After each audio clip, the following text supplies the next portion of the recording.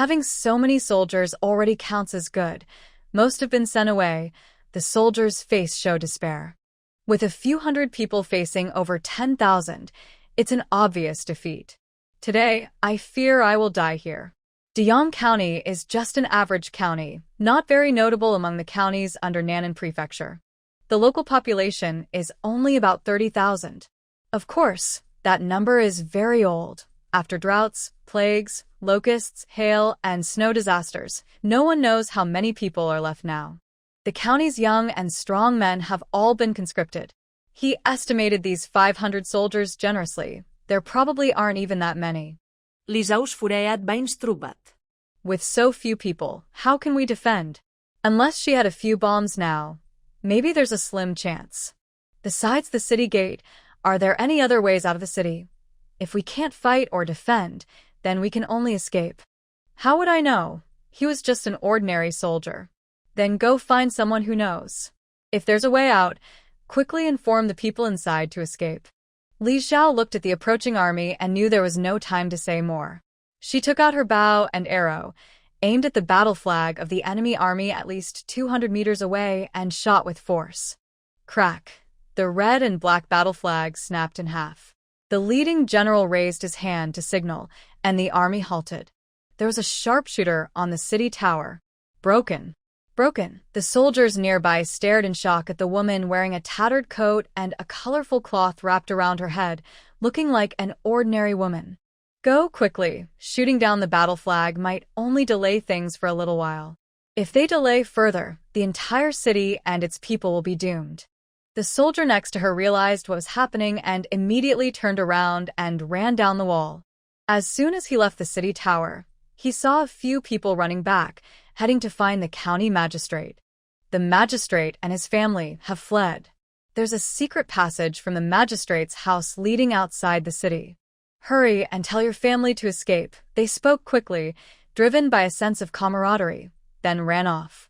They shouted as they ran, alerting the civilians who were at home staying warm. But there was little they could do besides warn others. The secret passage from the magistrate's house was small, so they needed to hurry and get their families out quickly. Li Xiao stood on the city tower, watching the chaos unfold behind him. The sudden disaster left no time for reaction. The barbarian army had temporarily stopped, searching for the skilled archer who shot down their battle flag. From such a distance, hitting the flag was possible, but hitting someone's head was just as easy. They couldn't figure out the true situation of the city yet. But Li Xiao knew she wouldn't have much more time. The barbarians moving south, probably related to this strange weather. Things had become so bad here, and in the northern areas where the barbarians lived, it must be freezing. Without food, they couldn't survive, so they would have to steal and seize whatever they could. Although I don't know why there was no sound of wind here, they surprisingly broke through Lord Chun's defenses. However, if they continue southward, they won't let Deyang County go easily. I had hoped that Deyang County could hold out for a while so she could escape with her family, but I didn't expect the people there to be so few. There's no point in defending anymore. Not all the people in the city can escape. She can only do her best. Li Xiao hid behind the city wall, watching the nearby barbarian army. Since she came, her trip was not in vain. She took out the poison she had stored earlier and applied it to her arrow, aiming at the general riding a tall horse and wearing armor. 2/4 of an hour. The barbarian army only paused for 2/4 of an hour before moving forward again. They couldn't find the legendary archer who shot down the battle flag, but the city tower in front of her was completely empty. Bora remembered the news he received earlier. Daki had been in internal chaos, and the army had been sent to fight their own people. Now that their rear was lost, they could move forward smoothly, without much effort to reach this place. He believed the people inside the city were just bluffing. They probably had no real resistance, just an accident. Only a skilled archer was added. This little mouse hiding in the dark. Once he breaks the city, he will definitely find and deal with him. A murderous look flashed in Boru's eyes. In the next moment, an arrow shot through the air. He sensed danger and hurriedly raised his sword to block. The arrow was cut in half. The army's archers quickly shot their arrows back, but all missed. They still couldn't see where the skilled archer was hiding. "I'll cut him down later and have him as my drink," Bora gritted his teeth angrily. "Kill him." The soldiers below hurried forward, getting closer and closer. Soon they would break into the city. Li Zhao's palms were sweaty and sticky. After her last arrow missed, the general was surrounded by people, making it hard for her to find a good chance to strike. Seeing the ladders being set up to attack the city gates, the people around the general had also moved apart, creating some distance. Li Zhao seized the opportunity and shot 2 arrows in quick succession. Whoosh! Whoosh! One arrow was blocked again, but the other flew straight into the man's calf. The man groaned in pain and looked directly at Li Zhao's hiding spot. The people climbing the ladder were only a few steps away from Li Zhao, and the city gate finally broke under the pressure. Seeing the general was hit by an arrow, Li Zhao ignored everything else and moved swiftly into the city, like a ghost. The poison on her arrows came from a venomous snake called the 5-step snake, also known as the sharp-kiss viper. Both arrows she shot had been coated with poison. The man was wearing armor and a helmet, so she wasn't sure if she could shoot through it. She mainly relied on the second arrow, aiming at the unprotected part of his calf, which increased her chances of hitting. Since they had been on the battlefield for a long time, and now the city was under attack, they might not care much about a small wound on the calf. As long as he is careless for a moment and the poison spreads, he will definitely die. Many civilians in the city have not escaped. When the barbarian army entered, they killed everyone they saw, burning, killing, and looting as they went. Li Zhao did not turn back to help. She had already done her best to buy them some time. When she was on the city tower, she also heard the soldiers mention that the county magistrate's office had a secret tunnel. Whatever caused the delay, it no longer mattered to her. She had done her best. She needed to hurry back to settle her family. Li Zhao ran quickly toward the county magistrate's office. She had explored the city of Diang for a long time and knew where everything was, including the location of the magistrate's office. She ran with all her strength and soon reached the office. The magistrate's office was crowded with people, all pushing toward the backyard with their families. The secret tunnel leading outside the city was narrow, only wide enough for 3 people to walk side by side. Everyone hurriedly squeezed inside and rushed forward desperately.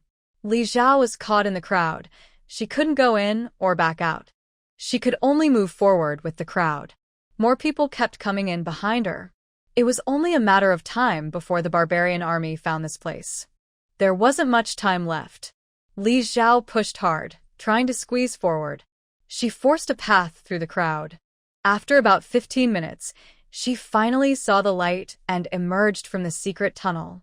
Coincidentally, she came out in a place that was exactly the forest where she had told Chen Deshan and the others to wait earlier. The magistrate of Diang was really good at digging tunnels like a mole, digging from inside the city all the way outside. A group of villagers gathered in the woods, all rushing toward the official road behind them. "Hey, is that you? Are you coming out?" Li Zhao ran a few steps before meeting a familiar face, the soldier who had taken her smoked fish. "What's happening in the city? Have the barbarians entered?" Li Zhao was about to run again when he quickly grabbed her sleeve and asked. "Of course not. If they had, I couldn't run. Let go of me. If I don't run now, the barbarians will catch up and everyone will die," Li Zhao said irritably, tugging her sleeve free. She was annoyed. If the Diang County hadn't been so useless, she wouldn't have to run with her family in this freezing snow. Heroine, my name is Wang Xiaoyang. Where are you headed? Can we come with you?" Wang Xiaoyang looked at her with admiration. He had seen Li Zhao shoot an enemy's banner with an arrow. He was completely convinced. "I'm really sorry earlier. Here, I'll return your smoked fish," he said, rummaging through his bag and pulling out a piece of smoked fish. "Xiaoyang, stop chatting and hurry up," a soldier shouted from ahead. "I saw that heroine who shot down the enemy's banner." "I'll be right there," Wang Xiaoyang replied. The people ahead stopped and all turned to look at Li Zhao. She was wearing a patched coat, a colorful headscarf, and her face was darkened. It was definitely the heroine who had shot down the barbarian's banner. the one everyone kept talking about. I don't want it anymore. You can have it, Li Zhao said and ran off quickly. Hey, hey, hey, Wang Xiaoyang chased after her desperately but couldn't catch up. Boss, Li Zhao was stopped again just a few steps ahead.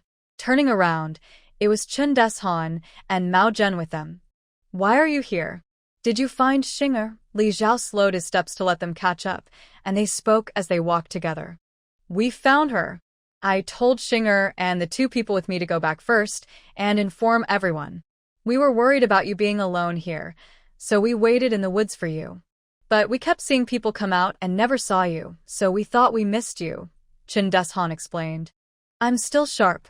I knew it was the leader's voice, Mao Zhen said. He had just heard Li Zhao and Wang Xiaoyang talking and recognized their voices immediately, so he called Chen Deshan and the others to come find him. They originally wanted to go into the city to look for her, but the secret path only had people coming out, not going in, so they couldn't squeeze through. We need to go back quickly. The barbarian army has entered the city, burning, killing, and looting. We might not be safe either. We must hurry to pack up and then go around Deyang County, taking another route, Li Zhao said with a sigh. Next time, just do what I say. Why stay behind? If something happens, how will I explain to your families? But we can't leave anyone here alone. If we leave, it would be unkind. You're our leader, and we must follow you to keep you safe, Chen Deshan replied. It was getting dark, and the road was slippery and difficult to walk. People were running everywhere. The snow on the main road had been trampled flat, so they couldn't slip and fall or bump into others. Despite their urgency, Li Zhao and the others could only walk slowly. Wang Xiaoyang desperately chased after them. Luckily, several people in front slowed down Li Zhao and her group, allowing him to catch up. Lady Hero, I haven't finished speaking, Wang Xiaoyang panted as he caught up. Li Zhao stopped and turned to look at him, showing some impatience. I can't take you all with me. I haven't even notified my family yet. I really don't have the time or energy to bring you along. No, it's not that, he waved his hands. It's because our county magistrate is looking for you. I don't have time for anyone. Li Zhao turned to leave again. Who cares about some official? The city is already broken. What official is still important?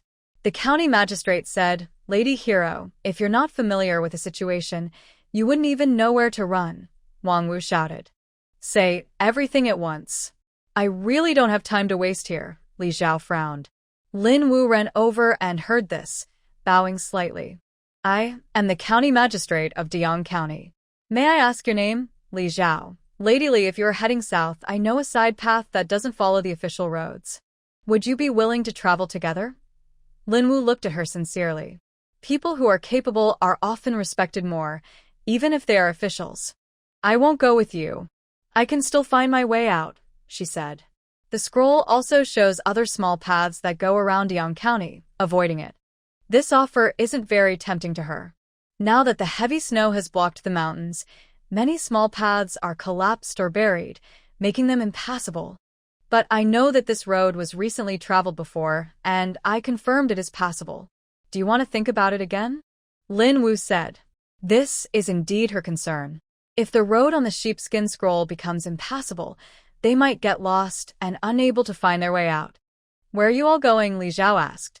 First to Yunchuan County to inform them about the barbarian attack and prepare early, then to the capital to report and ask for support from His Majesty. Li Zhao thought for a moment and then realized that the capital he mentioned was the old Han Ning prefecture city, and His Majesty was the Prince of Nan'an.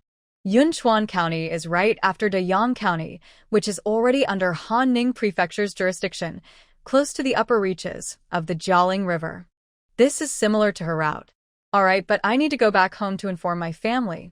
If you're willing to wait, we can go together. If not, that's fine, Li Zhao said after some thought. The barbarians might chase us at any time. Unless something unexpected happens, the general leading the barbarian army probably isn't alive anymore. Even if he's lucky enough to survive, he won't be able to move for a while. With the commander gone, Deyang County has been taken, and they won't be chasing us immediately tonight, Li Zhao interrupted him. Everyone ran in a hurry. Many didn't take their belongings, so they should have enough supplies to support the barbarian army temporarily. It's already dark, cold and snowy, and everyone is afraid of danger and the cold.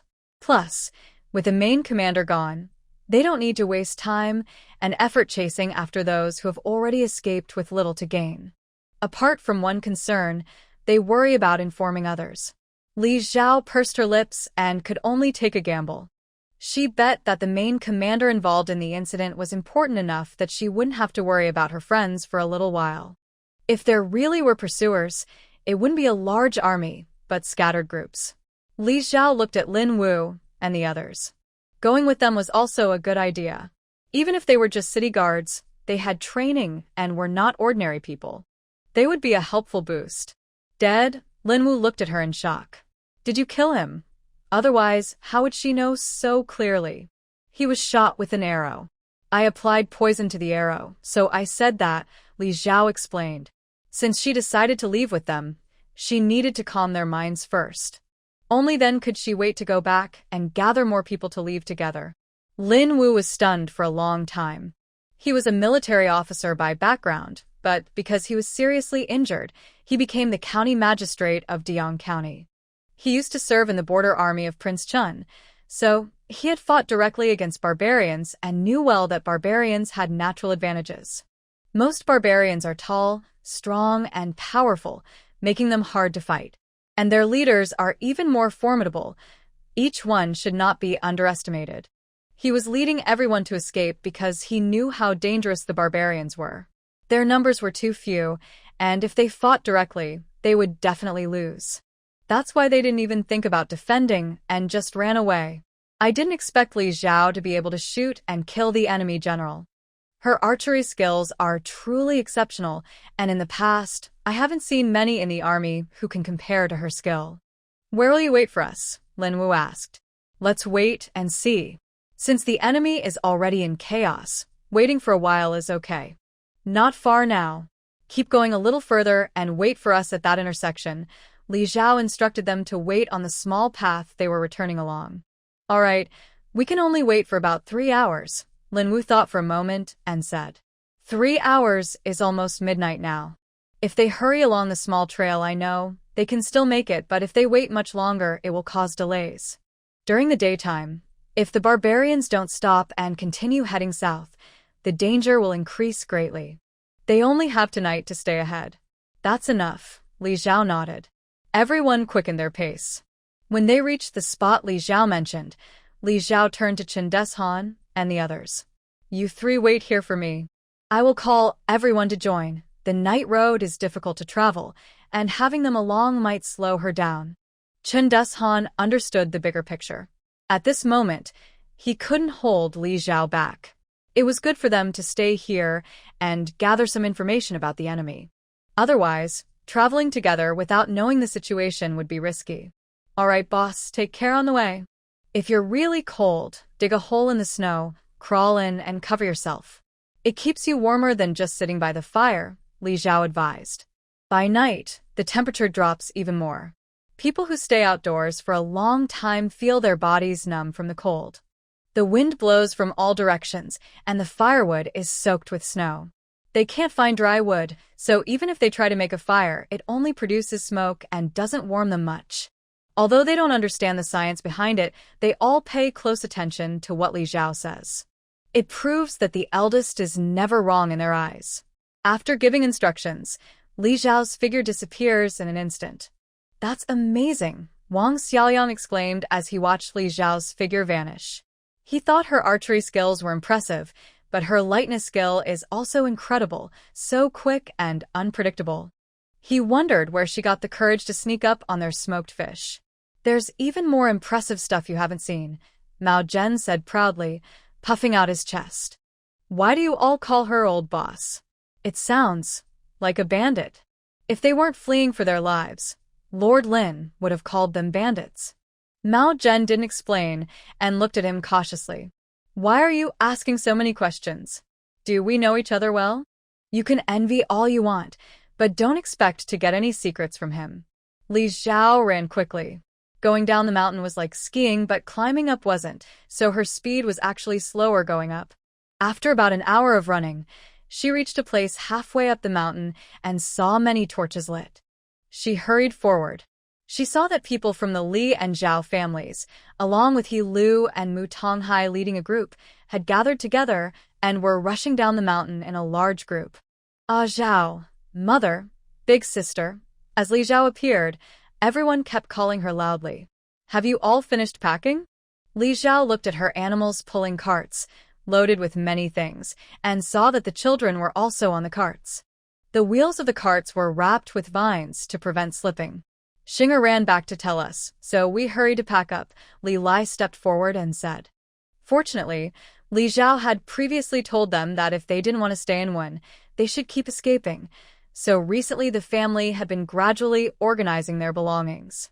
This made packing much easier. It didn't take long to finish everything. The Zhao family was in a similar situation, but they had fewer things, so packing was even faster. As for He Lu and others, they were even quicker because they had experience escaping. They had just settled down recently, so each person had little to pack, just a bundle on their back. Ah Zhao, what's the situation now? Xinger said the army of the barbarians went to Deyang County. What's happening in Deyang now? Village head Zhao asked, voicing everyone's main concern. Deyang City has fallen, but most of the people have probably escaped, which is a small mercy in this misfortune. Next, we can only head south to Hanning Prefecture City. The current capital is somewhat safer. After we leave the mountain, we will follow the county soldiers and officials. They know the small paths that bypass the main roads and can avoid Deyang, Li Zhao explained quickly. I will tell you slowly on the way, but let's hurry down the mountain now. They can only wait for us for 3 hours, and I've already been here for 1 hour. We don't have much time left. There is still a long way to the main road, and since so many people are carrying things, 2 hours will be a tight schedule. Okay, let's go quickly, Village Chief Zhao said when he heard that the county city of Deyang had fallen. Thinking about how frightening the barbarians are, he just wants to leave as soon as possible. It's a pity about the land they worked so hard to clear last year. They haven't even planted crops yet, and now they have to run again. He doesn't know when this will end. Wait a minute. Xiao Zhizi is still in the valley. She doesn't want to leave with us, and we can't force her. We can only carry our things down the mountain first, Li said, looking around as if searching for something. He guessed she was looking for Xiao Zhizi and explained. Although Xiao Zhizi no longer harbors hostility towards everyone, she only listens to Li Zhao. She won't listen to anyone else. When Li Zhao isn't around, she won't follow anyone's orders to leave the valley. The 2 little deer are now obedient and have been let out quietly. Xinger, you take everyone and go ahead. I'll go up to find Xiao Zhizi, and we'll catch up soon, Li Zhao said, then prepared to go up the mountain. Li La stretched out his hand and held her back. Xiao Zhizi has grown up in these mountains and forests. If you take her outside and meet outsiders, it might cause trouble. Maybe it's better for her to stay in the valley.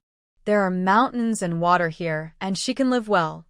On the way down the mountain, she kept thinking about this problem. Xiao Zhizi is a fierce beast from the mountains. She's not a small cat or dog that can be easily carried around. Carrying such a large creature might make it impossible for them to enter the city later. Their destination is the capital of Hanning Prefecture. She was worried that if the powerful people found out, they might become curious, which wouldn't be good for Li Zhao or Xiao Zhizi.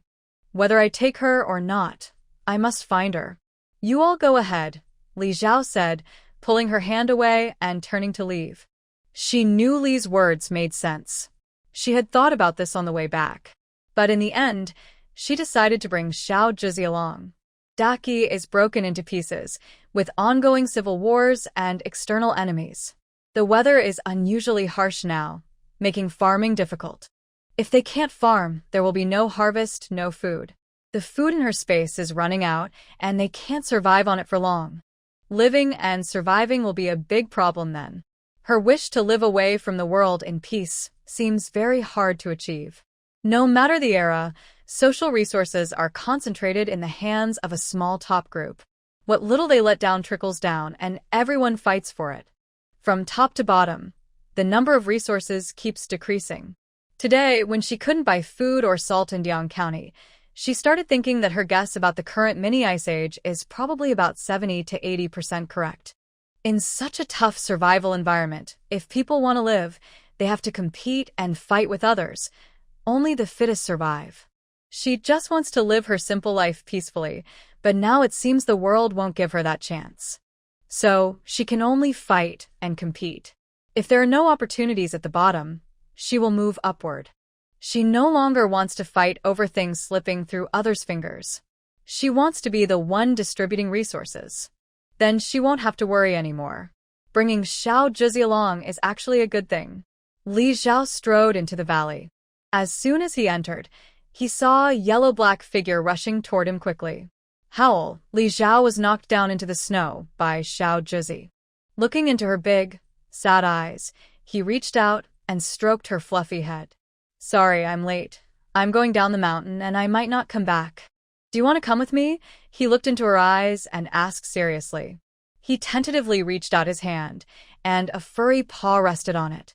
Li Xiao's eyes welled up with tears as he hugged her and kissed the top of her head where the king character was.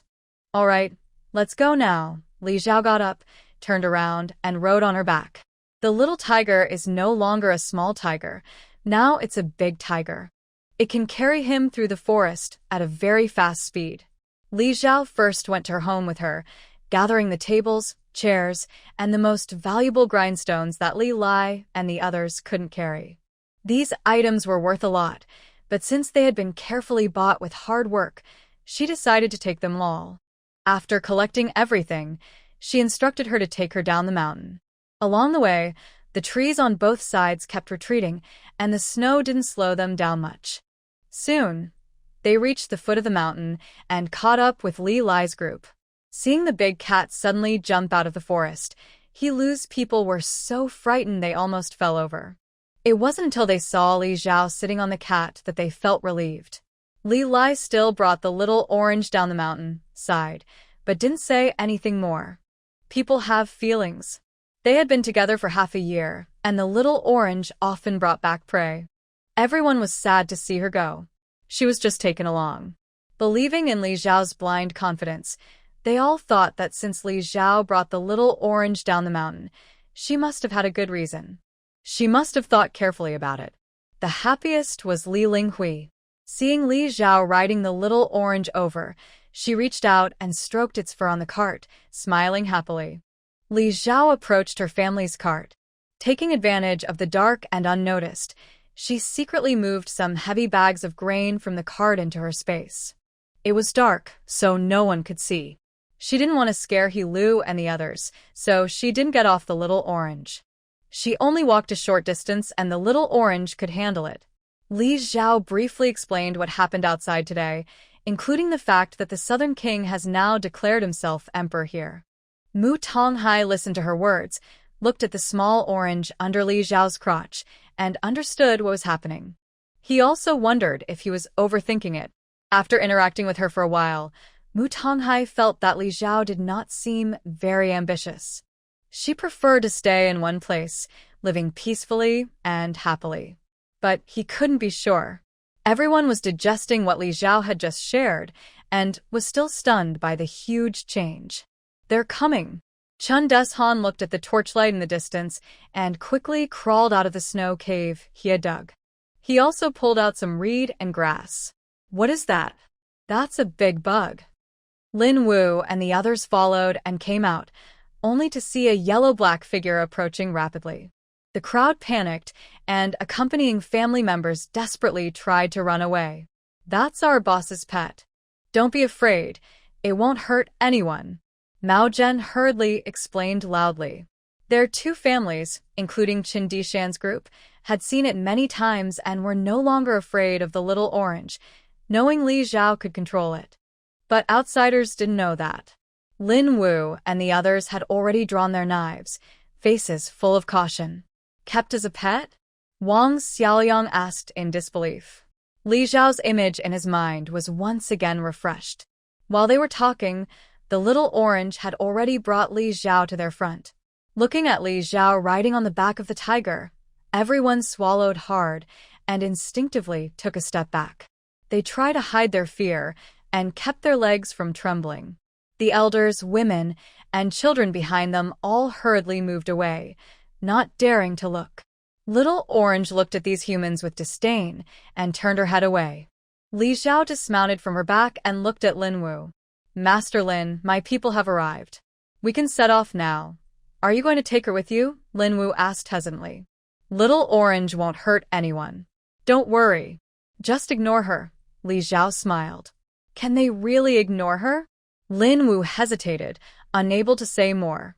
Even from a distance, he was amazed when he looked at Little Orange beside Li Xiao. Before Li Xiao entered, he didn't pay much attention, even at night when visibility was poor. It was only after Li Xiao left that he remembered. These 3 mountains were very famous in Diang County. They had a notorious reputation. Evil Tiger Pool and Leopard Mountain were places where the elders of the county would scare children at night, warning them that leopards and tigers might come to take them away. During the severe drought, many people wanted to go to Evil Tiger Pool to fetch water, but those who went never returned. After that, no one dared to go anymore. As long as the drought hadn't become so bad that they were about to die of thirst, it was better not to take the risk. Hunters in the county also didn't dare to hunt near these places. He never expected Li Xiao and her group to actually live in these mountains. Now, what surprised him even more was that the tigers in Evil Tiger Pool seemed to have all disappeared. He looked at the group of men wearing tiger skins behind Li Xiao with mixed feelings. There were also 2 deer from the Li family walking together. He originally wanted to win over Li Xiao, the skilled archer, but now it seemed that none of these people were simple. All right then, you take care of it yourself. If it hurts anyone, don't blame me for being harsh, Lin Wu said reluctantly. They had come all this way and waited so long. Now, they couldn't just refuse to leave together. Were they afraid of the big insect? Li Xiao nodded and petted the little orange cat's head. The little orange cat sat obediently in her hand, even lifting its head to nuzzle her, looking like a gentle big cat. Seeing this, Lin Wu also relaxed a bit, as long as Li Xiao could keep control. Let's go now, he said, walking to the front to lead the way. On the official road, there were no more people around. It had been 2 or 3 hours since they escaped, and the frightened villagers had probably run 10 miles away. Li Xiao called everyone to follow behind Lin Wu's group. The soldiers and their families numbered about 700 or 800, plus their group, making over 1,000 people in total. The large procession, with torches lit, looked like a winding fire dragon. Boss, digging snow caves really works. We waited half an hour and were freezing.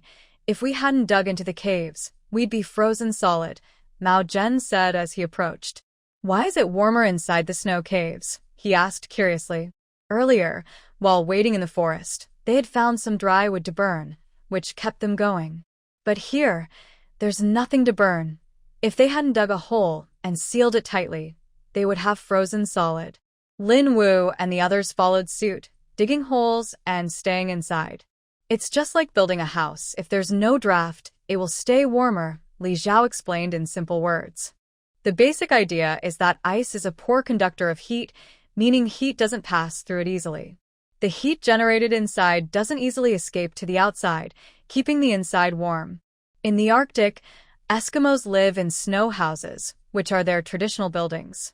In extremely cold weather, living outdoors with proper insulation is a way to stay warm and avoid freezing. After answering Mao Zhen's curiosity, Li Xiao looked at Chen Desan. How about it? We've been here for a few hours. Do you feel we've learned something? Chen Desan looks like a big, rough man, but he's actually quite clever. His appearance makes others lower their guard, thinking he's not very smart, which gives him a chance to speak. This county magistrate Lin used to be a military officer. I heard he was part of the Chunwang army, but after being badly injured, he was transferred to be the county magistrate of Diang County. He's been in Diang for 2 years, but the soldiers and officials trust him a lot. They say he's very loyal and doesn't act superior. Usually, if anyone has a problem, he's willing to help. Today, the county magistrate's office revealed that there was a secret passage out of the city. As soon as the magistrate and other officials heard the news, they fled. Only he stayed, waiting for everyone to come out together, and after informing the whole city, he left with his people. Chun Deshan leaned in and whispered this to me. Prince Chun? Li Zhao remembered Qi Wenju and his siblings. Their father was Prince Chun. Prince Chun has always guarded the border and has never made a mistake. Now, however, barbarians have broken through his defenses and are moving south. He also said he fought barbarians on the battlefield and knows they are hard to deal with, so he admires your ability to kill barbarian generals. Not necessarily dead, Li Zhao corrected. Chun Deshan waved his hand. We've waited so long here without the barbarians chasing us. The barbarian general is probably dead, or they wouldn't have let us go. No one has come after us all this time, so the poison on Li Zhao's arrow must have taken effect. Actually, Lin Wu and the others risking themselves to wait with us was dangerous, but they still stayed, which shows how much they value Li Zhao. But why would a county captain be so eager to make friends with a legendary archer? Chun Deshan found this puzzling. Anything else? Continue if you want. Chun Deshan then shared more details about the members of the enemy team, names, family members, and other small details. A jumble of miscellaneous information. But none of this is what Li Zhao wants to know. He wants to understand the current situation of the world, why the Southern Peace King is risking his reputation to declare himself emperor, and also about Prince Chun. Is Prince Chun still at the border? He commands an army of 200,000 soldiers, holding powerful troops, brave and skilled in battle, always defending Great Qi.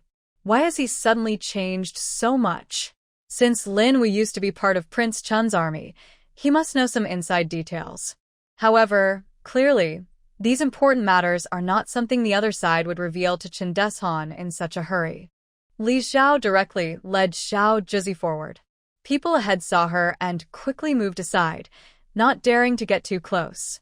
Hearing the noise behind, Lin Wu turned around and saw a person and a tiger walking through the crowd.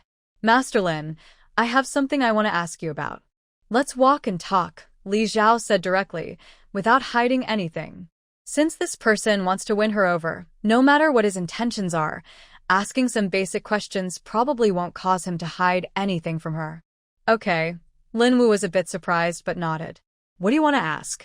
Why did King Nanan declare himself emperor? Li Zhao asked right away, focusing on the most important question. Lin Wu paused for a moment. Does he believe he can trust him if he says he doesn't know? He sighed, organized his words, and then spoke. Last September, the former emperor's second son suddenly produced the late emperor's will, claiming he was the heir. The commander of the Imperial Guard defected to him, and several of the late emperor's adult sons almost all met with accidents on the same day. They either died or were injured, and the second prince smoothly ascended the throne as emperor. After the news spread, everyone said he forged a fake will, actually murdered his father to seize the throne, and harmed his siblings, being cruel and bloodthirsty. Such unkind, unjust, disloyal, and unfilial people are not worthy to become emperor. King Liqing's territory is closest to the capital, so he was the first to gather troops and head towards the city, claiming to restore the royal legitimacy. The new emperor is seen as a usurper and traitor. The Prince of Nanan was a step behind but quickly assembled a large army to go to the capital. Other regions also saw uprisings, each with different banners. However, all claimed that the continuous natural disasters were due to the moral decline of the Great Qi dynasty and that heaven was punishing them, causing suffering among the people. They said the fate of the Qi royal family was ending and that a wise and virtuous ruler should take the throne.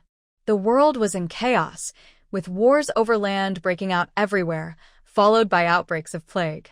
Both King Liqing's and Prince Nanan's armies were infected, killing many soldiers, forcing them to stop and find a solution. The solution was found by Prince Nanan. A divine doctor came to him, offering a cure for the plague. The plague was eventually controlled thanks to this doctor's medicine, but King Liqing's side was later treated, suffering heavy losses. More than half of the soldiers had died. While the two princes were delayed by the plague, the capital changed hands. The new emperor was killed by a group of rebels led by Sun Cheng, who used to be a small-town official. He fled with his followers, trying to reach the capital, but was stopped by officials at Pingchuan Prefecture and could not proceed. He gathered a large group of refugees in Pingchuan Prefecture. First, he killed the local officials, including the prefect. After entering the city, his forces gradually grew stronger and became a real threat. However, the new emperor's cruelty towards his own brothers and the killing of his father overshadowed these smaller conflicts. When the two princes dealt with the plague, this man had already entered the capital, killed the new emperor, and taken the throne wearing a yellow robe, ending the Great Qi dynasty completely. Hearing this, Lin Wu sighed. Maybe the fate of the Great Qi dynasty was truly coming to an end. After hearing the news, the two princes were furious and joined forces to attack the rebel. But suddenly, hail and cold weather came, causing many deaths and injuries. Before any real battle, they were already hurt badly, and this happened twice, weakening their fighting spirit. If the war continued, victory seemed unlikely. Li Xiao didn't expect that in the half-year she had been hiding in the mountains, so many things had already changed outside. Wait, what about Prince Chun? Prince Chun held a strong army, made up of brave soldiers who fought through many hardships. His strength was far beyond theirs. The royal family of Great Qi had been destroyed, and outsiders sat on their throne. Was he just indifferent to all this? And what about Prince Yong? His territory was remote, but he was still a prince. They were all part of the same family, after all. Prince Chun can't move easily at the border. He sent the eldest son with 10,000 troops to support Prince Nanan. When they fought Sun Chung, Prince Yong's family in Lingnan was killed. The person who killed him was his trusted aide, Lei Hong. Lei Hong took over all of King Yong's forces and rebelled, quickly capturing 5 cities and taking control of most of the south. Under the two-sided attack, the eldest son could only lead troops south to fight Lei Hong, leaving Sun Cheng's side to Prince Nanan and Prince Leking. However, the two princes didn't get along well and were easily manipulated by Sun Cheng's advisors, suffering 2 consecutive defeats. As the weather grew colder, many people froze to death. Continuing the fight would only bring more suffering, so they agreed to a ceasefire and withdrew their troops. After retreating, Prince Leking declared himself emperor on his own land and adopted the Great Qi name. Prince Nanan also declared himself emperor, and this side was called the Southern Dynasty, Lin Wu explained. Li Xiao's mot wisha. These two brothers are really something. Before solving the external enemies, they each declared themselves emperor, not wanting to fall behind the other, both thinking they are the true ruler. Now this emperor seems just like a traitor. They've gathered forces from east, west, south, and north, and can even summon divine beasts, right? But isn't Qi Wenli the legitimate son and heir of King Chun? Why is there another eldest son who can lead troops and fight? He must be quite old. This family is a complete mess. I wonder how Qi Wenju and his sister are doing now after returning home. I heard that Qingzhou Prefecture and Songnan Prefecture were taken back later. Was it from Lei Hong? Li Xiao remembered what the pharmacy shopkeeper said and asked. Yes, it was all taken back by the eldest son. Currently, the young master is still at Songnan Prefecture. Due to the bad weather, the fighting has paused for now. Once it warms up again, it might have to continue. Lin Wu nodded in agreement. Still fighting? The barbarians are almost at our doorstep. When that happens, they might be wiped out all at once, and there won't be any need to argue over who becomes emperor, Li Xiao said with a mocking smile. Lin Wu's forehead veins twitched. Luckily, no one was around in the wilderness to hear that. Otherwise, such rebellious words could get him in serious trouble. But what Li Xiao said was also true. So, Prince Chun sent out 100,000 troops to support, which left the border defenses weak. That's why the barbarians broke through and advanced south, Li Xiao asked with doubt. But that doesn't make sense. Even if they lost a battle, they should have sent some news, right? There should have been some warning, so everyone could prepare. It's too sudden for the enemy to arrive without any warning, Lin Wu replied, feeling something was off. This whole situation seemed unreasonable. Li Xiao turned to look at Lin Wu. I really don't know. If I knew, I wouldn't be running away with everyone now, Lin Wu said with a bitter smile.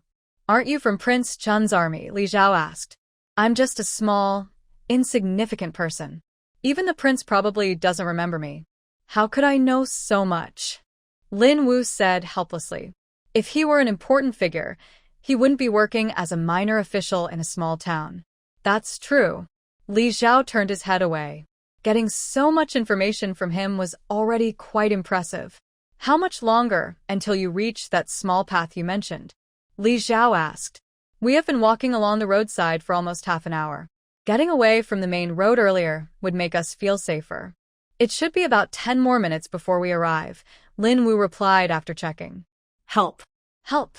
A desperate cry for help suddenly sounded. Li Zhao stopped in his tracks, turned to look at Lin Wu, and they exchanged glances. Both of them tightly gripped their weapons. Li Zhao quickly ran back to his team, made a hand signal to alert everyone to stay alert. The cry for help was not far from here. Without knowing what was happening, everyone paused and waited to see what would happen next. The elderly, women, and children were all gathered behind. After organizing the people, Li Zhao took Xiao Zhizi and moved to the front, where the sound was coming from. Clop, clop, clop, the sound of hooves approached rapidly, and a group of cavalry came from ahead. Li Zhao immediately recognized these soldiers as coming from the barbarian army, all dressed in uniform military clothing. He took out his bow and arrow without hesitation and shot arrow after arrow. Before the cavalry reached them, he had already wounded 4 of them with consecutive shots. This group of cavalry was small, only 15 people in total. Roar! Xiao Zhizi roared angrily, and the horses rushing over became panicked. A few horses buckled and fell, throwing their riders off. The horses scattered in all directions, ignoring everything. Li Zhao's team moved to surround from different directions. Xiao Zhizi was most excited and rushed straight at the closest enemy. That person had not yet stood up when a fierce beast charged and crushed his head with a single paw. Li Zhao watched this brutal scene and quickly shouted, "Leave him alive." She clenched her sword and followed closely behind, taking advantage of the chaos when the others were distracted by the frantic horses. She moved swiftly like a warrior, quickly taking lives. In the end, she left 3 survivors and tied them up. These barbarians don't seem that hard to deal with, Tianzhen said excitedly as he ran over. This was the first time in half a year of training with Li Zhao in the mountains that he had gone out to fight enemies. Compared to last year, he was completely different now. Those barbarians, who looked strong and tall, something he couldn't handle before, he had just managed to knock down one all by himself, without any help.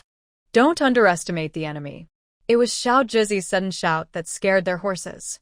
Those people fell off and got hurt, and we caught them off guard, which is why we won easily.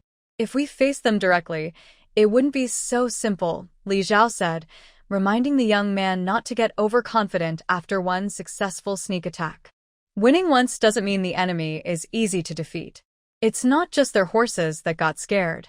Our cows and mules almost ran off too. If we hadn't held on tight, they would have taken our stuff and disappeared, Li Panner said, coming over to watch with a bit of helplessness. They had been traveling together for half a year, and their animals had gradually gotten used to Xiao Zhizi.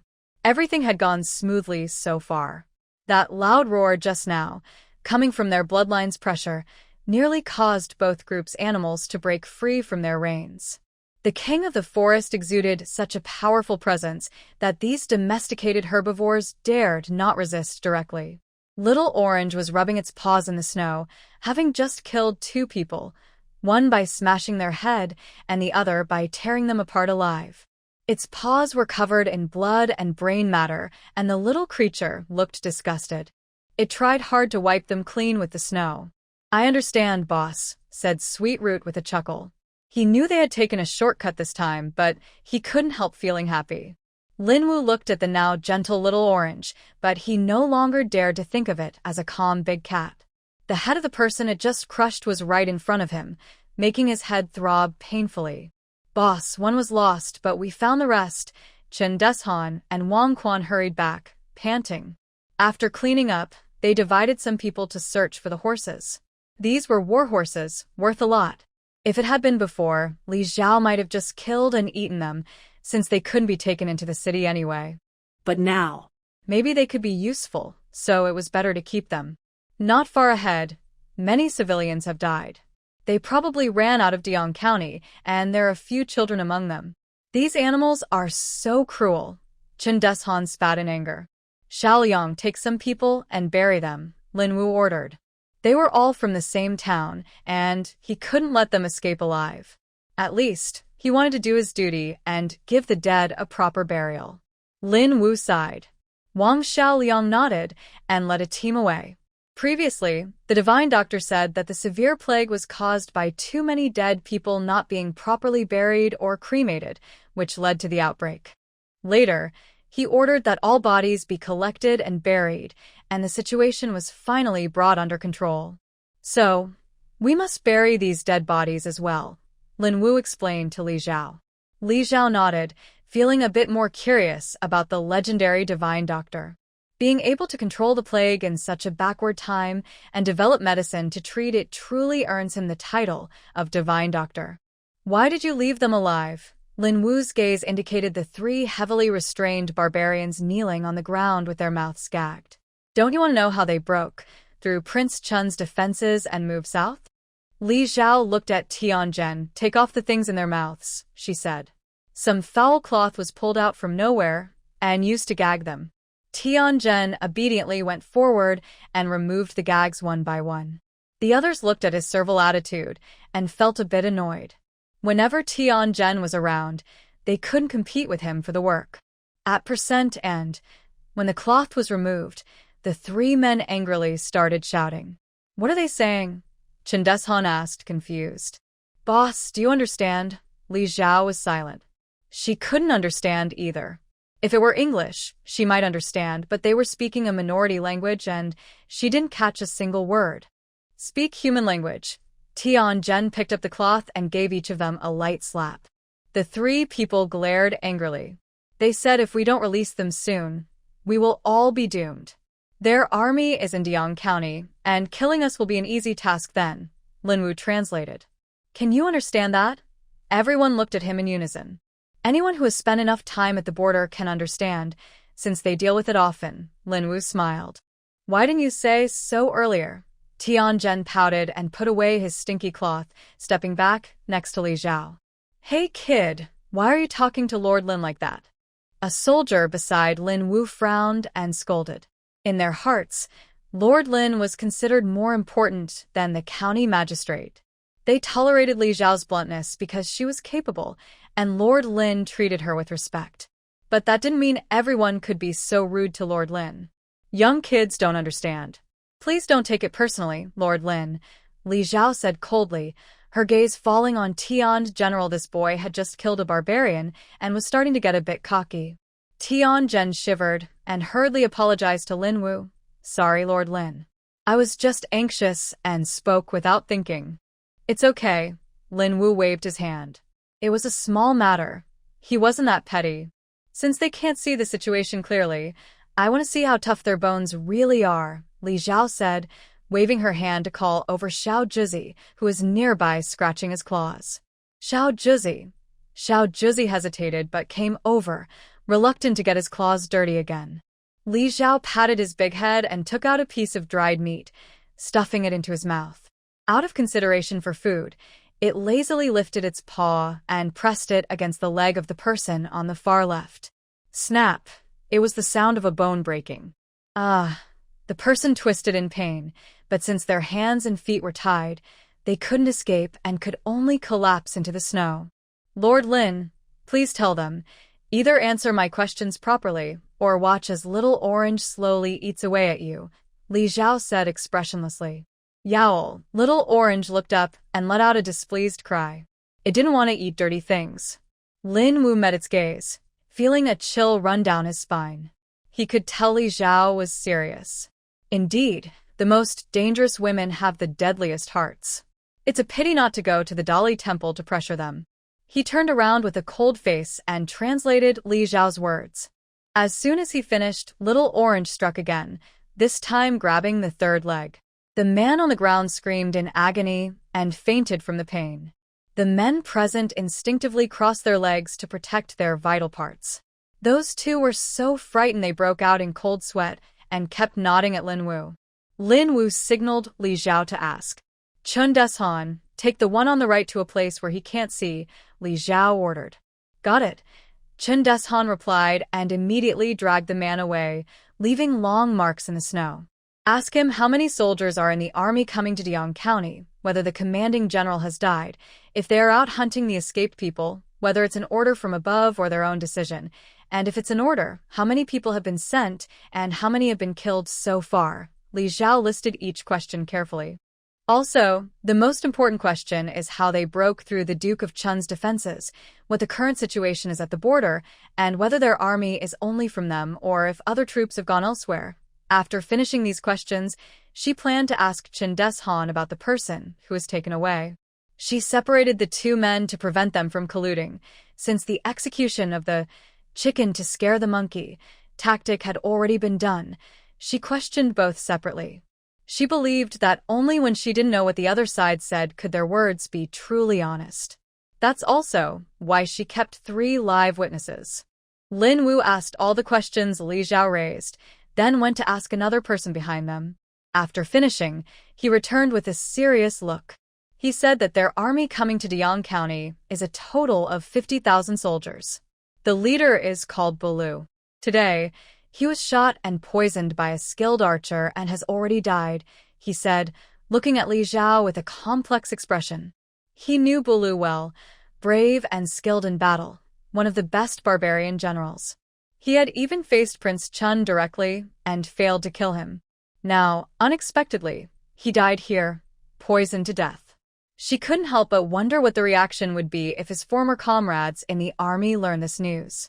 The deputy general issued the order to kill and drive out the fleeing civilians, but because Boris suddenly died earlier, the army was thrown into chaos.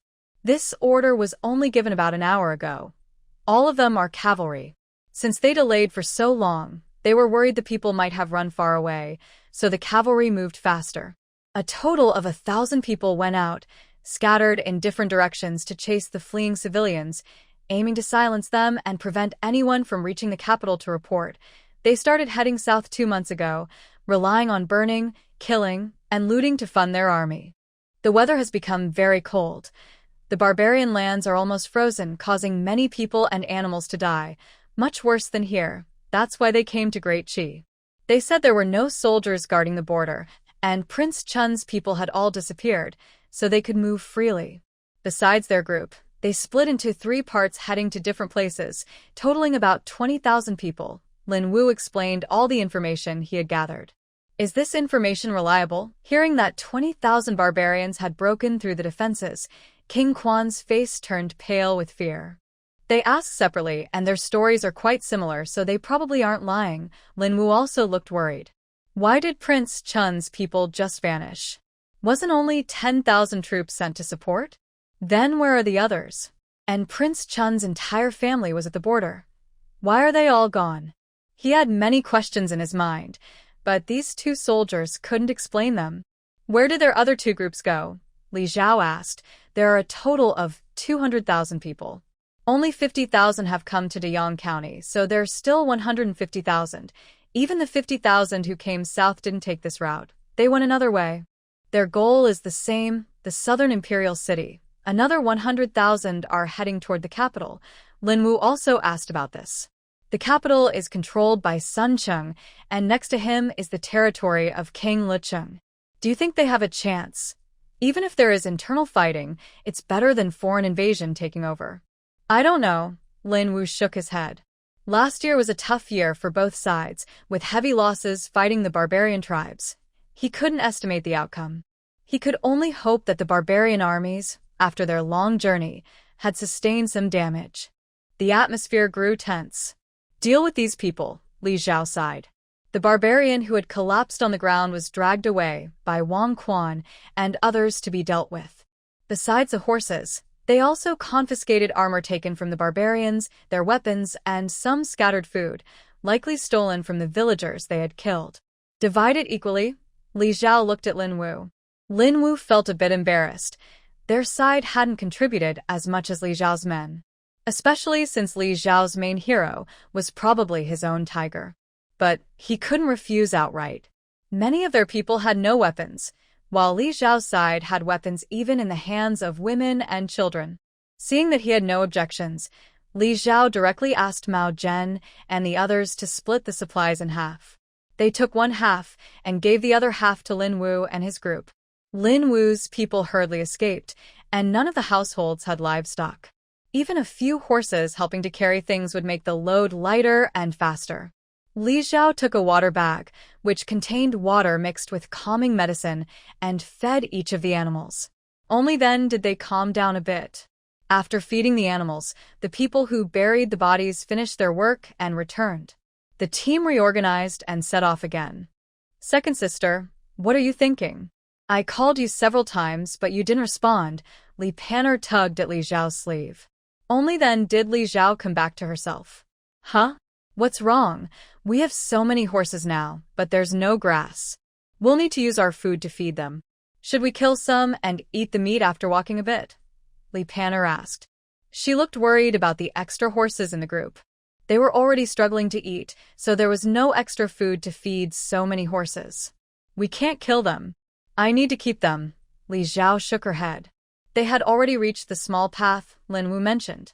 This path was much narrower than the main road, and the crowd was stretched out even more. She couldn't see Lin Wu and the others ahead from the back. But where can we find food for them? Before she finished speaking, sounds of fighting came from ahead. Li Xiao raised her hand to signal her to wait, then turned to instruct Wang Quan and the others, protect everyone. I'll go see what's happening up front. After saying that, she took Xiao Zhizi and a few steps up the slope nearby, then ran forward. When she reached the front, she finally saw the situation clearly. A group of 10 barbarian cavalry was fighting with Lin Wu and his men. Several of their people were dead or injured on the ground. The family members protected behind them were panicking and retreating quickly. Little Orange, roar. Li Xiao used a familiar tactic again. The calming medicine she had just given was ineffective. But this move still worked. The advantage of the cavalry on horseback was completely lost under Little Orange's roar. One person and one tiger leapt into the fight, successfully turning the tide. Li Xiao managed to leave 2 enemies unconscious. After the fight, Lin Wu immediately checked on the fallen. 3 people were dead, 10 injured, several of whom had been trampled by horses. The path is too narrow. They suddenly appeared, and even with our numbers, we couldn't keep up for long, Lin Wu said with red eyes. Li Xiao couldn't find words to comfort him. She had seen too many dead people. Now, after encountering more, she didn't know what to say to comfort anyone. Comfort was useless. People who die cannot come back to life. Once dead, they are gone. Do you have any wound medicine? Let's bandage the injured first, Li Xiao said. The dead can't be saved, but the injured still can be helped. Usually, armies have military doctors nearby, but in this small town, there were none. Though there were no doctors, many people still carried some medicine. Li Xiao helped bandage and treat the wounds. This time, 4 of their horses were injured. 2 of them were badly hurt and probably couldn't be saved. They were killed and taken along, to be used later as reserve supplies. It seems this road has been discovered. Be careful when you travel later to avoid any more accidents, Li Xiao warned. It's likely that someone else traveled this way after they were delayed on the road, and the cavalry followed the tracks ahead of them.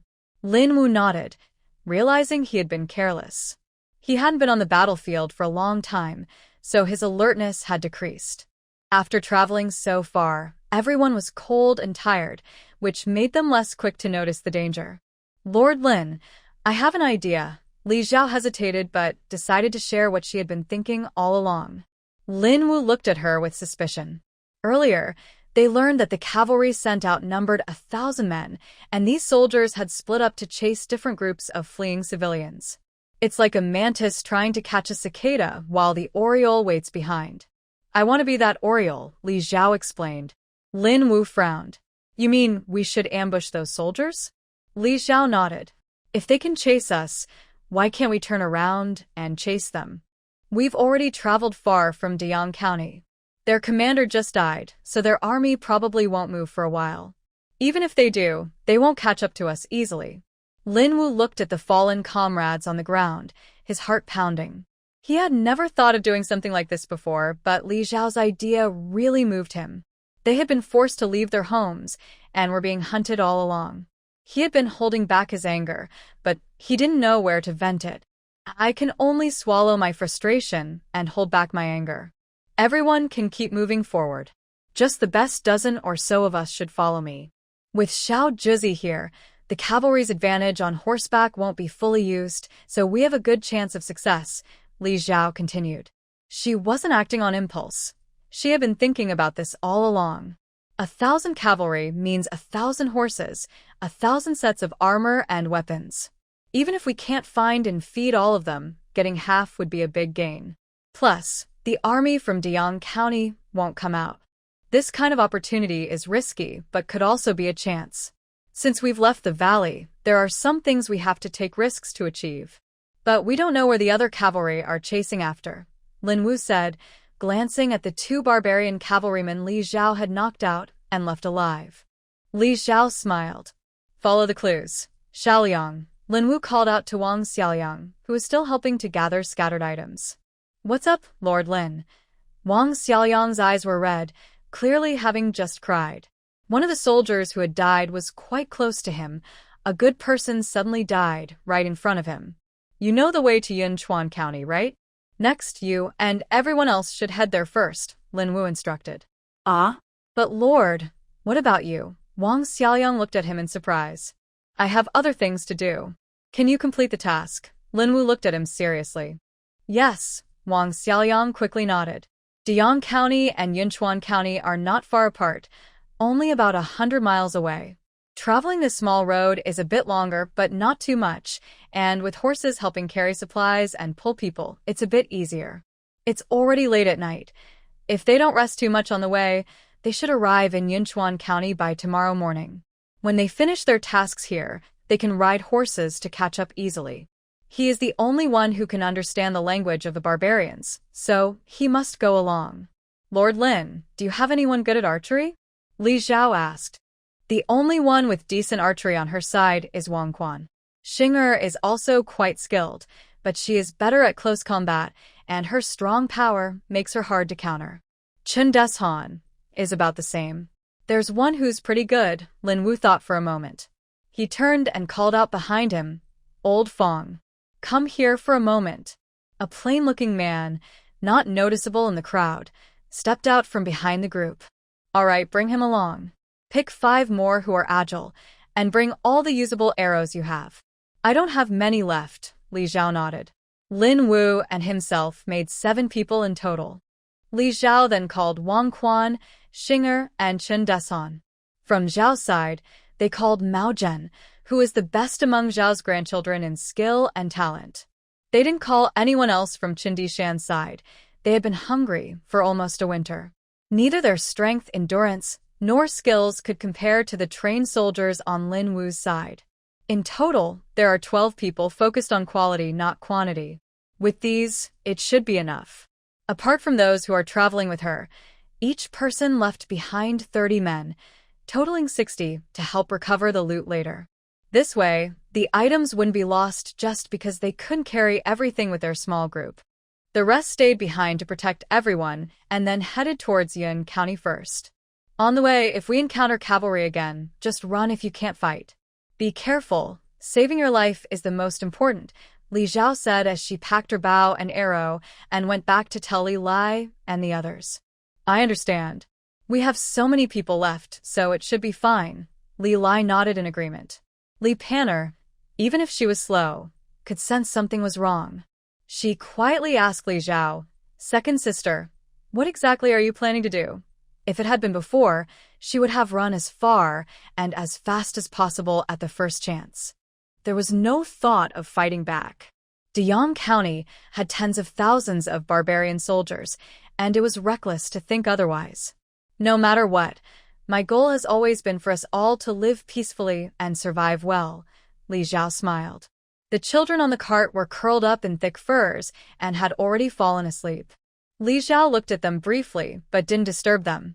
Fortunately, she had exchanged a lot of furs with the mountain folk earlier, otherwise, it wouldn't be enough to cover the children on the cart during the journey. Li Xiao turned to leave, and Wang Quan and the others all equipped themselves with weapons and followed. Everyone wore armor taken from barbarian cavalry, not minding it much because these could save their lives in critical moments. Just now, Lin Wu and his team fell into a difficult situation because those barbarians were all wearing armor, making it hard to break through. Everyone ask around and give me a few directions. We'll go and fight them one by one, Lin Wu said while wiping blood off his dagger, talking to Li Xiao. When he really wants to be ruthless, he can be. It's like comforting the spirits of his fallen brothers. The group moved out along a small path, separating from the team heading to Yunchuan. Thanks to the clues from those two people, Li Xiao and the others didn't have to search too hard. They found 3 groups of cavalry in total. All of them had about 10 or 20 people. The archers first shot arrows to attack secretly, then sent Little Orange to scare the horses and control them. They used this tactic 3 times, winning with fewer people each time, and all the enemies were taken down. Li Xiao's team only had 2 people slightly injured. The rest were unharmed. Following the clues, they continued to find other cavalry groups based on what the captured enemies revealed. By dawn, Li Xiao had lost count of how many enemies he had killed. His body was covered in blood. Little Orange's fierce nature was fully unleashed now. His eyes, usually sharp, were starting to turn red. If Li Xiao hadn't been holding him back, he might have hurt his own people. This group is a bit large, Lin Wu whispered from behind a snow pile on the hillside, looking down at the barbarians riding tall horses below. It's not just a little large, there are probably over 100 of them. All the cavalry teams they found earlier had at most about 30 people. This was the biggest one so far. When there were about 30 people left, everyone clearly started to feel more tired. One of Lin Wu's men was nearly seriously injured. Besides the cavalry, there were about 400 or 500 civilians surrounded on the official road, mostly fleeing from Dian County. Should we still fight? Chen Deshan whispered. It didn't seem like we had much chance of winning. He calculated in his mind. He, Xinger, and Lin Wu could handle 3 or 4 enemies easily. Xiao Zhizi could handle 3. The others could only fight 1 person each. Facing 2 would be difficult. The strongest fighter was the leader, who could probably handle 7 or 8 enemies. Counting this way, there were still quite a few opponents. There are so many civilians, Lin Wu said, feeling conflicted.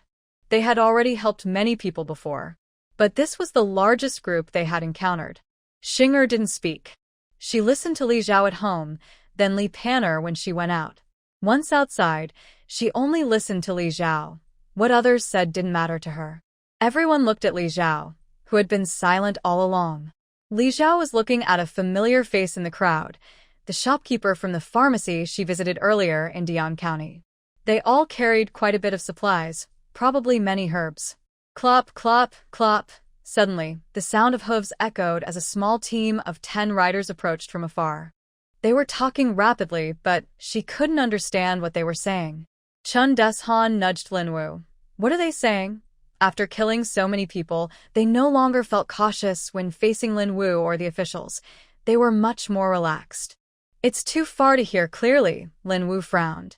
The sound below suddenly grew louder. The leading riders who arrived first looked very surprised and started shouting. Lin Wu's face turned serious. This isn't good.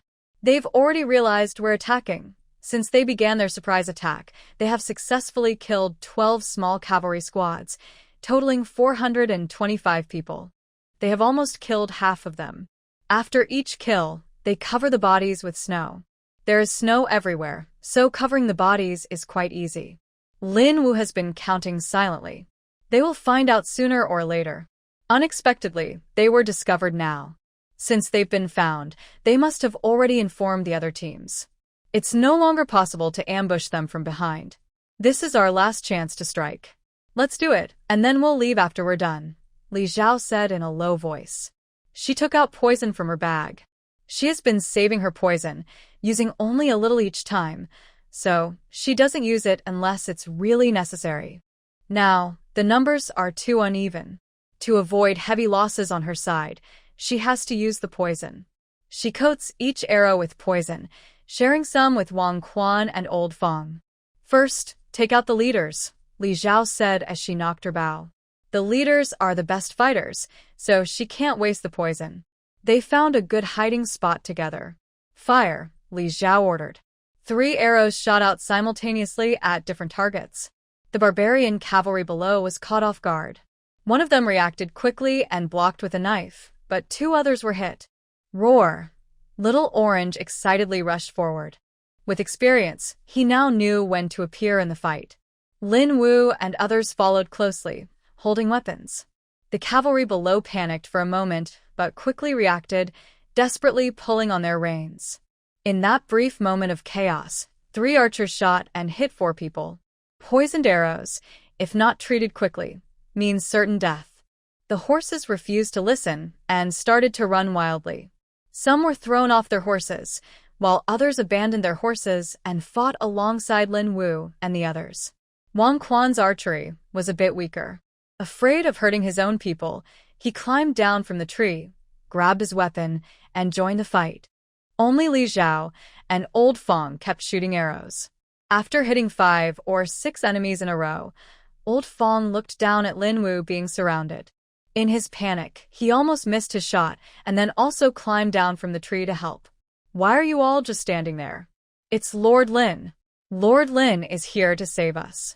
Let's help him, shouted Yu, the shopkeeper of the medicine store, recognizing Lin Wu's familiar face. Everyone thought it was a hopeless situation, but now someone was here to save them. They fought hard, determined not to hold Lord Lin back. You could see that Lin Wu and his group were outnumbered and already at a disadvantage. His shout made everyone realize the urgency. They grabbed whatever weapons they had nearby to help. Though they were weaker and less skilled than the barbarians, they had more people. Suddenly, both sides fell into chaos. The pressure on Lin Wu and his team eased a bit. Li Zhao saw an opportunity and shot and killed another 7 or 8 enemies. Her palms were slightly sweaty. She looked below and, when she reached for her bow again, she heard the sound of hooves. Not good. Li Zhao turned her head and saw more than 20 cavalry rushing toward her from a distance. She was so anxious, she wished she had more hands to fight with. She kept shooting arrows, temporarily aiming at the approaching riders. This way, she didn't need to distinguish between her own people and the enemy, which was much faster. Until her quiver was empty, and she shot all the arrows left by Wang Quan, the over 20 cavalrymen rushing toward her were all killed. Below, Lin Wu and others had all sustained injuries of various degrees. The villagers helping them had also died dozens of times. The barbarian cavalry still numbered about 50. Li Zhao put away her bow and replaced it with a tang sword. She leapt into the fight. She swung her sword countless times. When her hands felt numb, the last enemy finally fell under her blade. The ground was full of corpses, snow dyed red, blood flowing like a river. Her body was covered in blood, looking like a demon crawling out of hell. Is everyone okay? She shouted loudly to those kneeling or leaning on their swords for support. Everyone was covered in blood, hard to tell if it was theirs or others. She didn't know if they were injured or how badly.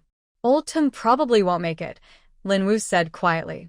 Old Tung was one of the soldiers she brought. He had been slashed in the waist and stomach by the barbarians. Although his armor, taken earlier, protected him somewhat, it was torn apart, leaving a long wound. Flesh was torn open, intestines nearly spilling out. He was already exhaling more than he inhaled. Old Tung was lying beside him, holding his hand with his last strength, and said, "Sir, please, take care of my family." After saying this, his eyes rolled back and a large amount of blood poured from his mouth. His hand fell down. Lin Wu was crying uncontrollably on the spot. Li Zhao quickly stepped forward to check. She felt his pulse. It was weak, but still beating. She pressed on an acupoint to stop the bleeding, then turned and shouted toward the shopkeeper. "You, shopkeeper, do you have a doctor over there?" "He's not dead yet, he's still breathing." She was the one who brought him out, so as long as he hadn't given up his breath, she still wanted to try. Yes, replied not the shopkeeper you, but a young woman's voice. A girl who looked like a fragile young woman stepped out from the crowd. She hurried over, examined the situation, and saw Li Xiao pressing the acupoint to stop the bleeding. She let out a small breath of relief. Seeing her skillful actions, Li Xiao moved aside to let her treat him. The girl took a clean cloth from her waist pouch, washed her hands, dried them with a clean handkerchief, then took scissors and cut open the cloth around old Ting's waist and abdomen. Then she took out a needle. You? Li Xiao looked at her in shock. I don't have time to explain, but his knife wound is too serious and deep. If we don't sew it up, he probably won't survive, the girl said calmly and began to act. The environment here is too bad. We can only do our best and leave the rest to fate, she finished, then stopped talking. Will that work, she? Lin Wu looked at her as she prepared to sew up the wound with a needle and thread. This was something he had never heard of before, and he was so shocked that he wanted to step forward and stop her. Li Xiao reached out and held him back. It's a last resort. We have no other options. Trust old Ting's good luck, he will be fine. Lin Wu didn't say anything more. Old Ting's wound on his waist was too deep and long. With such a serious injury, he had thought he was already close to death. Now there was a way to save him, even though it was something he had never seen before. Even if there was only a tiny chance, he wanted to try. Li Xiao watched the girl skillfully disinfect with strong alcohol, and her actions made him more and more nervous. Could it be? Could it really be? Had she met a fellow villager? Li Xiao felt mixed emotions, not knowing what to think. She had crossed over almost a year ago. As time went on, her connection to this era grew stronger. Sometimes, her past life felt like a dream, and she even subconsciously doubted whether it was truly real or just a result of her suffering. But now, seeing this girl, she felt that her past self, Li Xiao, truly existed. Someone from the same world as her. Li Xiao's gaze softened a little, but she had no intention of revealing her identity. She didn't want to play the touching scene of old friends recognizing each other and crying. This was her deepest secret. She knew she couldn't trust everyone. Right now, she was just a widow with 3 children. Li Xiao. Lord Lin, please take some people to watch at the intersection. Since the barbarians now know about our ambush, I am worried they might attack us soon, Li Xiao said, temporarily setting aside his wild guesses and thoughts and speaking to Lin Wu. The main army probably won't chase us so quickly, but there are still 300 or 400 cavalry. Even at their strongest, facing so many cavalry all at once would be difficult to win, especially now that everyone is injured and exhausted, with little energy left. If they do attack, it would be like sending food to the enemy. All right, Lin Wu nodded in agreement. After taking a few steps, he turned back with some difficulty and said, If the pursuers really come and Old Tung isn't finished yet, then forget it. His eyes were red, filled with struggle and compromise. At that moment, he would have to make a decision. It's not that he's cold-hearted, but he still has many people behind him, including civilians. He managed to save them, and he couldn't risk their lives for one person. Li Xiao pursed his lips and finally nodded. He just hoped Old Tung would have better luck. Fortunately, the civilians they saved mostly came from a few pharmacies, which had the most medicine. Medicine is their life-saving resource. When fleeing, they could carry less food, but they couldn't leave behind their medicine. So, they had all the necessary medicines ready. When the girl was being treated, the shopkeeper and assistants helped her quickly, making the process much faster. In about 15 minutes, they managed to sew and bandage everything properly. With limited resources, I don't know if I can save him. It depends on his own fate, Chi said, her forehead sweating slightly from the stress. She casually wiped her brow and looked at Li Xiao. Thank you for saving me. I am very grateful, Li Xiao sincerely said, bowing to her. You saved me too. I haven't even had a chance to thank you, Chi smiled. After speaking, she went to help other injured villagers in the crowd. Originally, there were about 400 or 500 people together. During the chaos, about half of them died, and some were injured. Fortunately, None of the injuries were as serious as old Ting's. They received treatment and could still walk. Losing half is better than everyone dying. At least some people survived, or else if they fell into the hands of the barbarians, life would be worse than death. Shopkeeper, can I borrow your cart? Your medicinal herbs can be carried on horseback, Li Zhao asked Shopkeeper Yu. Among everyone, only Shopkeeper Yu had a small cart. The others, in their rush, carried baskets and baskets on their backs. Although small, it was enough to carry old Ting alone.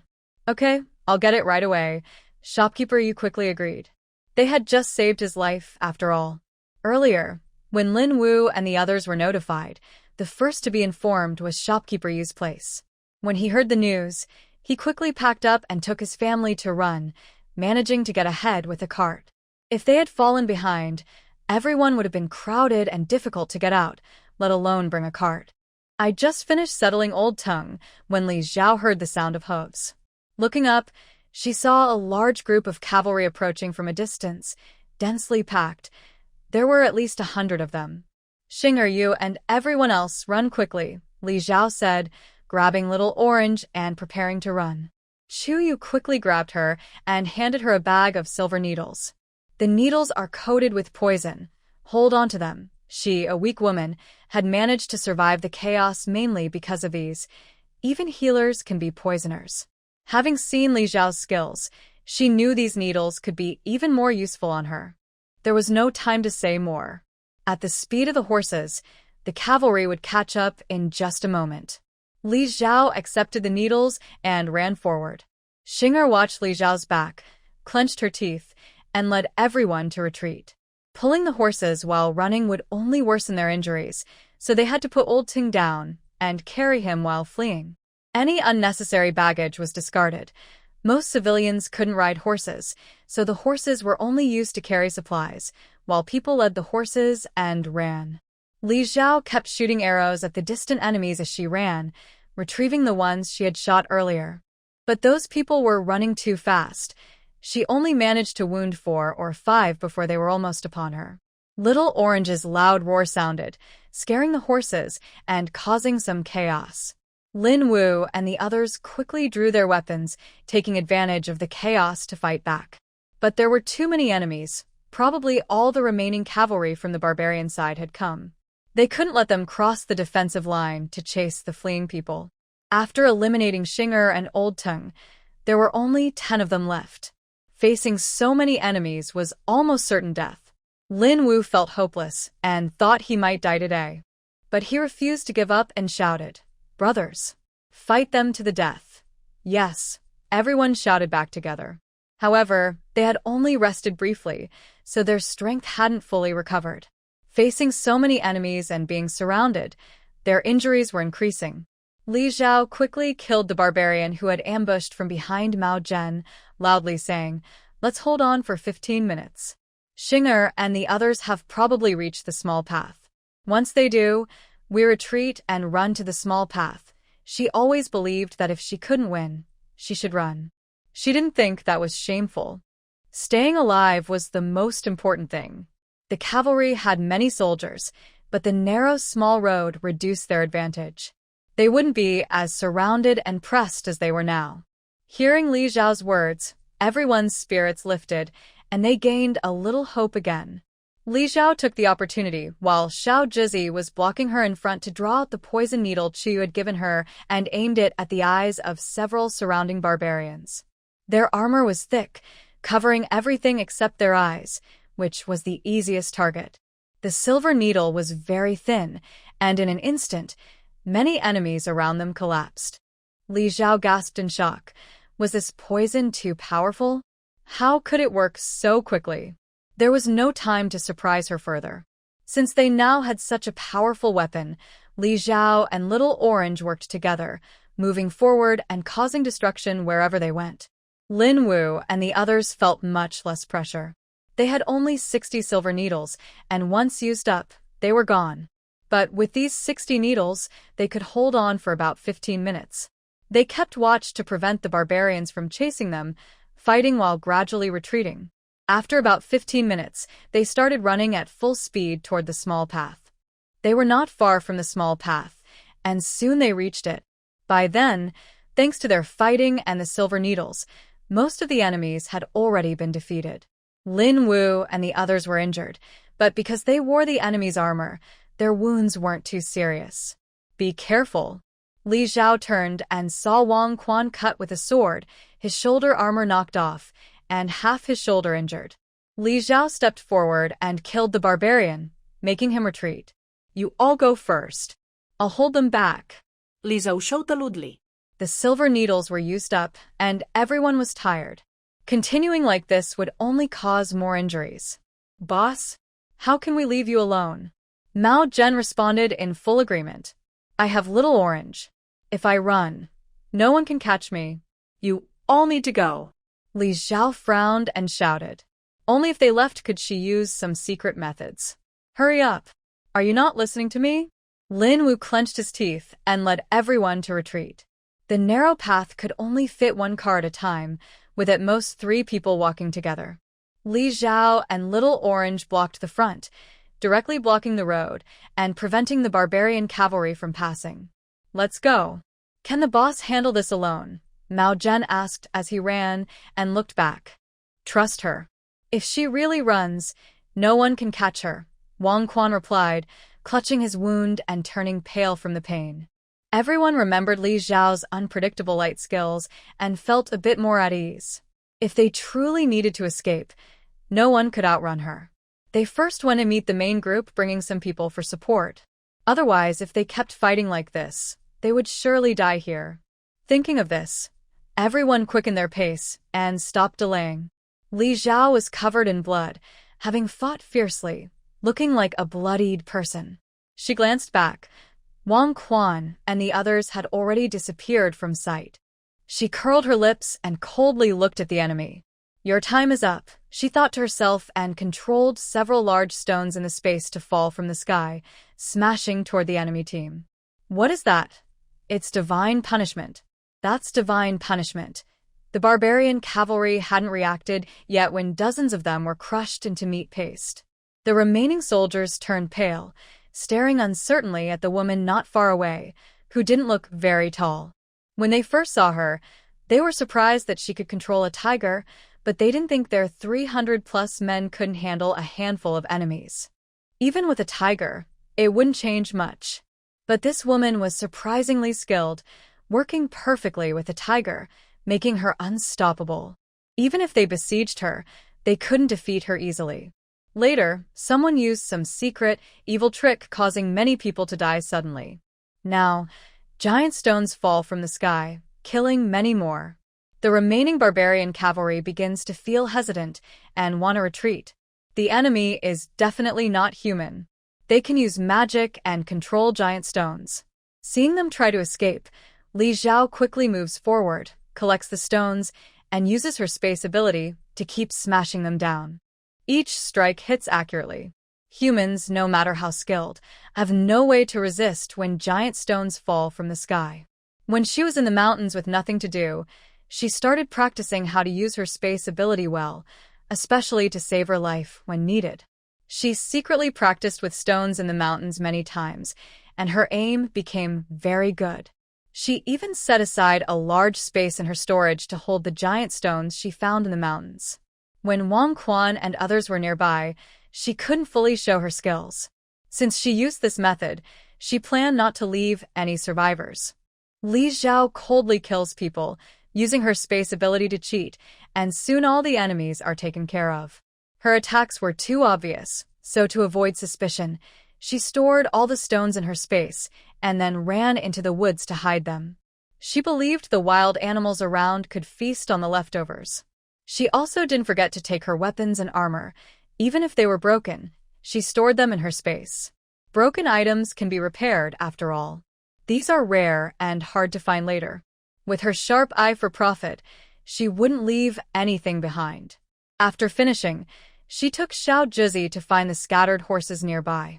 Startled by the little orange, many of them became too scared to run far. Li Zhao, with the little orange, worked hard to gather everyone and herded them together.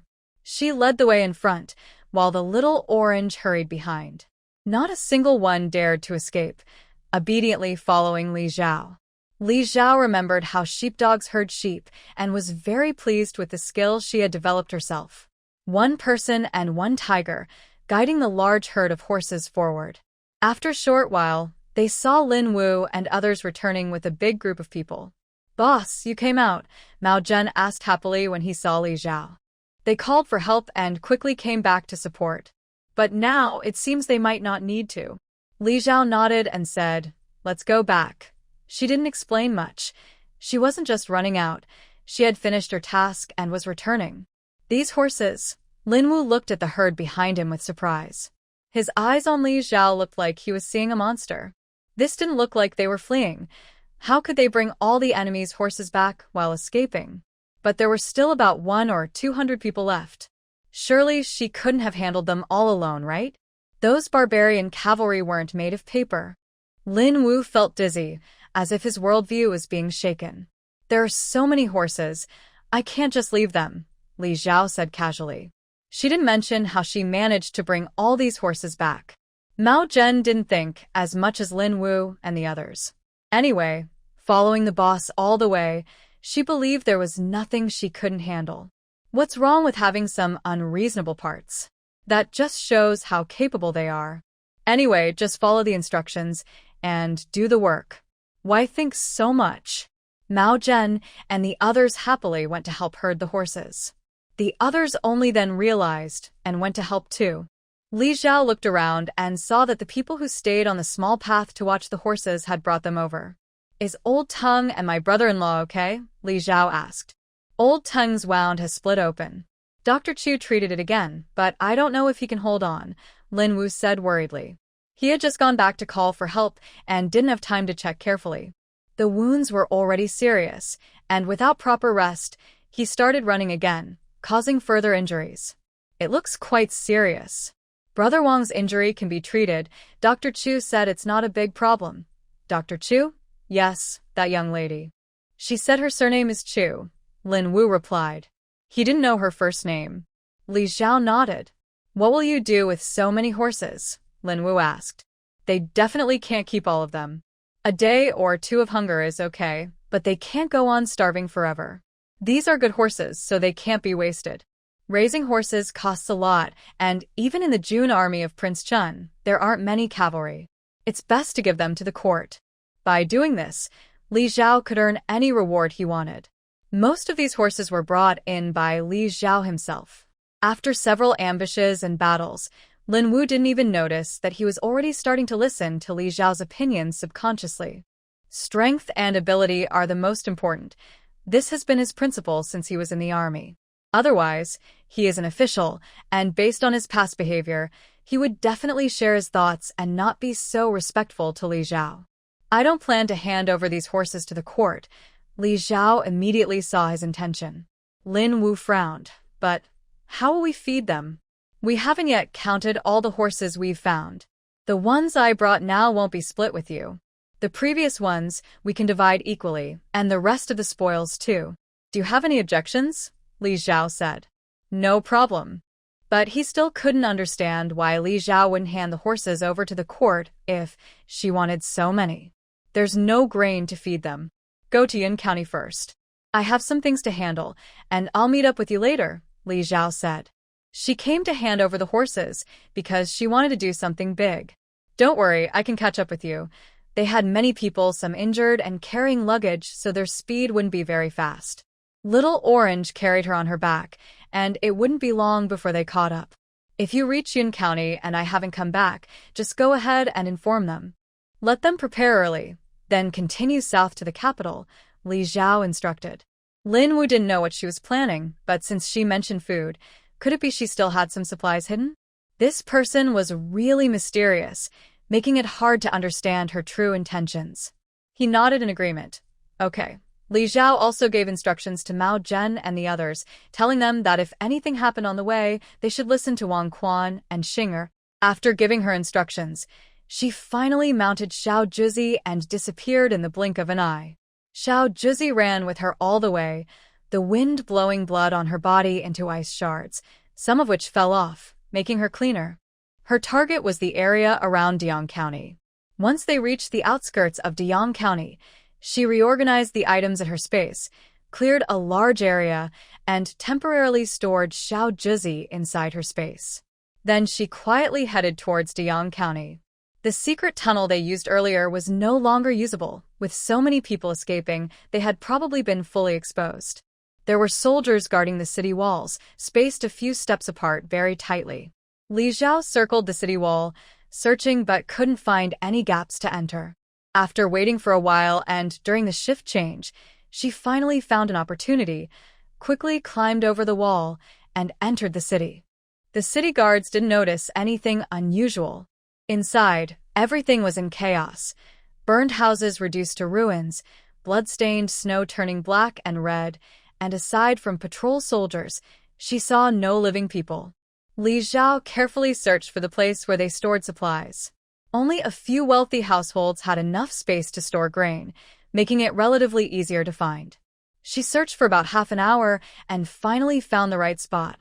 It was in a wealthy household's yard, heavily guarded by soldiers, clearly a place storing valuable items. She noticed that the guards here were more numerous than those at the command posts where she had previously found generals. However, she found it very difficult to sneak in. Unless something major happened to cause confusion among these people, she wouldn't be able to take advantage of the chaos. Li Xiao thoughtfully turned and looked toward the place she had just come from. Not far from here was another large household where several barbarian generals lived. Li Xiao turned back. It was now breakfast time. The kitchen was hot and busy, preparing meals for the barbarian generals. The cook looked like a common citizen who hadn't escaped the city. Each person had a soldier watching closely to prevent any tricks. Only the sounds of clattering utensils and busy activity filled the kitchen, creating a strange atmosphere. It seemed impossible to poison the food without being noticed. Li Xiao felt a bit disappointed. With so many eyes watching, she couldn't secretly put poison into the food without alerting anyone. She quietly left. There were soldiers guarding the water well too, prepared for any accidents. If sneaking in secretly didn't work, then she would do it openly. Li Xiao quickly chose the unlucky person closest to her. She had tested her space abilities before. She could control objects up to 10 meters away and 20 meters high. So she estimated that when the target was about 10 meters away, she would use her space power to precisely drop a large stone from 20 meters above onto the person washing up in the room. Bang! Ah! The person inside the room was terrified by the sudden accident and screamed. The unlucky person didn't even have a chance to struggle before being crushed to death. Countless soldiers ran over, and Li Xiao took the lead to find the next unlucky person. She smashed 3 times in a row, and as more and more people approached, she realized she might not be able to leave if she stayed any longer. She then stopped, feeling a bit regretful, and quietly left.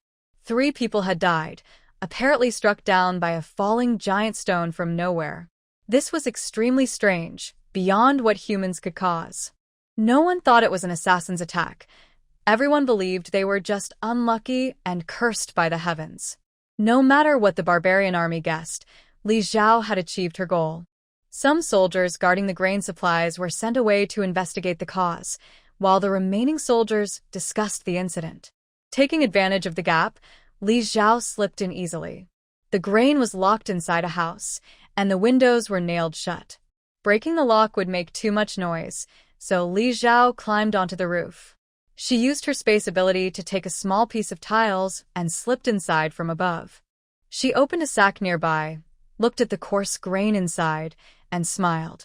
The grain for feeding the horses was right there. Li Xiao waved her hand and collected everything neatly, leaving the house empty. She also cleaned out the other 2 houses filled with grain. These people had been moving south, capturing many cities, and their supplies were plentiful. Fortunately, Li Xiao had arranged her space well. Her villa had a high ceiling, so she could store everything inside. She didn't count exactly how many jeans she took, but she quickly emptied the space before it was almost full. Then she slipped away, leaving a few empty houses behind. She wondered how the people in the city would react when they found out. Without supplies, how could they continue fighting? TSK. The Prince of Nanan really should thank her. She caused him a lot of trouble. The city was in chaos, and she didn't know where the remaining civilians were being held. Even if she wanted to save them, she couldn't take a large group of people out safely. She hesitated for a moment, but decided to give up. On her way out, she casually took a few carts and 3 oxen into her space. Taking advantage of the chaos in the city, she moved quickly and slipped out when the guards weren't paying close attention. After walking a long distance outside the city, she finally released the little orange. The little orange had been in the space for so long, gnawing on her stored prey. Now full and energized, it lazily relaxed. She had been exhausted for a long time and hadn't eaten anything. Now, she finally felt very hungry. She sat down heavily on the snow, pulled out a small portable hot pot from her space to eat, then ate 2 bread rolls and 3 boiled eggs. Only then did she start to feel her strength return. She released the 3 oxen she had taken from the space, hitched them to a cart, and piled it high with grain. The 3 oxen trembled in front of the little orange, their legs trembling, and she had to work hard to calm them down. The narrow, difficult path was hard to walk, but since the cavalry had all been killed, she had no worries and decided to take the main road. This way is faster, saving almost half the distance compared to Lin Wu and the others. They should be able to catch up. The 3 oxen are being driven forward by Little Orange, not daring to stop. Li Zhao takes out a cart again, filled with grain, and pushes it along. Each wagon on the ox cart is loaded with nearly 2,000 jin of grain, plus almost 1,000 jin, she pushes herself. Together, there are about 7,000 jin of grain here, enough for them to use for a while. This stretch of road is quite flat, so Li Zhao dares to put so much grain on the ox cart. Otherwise, she was worried it might be too heavy to pull. But it seems she worried too much. The 3 oxen are doing well. Under the encouragement of Little Orange, their predator, they pull such heavy loads quickly. They look like they still have energy, and Li Zhao almost can't keep up. Li Zhao keeps Little Orange at the front to prevent the oxen from panicking and running the wrong way or overturning. Luckily, there's no one on the road, or they'd be scared stiff seeing this strange scene of a person, a tiger, and 3 oxen. They kept walking until the afternoon before Li Zhao finally caught up with Lin Wu and the others. With so many horses, traveling on narrow paths was difficult, so after leaving Dian County, they switched to the official road. That's why Li Zhao was able to meet them just now. Otherwise, she would have had to go off-road to find them. Their large group, still with so many horses, was very noticeable. Boss. Mao Zhen, worried because Li Zhao hadn't been with them, was walking at the back. As soon as Li Zhao appeared, he was the first to notice. Boss. The other men also shouted. The noise startled Lin Wu and Wang Quan, who were walking ahead. Wang Quan, holding one arm, looked pale as he walked behind Lin Wu. "Come help me put the car cover on quickly," Li Zhao called out, waving at Mao General. She was exhausted. Indeed, no matter how strong a person is, they can't work like a horse. She had only pushed half the weight of the ox cart and was already quite tired. Wow. So much grain. Mao Zhen and the others were almost stunned. "Boss, you didn't rob anyone, did you?" he asked quietly. Although they lived in the mountains, they weren't bandits. Li Zhao rolled her eyes. "Do I look like that kind of person?" It did seem like she was robbing, but she was actually stealing from outsiders. "Ah Zhao, where did you get all this grain?" Wang Quan asked happily, looking at the piled-up food. "I bought it earlier. I hid it away. When we were fleeing, I didn't go get it, because I was worried it would slow us down. The cavalry has been taken care of, so I went to fetch it." "The ox was bought from nearby farmers," Li Zhao said casually, without blushing or showing any guilt, as if she wasn't lying. "Boss, you're letting us go ahead?" "If I'd known, I'd have stayed behind to help you," Mao Zhen said thoughtlessly. Right after speaking, Li Zhao slapped him. "Do you think I'd let you know where I hide things?" She glared at him. No matter how bossy she was, she didn't need to explain much. Over-explaining would only reveal flaws. Hee, that's right. Mao Zhen rubbed the spot where he was hit and quickly agreed. "Yes, the place where the boss hides things must be kept secret. He is too careless." Mao Zhen and the others are easy to deceive, but Lin Wu is not so easy to fool. However, he doesn't plan to ask too many questions. Everyone has secrets, and asking too much might offend others. So he said nothing and asked everyone to help distribute the grain onto the horses to avoid overworking the cattle. Is it okay, brother-in-law? Li Xiao looked at Wang Quan's familiar bandaging method and his injured hand, asking. Dr. Chu said to take good care of it, and it will be fine. Wang Quan smiled. Many of them are injured, all treated by Chu Yu. Now everyone calls him Dr. Chu, with affection. Xinger ran over and saw that Li Xiao was safe, which made her breathe a sigh of relief. Otherwise, if something had happened to Li Xiao, she wouldn't know how to explain it to Li Panner. By this point, they were not far from Yunchuan County. In about 10 more miles, there is a fork in the road. One continues south, and the other leads to Yunchuan County. If everything goes as expected, Li Lai and the others who left earlier should be waiting at the fork to meet them. Once we get there, Lord Lin, I won't go to Yunchuan County with you, Li Xiao said as she watched everyone pack up. I'll take Little Orange with me. It's not convenient for me. She patted Little Orange's big head. Okay, I'll go alone. My men will follow you south, Lin Wu nodded. He thought that sending messages ahead was something he could handle alone. Anyway, the soldiers stationed in Yunchuan County probably can't handle the barbarian army. When the time comes, everyone will have to escape together. It's actually easier for me alone. Actually, on this journey, we've fought off many barbarian cavalry, and among the civilians killed by them, I haven't seen your county magistrate's family. Maybe he already went ahead to deliver the news, Li Xiao guessed. The first to escape were a few officials from Dian County and their families. They might have brought pack animals, so the cavalry didn't catch up with them. Lin Wu smiled bitterly. The magistrate and his people probably went straight to the capital first. Reporting to the capital could help them clear their names and avoid punishment from the emperor for abandoning the city and its people.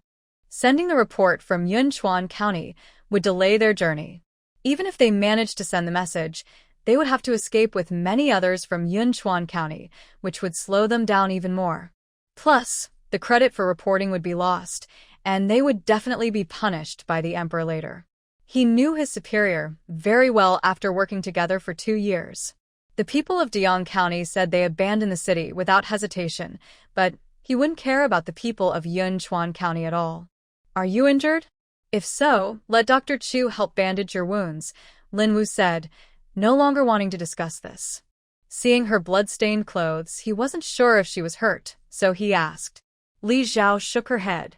She wasn't badly hurt, just some minor wounds she could treat herself.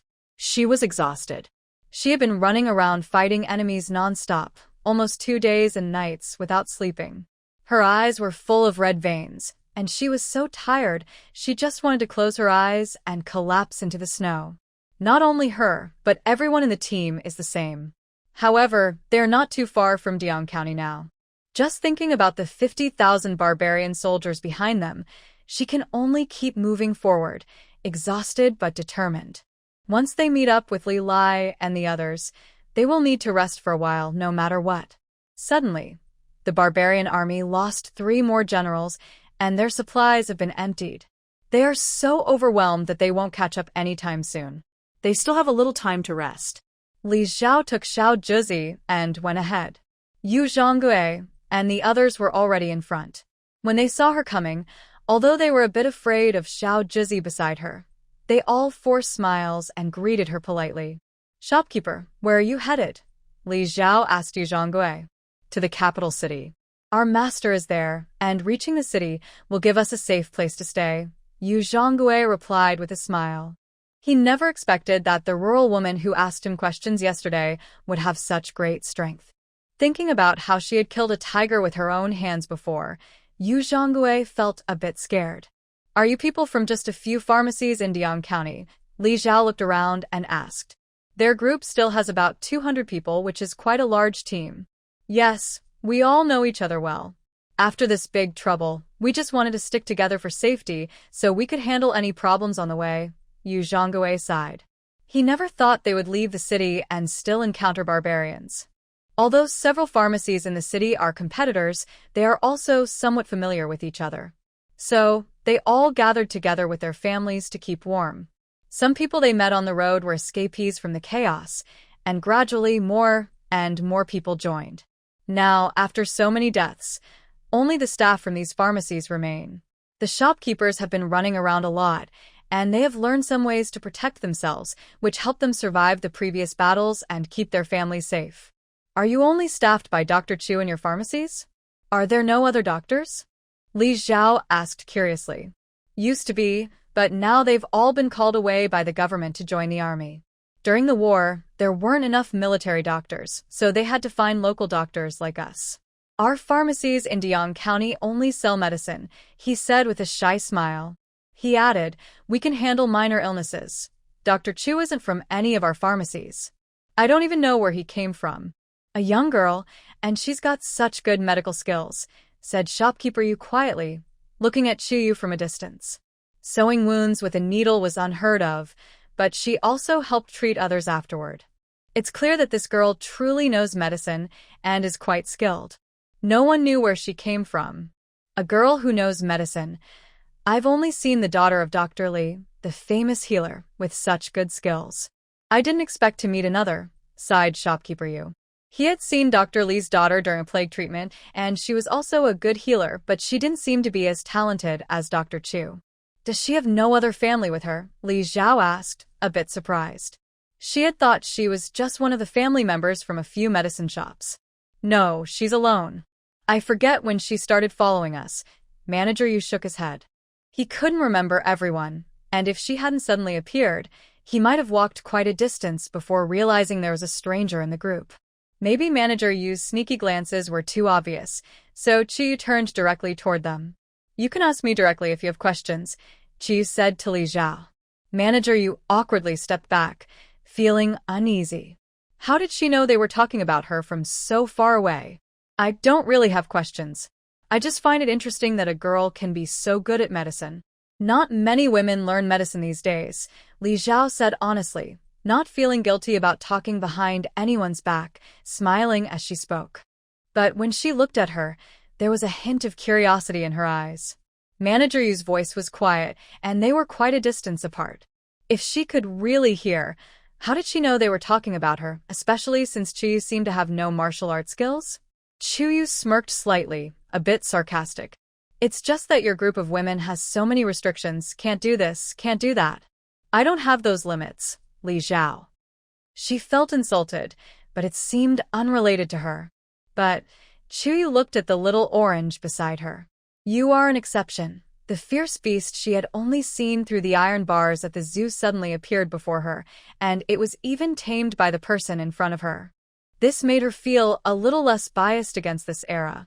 Dr. Chu, where are you headed? Li Zhao asked. Since she wasn't with Master Yu and the others, maybe they were going different ways. I'm going to the capital. Chu Yu gritted his teeth. A cold look flashed in his eyes. To collect a debt. To the capital to collect a debt? Li Zhao was a bit surprised. That means you're on the same road. Who owes you a debt, Dr. Chu? If I can help, I have quite a few people on my side. While busy treating her injuries and bandaging wounds, she had also collected debts before when she was a bodyguard. She didn't mind doing it again. If you knew who I was trying to collect from, maybe you wouldn't say such things, Chi smiled. It can't be some royal family member owing you, right? Li Zhao asked back. Her implication was that as long as it wasn't a royal relative, she dared to help her cause trouble. Since it was already like this, Li Zhao no longer hesitated or worried about offending anyone. The world was already in chaos. Offending someone today might mean losing your life tomorrow. Meeting by chance, you're quite kind. Chi looked at her with some surprise. Dr. Chu is a doctor, and making friends with doctors is perfectly normal. Maybe someday you'll need my help. No one can guarantee they won't fall ill in their lifetime, Li Zhao smiled. Still a doctor who received modern education, which is very rare here. Missing this opportunity means missing the only chance. People who owe me a debt are now the most admired. Many are grateful to him and even built shrines for Dr. Li, Chu said confidently. Li Zhao paused. Dr. Li? It seems the debt might be hard to collect now. He is now very popular and is a guest of honor at the royal court. Not to mention others. Even she was very impressed when she knew this person cured the plague, and she felt grateful to him. Otherwise, with the plague spreading everywhere, it would have been hard for her to come out. Are you scared? Chu crossed his arms, wanting to see Li Xiao panic and regret. It's not that I'm afraid. Whoever owes a debt must pay it back. It's the right thing to do. Even if he's Dr. Li, high medical skill doesn't mean he has good morals. Li Xiao shook her head. I'm just curious. Why does Dr. Li owe you a debt? What if I told you he doesn't owe money? Chi looked ahead with a mysterious look in his eyes. What does he owe then? He owes the fame he now has, everyone's admiration. Chu Yu's voice grew colder. Dr. Li, no, Li Shiqing is my uncle, my real uncle, Li Xiao gasped. The meaning behind those two short sentences made her think of something. My cousin Li Shushua tricked me, stole my formula, and gave it to Li Shiqing. That's how the famous Dr. Li was born, deceiving the world and stealing fame, Chi said, confirming Li Xiao's suspicions. Are you saying that the recipe Dr. Li used to cure the plague is actually yours? Li Xiao was momentarily stunned by this news. Otherwise, with Li Shiqing's medical skills, he could only be a wandering doctor in the countryside. How could he suddenly seem like a different person and solve such a serious plague? And calling him a divine doctor? That's nonsense. Chi sneered. So? You don't believe it either? A look of disappointment crossed her eyes. She had told others about this before. At first, she was upset that her trusted uncle and cousin took her recipe to make a name for themselves. After gaining power, they even wanted to kill her to keep it secret. She was so angry she told many people about it. But everyone just thought she was crazy.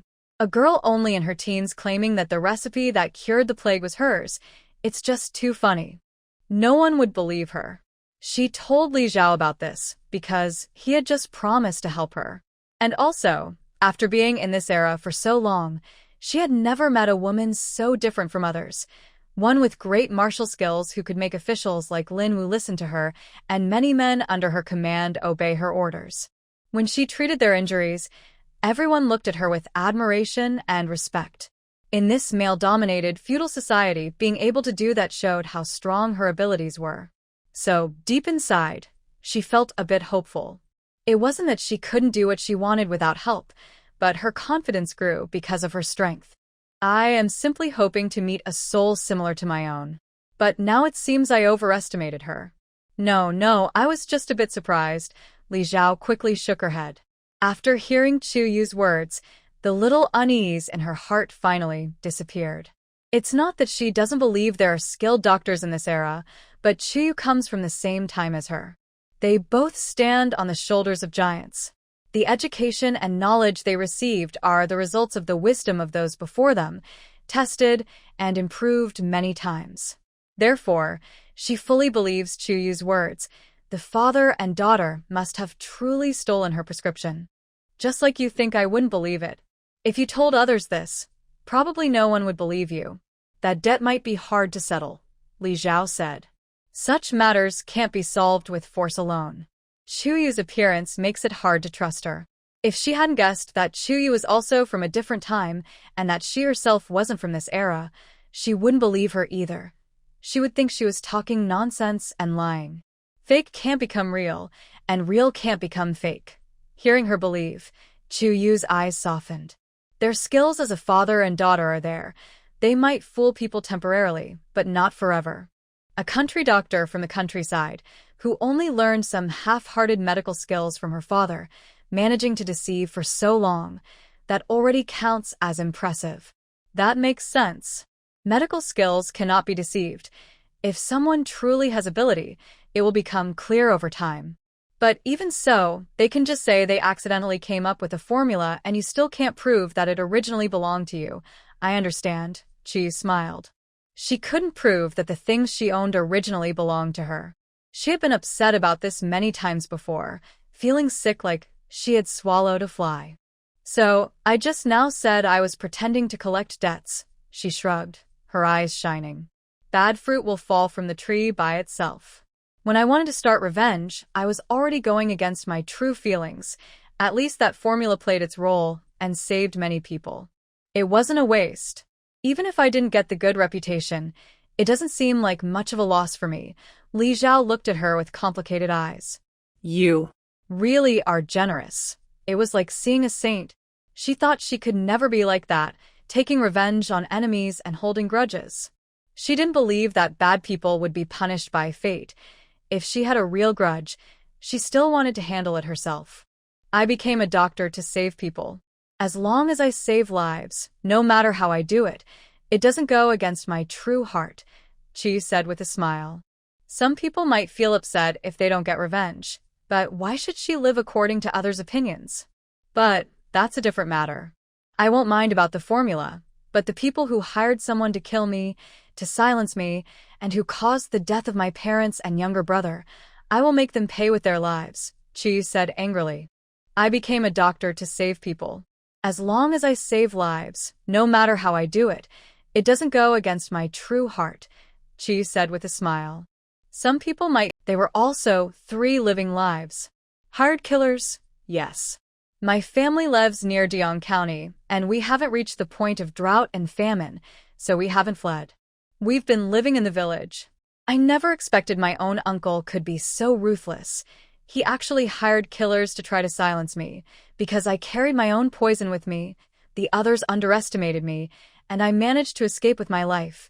Later, I wanted to go to the capital, but suddenly hailstormed and the temperature dropped sharply. The journey was too long, so I had to find a place to settle temporarily. I thought I'd wait until winter passed and then go to the capital in spring. She smiled bitterly. But instead of spring arriving, I was met with the iron cavalry of barbarians. However, by a twist of fate, she met someone like Li Zhao, which seemed not so bad. When she was surrounded by barbarian cavalry, she thought her life was about to end. Though she felt regret, if she could return to her original time, that would be a good thing. After all, she was not likely to commit suicide herself. She valued her life very much. As a healer, she also disliked those who underestimated their own lives. By the way, let me introduce myself properly. My name is Chu Yu. Chu is from Chu Ci, and Yu is the character for metal. Chu Yu looked at Li Zhao and instinctively reached out her hand. Li Zhao was momentarily surprised. Chu Yu thought she didn't understand, so she waved her hand and explained, "This is the way we greet new friends, a handshake." Li Zhao smiled and placed her hand on top. My name is Li Zhao, with the characters for wood and child, and Zhao for clarity and brightness. It really has been a long time. I know, Chi said with a slight smile. I asked them, she added. When she was healing the team, she also paid attention to details. Actually, it was because Li Zhao's previous outfit hadn't been changed. Mao Zhen and the others were all wearing helmets, not the Lei Feng hats her family made. Otherwise, if they saw everyone wearing Lei Feng hats, Chu Yu would definitely notice something was off. But it was almost time. Li Zhao looked ahead.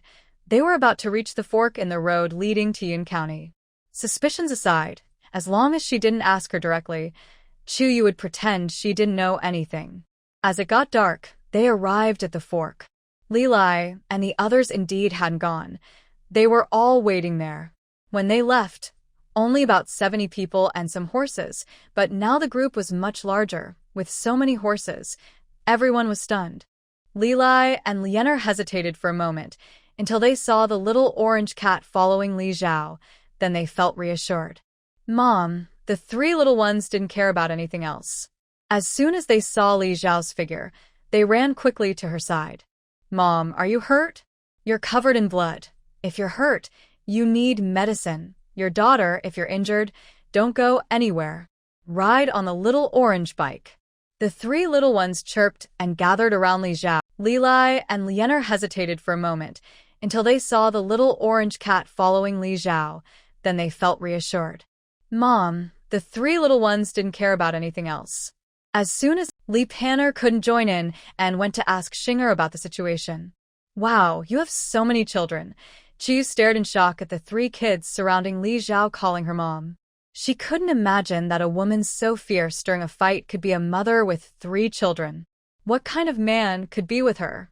Does she not feel insecure? Li Zhao nodded. Although they weren't her biological children, They were indeed her kids. And your husband, he passed away, Li Xiao replied lightly, as if talking about someone unimportant. And indeed, he was an unimportant person. Oh, that's really. She couldn't find the words to comfort her. She still couldn't imagine her having a husband or standing next to a man who didn't match her at all. After the surprise of discovering she had children, her gaze finally shifted to the very familiar hats on the three kids' heads. Most of the others also wore similar hats. Her eyes started to look strange. Although she usually didn't pay attention to anything outside of medicine, if she remembered correctly, this thing probably was a lei feng hat? Why would there be lei feng hats in this strange place? Some people have traveled through time like her, and they even spread and promote this thing? Li Xiao saw her staring at the children's lei feng hats and knew something was wrong. To avoid the situation of old neighbors recognizing each other, Li Xiao decisively called Lin Wu to help check the horses. Although avoiding trouble is shameful, she currently has no other options besides running away. They checked all the horses, a total of 895, with over 100 having escaped and not yet found. Among these 895 horses, some were injured and had been treated by Chuyu. The ones that weren't seriously hurt should be fine. Old Tung was still unconscious and hadn't woken up. His family members were crying around him. Lin Wu couldn't bear to watch and comforted each one, promising that if Old Tung had any accidents, he would do his best to help them in the future. On the way, they ate cold food and drank cold water whenever they were hungry or thirsty. If everyone hadn't been dressed warmly and kept moving, they would have frozen into ice blocks. Now, whenever they stopped, they immediately started a fire to cook, just wanting to eat something hot. Fortunately, before they left, Li Lai and the others kindly brought some dry firewood with them. Otherwise, finding dry wood outside would be quite difficult. After eating and warming up a bit, Lin Wu rode a horse in a different direction from them, heading towards Yun County. Li Xiao and the others couldn't hold on any longer and crawled into the snow house Li Lai and the others had prepared, falling into a deep sleep. After sleeping for about 2 hours, Li Xiao regained some energy and finally got up. She stepped out of the small snow house, where people were gathered around a fire, keeping watch. Seeing her wake up, Li Panner looked a bit surprised and asked, "Why not sleep a little longer?" They had already rested for a long time while waiting for Li Xiao and the others, so they weren't tired. "Has Lord Lin not returned yet?" Li Xiao asked, walking over to the fire to warm herself. "No," they replied. Li Xiao frowned. Yunchuan County was very close. Lin Wu had ridden his horse there, and it should have taken about an hour for a round trip. Why hadn't he come back yet? Could something have gone wrong? Let's wait another hour. If he still hasn't arrived, we'll have to leave first, Li Xiao decided. There were many of them, so they were quite noticeable. If Lin Wu was looking for them, it wouldn't be hard to find them. Lord Lin's men probably won't agree, right? Li Panner whispered. Lin Wu was highly respected among the soldiers, and they wouldn't just leave him behind and go ahead without him. "You all go ahead. I'll go to Yunchuan County to find him," Li Xiao said. Before Li Panner could object, she continued, "This place isn't far from Jialing River. You should go fishing to stock up some food." Although she had brought a lot of grain, raising so many horses, and people consumed it quickly.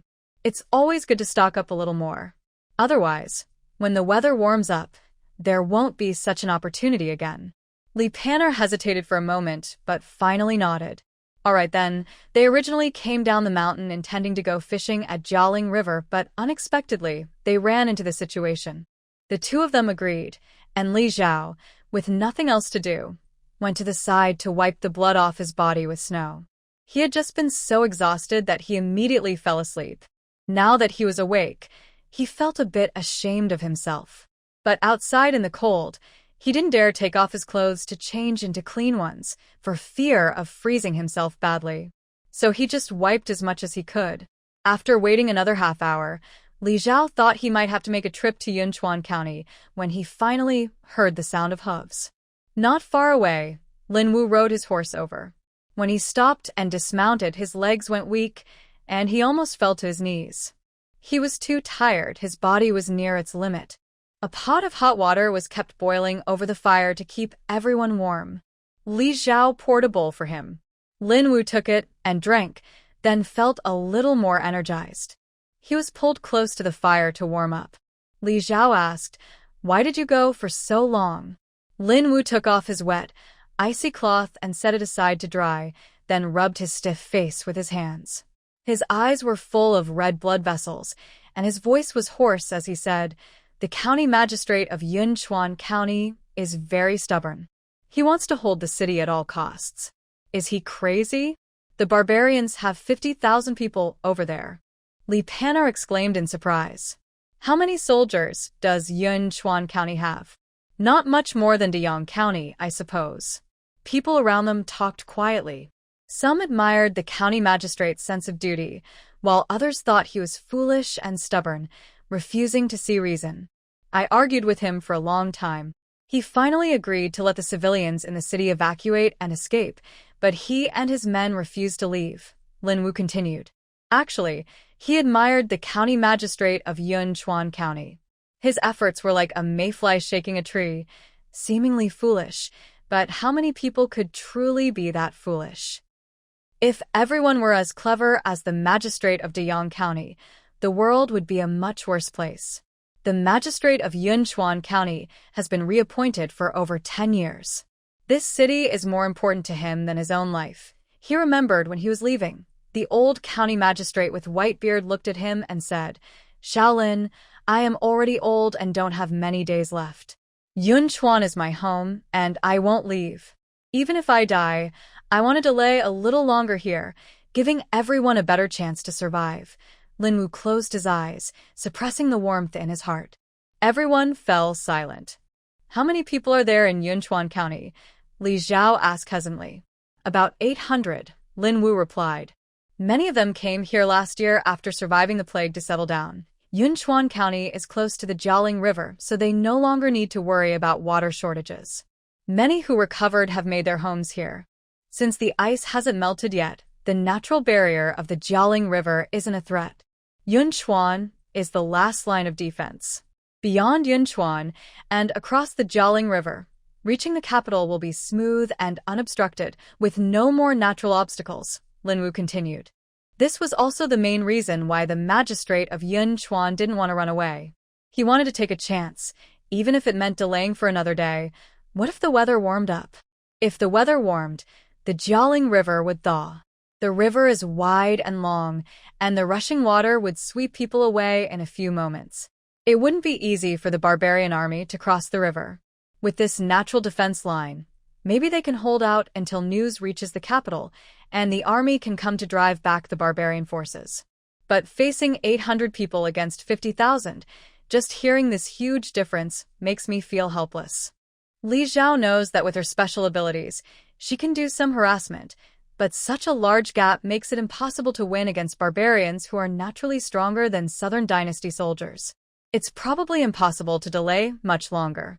Now, the barbarian army has no food left, and they are likely eager to take Yunchuan to resupply their empty warehouses. Thinking it over, her actions of draining the barbarian army's supplies might indirectly harm the officials of Yunchuan County. Otherwise, they would have rested after eating well and then continued southward. Li Zhao feels a bit troubled. She didn't expect the Yunchuan County magistrate to be such a person, just run away and leave the city empty. With the current weather, melting the Jialing River is impossible. Everything she does is pointless. The best thing is for everyone to run to the capital. After a few days of fleeing, the capital will surely send a large army. This way, most people might survive. "All right, go lie down on the cart and rest," Li Zhao said with a sigh, seeing him struggling to keep his eyes open. The grains on the cart had all been scattered and carried by horses. They made space on the cart for the injured and children to sit during the journey, so they would be more comfortable. "We should start moving now," Li Zhao softly said to Shanglin Wu, whose eyes were full of red veins. "There are too few people from Yun County. Even with their group, it's still too few. Facing the enemy directly, they have no chance of winning." So, she couldn't care less. Since the message had already been sent, whether they stayed or fled depended entirely on them. Lin Wu slumped his shoulders, tilted his head, and collapsed onto the ground, falling into a deep sleep. Chi stepped forward to check on him, confirming he was just sleeping and nothing was wrong. Only then did she turn to explain the situation to everyone. They carried the person onto the cart, tidied up, woke up those still asleep, and resumed their journey. Is that the Jialing River? Li Panner's eyes brightened as she looked at the wide, flat, silver-white ice sheet nearby. She quickly asked. Li Xiao nodded. It should be. They had come from the direction of their previous position, only about an hour's walk away, so it was indeed very close. How many fish must be in there? Li Panner was excited, rubbing her fists, ready to have a big catch. The Li and Zhao families had already started retrieving their fishing gear from their carts. They had brought extra fishing tools, knowing they would go to the Jialing River later, and even brought plenty of bamboo. Fishing? Are you planning to ice fish? Chiyu asked curiously. No wonder she saw that they had bamboo poles in their car. It turns out they are used for fishing rods. Ice fishing takes too much time. We should focus on moving forward instead. She didn't agree with spending too much time on such tiring activities that don't yield much, so crossing the river is more important. Dr. Chu, you're overthinking. It's not ice fishing. We have other ways to catch fish. Just watch, Li Panner quickly said. Remembering her surprise when she first learned about this fishing method, she gave Chu Yu a mysterious smile. Soon, she planned to let them see something impressive. Chu was indeed a bit curious. When they reached the riverbank and saw the thick ice, she tried walking on it. After confirming it was solid, everyone took their things and stepped onto the ice to start cutting holes. Be careful, everyone. Keep some distance from the holes to avoid cracking the ice. If you fall in, you'll be in serious trouble, Li Zhao warned, seeing their excitement. Don't let joy turn into tragedy. Everyone agreed and understood the risks. If someone fell in and was rescued, they might still be badly hurt. Chen Deshan knew a little about their fishing activities, since they had planned to bring him along to fish in Jialing River before. Now that they were going fishing again, everyone was curious about how they did it but didn't dare to go too close. If it was some secret technique, rushing to watch would be rude. After all, they only said they would bring Chen Deshan and a few others to fish, not that everyone could learn the method. Chen Deshan, there are still many bamboo poles over there. After you and your people learn how to use them, go catch more fish. There is still a long way to go, so you should prepare enough food. Li Xiao looked at Chen Deshan, who was standing still, and said, The Jialing River is so big that everyone can go fishing, relying on their own skills. It's not just their two families who can catch enough. They actually don't lack food now. The main shortage is for Chen Deshan and his group. Okay. Thanks, boss. Hearing this, Chen Dishan's eyes widened in surprise, and he quickly thanked him. The others also followed suit and thanked him. They hurried to join the group, already on the ice to learn how to fish. Wang Xiaoliang remembered the smoked fish he had previously taken from Li Zhao and felt envious watching the scene. Nowadays, only high officials and wealthy people can eat well. When they hear about fishing, everyone gets excited, but they don't dare act because of Li Zhao. Let's all go together. But there are only so many supplies. You can borrow after my people have used theirs. Li Zhao turned to look at Wang Xiaoliang with eager eyes and smiled. This method isn't a secret worth hiding. If it gets out, so be it. Since there are no bamboo forests nearby, they can't find long enough poles, so they can only use the ones brought by their two families. Supplies are limited, so everyone will take turns. Both families have experience with fishing. Now they are very skilled. When they break through the ice to make holes, Li Zhao's side has already started a fire and begun preparing breakfast, successfully catching the first batch of fish. Everyone was very excited to see the freshly caught fish. The crowd was noisy and lively. The sky was beginning to brighten, and there were pedestrians on the road. Most of them were families carrying many things, clearly people from Yunchuan County who had heard the news and hurriedly escaped. When they saw so many people and horses, ordinary villagers would run far away, afraid of getting involved. Li Zhao finished breakfast and rested for a while. The sky was already bright, almost noon, and almost everyone in the group had caught fish.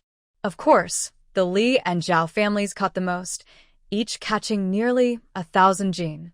Thinking it was about time, Li Zhao began to call everyone to set out again. The river was wide, and horses would slip on the ice, making crossing difficult. They could only use dry grass to guide the herd across the river. People at the back stayed behind to collect the dry grass, which was the animals' food, so it couldn't be wasted. This took quite some time, but it was a good opportunity for those still wanting to fish to catch fish in the middle of the river and on the opposite bank.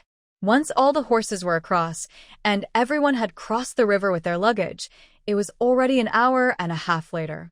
The river was very wide. After the ice melted, the rushing water was truly a natural barrier. What a pity! On the other side, outside Yunchuan County, a group of soldiers was quickly retreating with supplies. On the city wall, the old county magistrate of Yunchuan and his wife watched this scene hand in hand. "I thought you would insist on staying and have these children defend Yunchuan with you to the end." Mrs. Qin looked at her husband with tears in her eyes. Among those leaving the city were also her children and grandchildren. "I really thought that way before," the old county magistrate sighed. "But I can't let the children die with me. We all know that the Jialing River won't freeze easily. Even if I stay and defend with everyone, I can't stop the 50,000 barbarian soldiers for long. There's no way to change it." He kept his eyes open all night, watching the townspeople leave one after another, and finally made this decision. Mrs. Qin covered her mouth and cried out loud. "Young master, are we really going to leave the county magistrate and his wife inside the city without helping?" A young soldier asked Wu County Magistrate's eldest son, who was walking at the front. Wu's eldest son, with red eyes, dared not look back. After a long moment, he gritted his teeth and said, "We will go to the capital to ask for help. We will definitely take back Yun County." He didn't want to leave. Most of these soldiers didn't want to leave either. They wanted to stay and defend the city with Wu. But if they didn't leave, they couldn't hold Yunchuan. His only thought now was to come back and take Yunchuan back. But his parents wouldn't wait for that moment. Wu's eldest son wiped his face, tears uncontrollably streaming down. He was useless, unable to save his own parents. "What's that sound?" Suddenly, the ground seemed to shake, rumbling loudly. When it stopped, Wu's face turned pale. "Run." "The barbarian army is coming." They had just left the city when, if the barbarian army had encountered them directly, Wu County Magistrate's careful plan to let them escape would have been in vain. No one expected the barbarian army to arrive so quickly, nor to leave without resting in Diang County first. "Young master, I know a small path we can take," a humble soldier shouted. His family lived nearby, so he was very familiar with the roads outside the city. Everyone else didn't think much, and followed the soldier along the small path to escape. Finally, young Master Wu looked back one last time. On the city wall, Magistrate Wu and his wife stood straight in the cold wind, their faces no longer visible. "Are you afraid?"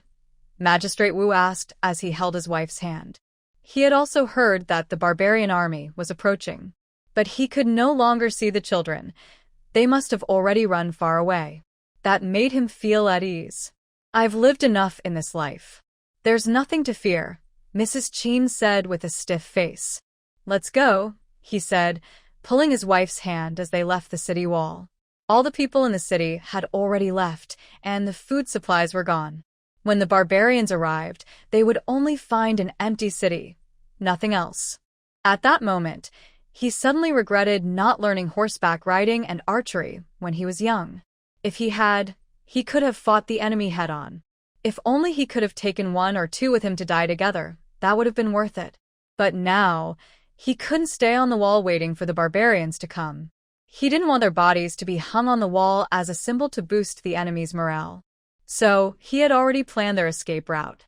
When the barbarian army broke into the city, the county magistrate's office was engulfed in flames. By the time the barbarian army arrived, only broken walls and ruins remained. After crossing the river, it was more than 400 miles to Hanning Prefecture City, which is now the capital of the Southern Dynasty. On the way, the towns they encountered were all informed by Lin Wu. He was an official, so his words carried more weight, making him the best person to deliver messages. "Are we close to Luya County now?" Li Zhao asked Lin Wu, walking beside her. They had crossed the river and traveled another day, and they had already informed another town along the way. This time, they didn't meet anyone as stubborn as the county magistrate of Yunchuan County. Once the message was delivered, the whole town quickly packed up and fled. Lin Wu wasn't very happy about how easily they were convinced. Because after he delivered the message, during the delay, Wu Dazhang and his group caught up with them. He told everyone that only the Wu County magistrate and his wife stayed behind in Yunchuan. The barbarian army had also reached Yunchuan.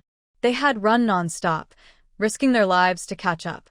But if the barbarian army didn't gain much in Yunchuan, they would likely catch up very soon. So after hearing this, everyone was even more afraid to rest. They all hurried along with all their strength.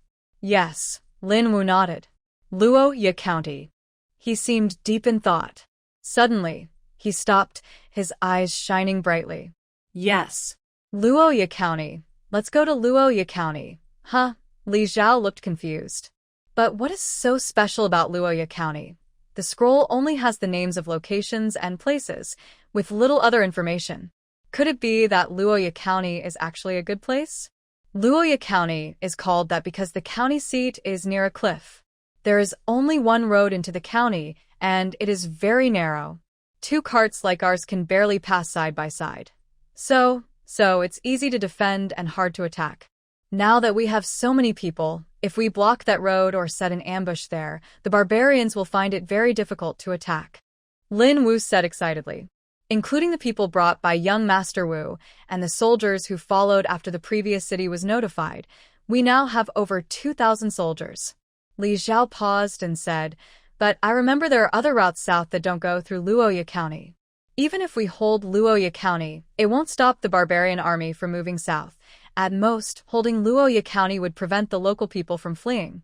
The barbarian army probably won't bother with this hard-to-take place. They will just head straight south to the capital. However, Luya County's location is quite good. It is probably the best strategic position among the many cities in Hanning Prefecture during a war. It's been 2 or 3 days. Maybe the capital has already received the news and sent a large army.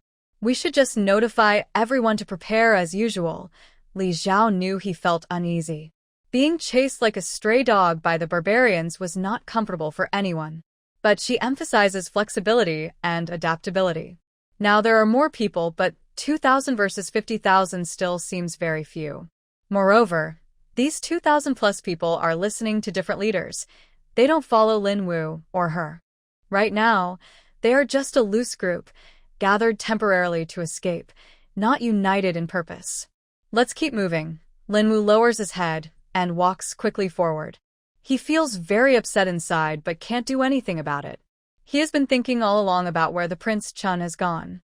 How did the barbarians cross the pass and head south? He doesn't want to jump to negative conclusions about someone he once pledged loyalty to, but recent events make him start to doubt. Is the Prince Chun still the invincible protector of the people, guarding the border and caring for the common folk? As they approach Luya County, Lin Wu is still asked to report first, as usual. The officials from the previous city, who are traveling together, dislike waiting for Lin Wu to notify them and worry that delaying might prevent them from leaving on time. They disagree, and Li Zhao and others decide not to insist, splitting up here. However, young Master Wu and his group don't say much and agree to wait together. Time is tight. If Lin Wu doesn't return in half an hour, they will go ahead first. Lin Wu, riding his horse, can catch up by riding faster. While waiting, everyone takes a break and eats some warm food to regain energy. What's so interesting? Li Lai asks curiously as he carries a bowl of fish soup to Li Zhao. He notices she is crouched by the roadside, seemingly watching something, and asks out of curiosity. Li Zhao took the fish soup and stood up. It seems like the weather is slowly warming up. The last snowfall was 6 days ago. It hasn't snowed recently, and I think the snow is starting to melt. Recently, the temperature has generally been around -17 or 18 degrees, but at night, it can drop to about -20. However, just now she checked the thermometer, and today's temperature is -15 degrees. Although the change isn't very big, it's still very cold. If you stay outside for a long time, you can't really notice the small difference, but it is indeed warming up. That's good news, Li Lai said happily. This freezing weather is finally coming to an end. It would be even better if we were still in the valley. When it warms up, the land we cleared last year can be planted. It's such a pity, she said, feeling sad when she thought about the land they cleared. They worked so hard but didn't get any harvest. The barbarians probably didn't come into the mountains. If they had known, they wouldn't have run away and would have stayed in the valley. The barbarian army only stayed in Deong County for a short time, so they probably wouldn't bother with the people living in the remote mountain areas. Even if the barbarians didn't come into the mountains, we planned to leave before, Li Xiao comforted her. Mainly because she emptied the granary. The barbarian army didn't stay long. If she hadn't gone down the mountain and done that, things might have turned out differently. Plus, the northern region during the Little Ice Age was extremely cold, really not a place for people to live. They would definitely look for a more livable place to settle down for good. That's true. However, now the weather is warming up, the Jialing River won't thaw anytime soon, so the barbarian army can't be stopped. When they first came here, the Jialing River was still solidly frozen, and you could even step on the middle without breaking through. Don't think about it. That's the Emperor's concern. Our main priority is to stay alive. Li waved his hand and said, "Hurry up and drink your soup before it gets cold. What are you rambling about?" This place is very close to Luoyan County. They said they gave Linwu half an hour, but he was back in less than that. Riding a horse in this cold weather is really hard. Linwu was blown cold by the wind, so he got off the horse and sat by the fire, then drank a bowl of hot water to warm up. All the officials in Luoyan County have run away, leaving only some low-level soldiers and civilians who don't know what's happening. This was probably information given by our county magistrate earlier. No matter who is in the government, they always have a few close friends. The county magistrate of Luoyan County is likely friends with the magistrate of Deong County, so he was informed before fleeing. As expected, people with similar interests stick together. These two bad influences don't take the people below seriously. So I have an idea. Linwu turned to look seriously at Li Xiao. I still want to stay in Luoyan County, with everyone. The location is special. I just spoke with someone and most people in the town are unwilling to leave. I want to block the road into the city by transporting stones so the barbarians can't get in. I know we are few in number and I never thought we could face the barbarian army directly. That would be overestimating ourselves. But I have a fire in my heart, and I feel terrible if I don't let it out. We are only defending the city, waiting in Luoyan County for the main army to arrive. When that happens, we can help. That would be good too. I don't want to do nothing and be chased like a stray dog, fleeing everywhere. After hearing that all the officials in Luoyan County had already left, this idea just kept coming to my mind. I believe I'm not the only one. Most of our team is holding back their anger. Really? Before Li Xiao could speak, young Master Wu spoke first. He looked exhausted, and just thinking about his parents on the city wall, he hadn't slept well these days. Guilt and regret almost crushed him. If this idea works, count me in. He didn't want to run away. He wanted to fight the barbarians and avenge his parents. We'll follow Lord Lin. Follow young Master Wu. Except for Li Xiao's group and the people from the pharmacy, everyone else agreed loudly, shouting until their faces turned red and their voices were hoarse. Everyone looked at Li Xiao, waiting to hear her opinion.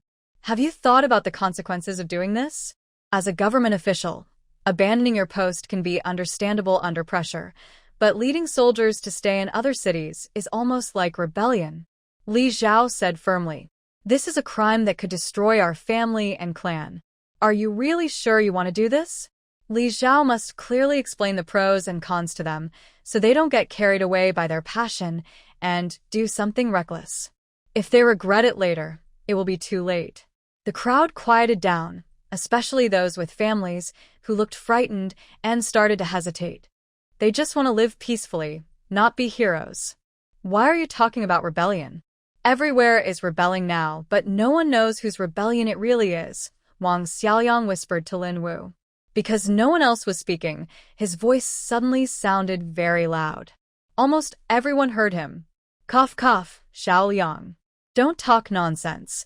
Lin Wu awkwardly cleared his throat twice. But that's obvious. We used to be part of the Great Qi, then suddenly became part of the Southern Dynasty. Now there are several emperors in the world. What rebellion? We're just helping to drive out the barbarians.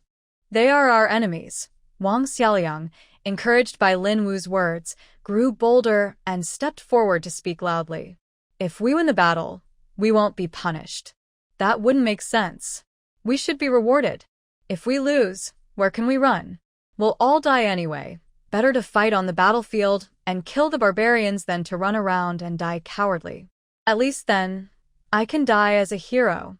Not a coward. Li Zhao's eyes showed a smile. He didn't expect this young man to be quite eloquent. Everyone regained their spirits. Yes, that made sense.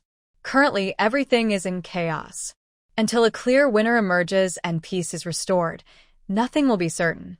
As Wang Xiaoliang said, as long as we win the battle, any crimes can be overlooked. This avoids discouraging the heroes. However, there is still risk. If the king of Nan'an is not a wise ruler, it could be disastrous. That's why Li Zhao decided to clarify the possible future challenges with them first. He turned to his family, the Zhao family and Chen Deshan, and looked at them for their opinions. Boss, we trust you. Whatever you decide, we'll follow, they all quickly said. Compared to soldiers, they had no worries.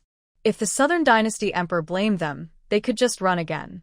After all, there are now several emperors, so they could escape to a place where they wouldn't be blamed.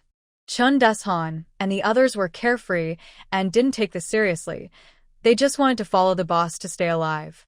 Li Lai and the others, though worried, understood from Li Zhao's gaze that she had made her decision. Whatever you decide, that's fine. We are family, and we support whatever you want to do, Li Lai said with a smile. They had no other thoughts after walking this far, just hoping their family could stay together. Li Pan'er and the others nodded in agreement. Since that's the case, let's set out for Luoyan County, Li Zhao said with a smile. Lin Wu heard this and felt relieved. Lord Luo might not know how important Li Zhao is in this team, but he does. Most of their successful sneak attacks on the barbarian cavalry were thanks to Li Zhao and her people. Without her, their fighting strength would be completely different. Dr. Chu, Manager Yu, if you want to continue to the capital, I'm afraid we will have to part ways here, Li Zhao said to Manager Yu and his group. Although she was reluctant to leave Dr. Chu Yu behind, she originally planned to go to the capital to seek revenge on the Li family's daughter and father. It's unlikely she would stop here now. Manager Yu was silent for a moment, then cupped his fists and bowed to Li Zhao. Your life-saving kindness will never be forgotten. But since the master is in the capital, I must go there too. I have nothing much, just some medicinal herbs that might help you. I give these herbs to you, brave heroes. He waved his hand, and his family brought out the herbs they had carried with them. The other pharmacy owners also followed suit. They couldn't repay the kindness of saving their lives, so they could only offer these herbs as a small gesture of gratitude. Li Zhao was tempted but hesitated. Manager Yu, if you leave all the herbs with us, how will you explain this to your master? In future battles, these herbs could be life-saving at critical moments. When barbarians suddenly attack, it's already a miracle that we managed to escape with our families. As for the herbs, aren't they still in the pharmacy in Diang County? Manager Yu said with a shrug and a smile. Several shopkeepers laughed aloud. Yes. Just escaping is already hard enough, and bringing out medicinal herbs? That's impossible, since they were so far away. At most they would get scolded. For seasoned veterans like them, it wasn't a big deal. Thank you all for your righteousness. Li Zhao and the others expressed their gratitude with a bow. You guys have fought many bandits and vented your anger for us. Thinking about friends or relatives who had died in the chaos, the shopkeeper's eyes turned red. Definitely, Li Zhao said firmly. Chu Yu hesitated for a moment, but finally stepped beside Li Zhao. I'll stay a few more days. If old Teng's injuries aren't watched carefully, I worry something might happen. In the past 2 days, old Teng had woken up once, so he was no longer in immediate danger. But he was still very weak, looking like he could pass away at any moment. She always finished what she started, so leaving now would be hard. If old Teng lost his life, she wouldn't be able to forgive herself. Hearing her words, old Teng's relatives had red eyes. wanting to step forward and say something but afraid that their pleading might offend Dr. Chu. When they heard they wouldn't go to the capital and would part ways with Dr. Chu, they cried behind her, knowing Old Ting's life was now hanging by a thread thanks to Dr. Chu. But you, aren't you seeking revenge? A gentleman waits 10 years for revenge. But I don't want to do anything I might regret, Chu Yu said with a smile. You're traveling with Manager Yu and the others, so you'll have someone to look after you. If you set out alone in a few days, it might not be safe. Li Zhao thought for a moment and said, there is nothing unsafe about it. I have always been alone before. If she didn't have even this much ability, how could she go to seek revenge on the Li family father and daughter? Seeing that she had made up her mind, Li Zhao didn't say anything more. Old Ting's injuries were very serious, and it was hard for him to survive. Chu Yu was now his lifeline. If she left, with her half-hearted medical skills, she wouldn't be able to save him. After making their plans, Shopkeeper Yu and the others bid farewell to Li Zhao's group and parted ways in different directions. When they finally started walking along the road into Luoya County, Li Zhao truly understood why the word cliff was part of the county's name. The steep cliff walls made the road very narrow, with a sheer drop on the other side. Falling would mean certain death. The city was built upward, probably on a hillside. Li Zhao looked at the wet, bare cliff face above. It was almost a perfect 90-degree angle. Climbing up would probably require tools. The name Cliff in Luoya County is due to its geography, but the Luo character is because of the Luo family. The Luo family was originally a struggling household in Luoya County, but at the founding of the Great Qi dynasty, they produced the first top scholar of our Great Qi. Later, the Luo family rose rapidly, and many talented people appeared among the younger generation, becoming a prominent clan in Luoya County. Because of this, the county's name included the Luo family surname. While walking and passing the time, Linwu casually told everyone about the history of Luoya County. I have also heard my father mention this matter, but unfortunately, the Luo family declined quickly after only a few generations. Now, in Luoya County, I don't even know if any Luo family members are still alive. Wu Degongzi, because he wanted revenge and had hope, regained his spirit and started to speak actively. Even a dead camel is bigger than a horse. The Luo family once had a glorious past. Maybe they've already escaped with the county officials, Lin Wu said with a smile. How many soldiers are left in Luoya County? Li Zhao asked. The county magistrate took all the skilled and brave soldiers. There are probably about 200 or 300 left, but Luoya County wasn't affected by the disaster before, so there are still quite a few people, Lin Wu thought for a moment and said. That's only the elderly, women, and children left. The previous conscriptions took all the young and strong men. Wu Kongren shook his head and said. Yunchuan County is in the same situation. It wasn't hit hard by disasters. Only some people died from snow and hail, which was manageable. But several rounds of conscription took all the young men. Otherwise, they could gather some people to defend the city temporarily. His father wouldn't give up resisting and let them escape. Can we just go like this? Lord Lin, you're not an official in Luoya County. Do you think they'll trust you? Xinger asked worriedly from the side. We might have to fight first when we arrive. If it was before, that wouldn't work, but now the situation is special. We're so many people entering Luoya County to help them. They'll welcome us before we even arrive. Don't worry, I've already prepared in advance, Lin Wu reassured her. Many people have this idea, but we should first reassure everyone. Li Zhao looked at him with a half-smile and said in advance, it's probably because she won't refuse. Lin Wu felt a bit guilty and looked away. After walking together for so long, everyone knows each other well. He guessed that Li Zhao wouldn't refuse. As they spoke, they soon saw the tall, dark city walls of Luoya County from afar.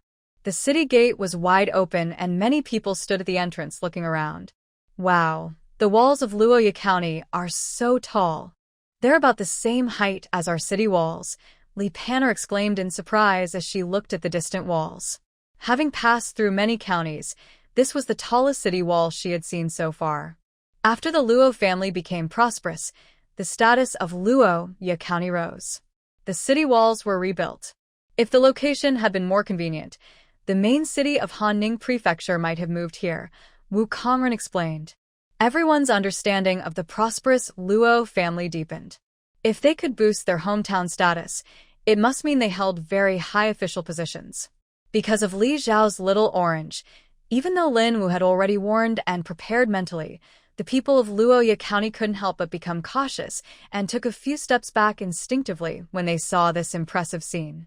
Lin Wu and Wu Kongren, both officials, quickly stepped forward to greet them. Now, all the officials in Luoya County had left. After Lin Wu was informed, no one took the lead, and everyone became chaotic. In the end, they elected an older soldier to negotiate with Lin Wu and his group.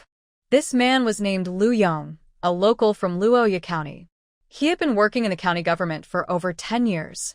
Although he was still a minor official and had not been promoted, he was quite respected in Luoya County, and many people listened to him. This kind of seasoned government officer was very cunning and difficult to deal with. Lord Lin, I don't know if your news is true or not. Now that you're bringing so many people here, I find it hard not to suspect that you have bad intentions, Lu Yong said suspiciously, looking at the many people behind Lin Wu and the countless horses. When he first received the message, he verified his identity and didn't think much. He was already terrified by the news and immediately went to inform everyone to discuss a plan. But now, after thinking it over, he felt something was wrong. They hadn't even seen the shadow of the barbarians, yet this group was chaotic and had even tamed tigers. If they were to be led into the city and had bad intentions, it would be disastrous. He instinctively reached for his sword. Lin Wu frowned. In such a short time, this man had completely changed his appearance. Your identity has already been verified. The person next to me is the eldest son of the county magistrate of Yunchuan County. If you don't believe me, you can verify his identity. Everything I say is true, with no falsehood. The barbarian army has already moved south and is following us closely. It won't be long before they reach Luoya County. A few 10,000 troops, even if they pass through other cities and villages on the way to raid, will take some extra time, but not too much. They are at most half a day ahead of the barbarian army. Wu Kongren took out what he was holding and opened it. His eyes reddened. This is my father's official seal and handwritten blood letter. My father refused to abandon the city and escape. He and my mother have already died beneath the barbarian cavalry. As a son, I cannot protect my parents, which is unfilial.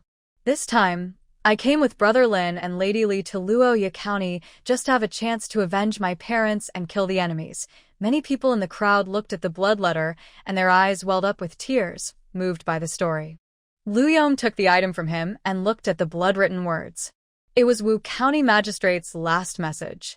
Although it was just a simple explanation of the situation and a confession of guilt for failing to protect Yunchuan, Lu Yong couldn't help but be touched. When the county magistrate left with his family, he said they had good news from the capital and had informed the higher authorities, who approved their leave. That's why they left for the capital.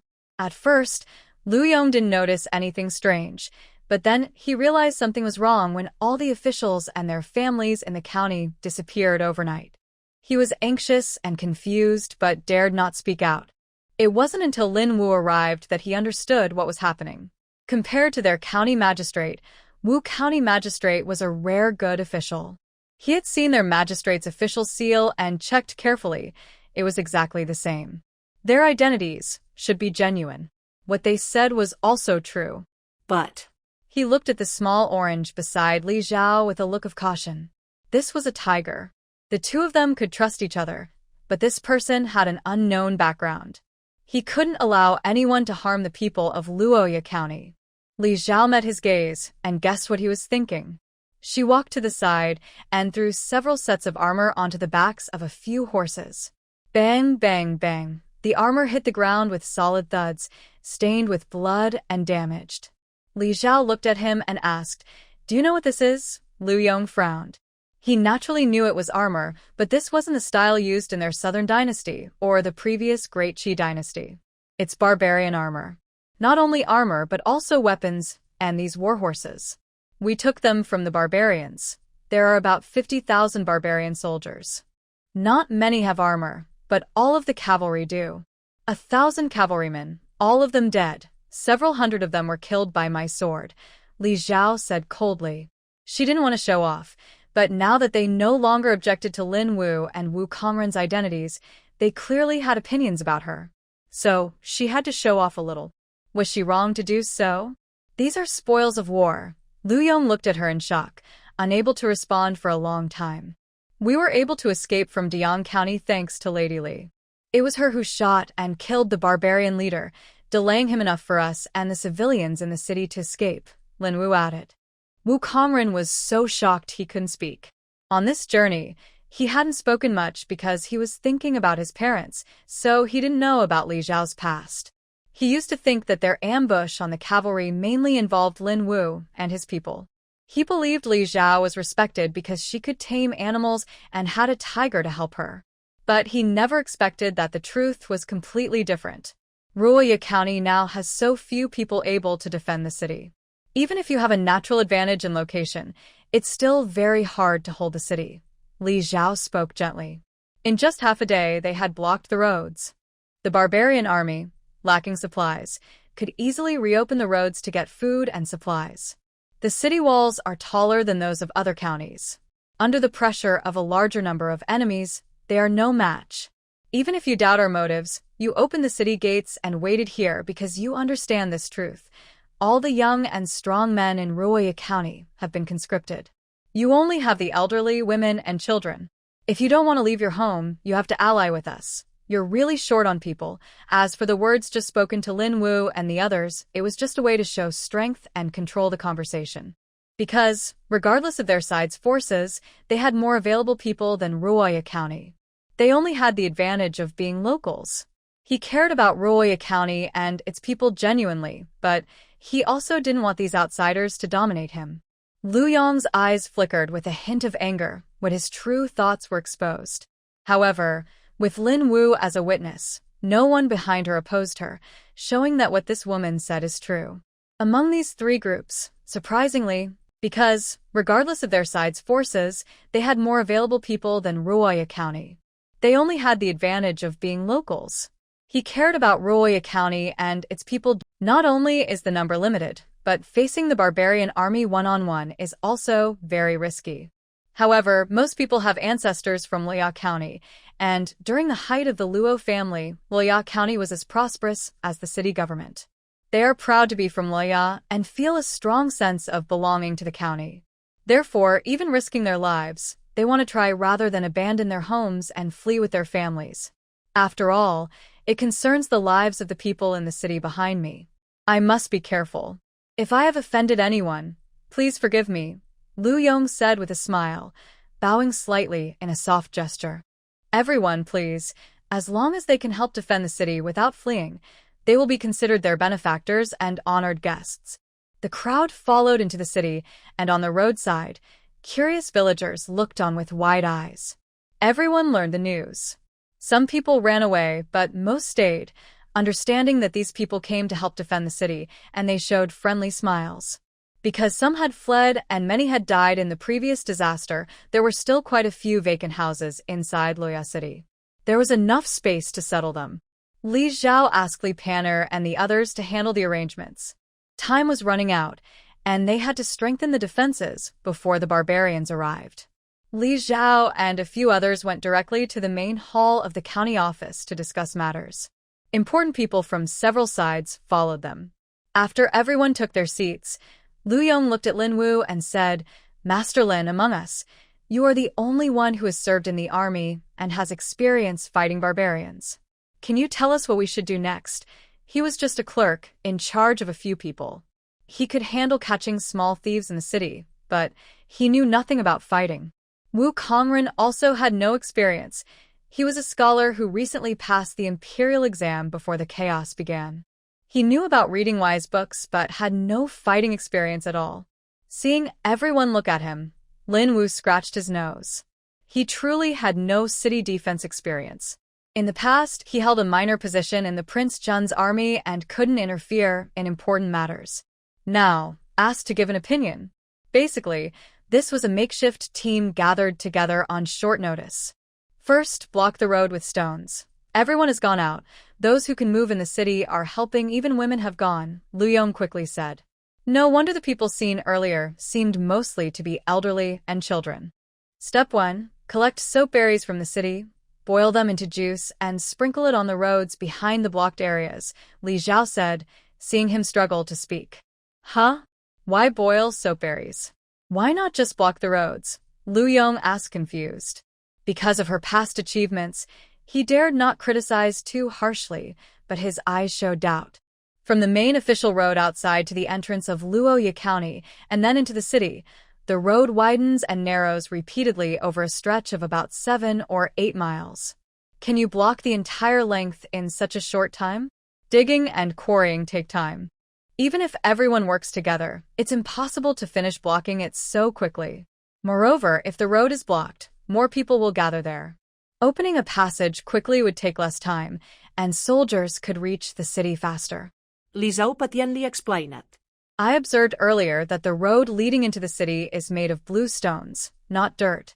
Yes, that's because Luo's ancestors, when they retired and returned home, thought the road was hard to walk and spent a lot of money to build it. Even the roads into the city are not as long as this one, and they are all paved with blue stones. Li Zhao. Can she finish talking? After the snow, the road surface is very slippery. When we came here, we walked carefully along the inside edge, afraid of falling off the cliff. Now, most of the snow has melted, and the road is exposed. Sprinkling soapberry water would only make it more slippery. If someone slips, they could fall off the cliff. Especially since there are many people, once someone slips on that road, they might instinctively grab the person next to them, causing a domino effect and falling one after another.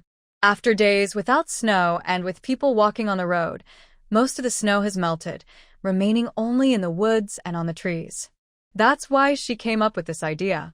Brilliant! Lin Wu clapped excitedly. How did he not think of this himself? Everyone nodded repeatedly. And then, Luya quickly asked. He also started to recognize more of Li Zhao's skills. There are still people collecting and boiling golden liquid throughout the city, preparing weapons. We will use some stones to block the roads, making the enemy think we only have blocking tactics. Once the stones are cleared, the slippery soapberry juice will cause them to slip and fall. The rest of the stones will be transported to the city walls for defense preparations, Li Zhao explained. In ancient times, without modern information, soldiers not experienced in warfare might not know these tactics. But in today's information-rich era, she had encountered all kinds of confusing information. She still knew the basics of city defense. Golden liquid? Where do we get gold? Luya asked in confusion. No, the golden liquid isn't gold. It's a product of the cycle of grains, Lin Wu explained. He knew this well. It's actually manure, boiled until it smells terrible and is full of bacteria that cause disease. There are 2 main ways to use it. One is to dip it on arrows so when archers shoot, the bacteria and tetanus can infect the enemy. If someone is hit by an arrow, even if it doesn't hit vital organs, in ancient times with poor medical care, it was almost certain death. The second way is during city defense. When enemies use ladders to attack, boiling hot golden liquid can be poured down from the city walls. It will burn the enemy's skin badly and cause bacterial infections, making it very deadly. And it's also disgusting. Even if the physical attacks are blocked, it can't. If someone is hit by an arrow, even if it doesn't hit vital organs, in ancient times with poor medical care, it was almost certain death. The second way is during city defense. When enemies use ladders to attack, Luya County has never experienced any battles before. During past dynastic changes, they were always settled by others, so there was no need to fight. Now, it's all settled, and there's no need for fighting.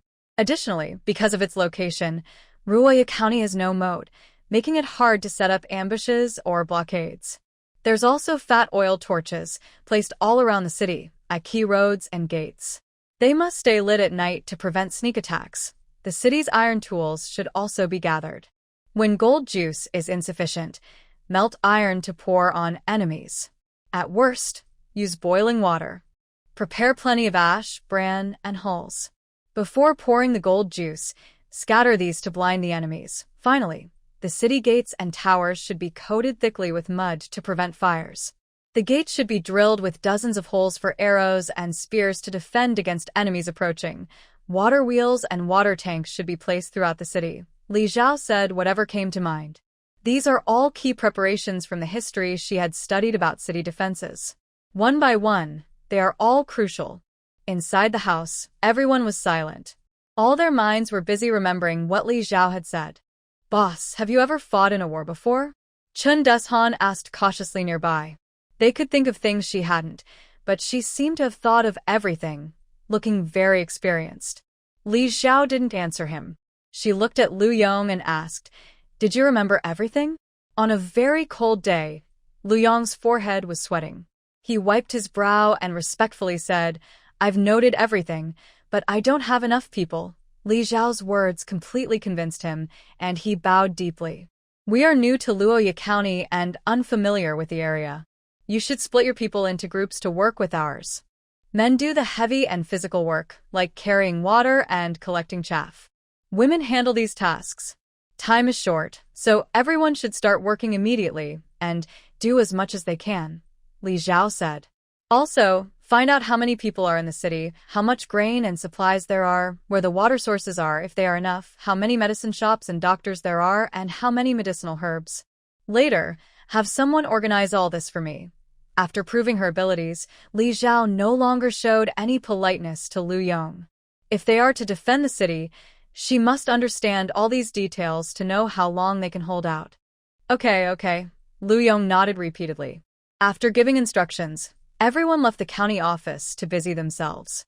There was only half a day and many tasks needed to be done. Everyone wished they had 2 more hands. The Leaf family's residence belonged to a wealthy family that had fled. It was a large, luxurious courtyard with 5 sections. It was big and spacious. When Li Zhao arrived, everyone had already put down their belongings. Li Zhao and Li Lai cleared out all the damaged armor, then went to find Lu Yong and asked him to send some women to help repair the armor at the Li family's place. In times of war, having multiple sets of armor could mean multiple lives. Their numbers are already small, and each person is very important. After everyone started working on their tasks, Li Zhao surveyed the entire city. There are 2 city gates in Luya County. One is the gate they arrived through, and the other is at the back, beyond which are endless mountains. If the enemy tries to besiege the city, it won't be easy.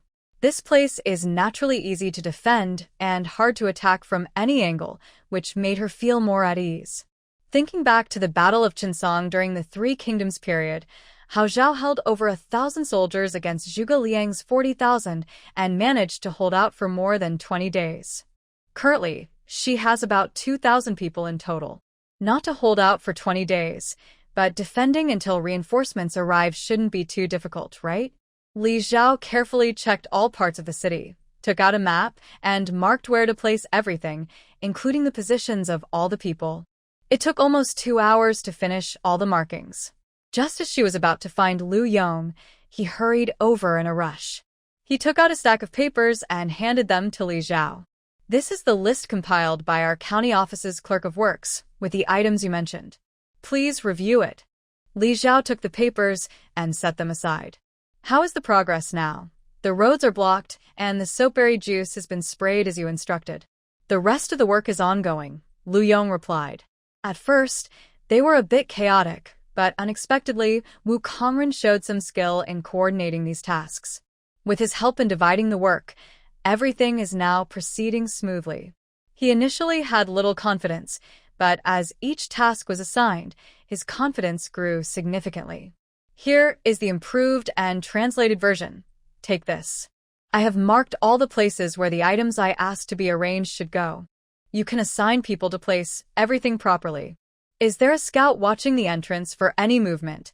Li Zhao handed him the marked map. "Don't worry about that. I arranged it long ago. My people know these roads very well. As soon as there is any movement, they will report back immediately," Lu Yong replied. They couldn't say much, but when it came to knowing the roads around Luoya County, their people knew much more than Li Zhao's. "Good. In half an hour, gather everyone. The women in the city will handle the preparations." Li Zhao nodded. Before the barbarian army arrives, she must first figure out how many capable people she has and what their fighting skills are. Time was still too tight. After Lu Yong left, Li Zhao opened the documents he had just given her. Luya County, including the remaining soldiers, now had a total of 9,321 people. It is a medium-sized county. Before, the population of the towns and villages under its jurisdiction was over 34,000. But nearly a year of plague, snowstorms, and hail killed many people. After Lin Wu came to the city to notify them, many others ran away. Now only this many remain. Adding the people brought by their 3 groups, the total is over 11,000. Inside Luoya County, there is a small river, and there are more than 10 wells in the city. The water supply is sufficient, so there is no risk of water shortage. However, because of the natural disasters, food supplies are quite tight everywhere. Although Luoya County is much better off than Deyang County, its grain supply is still not abundant. The city's several grain shops together hold just over 23,000 jin of grain. The county granary stores more than 110,000 jin. This amount is quite small. Normally, a medium-sized county in a prosperous southern region, with good weather, should have at least 70,000 to 80,000 shur of grain in storage. Converted into jin, that's hundreds of thousands of jin. Currently, the storage is so limited mainly because of ongoing natural disasters. However, with this amount of grain, everyone in the city could survive for more than half a month without issue. After reviewing these figures, her biggest headache is the shortage of doctors. Such a large city now has only one elderly doctor, over 60, who is too weak and old to be conscripted by the court. There are only a few pharmacies, and medicinal herbs for treating injuries are very scarce. Li Zhao went directly to find Chuyu, who was helping organize the leftover medicines from the previous shopkeeper, Gua. "I have a favor to ask," Li Zhao said with a shy smile. Chuyu clapped her hands and stood up. "Tell me, what do you need?" Since she stayed, she was prepared to be asked for help. "There's only one doctor in the city now. I'm worried that if injuries happen, he won't be able to handle them all. I want to gather the shopkeepers and clerks from several pharmacies and teach them simple skills for bandaging and treating wounds," Li Zhao said, a bit embarrassed. If this were a modern doctor, she wouldn't dare to ask. No matter what skills they have, people in this era value their knowledge highly and wouldn't easily share it with others. If she really wanted to learn from a master, it would be like working as a servant or apprentice, obeying the teacher's commands. But Chuyu was not from this era, so Li Zhao dared to speak openly. She was alone and busy with many things. Otherwise, she had enough experience to treat injuries and could teach others. "All right, since I have nothing else to do anyway." Chuyu nodded quickly and agreed. She couldn't help much with other matters. They were all minor. Li Panner was repairing armor nearby and overheard their conversation. She hurried over, making quick footsteps. "Dr. Chu, can I go with you?" "I know how to treat injuries. My second sister taught me before," she said excitedly with bright eyes. "Do you want to learn medicine?" Li Zhao was a bit surprised. She had overlooked this. She hadn't realized Li Panner was interested in learning medicine. Li Panner nodded yagerly. "Yes, Dr. Chu can even save someone with serious injuries like old tongue. You're very capable. I want to learn." This idea had been in her mind for a long time. Watching Chuyu treat and save people had left a deep impression on her. Learning martial arts from Li Zhao was for self-defense, but she didn't really like it that much. This was the first time she felt such a strong desire to learn something. She wanted to learn medicine from Chuyu, but was too shy to ask directly. Today, after hearing Li Zhao speak, Chuyu agreed, and that gave her hope. She quickly seized the chance and ran over. Li Zhao looked at Chuyu, waiting for her response. Clearly, Li Panner wasn't just interested in treating injuries. She wanted to learn real skills from Chuyu. "All right, from now on, you will assist me." Chuyu smiled, feeling a bit happy inside. Women studying medicine are rare in this world, and they face many obstacles. Since she has the heart for it and seems sincere, why not teach her? Whether she can persist is another matter, but as long as she has the will, she makes me happy. "Master, I humbly bow to you." Li Panner quickly understood and immediately knelt down to give Chuyu a big bow. "Hey, get up quickly." Chuyu was startled and couldn't dodge in time, accepting her bow firmly. He hurried forward to help her up. It's not convenient right now. I will make up for the proper etiquette later, Li Panner said with a smile. In the past, when the young master of the Du family went to a private school to apprentice, he had to prepare many things. Now, she only bows, and her apprenticeship isn't complete yet. She must make it up later. I don't care about those formalities. You don't need to do that. Chiyu felt a bit embarrassed calling Li Panner, who was older than himself, his master. But that's not acceptable. If you don't care about formalities, that's your business. As a disciple, you must observe proper manners. Li Panner quickly shook her head seriously. All right, we'll discuss this later. First, go to the city and find that old doctor. Then look for the shopkeepers and assistants at the various pharmacies, Li Zhao said with a smile, stopping them from bowing again. Big brother. Big brother. The barbarian army is coming. Mao Zhen ran swiftly, shouting all the way. Li Zhao's face changed, and he quickly ran toward the sound. When encountering the exhausted Mao Zhen, he grabbed him and asked, "Is it true?" "Yes." "It's true." Mao Zhen gasped and looked at him. A scout reported that the barbarian army had already reached the crossroads and was clearing the rocks and dirt blocking the road. They thought they had at least half a day, but in just over 2 hours, they arrived much sooner than expected. Many preparations were still incomplete, catching them off guard. Cleaning the road takes time, and the enemy was not yet at the city gates. Li Zhao quickly ran out. Lu Yong and others had already gathered everyone at the county office, with the whole city on alert. Li Zhao ran over, looking at a large group of soldiers dressed strangely, with no discipline, all panicking and talking loudly, an irregular army. She took out her whistle and blew it forcefully. The noisy crowd fell silent and looked up at Li Zhao standing on a high place. Our preparations are almost complete. We just need to defend the city and hold Luya County until reinforcements from the capital arrive, so don't panic. Follow my instructions and return to your posts. We can do this. The barbarians aren't that scary. Li Zhao used her internal energy, so everyone could hear her clearly. Seeing her determined look and the big tiger beside her, the crowd's panic gradually eased. Yes, they could do it. They had already made many preparations. They had killed so many barbarian cavalry before, and now they could defend the city. Good. We follow the leader. Chen Deshan was the first to respond loudly. The others also responded, not knowing what to call it, so they all called the leader boss, along with Chen Deshan and the others. Everyone shouted loudly, feeling excited and full of energy. Following Li Zhao's instructions, they divided tasks according to the map, each picking up their weapons and supplies.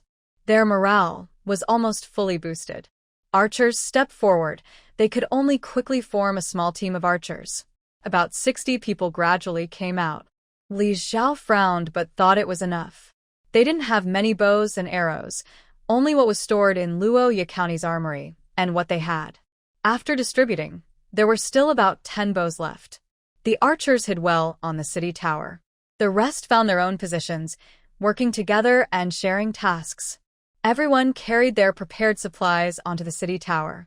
Inside the city, regardless of age or gender, people were either helping to carry manure, boil medicinal broth, or chop firewood, preparing for the fight.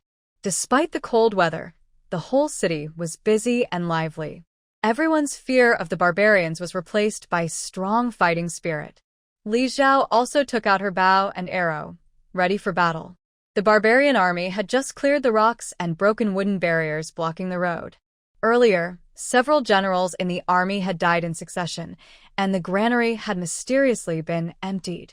The granary was guarded by many soldiers, yet it was emptied right under everyone's noses, almost like witnessing a ghost. They had been suspicious and fearful for a long time, but now, with no food left, feeding themselves became their top priority. Any threats from monsters or demons were temporarily put aside. The army continued moving south. However, the harvest was not much. Besides the grain found in the villages along the way, the few cities did not yield much food. An army of tens of thousands consumes a huge amount of food every day. The soldiers are hungry and full of resentment. Since Luya County has sealed the roads, it shows that the people inside the city have not retreated. Everyone is eager to eat their fill soon. After clearing the way, the soldiers rushed forward quickly. No one knows who slipped first, grabbing the person next to them, and one after another, they fell off the cliff. Retreat. Seeing the situation, the commanding officer quickly shouted to stop. But it was too late. In just a short time, hundreds of people at the front had already fallen. A scout nearby, seeing this, turned red with excitement and silently hoped more people would fall. But they learned their lesson. The barbarian army immediately ordered people to dig and lay dirt to level the ground, preventing more falls. Here they come. After waiting half an hour, Li Xiao heard the ground shake. His spirit lifted, and he blew a whistle to alert everyone to be alert. Oh my goodness, Luya, standing next to Li Xiao, swallowed hard and looked at the large army approaching from not far away. He trembled. He had no exact idea how many 50,000 people were, but now, seeing the endless barbarian soldiers pouring in below, the ground was dark and heavy, and the earth was shaking. At this moment, he finally understood what 50,000 people meant. Could they hold it? That was the first thought that came to his mind.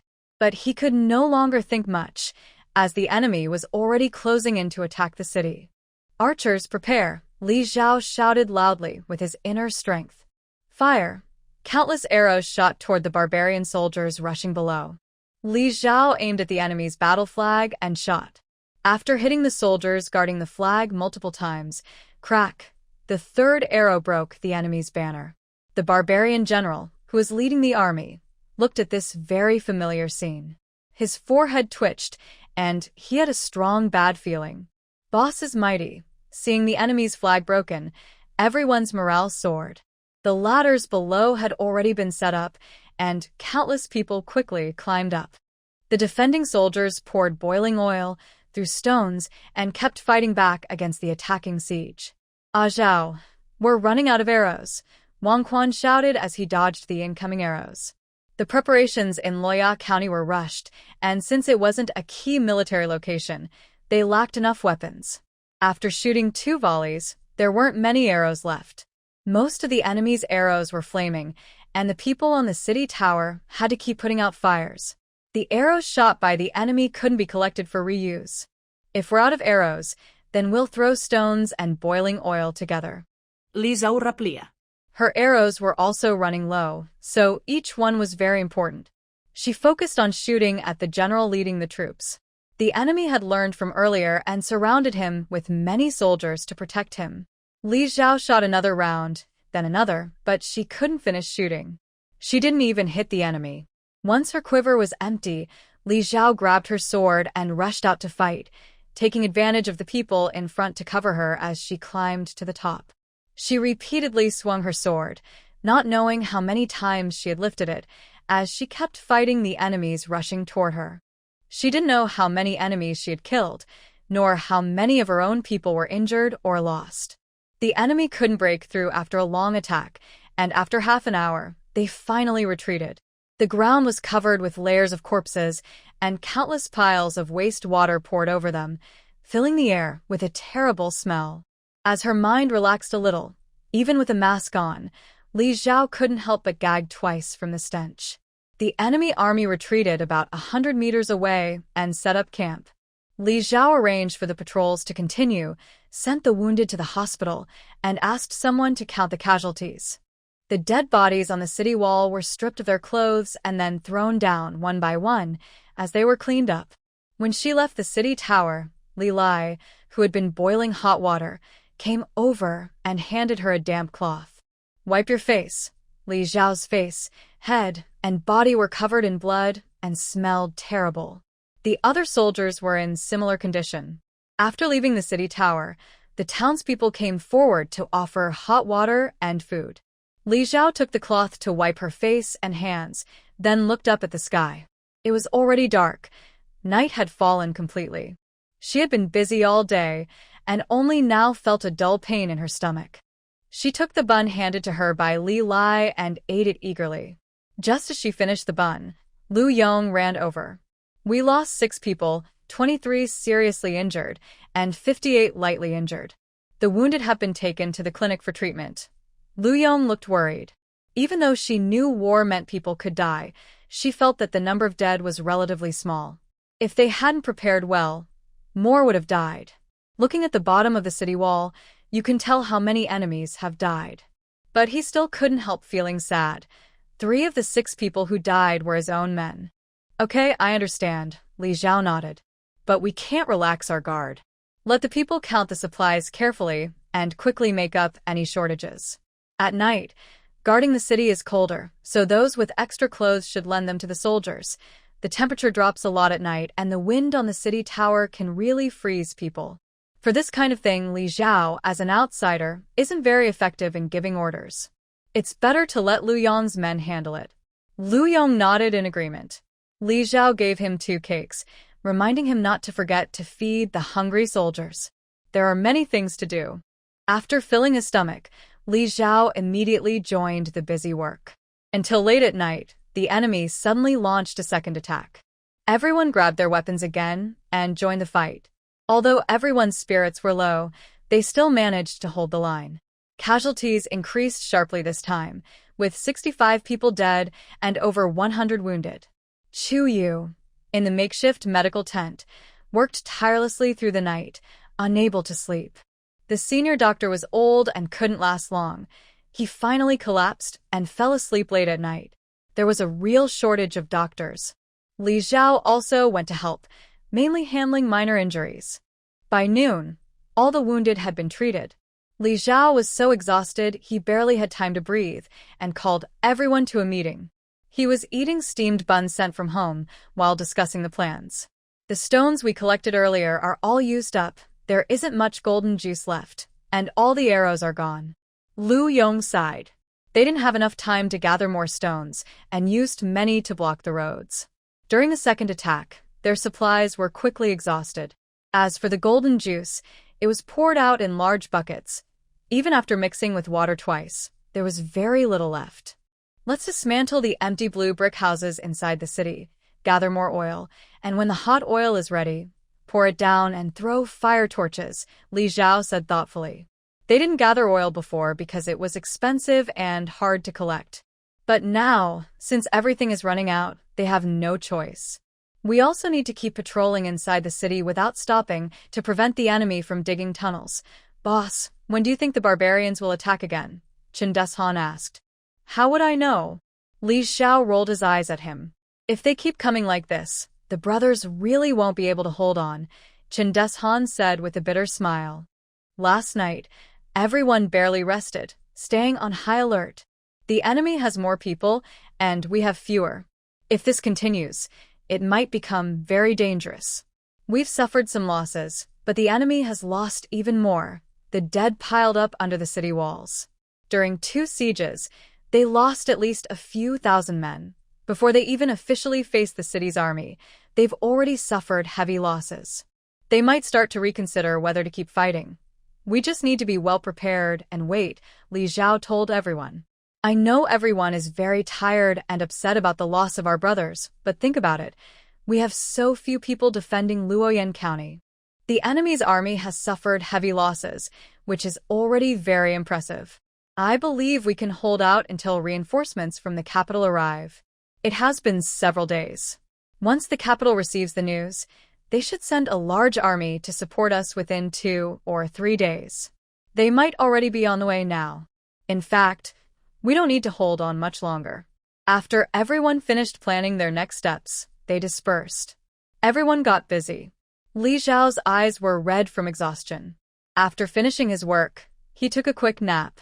He slept for less than an hour when the enemy launched their third attack, starting a new round of fighting. The enemy suffered heavy casualties, and this time they seemed really desperate. They fought for over 2 hours, still attacking relentlessly. Luckily, they had gathered stones, bricks, and oil from the destroyed buildings, and they managed to hold their ground without falling behind. Seeing the increasing death toll and the stubborn resistance, the enemy commander, grim-faced, ordered a retreat. It was unbelievable, since Deyang County, everything seemed to go wrong.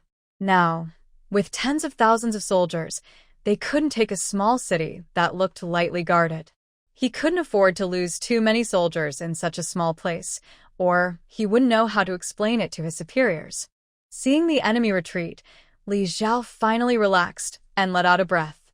If they keep fighting so recklessly, she fears they won't be able to hold their position anymore. The death toll has reached over 150 people, with more than 300 injured. For their small group, these numbers are already shocking. She comforts the families of the deceased and prepares for the upcoming battle, falling back into busy work. Another 2 days pass, and during this time, the enemy does not attack again. If it weren't for the fact that their defenses are still in place, one might think they have already retreated. But what annoys Li Xiao most is that the barbarian army does not retreat. It's been many days, and the reinforcements for the capital still haven't arrived. They should have come long ago. People in the city are beginning to wonder if the emperor has given up on them. Otherwise, why are the reinforcements so delayed? Li Xiao has tried to reassure everyone several times, but it doesn't help much. Everyone is anxious and increasingly angry at the court. Boss. The barbarians dug a tunnel into a household in the city, and many people were killed. Mao Zhen rushes in hurriedly. Li Xiao is startled, grabs his weapon, and takes Xiao Jizi with him, then runs out. Weren't they patrolling all along? Why didn't they notice anything suspicious? Li Xiao asks as he runs. They only realized after the enemy had already entered and started killing. I didn't expect them to dig into a civilian's home. They were only patrolling the streets, Mao Zhen replies.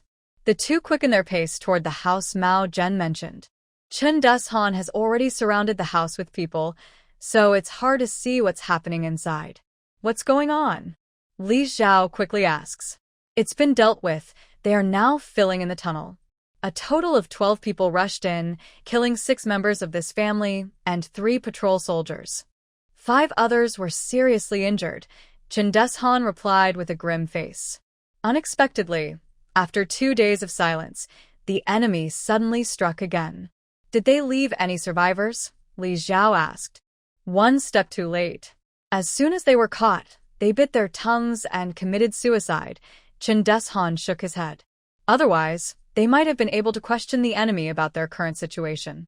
Why haven't the imperial reinforcements arrived yet?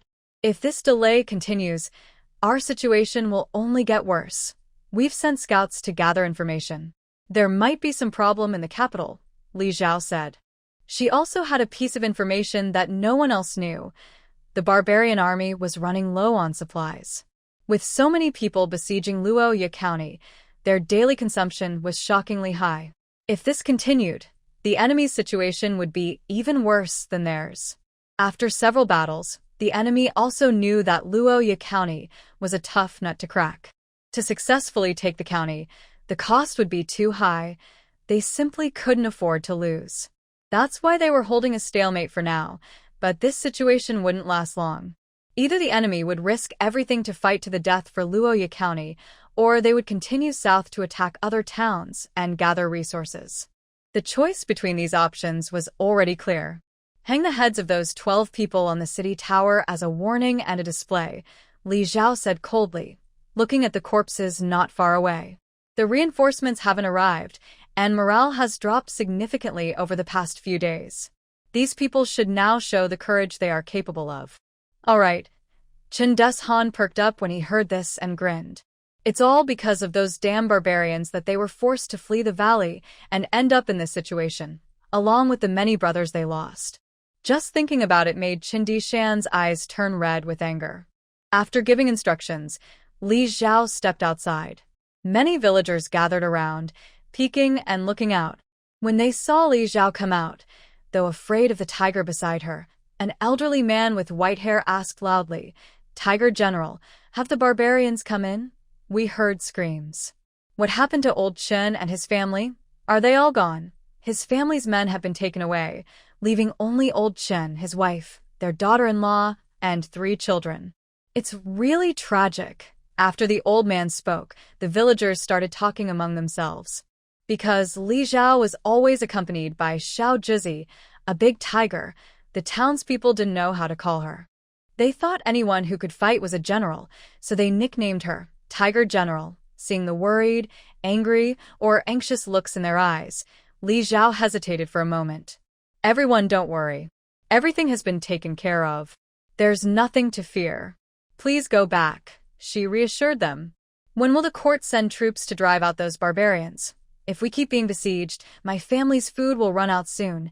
Sure, the court won't just leave us here, right? I still have many relatives in the countryside, and I don't know how they are now. If I had known earlier, I would have taken my family and run away together. Run where? With your old arms and legs. You'll only get caught and beaten by the barbarians before you can go far. There was chaos all around. Because the reinforcements from the court didn't arrive and the city was besieged by barbarians, everyone panicked and questioned the soldiers defending the city. Everyone, go back. We will protect everyone and hold on to Luya County. We won't let the barbarians break in, Li Zhao shouted loudly. Everyone wanted to speak, but when they saw Chen Deshan and others behind Li Zhao each holding a human head, all their words suddenly stopped. If the barbarians dare to come in, they'll end up like these people. One by one, we kill them. Two at a time, we kill two. Chen Deshan stood next to Li Zhao, raising a human head high. Yes. One kills one. Two kill two. The soldiers around echoed loudly, their faces flushed with shouting. The sight of 12 heads carried together was very shocking. Chen Deshan and the others carried the heads around the city to display them and then hung them on the city tower to show everyone. They made these 12 people serve their greatest purpose. With this action, the doubts and suspicions inside the city temporarily disappeared. Yushua heard that the soldiers who sneaked in had not succeeded and had died before the battle, and now their heads were hung on the city tower to intimidate others. He was so angry, he kicked over some chairs, still feeling unfulfilled. Digging this tunnel or not, we actually caught some people from the nearby villages who are quite familiar with Luya County. Through their descriptions, we roughly understood the layout of Luya County, which helped us determine the direction and carefully dig in, avoiding the streets. But despite all the effort, the result was disappointing. This small, unknown Luya County surprisingly hides such a powerful general. His 50,000 troops can't even conquer this small city. In previous sieges, nearly 10,000 of our soldiers were injured or killed. Losing so much for such a small place makes him so angry he almost vomits blood. General, we're running low on supplies, his strategist inside the tent warned. Their goal is to take the southern capital and fully control this wealthy southern land. Once they join forces with the other armies, capturing such a small place should be easy. But now, with such heavy losses, continuing is very unwise. Even if he's angry, he must hold it in. I know that, but we inexplicably lost 1,000 cavalry and ran out of supplies. Now, we can't even take this small place. The losses are huge. How can I explain this to the commander and the prince when we regroup? They might be willing to die for this, but leaving me such a mess, I might as well be crushed by a falling boulder now. Yuan Shua paced back and forth in anger, his beard pulled out in large clumps. If he had known earlier that he could overthrow Boru and take control, he would have been thrilled. But that's not what he wanted at all. Strategist. If I really kill you, you probably won't be happy about it. But the commander has sent orders several times for us to quickly join forces and take down the southern capital. We can't delay any longer. If we wait too long, the blame will be even greater. Yuan Shua, hearing this, angrily kicked over 2 chairs. Looking at the broken chair in front of him, with tears in his eyes, he remained silent for a while and finally agreed, send the orders. Break camp. Huh? Are they moving over there? Are they going to attack the city again? A soldier on the city wall asked, watching the camp of the barbarian army in the distance. Wow. It really is. Quickly ring the bell to alert everyone. Several others nearby saw this and hurried to ring the bell. Hearing the sound, the people in the city immediately began to act. Li Zhao ran swiftly to the city tower, but there was no sign of the barbarian army below. What's going on? Boss, the enemy just moved. We thought they were going to attack, so we quickly warned everyone, but they haven't come over yet. We don't know what they're doing, Mao Zhen said as he ran over. Li Zhao stood at the highest point, focused for a moment, and then smiled. They're not attacking, The barbarians are retreating. Huh, Mao Zhen was stunned. They're retreating. They're retreating. The barbarians are retreating. As he realized this, he excitedly jumped 3 feet high. That's great. We won. We won. We held the city, sob sob. The soldiers on the city tower cheered happily, hugging each other. Some even cried tears of joy after enduring so many hardships. Everyone cheered. Despite having fewer than 2,000 soldiers, who were a chaotic mix, they managed to hold off an attack from 50,000 barbarians and successfully defend the city. The people inside the city heard the news, and they were all excited and happy, jumping around, celebrating the victory they had fought so hard for. Outside the city, the barbarian army was retreating, and the scene was very different from inside. Li Xiao watched the scene, her eyes slightly moist, and she smiled broadly. They had won. Boss, how should we celebrate? Mao Zhen asked loudly, smiling. He never thought in his life he would do something so impressive. Yeah, boss, I've been craving your dear blood wine for a long time. Can we try some tonight? Tian Zhen chuckled. There's wine and meat. Tonight, we eat until we're full and celebrate properly, Li Xiao said loudly. Boss is mighty. Because they didn't know how long the barbarians would besiege them and were worried about running out of food, everyone had only eaten half a meal each day. Now they could finally eat a full meal and celebrate. Li Xiao left the city tower. Everyone's face was full of smiles as they came up to her, greeting her and showing their gratitude. That night, Luya County was still brightly lit, as if it was daytime. But it wasn't because they were on alert for barbarian attacks anymore. Today was for celebration. The villagers moved their tables and chairs into the streets, bringing out all the food they usually kept for special occasions. The tables were full. Even the wounded in the medical tents were brought out to share in the joy of victory. Come, generally, I toast you. I, Lu Yong, rarely admire anyone in my life, but right now you are the person I admire most. Lu Yong's face turned red from drinking as he solemnly raised his cup and looked at Li Xiao. Today, all the drinks in the city were brought out, and everyone was determined to drink until they couldn't anymore. Since the townspeople started calling Li Xiao the fierce tiger general, everyone has called her General Li. No one cared that she was not an official military officer of the court. In everyone's heart, she is truly a general. I'll do it. Feel free to join, he said, tilting his head back and drinking the wine in his cup in one go. Brother Lu is right. I also toast to you.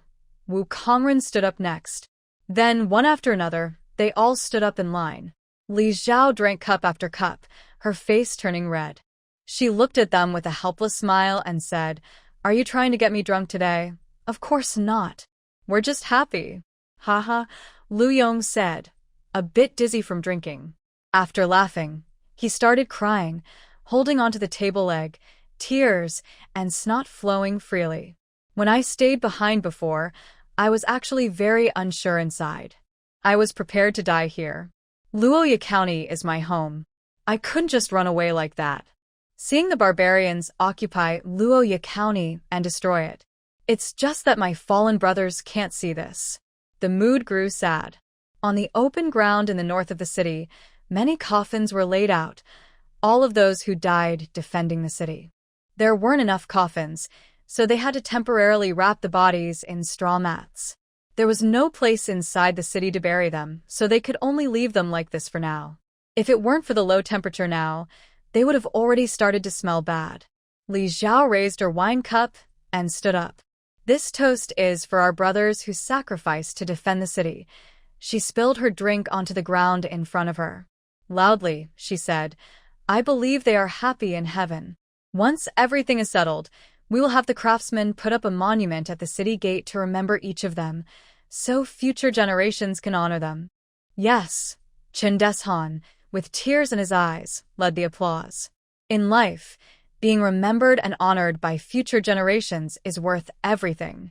Everyone cheered, and the families of the fallen soldiers silently wept among the crowd but also clapped. They really wanted to get Li Xiao drunk, but it was impossible because there wasn't enough alcohol. They could only taste a little. Food was scarce, so there wasn't much wine to brew, let alone drink to drunkenness. Besides Li Zhao, the person most honored with drinks was Chuyu. Recently, she had little rest each day, busy saving people. Many seriously injured and near death, who seemed beyond help, were miraculously saved by her. During the plague, thanks to her remedies, Li Shini was called the Divine Doctor. Now, because of her efforts in saving lives, the people called her Chu Shini. The celebration lasted until midnight before everyone packed up and left. Li Zhao didn't get drunk but felt a little tipsy. She was heading home to sleep when Lin Wu and Lu Yong suddenly arrived. This young man is one of the scouts sent out. He has something important to tell the general, Lin Wu said directly as soon as he saw Li Zhao. He was accompanied by a short young man with a round face, looking very childish. The scouts sent out were usually clever subordinates, chosen on the spot to act as scouts. Thank you for your hard work, Li Zhao nodded gently at him. The scouts had been gone for over 2 days and had finally returned. Reporting to the general after we left the city, 6 of us split into 3 groups. I haven't seen the other 2 groups since, and my companions were accidentally discovered by the enemy, so they are probably dead. His eyes turned red as he spoke, his voice trembling with emotion. He paused for a moment before continuing. Because I am familiar with the surrounding terrain, I managed to escape. The general told us to find out about the enemy and the city, to understand why no reinforcements have been sent. The enemy is on alert, so I couldn't gather much information. I headed south directly towards the city and kept running until I reached the next town where I finally heard news about the city.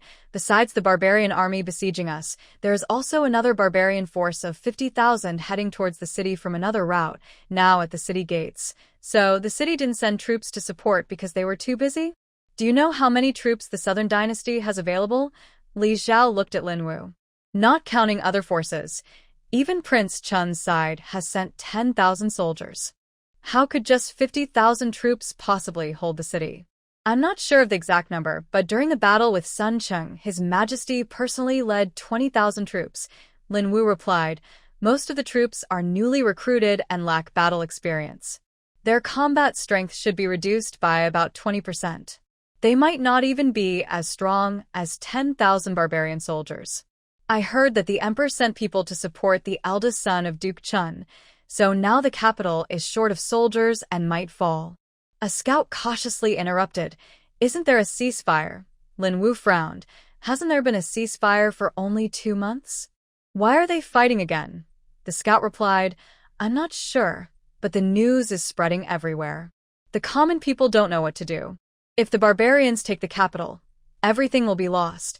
They finally held on to Luoya County, but if the capital falls, Luoya County won't be safe either.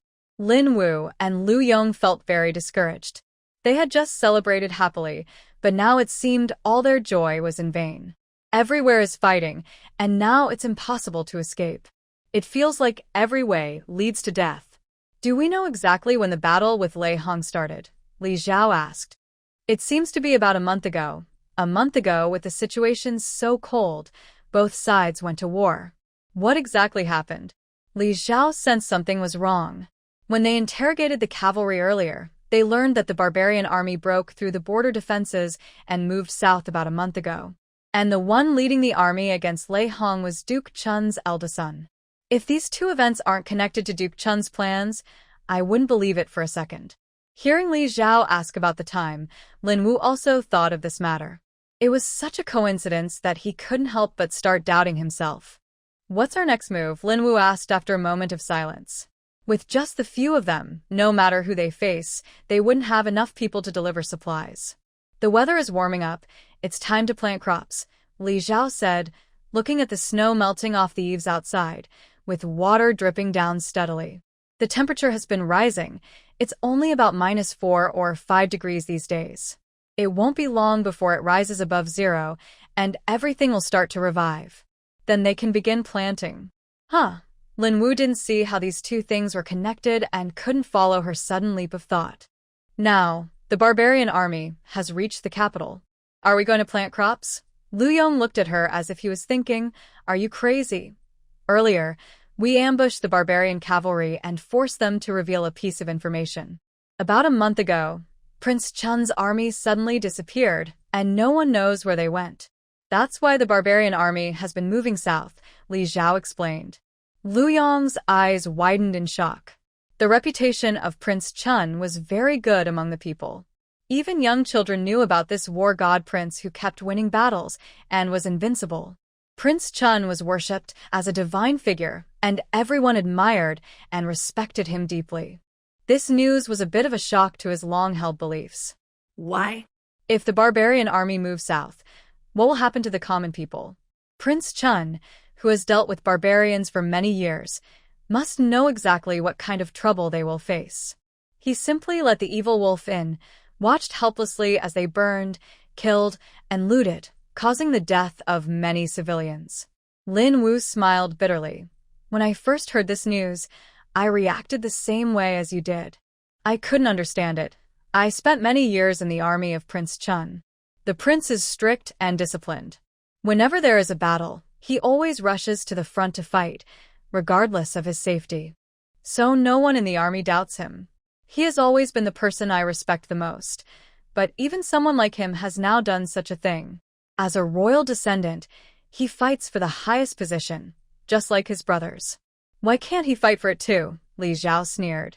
People like Lei Hong and Sun Cheng, who are considered the lowest among the noble elites these days, are now fighting for the future of our great Qi. Prince Chun is just as capable as his brothers. Why shouldn't he fight for it? Everyone thought he wouldn't fight because his honest and upright image had long been deeply rooted in people's minds. The mantis stalks the cicada, unaware of the oriole behind. He wants to be that oriole. Allowing the evil wolf to come in and break the original balance, watching them tear each other apart, then finally stepping out to reap the benefits. In the past, if someone said this about Prince Chun, Lin Wu would definitely argue fiercely, but now, hearing these words, he remained silent. All signs pointed to the truth of what Li Zhao said. So you don't need to worry about the country being taken by barbarians. They are fighting their own battles. We are just a small corner of the world. No one here would see us as a prize to be taken, Li Zhao said. They no longer have the right to sit at the table. Regardless of who wins in the end, we all have to eat. Sitting around and wasting resources isn't good. So, do you now think farming is more important? With just a few of them, they are not enough to be seen anywhere. Why think so much? It only adds worries. General Li's words make sense, Lu Yong sighed. Let's go back and rest first. Tomorrow you can lead people out of the city to see how many villagers are left in the towns under Luya County. Come, everyone down. Once the weather warms up, do what needs to be done. Filling our stomachs is the most important thing. Even bigger problems can wait. Having food makes them feel less anxious. Fighting and disasters happen, and natural calamities strike too. It's easy to imagine how low this year's harvest will be. What about me? What should I do? Lin Wu asked. There are many tasks. First, take people to bury our fallen brothers properly. Then clear out the outside of the city. There are so many dead bodies and sewage outside. When the weather warms up again, a plague might break out. The outside of the city is already so stinky, it could make people sick. When it gets hotter, everyone in the city will be overwhelmed by the smell. After you go out, call Chen Deshan and young Master Lu. I also have things to arrange with them. It's not enough just to defend the city. Everything is still uncertain. No one should be idle. Okay, Lin Wu nodded, feeling a bit hesitant. Thinking about the dirty things outside the city gave him a headache. I really want to trade places with Lu Yong, but he is not familiar with Luoya County. If he goes to find people, they won't listen. Only Lu Yong can handle this matter. Don't you know your name yet? Li Zhao looked at the young scout. My name is Zhuangzi. The scout scratched his head and smiled foolishly. How old are you? 13. He's not much older than Laifu and Daya. It seems she also needs to find something for those two kids to do. Afraid Li Zhao might think he's too young, Zhuangzi quickly added. Don't judge me by my age. I know all the small roads in Luoya County better than anyone. Otherwise, Lu Tua wouldn't have sent me as a scout. He puffed out his chest proudly. His father used to be a merchant. He traveled the streets with his father, went everywhere in the countryside. He's very clever, so I was sent out, Lu Yong explained. Li Zhao didn't ask where his father was. knowing well enough that the strong men had been conscripted. Good. I'll remember your effort. Li Zhao smiled. Is there a reward, General? Zhuangzi asked, blushing a little. Of course. Li Zhao looked at him expectantly, teasing him. But you'll find out tomorrow. Early tomorrow morning. Don't rush to leave. At the hour of the rabbit, gather everyone at the open space in front of the county office. I have something to tell you. Since they would stay in Luya County for a while, they had to get things organized. Everyone agreed, curious about what she would say tomorrow. But since Li Zhao didn't plan to tell them now, they didn't ask further. Before Chen Deshan and the others arrived, Li Zhao went to find Chuyu. She was now living with them, all staying in this house. When she reached Chuyu's door, as expected, the light was on, and Chuyu was not asleep. She knocked on the door. The door isn't locked, come in. Chuyu looked up from her desk. Seeing it was Li Zhao, she was a bit surprised. It's so late, what brings you here? She thought it was Li Panner. Recently, Li Panu asked her many questions every day and often came to see her. Are you still awake? Li Zhao asked almost at the same time. I should be leaving for the capital in a few days. I need to organize everyone's situation and report to Dr. Zhang, Chu smiled. Dr. Zhang is the old doctor. Recently, the two of them have been busy treating and saving people. Although the old doctor is quite old, he has no prejudice against her as a woman practicing medicine and is very easygoing. Over time, Chuyu also shared some of her ideas with him. Now she is organizing these notes so that she can hand them over to Dr. Zhang to take care of the remaining patients in the city who haven't recovered yet, and she can rest assured. You probably won't be able to leave. Li Zhao told her about the army of barbarians heading to the capital. Chuyu was stunned for a moment, but quickly recovered. Then I don't have to stay up tonight. She put down her brush. Her calligraphy isn't very good, and writing this kind of thing is just unavoidable. Now that she doesn't have to write anymore, she felt relieved. Then your grudge. Chuyu shrugged. Let's talk about it later. If those mother and daughter are killed by barbarians, it would save me trouble. She wanted them to pay for their lives, but she didn't really care whether she did it herself. As long as they were dead. Even if they weren't dead, she could still do something about it. Li Zhao looked at her very openly, not needing any comfort from her, and smiled. All right then. Sleep early. She didn't need to leave anymore. Li Panner would probably be very happy. During tonight's celebration, Li Panner seemed distracted, probably just thinking about how the barbarian army retreated. Old Ting's injury was stable now, and just needed good medicine. The others also had Dr. Zhang taking care of them. Chuyu would probably leave soon. Li Zhao finished speaking and left. Chen Deshan and the others should be arriving soon too. Chuyu watched her back, and as she opened the door, she asked with a smile, Li Zhao, are you from the same place as me? Li Zhao paused. What? Why did she suddenly ask that? Earlier, when I was sewing old Ting's wound, everyone looked at me like I was crazy. But you're different. You were shocked, but not in a questioning way. It was more like seeing something unexpected, like seeing a ghost. At first, I didn't think much of it.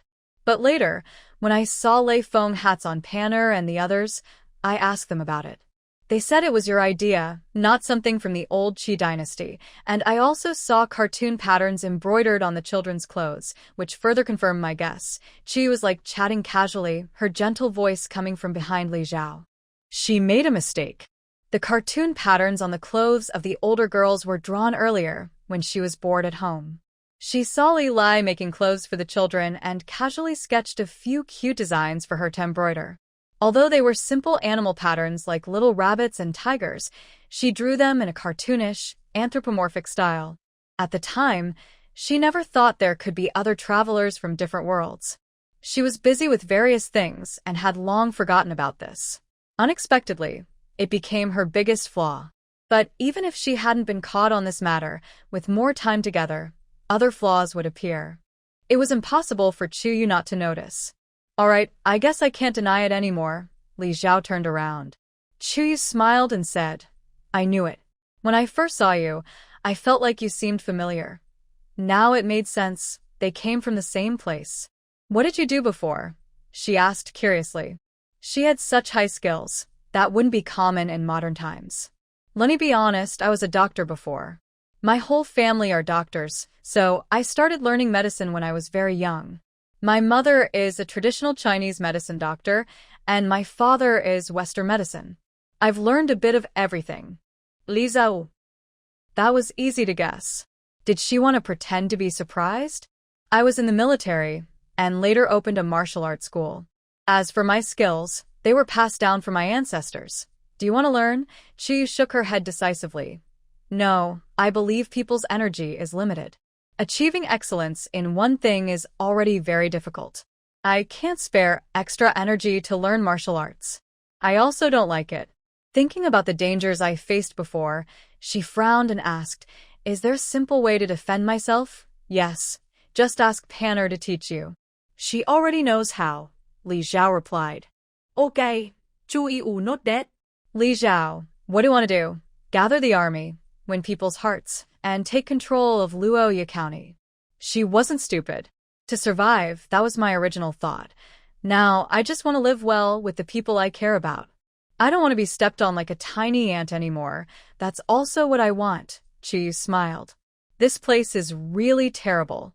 When I first arrived, I kept thinking about how to go back. I couldn't find a solution, so I had to accept reality. But this place is so bad that ordinary common folk can't even get enough to eat or stay warm. Living is hard for them. She sighed, recalling how she felt when she first arrived, legs weak from hunger, unable to stand. She never wanted to experience that stomach-churning feeling again. "What kind of eyes do you have?" she asked, frowning as she looked into Li Zhao's eyes. His gaze was like he was looking at something rare and precious. "I thought you didn't care much about material things," Li Zhao said honestly. Chuyu usually appears quite indifferent about everything. When facing upset family members in the medical tent, fighting with barbarian cavalry, or guarding the city, she shows no emotional change. She seems calm and detached, like a wise person from another world. I didn't really care much before, but after experiencing hunger, I realize material things are quite important. Only when you have enough can you say you don't care, Chi said. Knowing that I'm not the only unlucky person in this world feels somewhat comforting. She leaned back and winked at Li Zhao. Li Zhao gave a bitter smile.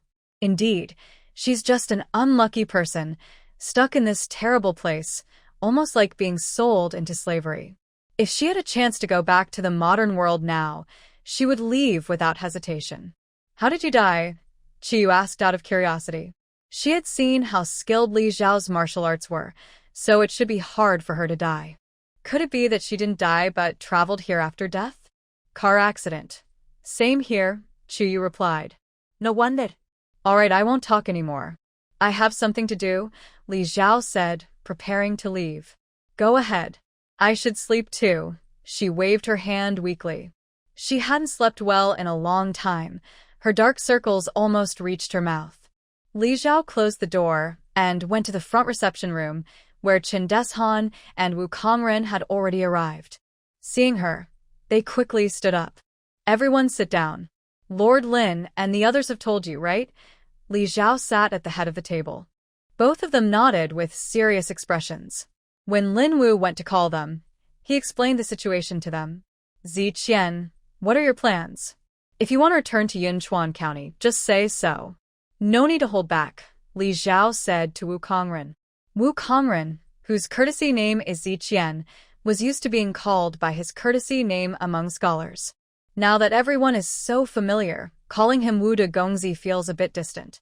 So Li Zhao and the others now call him by his courtesy name. Currently, going to the capital city is impossible, and other places are the same. "I want to go back to Yunchuan County," Wu Kongren said sadly. "I want to go back to bury my parents properly and give them a peaceful rest." Li Zhao pursed her lips and only managed to say, "Please accept my condolences." Having seen so many dead people, one after another, she seems to have become less sensitive to empathy. Wu Kongren forced a smile and said, "That was their own choice. I respect their decision. Now that the barbarians have left, he wants to return home to bury his parents properly and lay them to rest. Besides this, there is one more thing. When we left, we hid the grain supplies in Yunchuan County in different places. If the barbarians haven't found them, I will bring people to recover those supplies." Wu Kongren continued. He understood what Li Zhao implied just now. He said this to comfort her. He won't leave. Yunchuan was lost, and now it's gone. Now that they have finally held on to Luoya County, he wants to start over here. He also has many people under his command, and he needs to consider their well-being. Compared to those who haven't interacted with us, everyone who has fought and risked their lives together is someone we can trust. He wants to stay behind. It would be so great if he's still here. Chen Deshan had been silent, but hearing this, he couldn't help but exclaim happily. Everyone knows how much grain is stored in Luoya County. It has been steadily used up, but nothing new has come in. Now, with battles everywhere, it's not easy to get more food. I called you here mainly to talk about grain. Since you already have plans, I won't say more. I'll wait for your good news, Li Zhao said with a smile. She felt relieved inside. She was a bit worried that Wu Kongren might go off course and wanted to take people back to Yunchuan County. Old Chen, now that the snow has melted, you and your men should go to the nearby hills to find kudzu roots, she instructed. Chen Deshan was experienced in digging kudzu roots, so she trusted him to handle this. With so many people to feed, she didn't know how long the chaos would last, so she needed to prepare first. Okay, I'll take everyone there tomorrow, Chen Deshan agreed with a nod. Gather at the county office at dawn. I have something important to say. After I finish, you can leave, Li Zhao ordered before letting them go. After a busy night, it was already late. They had to get up again in less than 2 hours. The next morning, the area outside the county office was crowded with people.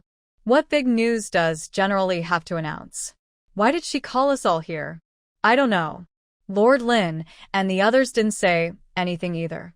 Yesterday, Zhuanzi was feeling proud, saying that General Li was going to reward him. Today, it seems they're talking about that matter. Why not just give the reward directly? Zhuanzi is so proud, yet he wants all of us to watch him show off. Li Zhao hasn't arrived yet. The crowd is gathering in small groups, discussing what Li Zhao might say today. Xinger first carried over a large wooden board, placed it on the ground, and stood it upright at the front. Xinger, what exactly is the boss planning to do? Chen Deshan asked as he approached. Everyone was full of questions. Hearing this, they all gathered around. Once the general arrives, you'll know everything. Why are you in such a hurry? Xinger rolled her eyes without hesitation. Why are you making so much noise? If you didn't know better, you'd think we're at a market, she scolded openly. No wonder the general said they didn't look like a proper army. Everything was a mess.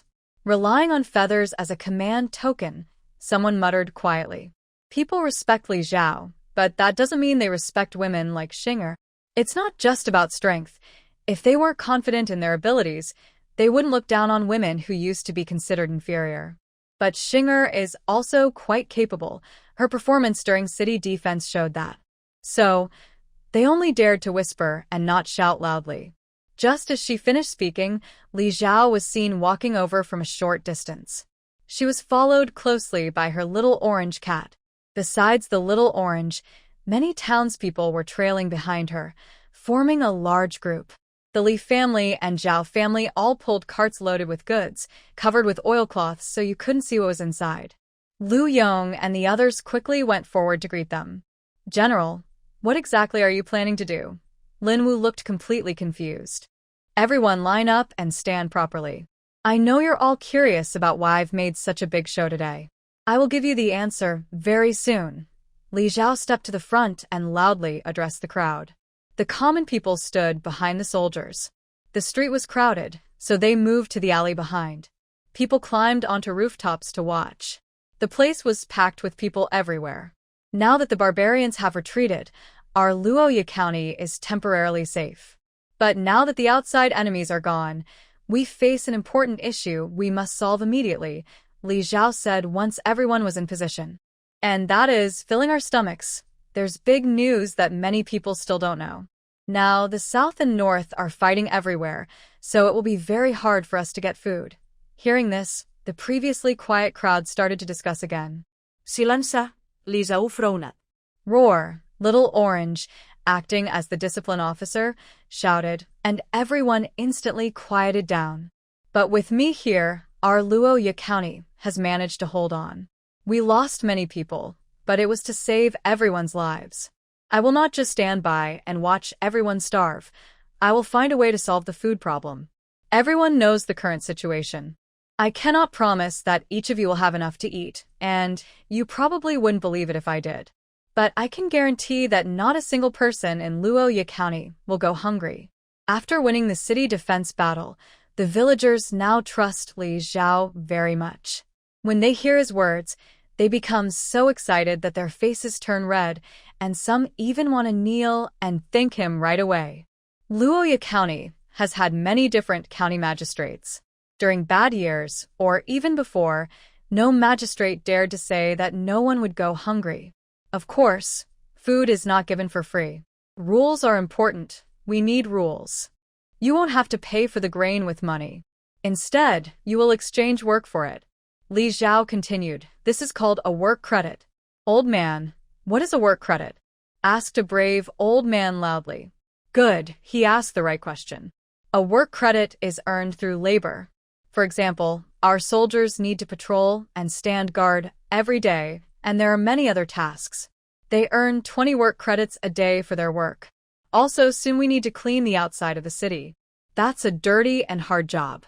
If everyone helps out, they will earn 20 work credits a day. Following General Chun into the mountains to find food also earns 20 credits a day. Helping my older sister and others repair armor damaged after the battle earns 15 credits a day. And assisting Dr. Chu and her team to save people and prepare medicine also earns 15 credits a day. There are also tasks like feeding the city's warhorses and cleaning the stables, which each take 15 centimeters a day. At this point, everyone might ask, how much grain can I get for these points? The crowd nods eagerly. This is what everyone cares about most. Like for miscellaneous grains, regardless of type, it costs 10 points per gene. Fine grains cost 20 points per gene. If a person can earn 20 centimeters a day, that means they can exchange it for 2 genes of grain daily. Everyone working together can earn points, and that's enough food for the day, Li Xiao said with a smile. Everyone's eyes light up. One person can't eat 2 genes of grain a day. Since the disasters, most people are only eating just enough to not be hungry, some barely surviving. Grain prices are sky high, and there's fighting over it. No one can buy any. If a person can earn 2 genes of grain a day, there will be leftovers to feed others in the family. Besides what I just mentioned, there will be more activities added later that can also earn points. Besides exchanging for grain, points can also be exchanged for fur and cloth, trying to make sure everyone has enough to eat and stay warm. All these rules are written on this board. If anyone doesn't understand, you can check it later. Those who can read should help those who can't. Also, besides our current soldiers, I will form an additional women's army. The first batch will have 500 spots. The women's army and the men's army receive equal treatment, both earning 20 centimeters a day. Those who want to join can sign up with Xing'e later. There will be some screening based on their physical condition. Li Xiao pointed behind him. While Li Xiao spoke, Xing'e was writing. Previously, Wang Laifu taught everyone how to read and write. No one escaped learning, and although Xing'e's handwriting isn't very pretty now, it's clear enough to recognize. Oh. That means I can earn 2 gene of grain a day. A woman cheered and clapped. Her strong young men had been conscripted, and now only she and her daughter-in-law with a few children were left at home. She was worried at first because activities like repairing armor and cleaning stables only earned 15 centimeters, 5 less than usual, which meant half a gene of grain. Although she hadn't received it yet, she already felt the pain. Now hearing this, she immediately became happy. As for whether women can join the army, who dares to say otherwise in front of General Li? After all, General Li is a woman. Everyone was so happy they didn't care about anything else. Alright, after these announcements, we have another important matter today. Rewards for merit. In this campaign, everyone's contributions have been recorded. I will reward work points based on your achievements. In our army, work points can be exchanged not only for grain but also for medicine, weapons, armor, and warhorses. Moreover, once you accumulate enough work points, you can directly exchange them for promotions or to learn my martial arts techniques. These rules and the details of how to exchange are recorded over here. Li Xiao pointed to another wooden board brought out by Wang Quan. All the records on it had already been completed. Martial arts technique. Qin Dishan's eyes brightened with excitement. He had wanted to learn Li Xiao's skills for a long time. Not only him, but no one in the army didn't want to learn Li Xiao's excellent martial arts. Everyone became excited. Now, I will call out names and each person will step forward. Zhuangzi. Li Xiao first called out the clever little scout. Here, Zhuangzi puffed out his chest, proud and confident. Hee. Knowing the general would reward him today, he wore his best clothes. Zhuangzi, for your success in gathering intelligence outside, you earn 500 work points, Li Xiao said with a smile. All right, go over there and see what you want to exchange. You can save it too. General, I just want grain. Just exchange everything for grain, Zhuangzi said loudly, excited. He hadn't yet calculated how much grain 500 work points could buy, but since 1 gene of grain costs 10 work points, he knew he could get a lot of grain. With this grain, grandpa, grandma, mom, and younger brothers and sisters wouldn't be hungry anymore. They could eat a good meal and survive. Zhuangzi's eyes welled up with tears. There wasn't much grain left at home. Grandpa was so hungry, he couldn't get out of bed. The general just said they earned 20 work points a day, enough to exchange for 2 gene of grain. From now on, he would exchange all his points for grain and bring it home. As for weapons and armor, he would think about that later. Li lifted the oilcloth covering the cart, revealing a full load of grain. 500 work points could be exchanged for 50 gene of coarse grain. He divided the grain into bags, weighed them, and handed them to a happily smiling Zhuangzi. Today, I'll put the grain back into your bag first. In the future, everyone will need to bring their own bags when exchanging grain, Li said. Okay, I understand. Thank you, Auntie. Zhuangzi grinned happily. Next to the cart, Wang Laifu and Li Junmei set up 2 tables in front of them, with pens, ink, paper, and inkstones. Li Xiao handed over the exchange registration items to them. He recorded Zhuangzi's name, what he exchanged, and the remaining work points on paper. Wang Laifu looked proud as he wrote down his words. Li Xiao continued calling out names, all of whom had contributed during this campaign, and each received different amounts of work points as a reward. Some looked at the items they could exchange on the wooden board. Their work points weren't enough yet, so they chose to save their points for now. But most people immediately decided to exchange their points, mainly for grain. Bags of grain were carried away, and those who received them held their chests proudly, full of pride. The onlookers nearby looked at them with envy, their eyes turning red. Li Xiao called over Qin Deshan and a few other managers, then took out several burlap sacks from the cart and opened them one by one. Use these small wooden boards inside the bags to record work points. Write down daily tasks on them. Each of you take 1 bag to use later, Li Xiao said. These wooden boards were all made by Zhao's family members during this period. Each one is about the size of a palm. To carve words on them, a small carving knife was needed, which helps prevent forgery to some extent. She also took some perfume from her space, dropped it into water, and soaked all the boards to let them absorb the scent. The cheap perfume, made from a mix of chemical additives she had bought many bottles of before, used to deodorize the bathroom. Anyway, people from this era wouldn't be able to imitate this smell. The boards are sent to the relevant people, and the officials keep records of them in a ledger. If someone tries to forge, this check will reveal the inconsistency. Xinger, Chuyu, and Li were the first to go and pick up their boards. Smells so good, Xinger said, sniffing the air. Chuyu looked at Li Xiao with a half-smile. Boss, I can't read, Qin Deshan said, about to cry. Lu Yong awkwardly touched his nose. I can only write my own name, and I don't recognize many characters. Find someone literate from your team to help with the registration, Li Xiao said to them. But if you don't want your subordinates to fool you, I think you should learn to read and do basic math. Most of these people are illiterate, so the work of teaching them to read is a big task. Qin Deshan looked defeated. Reading is almost killing him. He'd rather go kill a few more barbarians. Don't take this lightly, he said, but the sentence was cut off. If you can't read, you won't understand martial arts techniques either. When the time comes, I will give them to you, and there's nothing you can do about it, Li Xiao said bluntly, rolling her eyes. She knew what mattered most to Chen Deshan and Lu Yong. When they heard they could exchange for different techniques, their eyes lit up with excitement. I'll learn. Chen Deshan clenched his teeth.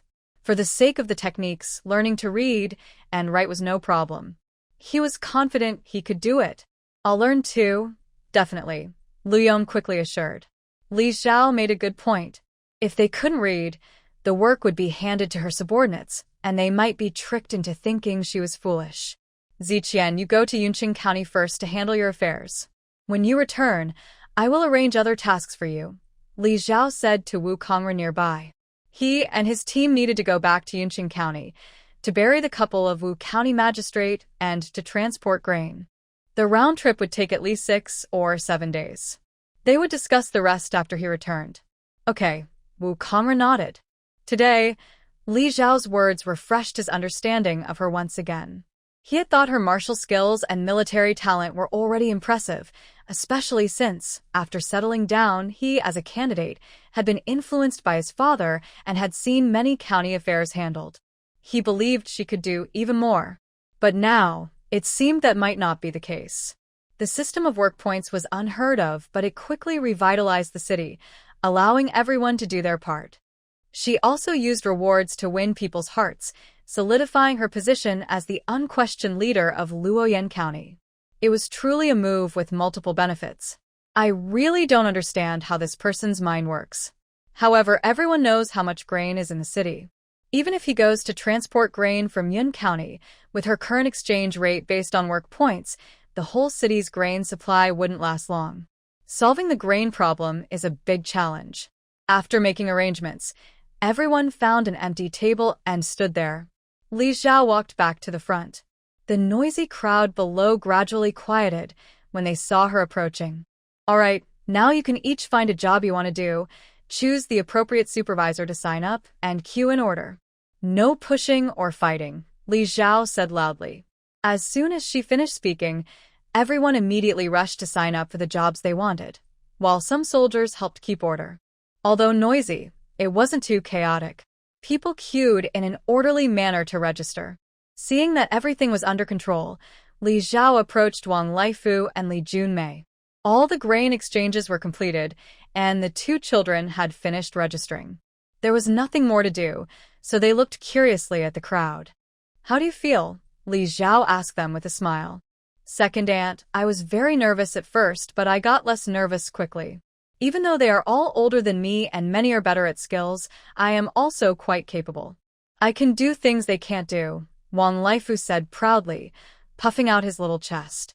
Mom, I will do this job well. I'm happy to help you, Li Junmei said with a slightly red face, looking at her mother standing in front of her with admiration. In the past, her mother made her learn math, recognize characters, and write. Although she obediently followed, she didn't really understand. Her grandmother always scolded her, calling her a burden, saying she was just eating for free at home and would have to marry someone else someday. Her mother also said that girls should do housework, learn embroidery, cook, and then find a good family to marry into. No one ever told her that girls could learn to read and write and go out in public. In her eyes, these skills belonged to capable people. Only the families with the best conditions in the village would send their children to private schools. Those children would grow up to be officials someday. But she couldn't become an official. So she never understood it. But today, when she helped with registration and saw everyone calling her Miss and asked her to help with the registration, she suddenly understood. Doing chores or cooking was just teaching her to serve others. Even if she did these things, she wouldn't get respect from others. Just like her own mother and second aunt, they were skilled at managing the household and doing everything quickly, but her father and grandmother still looked down on them. The harsh words, the beating, and the crying of women after being scolded or hit, these nightmares haunted her many nights since she was young. She didn't dare sleep deeply in bed because she never knew when her father would come in and beat her mother or her. Forget respect, even the animals kept at home lived better than she did. Once, when she was boiling pig feed, she was so envious of the pigs in the pen. At least she can eat enough to fill her stomach without being beaten or scolded. Even if she only lives for a year before being killed for meat, it's just a little pain. When her mother died, she didn't know how many times she felt pain. So, being a pig is better than being a person. Today was the first time she felt what it's like to be respected. Everyone was surprised to see her write and do math. They would say, no wonder she's the daughter of General Lee. She's so capable, even better than many boys. They praised her handwriting sincerely. Since she was young, she could tell whether adults' words were genuine or not. They didn't praise her just because her mother was General Lee, they praised her because she had real talent. It's her own skill, something no one can steal or take away. Li Xiao looked at the young girl in front of him. He originally wanted to pat her head like before, but in the end, he just patted her shoulder instead. After nearly a year of proper nutrition, she grew taller and more energetic.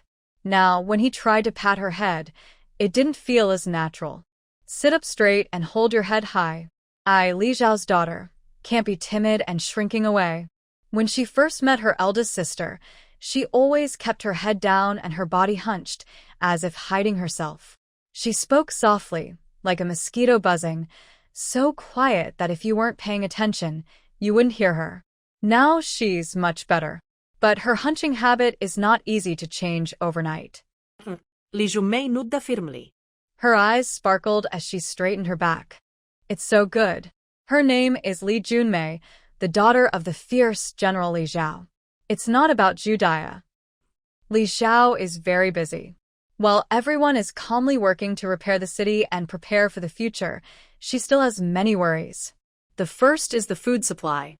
Currently, the remaining food in the city will only last about 10 days at this rate of exchange. Wu Kongren's team might bring back some food, but it's uncertain how much. If we count generously, it might be enough for about a month. There are also the wild vegetables and mountain goods that Chen Deshan and others brought back. Even combined, it's still not enough. The temperature is rising, but it's not yet time to plant. After planting, it will still be a long wait until harvest. The food she moved from the barbarian granary in her space is her biggest confidence. After clearing out her hands, she checked everything. She has over 2.2 million jin of food and various meats. If her old family house's high ceilings weren't so tall, it might not even hold all this food. Most of this food was likely stolen by the barbarian army as they moved south. Having so much food could support a 50,000-man army for 1 or 2 months. No wonder, after she emptied her supplies, the barbarian army rushed south like crazy. If it were her, she would go crazy too. With this food, she can hold out until the next harvest. But she needs to find a way to gradually use it without raising suspicion.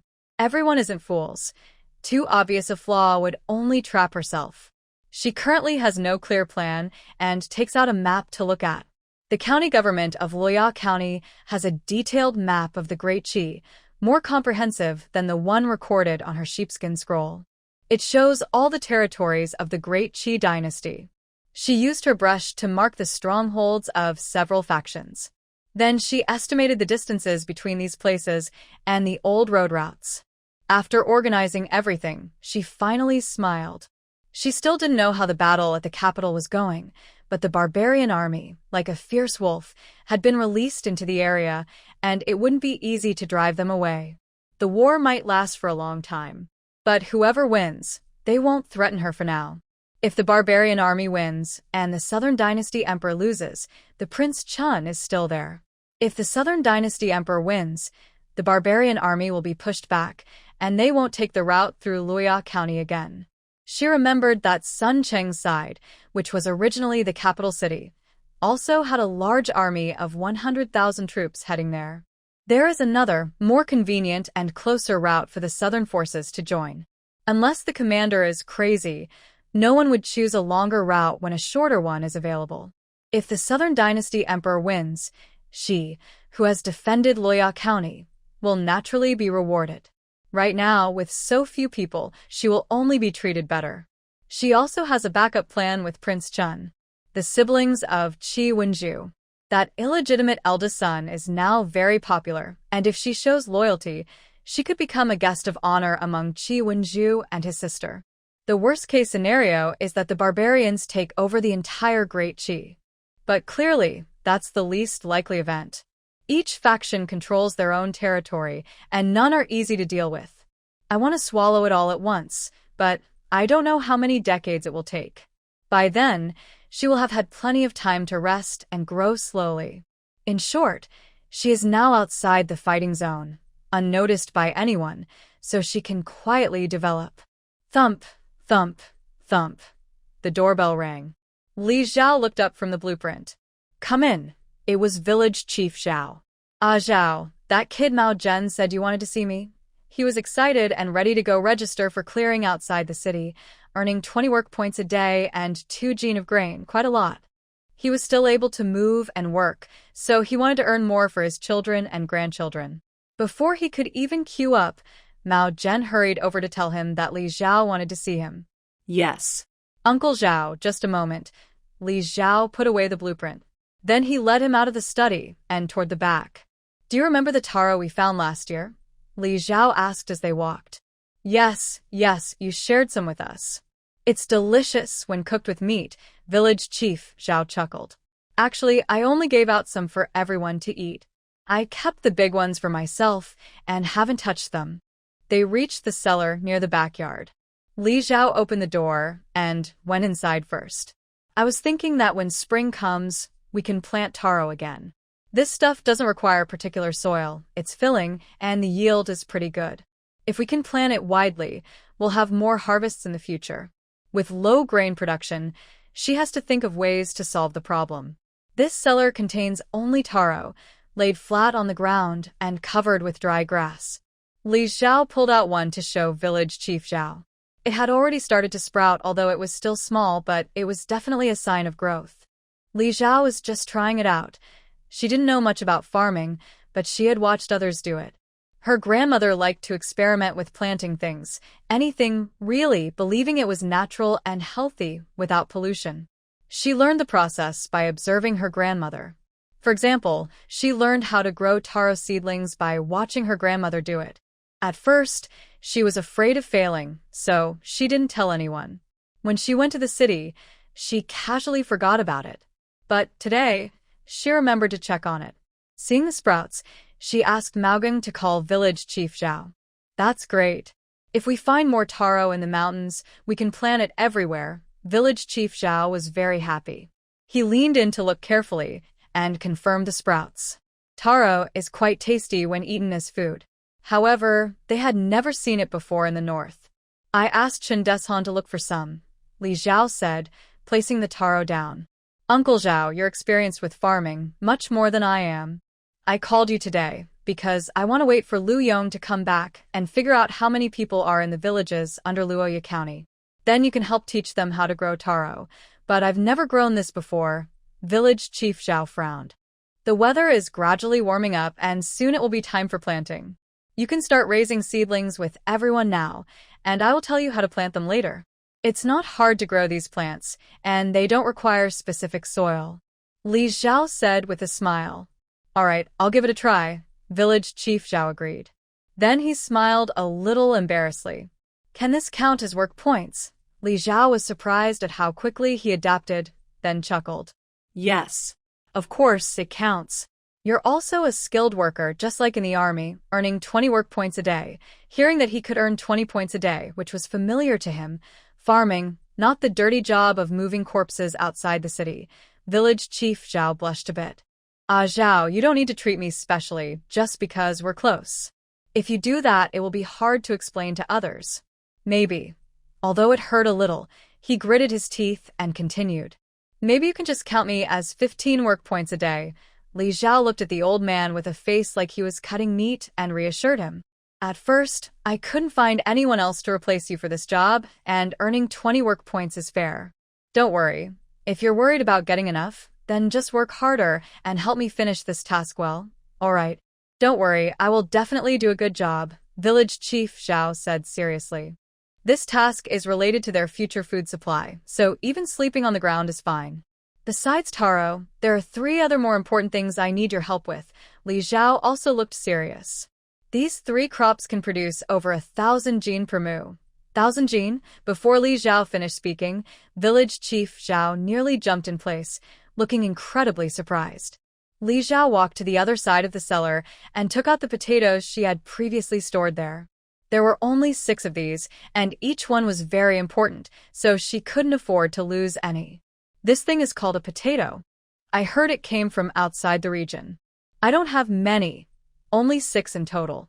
These 6 don't take up much space, so I plan to plant them in a small patch inside the house. Li Zhao carefully took out the small lumps of gold. Village Chief Zhao's eyes lit up as he looked at these ordinary-looking little things. Over 1,000 jin per mu.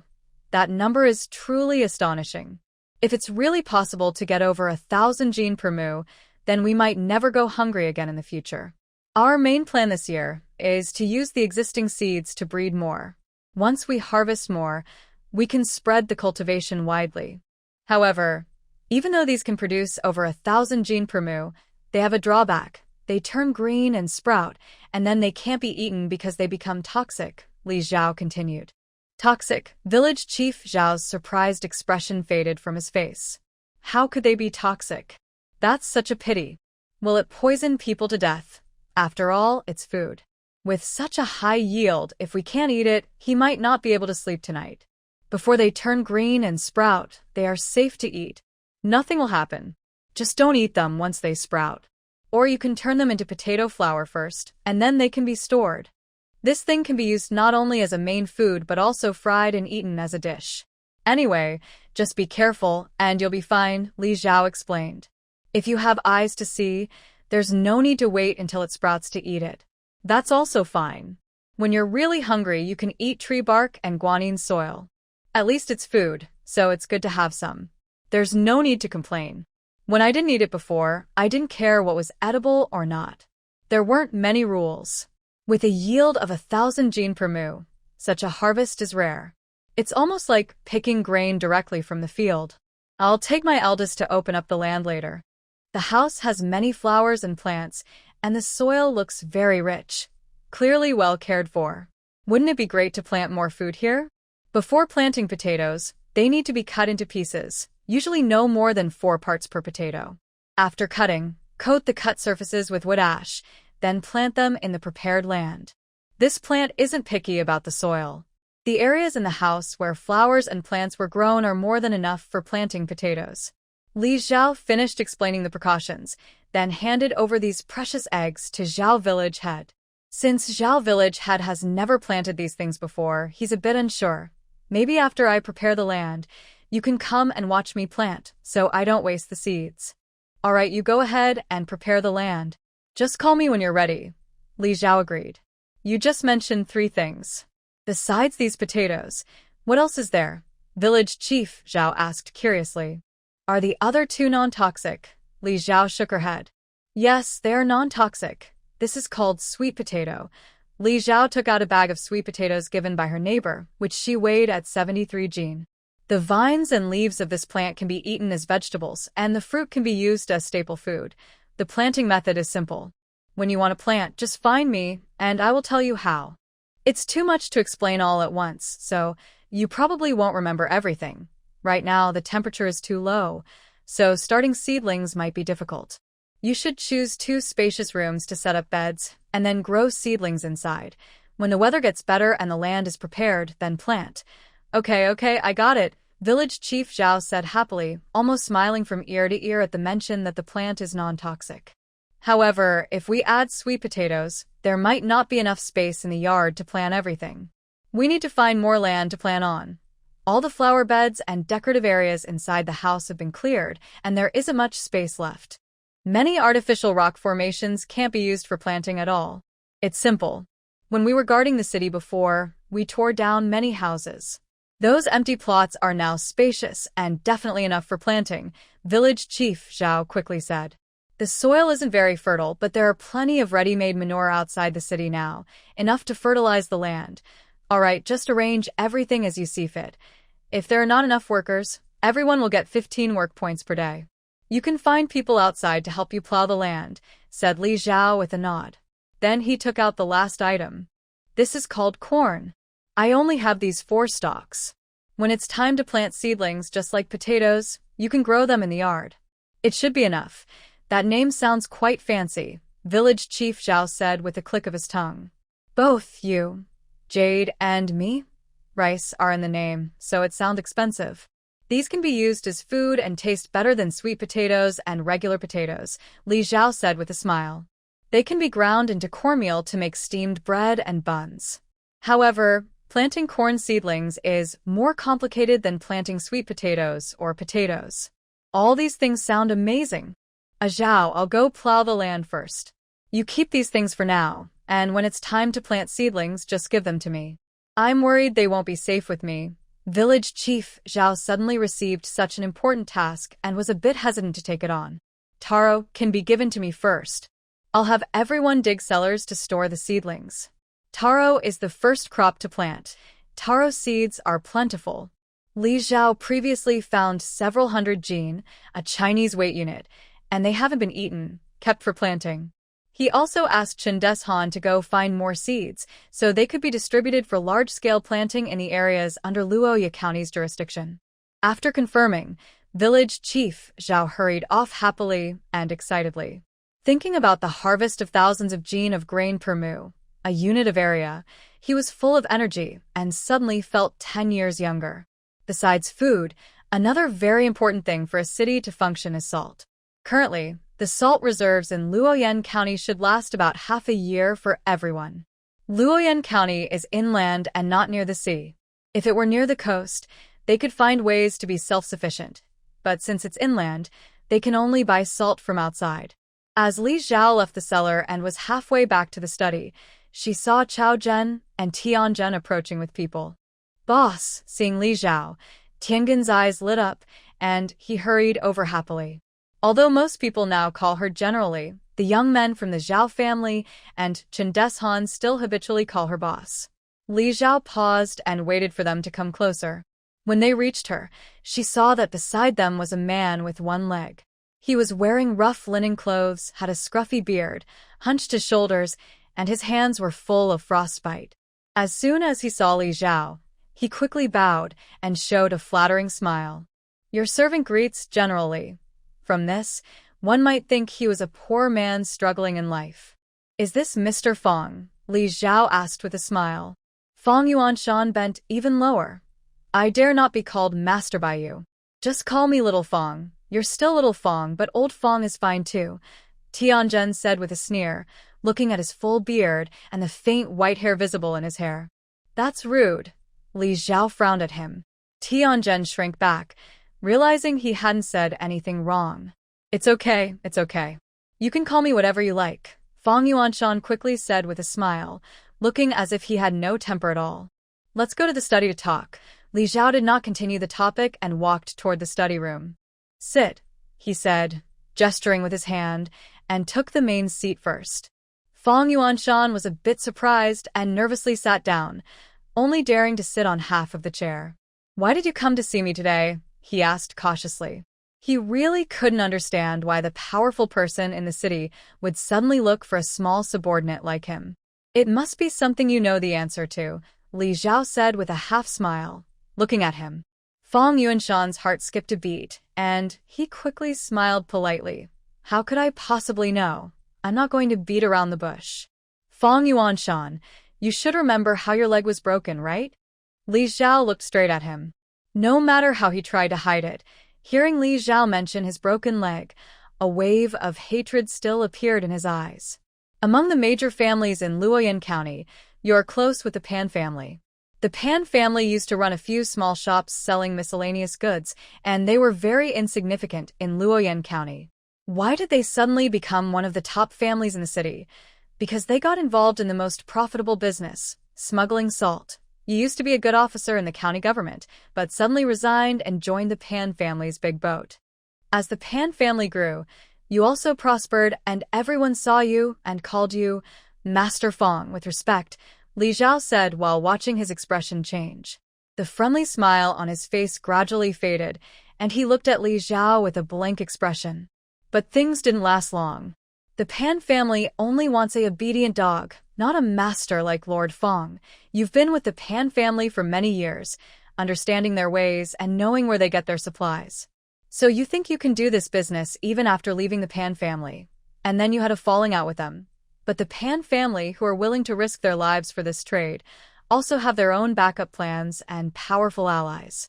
In the end, you lost a leg, and both of your sons were killed by the Pan family. So you gave up all your pride and dignity, lowered your head to the Pan family, and begged for mercy. Only then could you save your other family members and survive, Li Zhao continued. Enough, Fong Yuanshan closed his eyes painfully. It was a nightmare he could never escape. In his dreams at midnight, he sometimes saw his son crying and begging him to save them. Other times, he heard his son harshly blame him for their suffering. For these past years, he had lived in pain, wearing a mask every day when he went out, aware that he had become the very person he despised most, yet feeling powerless. He couldn't die. He had to seek revenge on the Pan family. His son was gone, but he still had grandchildren. They were still young, and for their sake, he had to keep living. "Why did you call me here? What do you want?" he asked, opening his eyes slightly red. "Salt. The amount of salt stored in the city isn't much, enough for the people to last about half a year. Now, the court is busy with its own affairs and probably won't interfere with us, so I need to find a way. In the past, most of the salt sold in Luya County came from the Pan family, with only half supplied by official channels. I want the Pan family's route," Li Zhao said directly, not hiding his intentions. Fong Yuanshan used to work in the county office and is quite familiar with Lu Yong. When Lu Yong learned that the salt reserves were low, he told Li Zhao about Fong Yuanshan. However, since they were former colleagues and brothers in office, Lu Yong felt awkward revealing too much about him. So he asked Li Zhao to find Fong Yuanshan after he was out on errands. "Why should I help you?" Fong Yuanshan sneered. After he stopped pretending, his whole demeanor became sharp and full of hostility. "Pan family ran away. You probably don't even know where they are. Don't you want revenge?" Li Zhao asked with a smile. "The Pan family escaped with Luoya County officials, and they are likely in the capital now." "I don't know. Do you know where they are?" Fong Yuanshan retorted. Officials and wealthy families in Luoya County would hear the news first and flee, and the source of that information is from the county magistrate of Deyang County. Their escape route is probably the same, toward the capital. But now, the barbarian army is heading to the capital. The city isn't completely safe. In fact, it might be the most dangerous place right now. Li Zhao shared several big pieces of news, shocking him so much he couldn't respond immediately. "I'm telling you this not to say I can help you take revenge. Revenge is your own business. I can't do it for you. But whether it is you or your family members, you are now in Luoya County and have no ability to escape elsewhere. In simple terms, we are all in the same boat. If you cooperate with me, you are not only saving the people of this city, but also saving yourself." "How do you know the barbarian army has gone to the capital? Is this news reliable?" Fong Yuanshan quickly asked. Actually, after seeing the barbarians retreat, he had the idea to escape to the capital with his family. He thought it would be safer under the emperor's protection. He didn't leave immediately, mainly because his mother refused to leave Luoya County, saying she didn't want to go anywhere. He kept delaying until it was too late to leave. But after experiencing the panic during the city's near fall and considering his descendants, his mother's attitude softened. Now, hearing this news, all his plans were suddenly thrown into chaos, and he lost his previous calmness. Tengen looked at him as if he were a fool. "Do you know why the reward of 500 work points was given to the soldier? It's because he went out to find the barbarians' whereabouts and got this important news. That's why he was rewarded." Li Zhao saw his expression and guessed his plan. "This isn't a secret. As long as you go out of the city and move forward for 1 or 2 more cities, you'll find out. The problem is, does he dare to take his whole family and just leave the city heading for the capital?" Fong Yuanshan suddenly felt like the sky was falling and sat there stunned for a long time. Li Zhao didn't rush him, waiting for him to react. Fong Yuanshan was able to gradually climb the social ladder through the Pan family. If it weren't for the backing of the Pan family's powerful allies, he probably wouldn't have been able to compete with them. Clearly, he was quite clever. The capital city is currently at war and cannot be visited. The northern regions are even worse. After a snow disaster, many people in the generally warmer areas have died from the cold, let alone the northern regions. Haven't we seen even the barbarians fleeing toward us? So it is simply impossible to go there. The towns around the capital are not necessarily safer than Luya County. After the previous attack by 50,000 troops, they managed to hold the city with only 2,000 soldiers. Fang Yuanshan genuinely respects and admires Li Zhao's ability. After considering everything, he realized that his way south was completely blocked. With his battered body, he probably wouldn't be welcomed anywhere he tried to seek refuge. Only Li Zhao is willing to give him this chance now. Fang Yuanshan quickly understood this, and his face changed. He then forced a flattering smile and said to Li Zhao, "General, if you want this route, I will gladly offer it without hesitation to find a way for the people of Luya County to survive. But," he continued, pretending to be hesitant, "the routes through the Pan family used to be my own, and if someone else takes over, I don't know if they will recognize it. That old fox." He was clearly afraid that if he revealed too much, she might just kick him aside, so he spoke cautiously. Li Zhao smiled calmly and said, "Master Fang is more familiar with this line of work than we outsiders. Since he is willing to help the people of Luoyang County, I will send someone to accompany him and ensure your safety." Fang Yuanshan was pleased, as long as he could be the leader and not be left out. He looked at Li Zhao, a sharp light flashing in his eyes. Since things had already reached this point, he might as well take a risk. If this really was the right path, he would make sure that the old man from the Pan family paid his son's blood debt. "Don't worry. I will also arrange for someone to take care of your family in Luoyang County. After all, Master Fang is working for the good of the entire city. I will treat your family well," Li Zhao continued. "Kites can be flown out, but the string must be tightly held in her hand." "That really is. Thank you, General." Fang Yuanshan still smiled, but his eyes had turned cold. He hated most when others used his family to threaten him. The Pan family used to do that before. Go back and prepare. Try to leave as soon as possible. As for money, I will find a way, Li Zhao said, pretending not to notice his change in expression. In this world, money might not be so easy to come by. If we have some rare items, maybe they will work better, he added sincerely. Only if he truly brought back salt on this trip could he prove his ability and worth. He didn't want any mistakes. "I understand. I will find a way," he replied. Li Zhao nudda. She had many rare items in her space, and simply taking out a glass was already quite impressive. "Then I will take my leave first," Fang Yuanshan said, seeing that she probably understood the situation, and he relaxed. This person. After the person left, the tree root frowned and looked at Li Zhao, hesitating to speak. "Just say what you want to say." "Do you think I wouldn't trust you brothers?" Li Zhao waved his hand, annoyed by his hesitant attitude. Among the younger members of the Zhao family, only Mao Zhen and Tian Zhen are lively. The rest are quiet and honest, doing their work without much talking. This was the first time the tree root was talking about others behind their back. He blushed a little but continued, "I think this person doesn't seem very reliable. Does the boss really want him to do such an important task?" Tian Zhen nodded in agreement. His quick change of face really surprised me. And the way he looked at the boss just now was strange and uncomfortable. "Then who else do you think could get salt?" Li Zhao looked coolly at them. "Maybe you." The tree root looked down. "Or you." Although Tian Zhen was not convinced, he couldn't say anything more. Private salt is a serious crime that could lead to the destruction of a family. Ordinary people wouldn't dare to touch it, let alone mention it. Thinking this way, Fang Yuanshan's appearance seemed unremarkable, but he was truly daring.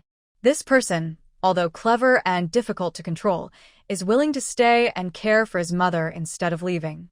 He is also willing to humble himself and flatter people he once looked down on, just to feed his children. This shows he is not completely a bad person. No one is perfect. If someone wants to find fault, they can find mistakes in anyone, including me, Li Zhao explained. Now I have no one reliable to use. The merchants in the city have already fled. Most of them are honest and straightforward like you. You can farm and do manual work, but doing such work all the time is not good enough. I need someone who can go outside, adapt, and know how to handle different situations. People need food and salt to live, but if a war breaks out, we also need iron. That's the hardest problem for me. This person can be used, but you can't trust him completely. Sweet Jen, haven't you been complaining that I don't give you proper work? Now, there's an opportunity. When the time comes, you can go with Fong Yuanshan, learn his skills, and understand his trading routes. If you can fully replace him, I can let him go. Li Zhao smiled and said to Sweet General, really? Sweet Jen was so happy, he almost jumped. He only runs errands every day. The boss is wasting his talent. Someone like him should be given more important tasks. It's true, but I want to warn you first, things outside are dangerous now. There's fighting everywhere. It's very risky. You've only just started practicing martial arts, and with your limited skills, you won't be able to handle real danger. You need to be mentally prepared and also persuade your grandparents and parents. If they refuse to let you go, I will find someone else to replace you, Li Zhao said straightforwardly. This boy is clever, but compared to his brothers, he is not steady enough and a bit reckless. But for buying illegal salt, being too cautious is a problem. You need someone quick and clever like this. I will definitely persuade my grandparents and parents, and I won't let the older brother down. Don't worry, big brother. If I can't beat you, I know how to run. You used to praise me for running fast and said once I have a stronger foundation, you could teach me light skills. Hearing this, Tian Zhen's eyes lit up. Why don't you teach me light skills now? Then no one can catch me. Don't just talk about the wind and rain. First persuade your grandparents and parents. You don't have much time. Fong Wenshan is preparing, maybe only 2 or 3 days. Li Zhao looked at him helplessly. The children of the Zhao family and her own children have not trained martial arts for long, and their basics are not solid yet. It takes time to develop gradually. If I persuade my grandparents, can you teach me then? Tian Zhen just wants to settle this matter first, confident he can persuade his grandparents easily. Li Zhao nodded. Yes. Teaching this kid some self-defense skills is also a good idea. Great. Big brother, wait for me. I'll go find my grandfather now. Tian Zhen was so happy, he jumped 3 feet high, running out the door happily. At home, Fong Yuanshan told someone to take people to check things out and make sure nothing suspicious was found. Li Zhao looked at the roots of a nearby tree. The roots bowed and quietly withdrew. That night, the sound of village chief Zhao hitting a child echoed through the house. Tian Zhen, holding his bottom, ran around, still not giving up despite the pain. Sir, I'm going to do something important. Can't you be a little more understanding? I'll beat you to death, you little rascal. All you do is think about trouble or cause trouble, and now you're even trying to teach me how to do my work. Village Chief Zhao was furious, waving his stick. Even if you beat me to death, I still want to go. Tian Zhen refused to give up. Everyone came out to watch the commotion. Li Panner enjoyed watching and said, Uncle Zhao, hit him harder. That brat really needs a lesson. Village Chief Zhao was out of breath from running, stopping to bend over and catch his breath. He was furious seeing the boy still jumping around. Tell me, why are you risking your life to do dangerous things when life is good? It didn't take long before Tian Zhen wanted to cause trouble again. He told Village Chief Zhao that he wanted to go himself, and then asked Li Zhao for permission. Li Zhao agreed only after getting approval from his family. Of course, Village Chief Zhao didn't agree. This was a dangerous job that could easily cost someone's life. Was it really worth risking everything? When Tian Zhen saw his grandfather stop, he also stopped. Young bodies are strong. After running for so long, he still didn't look tired or out of breath. He looked at his grandfather seriously and said, Grandpa, please let me go. We followed the boss to Luya County, and no one in this city knows us. It's not easy to settle down here. The boss has only recently succeeded in defending the city, so she now has her position. But she doesn't trust many people under her. I genuinely want to help her with some things. I'm not trying to run away out of boredom, nor am I causing trouble. Village Chief Zhao looked at his grandson, who was almost taller than him, and saw the serious expression on his face, as if he was meeting this kid for the first time. He suddenly realized that the children had all grown up and had their own ideas. And he, too, was getting old. Everyone fell silent, and the atmosphere became a bit heavy. Li Xiao heard the noise and came out of the study. When he saw that things had calmed down, he was a little surprised. Go ahead if you want to go. You're grown up now. And your father can't control you anymore. Just don't get hurt outside. Village Chief Zhao sat down heavily on a stone bench nearby, his shoulders sagging. Li Zhou. It seemed she didn't need to come and mediate after all. Grandpa, don't worry. They say trouble lasts for generations. I definitely won't die. Tianzhen happily laughed. Seeing Li Xiao nearby, he immediately cheered. Boss, did you hear? My grandpa agreed. You promised to teach me light skills. You can't go back on your word. Li Xiao chuckled. When have I ever gone back on my word? Come find me after morning training tomorrow. Recently, although everyone has been busy, they still haven't given up morning exercises. They are slowly practicing what Li Xiao has taught them. Li Linghui, hearing this, poked her head out from behind and said sourly, Mom, you're biased. You haven't even taught us light skills yet. Li Xiao gave her a gentle tap on the head and said, Let's first strengthen the basics. You can't even walk properly yet and you want to run. Right now, he's teaching Tianzhen because he needs to go out, giving him more ways to stay safe. But since they are rushing to learn, they might not understand everything. Depends on their own understanding. Maybe after going out and experiencing more, they'll suddenly understand better. I really want to grow up quickly. Big sister and the older cousin can help Mom with chores every day now, but I can only stay at home taking care of the kids. Li Linghui sighed with a tired look, full of resentment as she looked at her younger brother and the even younger twins. Li Xiao was amused by her and said, But you have Lai Kai and you with you. Your current tasks are to study well and practice martial arts. When you become stronger, I will definitely let you help out. She's still so young, and she worries about a lot of things every day. Big sister, Lord Lu has arrived. Li Linghui wanted to say more, but saw Chao Zhen bringing Lu Yong over. Mother is so busy now. She hardly has time to see her anymore. But am I unlucky to have come at this time? Lu Yong looked around at everyone, noticing the strange scene, and smiled at Li Xiao. It doesn't matter if it's lucky or unlucky. Let's go to the study, Li Xiao said, waving his hand and leading him there. As they walked, he said, Tianzhen, go back and pack your things. Then he turned to Lu Yong and asked, Just got back? Have you eaten dinner yet? Since I entered the city, I came straight to see you, General. Lu Yong replied with a smile. Big sister, please help me bring a bowl of noodles to the kitchen. Li Xiao quickly looked at Li and said, Sure, Li replied with a smile. That shouldn't be too much trouble, right? Lu Yong felt a bit embarrassed. Just after he finished speaking, his stomach made a loud growl.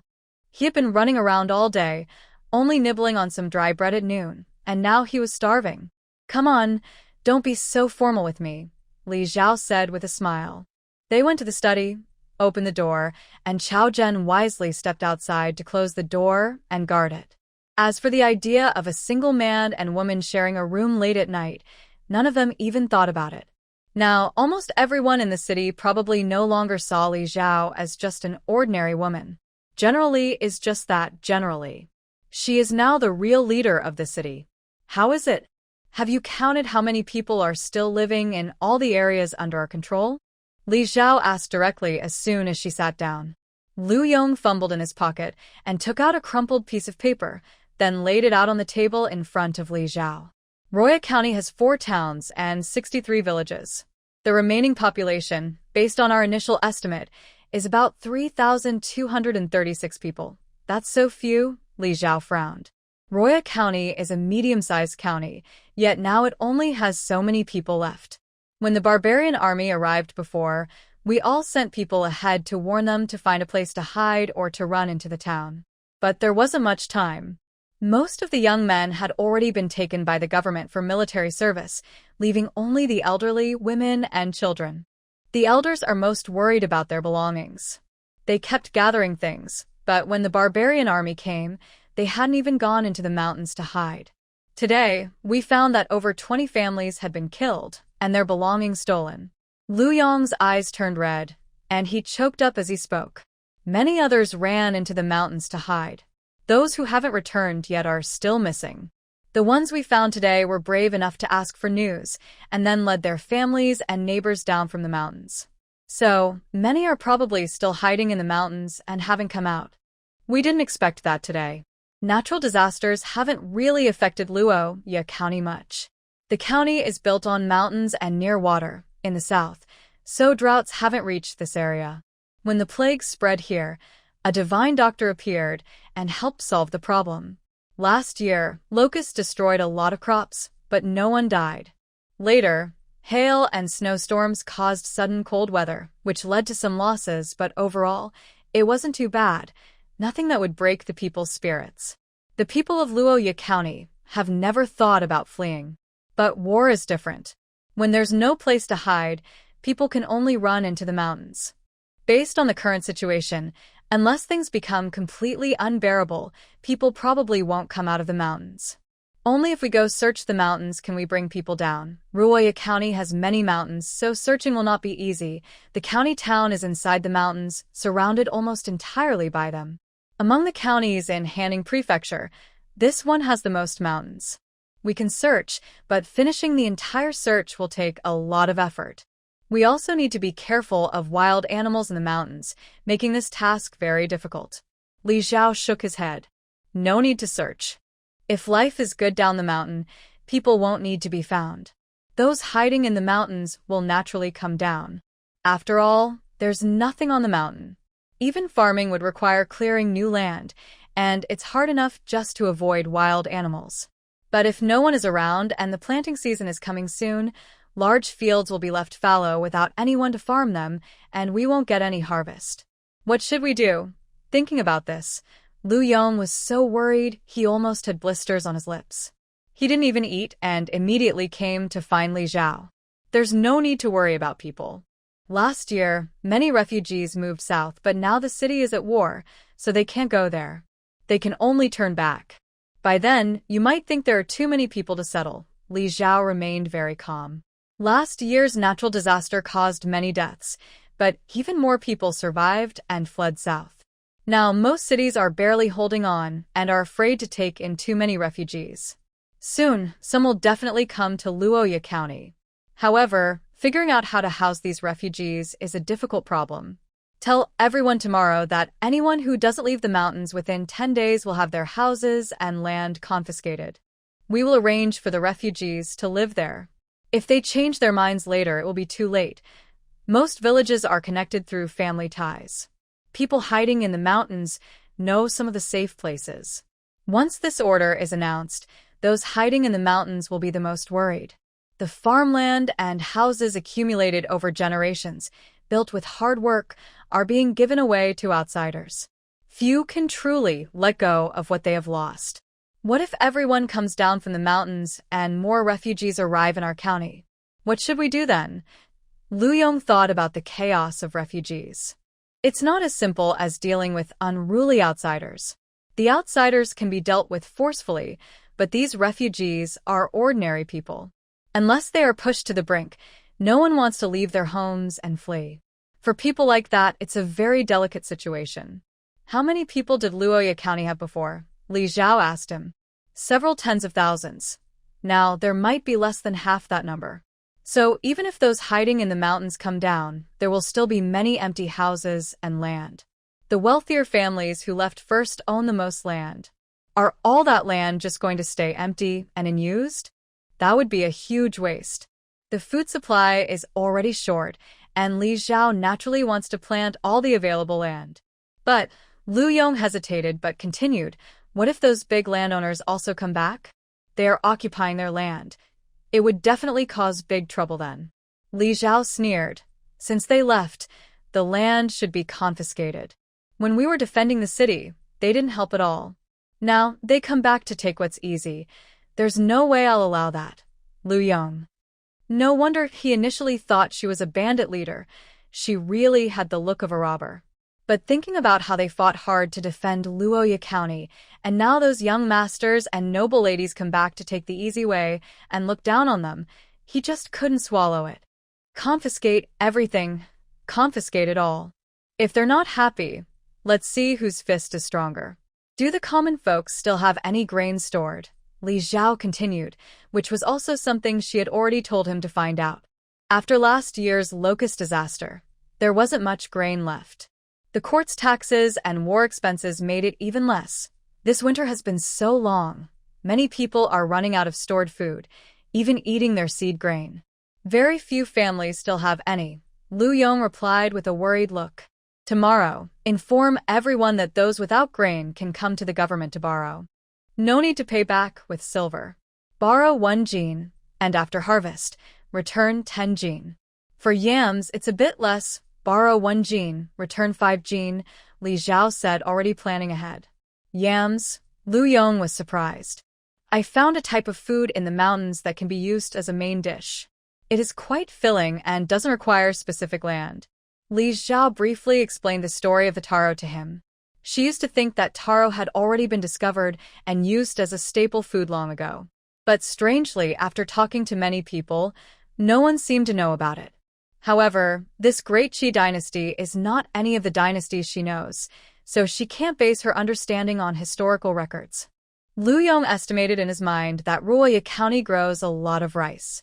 Based on rice planting, 1 jin of seed can plant about 1 mu of land. He read the county records and found that last year, the rice yield in Luya County was about 150 jin per mu. If only 10 jin of seed produce 10 jin of rice, that is very low. So, what is the yield per mu for this taro? How many jin of seeds are needed for 1 mu of land? Luya asked. He needed to ask clearly so that when villagers asked him tomorrow, he wouldn't be completely clueless. Over 1,000 jin per mu. About 10 to 15 jin of seed are needed for 1 mu. How much? Luya almost slipped off his chair. Li Xiao patiently rapat herself. Taro has a high yield, doesn't require specific land, and is easy to grow. It is an excellent food to prevent famine. She had seen before that in ancient times, taro could produce thousands of jin per mu. The few hundred jin she dug up in the mountains earlier, she roughly estimated the land area, and it was only about 2 or 3 fin of land, but she still managed to dig that much. Clearly, the taro she just dug up can also produce a high yield. Luya felt a bit dazed and suddenly remembered some secret talks he had overheard earlier. They said that Li Xiao is talented in both writing and fighting and can even command the king of beasts, the tiger. She managed to resist an attack by 50,000 barbarians with fewer than 2,000 people. Every story seemed like a legend. If she were a man, she would surely be a star. At the time, he just listened and didn't think much of it, thinking the people might be exaggerating. Now, they were even planning to worship Li Xiao as a deity. But now, hearing Li Xiao casually say she found grains that could yield over 1,000 jin per mu, Luya suddenly felt his knees weaken and almost wanted to kneel. If it's really possible to harvest over 1,000 jin per mu, it wouldn't just benefit Luya County, but all the people in the world. It would be a great contribution to the nation. Is this true? He couldn't help pinching himself. He grimaced and let go of his hand. It hurt quite a bit, and after working with Li Xiao for so long, he knew she wouldn't lie. Oh my, if I succeed in this, will history record my name? Luya's face turned red with excitement, as if he had drunk some strong wine. Notify everyone tomorrow. I'll ask Uncle Zhao to bring the taro and go with you. He'll take care of the seedling work from now on. If you have any questions, just ask him, Li Xiao said with a smile. Seeing her calm and confident, Luya's heart settled. Just then, Li Lai came over with some noodles. He ate quickly and let out a satisfied sigh. Looking at Li Xiao's empty study, he suggested, General, you don't have any capable servants. Should I find some for you? Those wealthy families left, but worried about delays. So many servants didn't come along. He patted his head and said, I almost forgot while busy. I still don't know how to arrange things. The sales contract is still with the owner, but they no longer want them because they're holding them back. He had casually found a few rooms for them to stay in, but nothing was settled yet. If he hadn't seen that Li Xiao's sister was personally cooking now, he would have forgotten about this matter. Li Zhao thought that most of the household chores still fell on Li Lai and the wives of the Zhao family. He was also busy with other things and couldn't handle everything. He nodded and said, "All right, call the people over. I'll let my sisters choose a few. There are quite a few people left. Nearly 100 from several large families, but the sales contracts are still with the owner. I don't even know how to arrange them," Lu Yong said. Even if Li Zhao wanted to select some for use, he probably wouldn't need that many people. As for these people, forget it. Their own families are barely getting enough to eat, and they don't want to feed more mouths. Most of them have been slaves since childhood, always listening to their masters and never acting independently. Now that they are asked to make their own decisions, they are reluctant. Many secretly give him things, asking him to help find good places for them. He had never thought about breaking free from slavery or becoming a good citizen who works with his own hands. The submissiveness was deeply ingrained in his bones. He didn't understand how those wealthy landowners could tame people so thoroughly. Anyway, if he told them to work and support themselves, they would all look at him as if he wanted to force them to death, refusing to listen no matter what he said. Since there aren't enough farm workers, just send everyone to farm, he suggested. As for the contract of servitude, who knows what will happen after? Just cancel it outright. If they don't want to earn their own living, then let them all come under my name. They work if they wanna, and I need people now, Li Zhao said directly. The servants of these wealthy families at least didn't worry about food and clothing, living much better than ordinary people. Their bodies were healthier, but they were still rare and valuable workers.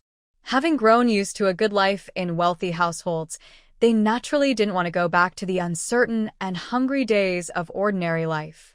If they refused to accept reality, then make them work until they are willing to accept it. He wouldn't support idlers. Luya also had this idea, but he only dared to act once Li Zhao approved and gave the order. In the past, when those wealthy landowners were in the county town, he had to bow and scrape when he saw them. Even their servants deserved some respect. Even after they left, he still subconsciously hesitated to confront them directly, afraid that if something went wrong, those landowners might return, and it would be easy for them to control him altogether. All right, with your words, I feel reassured. Since it wasn't his decision, it doesn't concern him. Li Zhaoyong looked at him coolly, making him feel nervous. His little schemes were clearly seen through by Li Zhao. Li Zhao didn't say much. In this situation, anything she said would be useless.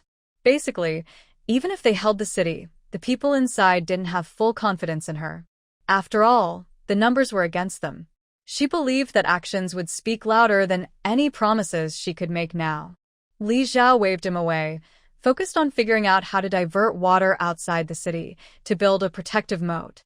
Ruo County's location was excellent. With a moat, their previous city defense battles wouldn't have been so difficult. Even if the enemy had more people, as long as they had enough supplies inside, she was confident they could hold out. There was a river inside the city, which she had studied before. It was a branch from the Jialing River, combined with mountain spring water and underground streams. To build a moat, they just needed to divert this water flow. But now, planting crops was imminent, and there was no time to send people to dig the canal. They simply didn't have enough manpower. She could only wait until Wu Kongren and Chen Deshan returned from their trips before making further plans. 2 days later, Fang Yuanshan took the 30 elite soldiers she had selected, along with Tianzhen, disguised as merchants, and quietly left the city. The enemy only said they were out searching for food with the general, so there was no major disturbance. The snow has completely melted, and everything is beginning to come back to life. The new green buds are starting to appear on the tree branches. After the notice about borrowing grain seeds was issued, the villagers outside the city quickly came in to register with the government to borrow seeds. However, no one had ever grown taro before. Although Lu Yong promoted that this crop could yield over 1,000 jin per mu, he had spoken so much that his lips were almost worn out. Few people came to borrow. Most villagers didn't believe him. They had farmed their land all their lives and had never seen crops produce over 1,000 jin per mu. It was probably because the government didn't want to lend good seeds, so they just said it to fool people. Only a few borrowed a little just to try it out, planting 1 or 2 mu as a test. Farmers who rely on land to live wouldn't risk planting all their food supply on something they had never seen before. If they didn't get a harvest, their families would be in big trouble. Village Chief Zhao was so worried that his hair turned whiter. He remembered that Li Zhao had stored about 500 jin of taro. After 2 days of borrowing, most villagers had borrowed some grain seeds, but only about 200 jin were taken. Less than half. He had been worried there wouldn't be enough, but now he saw he had overthought it. He knew how the taro was dug up. Li Zhao had told him that all the taro plants together didn't even cover half a mu of land. He didn't believe it at first, so he went to check himself. It turned out to be true. The wild taro that nobody had taken care of still produced this much. If they farmed it properly, the yield would definitely be higher. Village Chief Zhao talked to Li Zhao for a long time, but Li Zhao didn't respond much. He became anxious and said, Zhao, say something. There's not many people here and no one is planting taro. If the harvest isn't good, what will we do with so many of us just waiting to starve? Don't worry, look, there are already some people, Li Zhao smiled. Wang Quan hurried in and placed a stack of contracts on Li Zhao's table. I've brought all the people. There are 938 in total, young and old. How should we arrange them now? 2 days ago, Luya told Li Zhao about all the people they had found in the investigation. After that, Li Zhao sent Wang Quan and his team to nearby towns to gather more people. In times of chaos and natural disasters, human lives are worth less than a few pounds of grain. As long as someone says they can eat and survive, countless disaster victims are willing to sell themselves. There are many disaster victims gathering outside Guangping County. If I weren't so exhausted, more people would be climbing onto our vehicles, Wang Quan sighed. He remembered the skinny disaster victims kneeling on the ground, pushing children onto his car, and couldn't help but feel emotional. If his family hadn't followed Li Zhao step by step, they might have become disaster victims themselves. But they just wanted their children to survive. Even if it meant selling themselves into slavery, it was better than being torn apart and eaten. Li Zhao told him not to bring too many people in the first batch. He only took about 20 people in a car because he couldn't carry more. First, let Shu Yu and the others should bring people to check for hidden illnesses or contagious diseases. After a few days of quarantine, they can be taken to farm. There are over 1,000 acres of land left by wealthy landowners and landlords, and they need people to farm it. Zhao, you already thought of this? Village head Zhao asked after listening to their back-and-forth conversation, only realizing it after a while. Li Zhao nodded and said, people naturally won't trust planting new crops if they haven't seen the harvest. Only when they see the results will they believe, and as long as these displaced people are fed, they won't object to whatever work they do. Earlier, Zhuangzi found out that the barbarians continued south to the capital by a different route, heading to another county, not Guangping County. Most of the displaced people are now stuck in Guangping County, and the county magistrate there must be very busy. Li Zhao's actions actually helped him. No wonder the cleanup outside the city is almost done. You should have people build shelters. Village head Zhao suddenly understood. They are for temporarily housing the displaced people. Should we keep pulling more people? Wang Quan asked. No need. Smart ones will probably follow your trail and come over even if they're not on horses. They should arrive in a day or two. Patrols inside and outside the city must not slack off. Just keep order, Li Zhao said with a shake of his head. With so many people coming, the city's food supply might run out, village head Zhao worried. Every day, people working are also receiving grain, and villagers coming to exchange grain types have taken quite a lot as well, plus the military's consumption.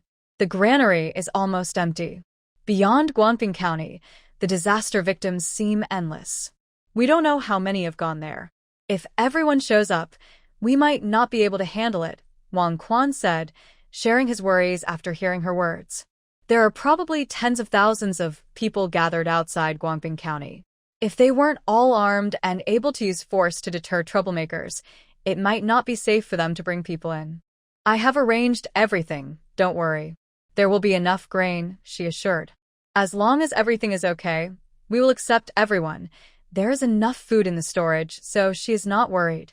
She is currently short on people. Only when she has enough staff can she free up soldiers to train properly. Right now, everyone is overwhelmed with tasks, and daily training time has been cut down to just 1 hour, which has seriously slowed progress. After sending the two away, she also went out to the city wall.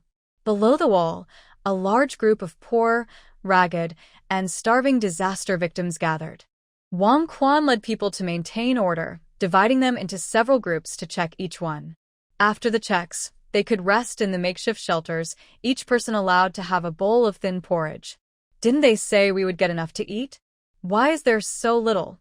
They tricked us into signing a contract to sell ourselves, and this is all we get to eat. A suspicious-looking man, after receiving his porridge, shouted angrily at the clear, almost shining, thin porridge. Yes, such a small amount of food can't fill anyone up. If I had known, I wouldn't have come. If they hadn't said there was food, I wouldn't have come. Now, it looks like they were just fooling us. Below, many people started to show their dissatisfaction.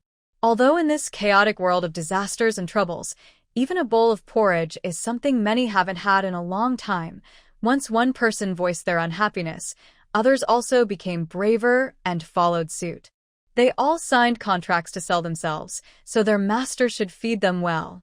In the past, they were good citizens, and deep down, they weren't obedient slaves for generations.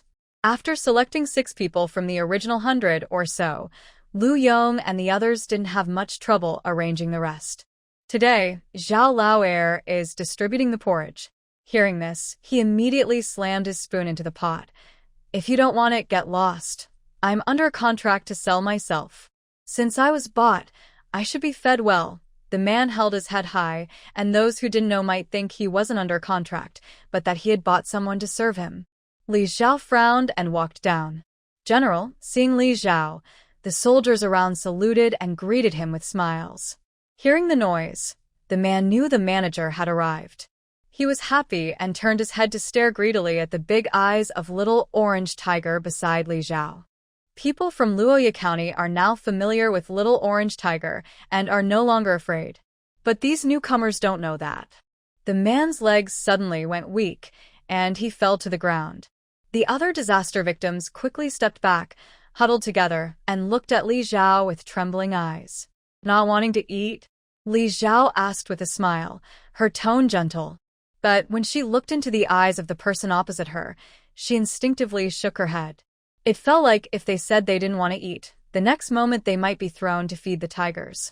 They didn't want porridge, but maybe the tigers wanted to eat people? Little Orange lazily watched these people. They looked dirty and very thin, and he was too lazy to eat them. We Luya County are different from other places. If you want good food, you have to earn it through work. Right now, you all are just talking nonsense. You can't do any work, so don't come here demanding this or that. Everyone looked very thin and weak. They had little strength. When they went to work in the fields, they wondered if 3 people could even compare to one strong worker. If you don't like what we have here, then just go hungry. Anyway, we have experience in handling corpses. We just helped the mankind army bury thousands of bodies nearby in the forest, Li Zhao said coolly. Everyone shivered. Their initially excited minds cooled down a bit. We will eat. The general saved our lives. We are grateful and don't dare ask for much. It's those ungrateful people who don't appreciate it. Please don't be angry, General. A middle-aged woman holding a child quickly spoke up. I really wonder if those people have lost their minds. Just being able to eat is good enough, yet they still complain. They must be starving even more.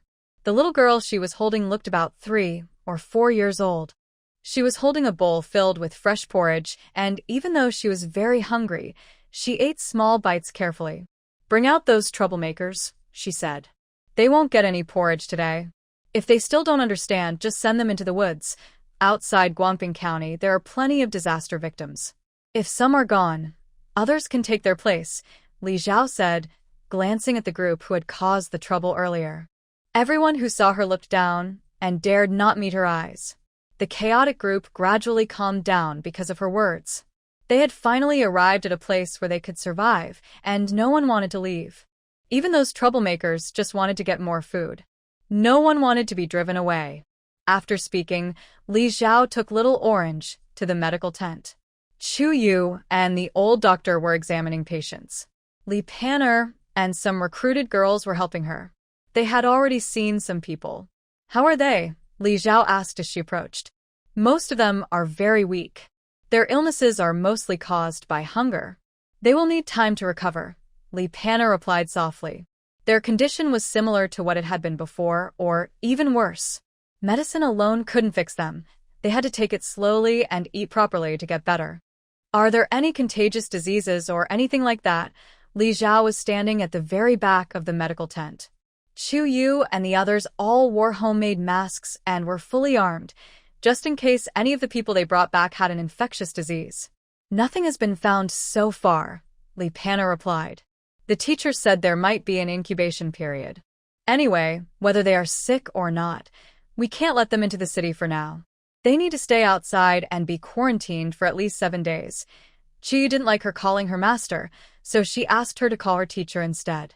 Wang Quan followed in and heard this, frowning. Uncle Zhao is still waiting for workers. Are we just going to keep these people here doing nothing? And it's going to take so long. That will use up a lot of food. We have no choice, Li Panner said with a shrug. It's for everyone's safety. We must eliminate all hidden dangers before we can let people in. Li Zhao spoke up. All the new refugees are registered one by one. Their food consumption will be deducted from the work points they earn later. How will their work points be calculated then? It can't be based on 20 points a day, right? Those are only earned by strong laborers doing hard work. Most of them are so thin they look like sticks. If we count their work points this way, it might upset everyone. At first, for the first 2 months, they will earn 10 points a day. After that, we'll see how things go. 1 gene of grain per day is enough to eat. If more people come later, we'll have to save food carefully. And in 2 months, these people should recover some energy and spirit. That works, Wang Quan said, relieved. What about Uncle Zhao? What should we do? This moment can't be shared with others right now. First, they are planting seedlings over there. Growing seedlings also takes time. Those large landowners have cultivated this land before, so it won't be difficult to manage. For now, we still have enough people. Outside the city, the bodies and sewage have been cleaned up. Some workers are free now and can go help at Village Chief Zhao's place.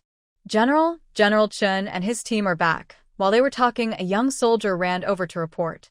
Li Zhao stepped out of the medical tent. Not far away, Chen Deshan and his group had piled a lot of things on their wagons, completely full.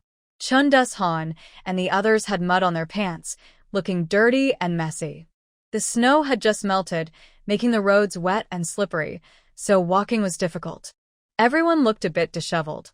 General, seeing Li Zhao come out, Chen Deshan grinned. Thanks for your hard work. How is the harvest? Li Zhao asked with a smile. They had been out for several days. It seemed the harvest was pretty good. Look, it's all behind us. All the wagons we brought out are full, and we left some people to keep searching. We'll bring the supplies back first, and then go pick them up later. Chen Deshan pointed to the wagons behind him, feeling proud. It was finally worth it. Most of it is kudzu root. We can't really weigh it. Go get a scale, and after weighing, record it in the inventory, Li Zhao ordered. Seeing so much grain made him happy just to look at it. On the other side, the disaster victims, seeing so many wagons suddenly arriving, looked curious and peeked around. Some brave ones asked the soldier guarding nearby, "Who are these people? Why are there so many carts?" The young soldier looked at them and saw that the person asking hadn't been involved in the trouble earlier.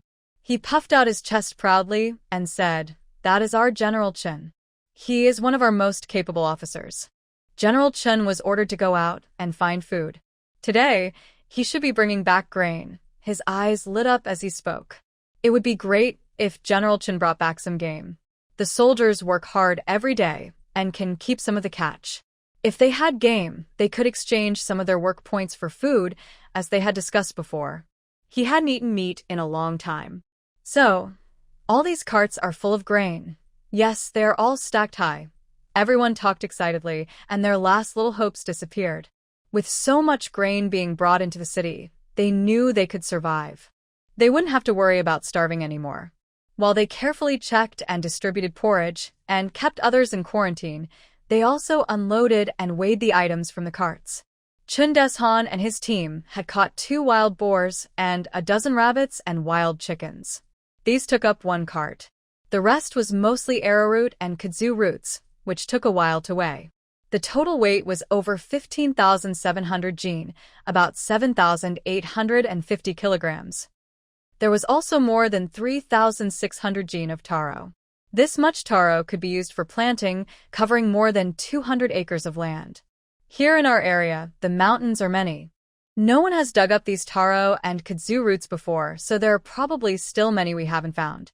There will definitely be more to bring back, Chun Deshan said with a smile.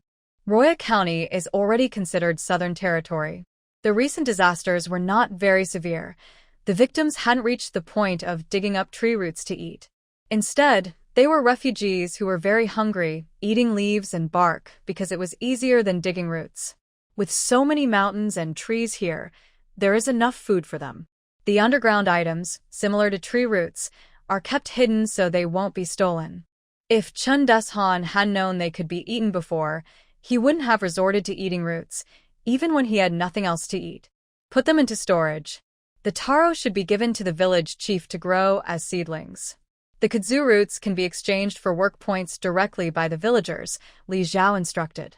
Currently, there are 2 keys to the granary, one with her and one with Li Junmei. Every morning when exchanging grain, it has to go through Li Junmei. The young girl had been practicing for a few days, and with Li Zhao watching over her, she was gradually doing well. Now she could do it more independently. Okay, Li Junmei nodded with a smile. She manages the granary and naturally knows it's almost empty. She's been worried seeing it frequently emptied. Now there's some progress.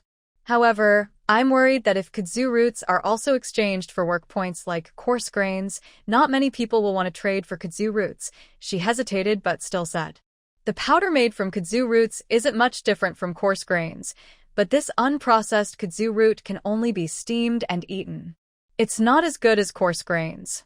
If we make all the gurgun into powder, even though we have so much, there won't be much powder produced, which wouldn't be very cost-effective. Gurgun is cheaper to exchange. 6 work points can get 1 jin, Li Zhao thought for a moment and said. Although it's just 4 fewer work points, since it's all grain, those who are willing to work will consider it.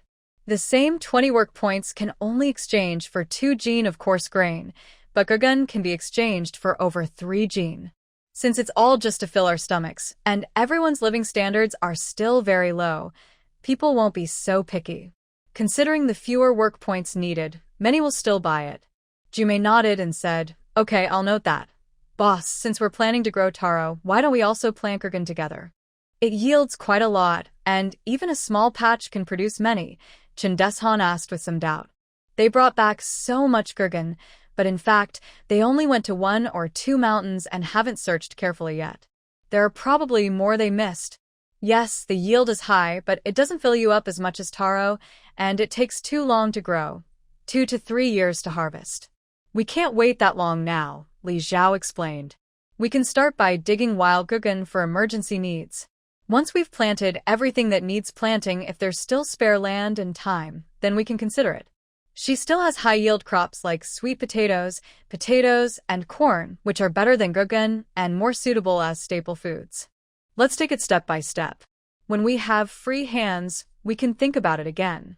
After storing all the kudzu roots, Li Zhao told Chun Deshan and his team to rest first. They still needed to go help the others who were still in the mountains digging for kudzu roots, as they must be very tired after these days. That night, she first went to the nearby mountain road near Guangping County, found a place to hide over 200,000 jin of grain, and left Xiao Zhizi to guard it. Early the next morning, she gathered about 100 people and loaded the grain onto carts to take it into the mountains. While they were pulling, she quietly added more grain. Last night, she didn't dare to take too much, fearing accidents. Now that everything was safe, she planned to move 2/3 of the grain from the space into the city's granary at once, to avoid making too many trips and causing trouble. The city gates of Luya County were wide open. The townspeople watched as cart after cart of grain was brought into the city and stored in the county granary. The guards at the granary doubled in number, with 1 guard every 10 steps, to make sure nothing went wrong. Wow, Where did our general get so much grain? Someone asked. Did they empty out a city's granary? No city has that much grain. Before, our granary only had a little, not enough to see. It looks like they raided the barbarian army's granary, haha. No wonder the general was so generous in letting everyone exchange work points for grain. I was worried we'd run out of grain in our granary, and then what would we eat? But now I don't have to worry anymore. That's right.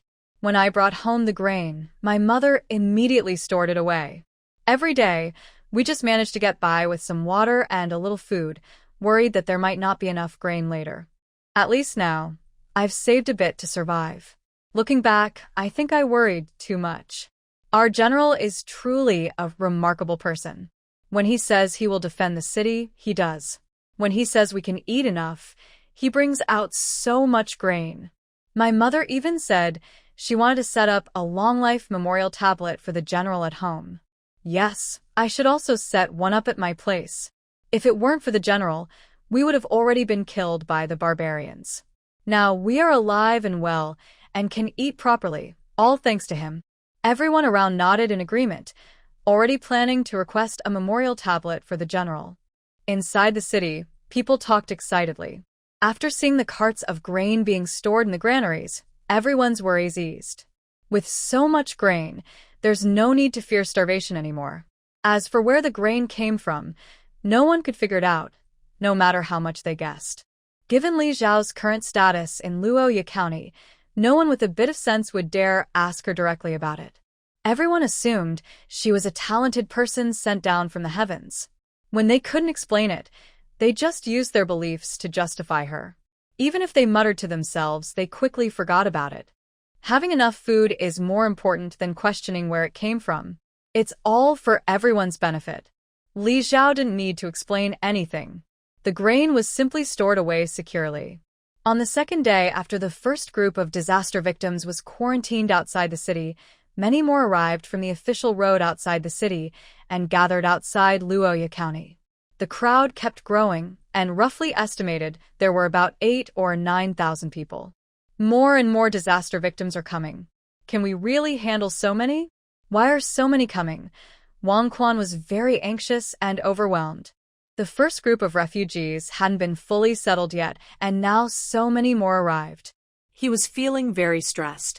Our scouts reported that the magistrate of Guangping County announced that Luoya County would accept the disaster victims and provide food, but the Guangping County side is refusing to let anyone into the city.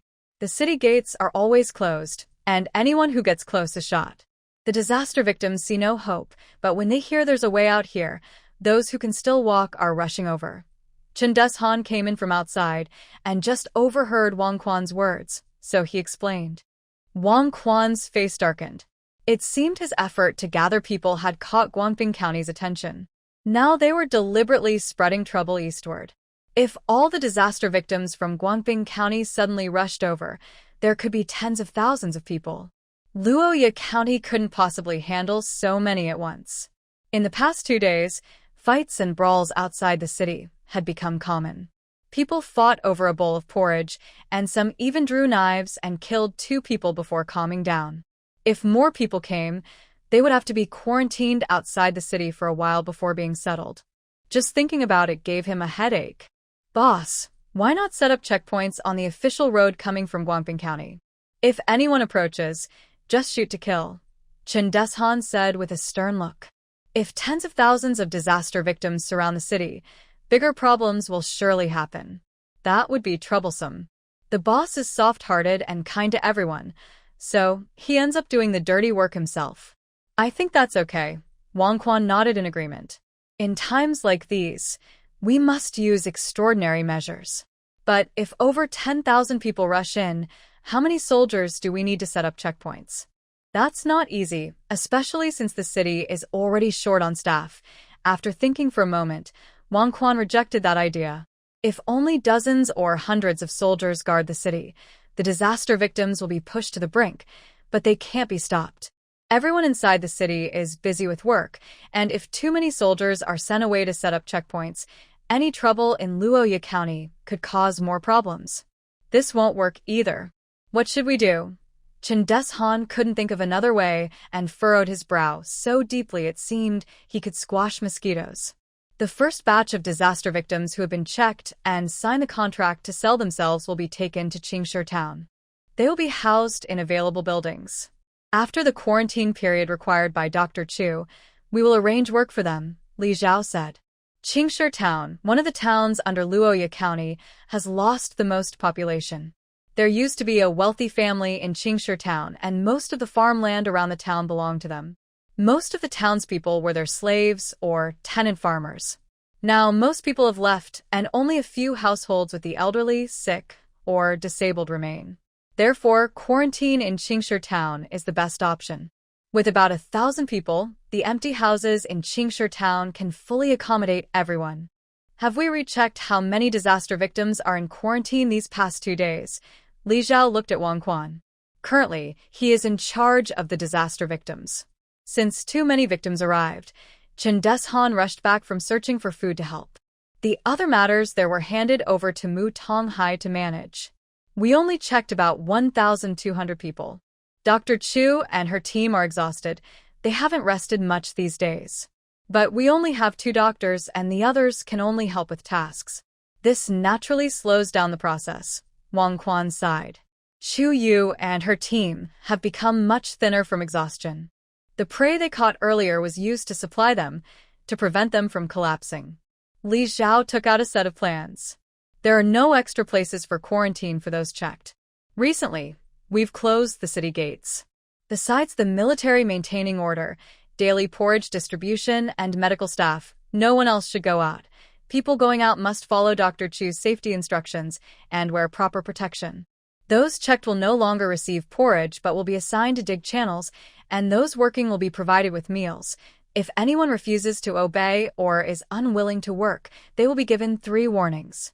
If after 3 warnings they still do not repent, they will be taken to the city wall and be made an example. Wang Quan and Chen Deshan looked at the plans. Although both can read some characters now, they are not fully literate, they are semi-illiterate. They looked at the plans but couldn't understand them fully. Li Zhao almost forgot about this matter. No matter how busy you are, you must focus on learning to read and write. More and more people are depending on you now, so don't cause any more trouble. Chen Deshan awkwardly smiled and said, I'm learning. Boss, are you planning to build a moat outside the city? He didn't recognize many words, but he at least knew the phrase moat, so he guessed it. Yes, I've been busy with that these days. More people are fine. It's no problem. Right now, I need more workers. Separate everyone into groups for quarantine, register all of them, note when they started, and when it's time, send them to work in the fields. Then, switch to the next group to dig the canal. Li Zhao nodded. Is that really possible? What if someone causes trouble again? Wang Quan still felt uneasy. They're all people pushed to the edge. Those with courage and brains have already rebelled. The ones still here are the lowest, lacking both courage and intelligence. The biggest fear for people is losing hope. As long as there's a little hope ahead, most people won't dare to take risks. The workers digging the canal are the hope for those waiting behind to be checked, and the people sent to the town are the hope for those digging the canal. Everyone has hope. They believe they will live better, eat well, and wear good clothes. That's enough. In this situation, the few who still want to cause trouble can be dealt with directly. Just eliminate them. Li Zhao's face was cold and emotionless. Every era has its own rules for survival. When circumstances change, one must adapt. If she used to feel guilty and uneasy about killing someone, now she can act calmly and decisively.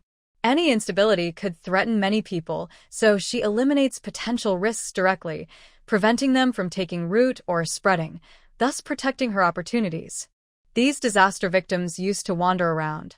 The emperor of the Southern Dynasty just ascended the throne, and with internal and external troubles, they haven't been properly settled or managed. I see many young and strong people in the crowd who haven't been drafted yet. Once quarantine is over, we'll issue draft notices. Both men and women are needed, as long as they are physically fit.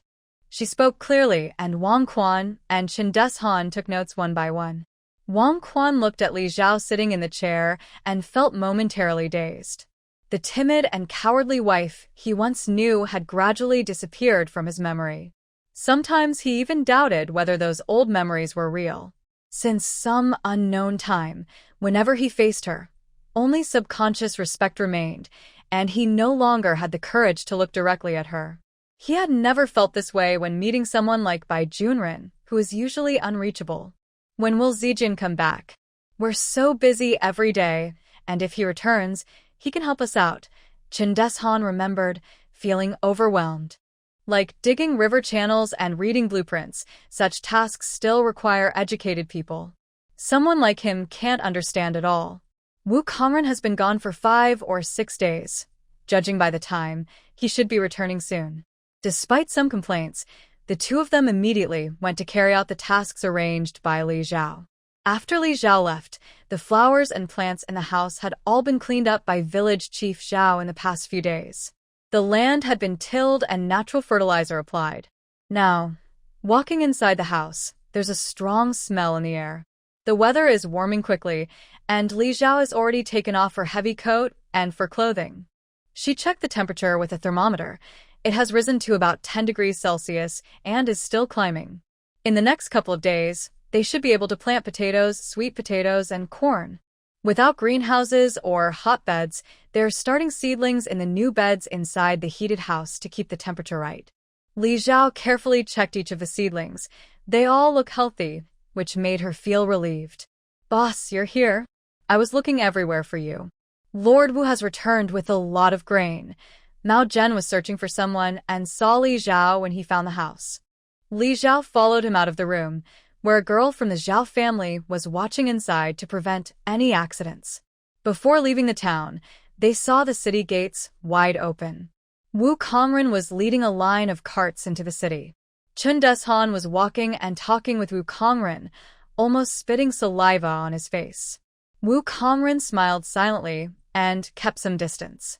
Behind them, several familiar faces were looking around, glancing left and right. General, seeing Li Zhao approach, Wu Kongren immediately greeted him along with a group of people. Is everyone all right? Li Zhao asked softly. Wu Kongren, with his scruffy beard, looked not very good. My father and mother set fire to themselves and burned together with the county hall of Yun County. When I returned, I could only gather their ashes from the ruins and find a good place outside the city to bury them. Even though several days had passed, he still couldn't help but tear up when he saw the ashes upon returning to Yun County. But he understood his parents' choice. If they hadn't done that, they would have been in even worse danger if captured by the barbarians. This was already a relatively good ending. Everyone from the Wu family looked sorrowful, and the others were also low in spirits. But luckily, the grain we hid earlier wasn't discovered by the barbarian army. We managed to bring it all back, more than 230,000 jin. Wu Kongren smiled. This was a small comfort in an otherwise unlucky situation. He knew the city was short of food, so after burying his parents, he didn't delay and hurried back. However, the Jialing River had thawed, and crossing by boat took quite some time. Boss brought back quite a bit of grain, and with yours included, we don't have to worry for now, Chen Deshan said with a smile. Thanks for your hard work. A lot has happened these past few days. Later, Old Chen will tell you everything, Li Zhao nodded with a smile. Old Chen just told me some things. When I saw so many people outside the city just now, I thought the barbarian army had returned. Wu Kongren said with some helplessness. They waited and observed for a while, seeing only some very thin and starving refugees, among whom were many of their own people. Only then did he lead his men to continue forward. Pooh, pooh, pooh, don't jinx us. Hearing the word barbarian, Chen Deshan immediately became nervous.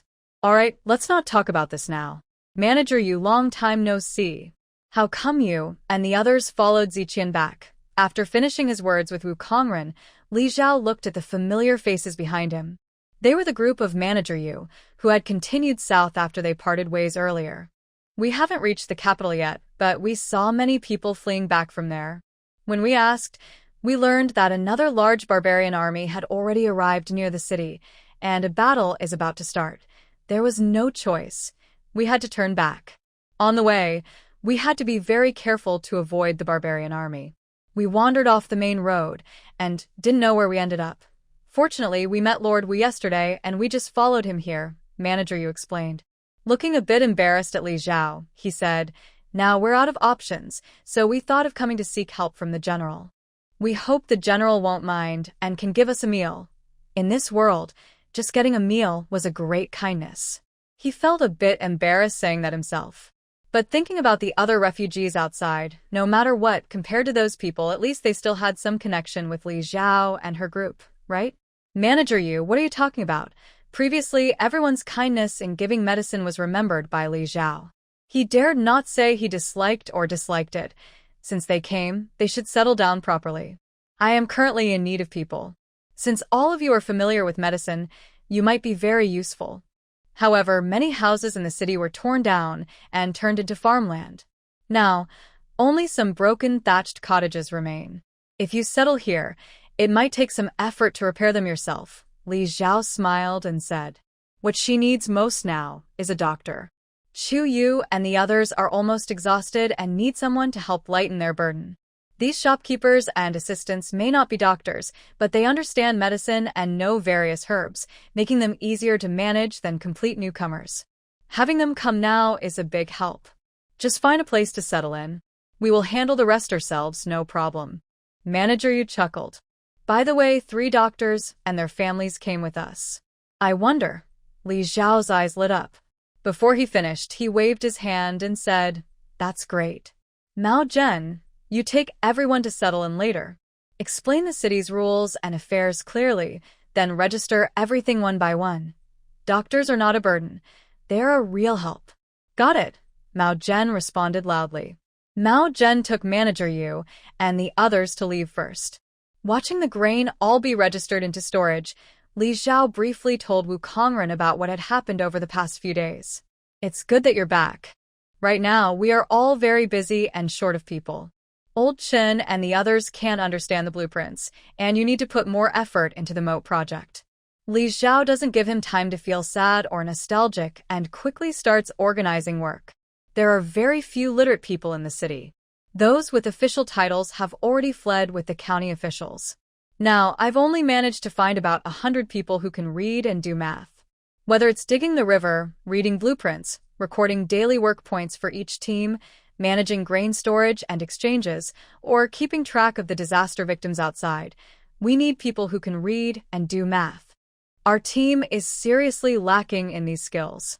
I remember you mentioned that your 4th sister used to help your mother manage household affairs and was quite good at calculations. Do you think she could come out and help us? Wu Kongren has 4 siblings, 2 brothers and 1 sister. The sister is the youngest, born late, now over 16 years old, and not married. The Wu family is a respected official family, so they are quite strict with their daughters.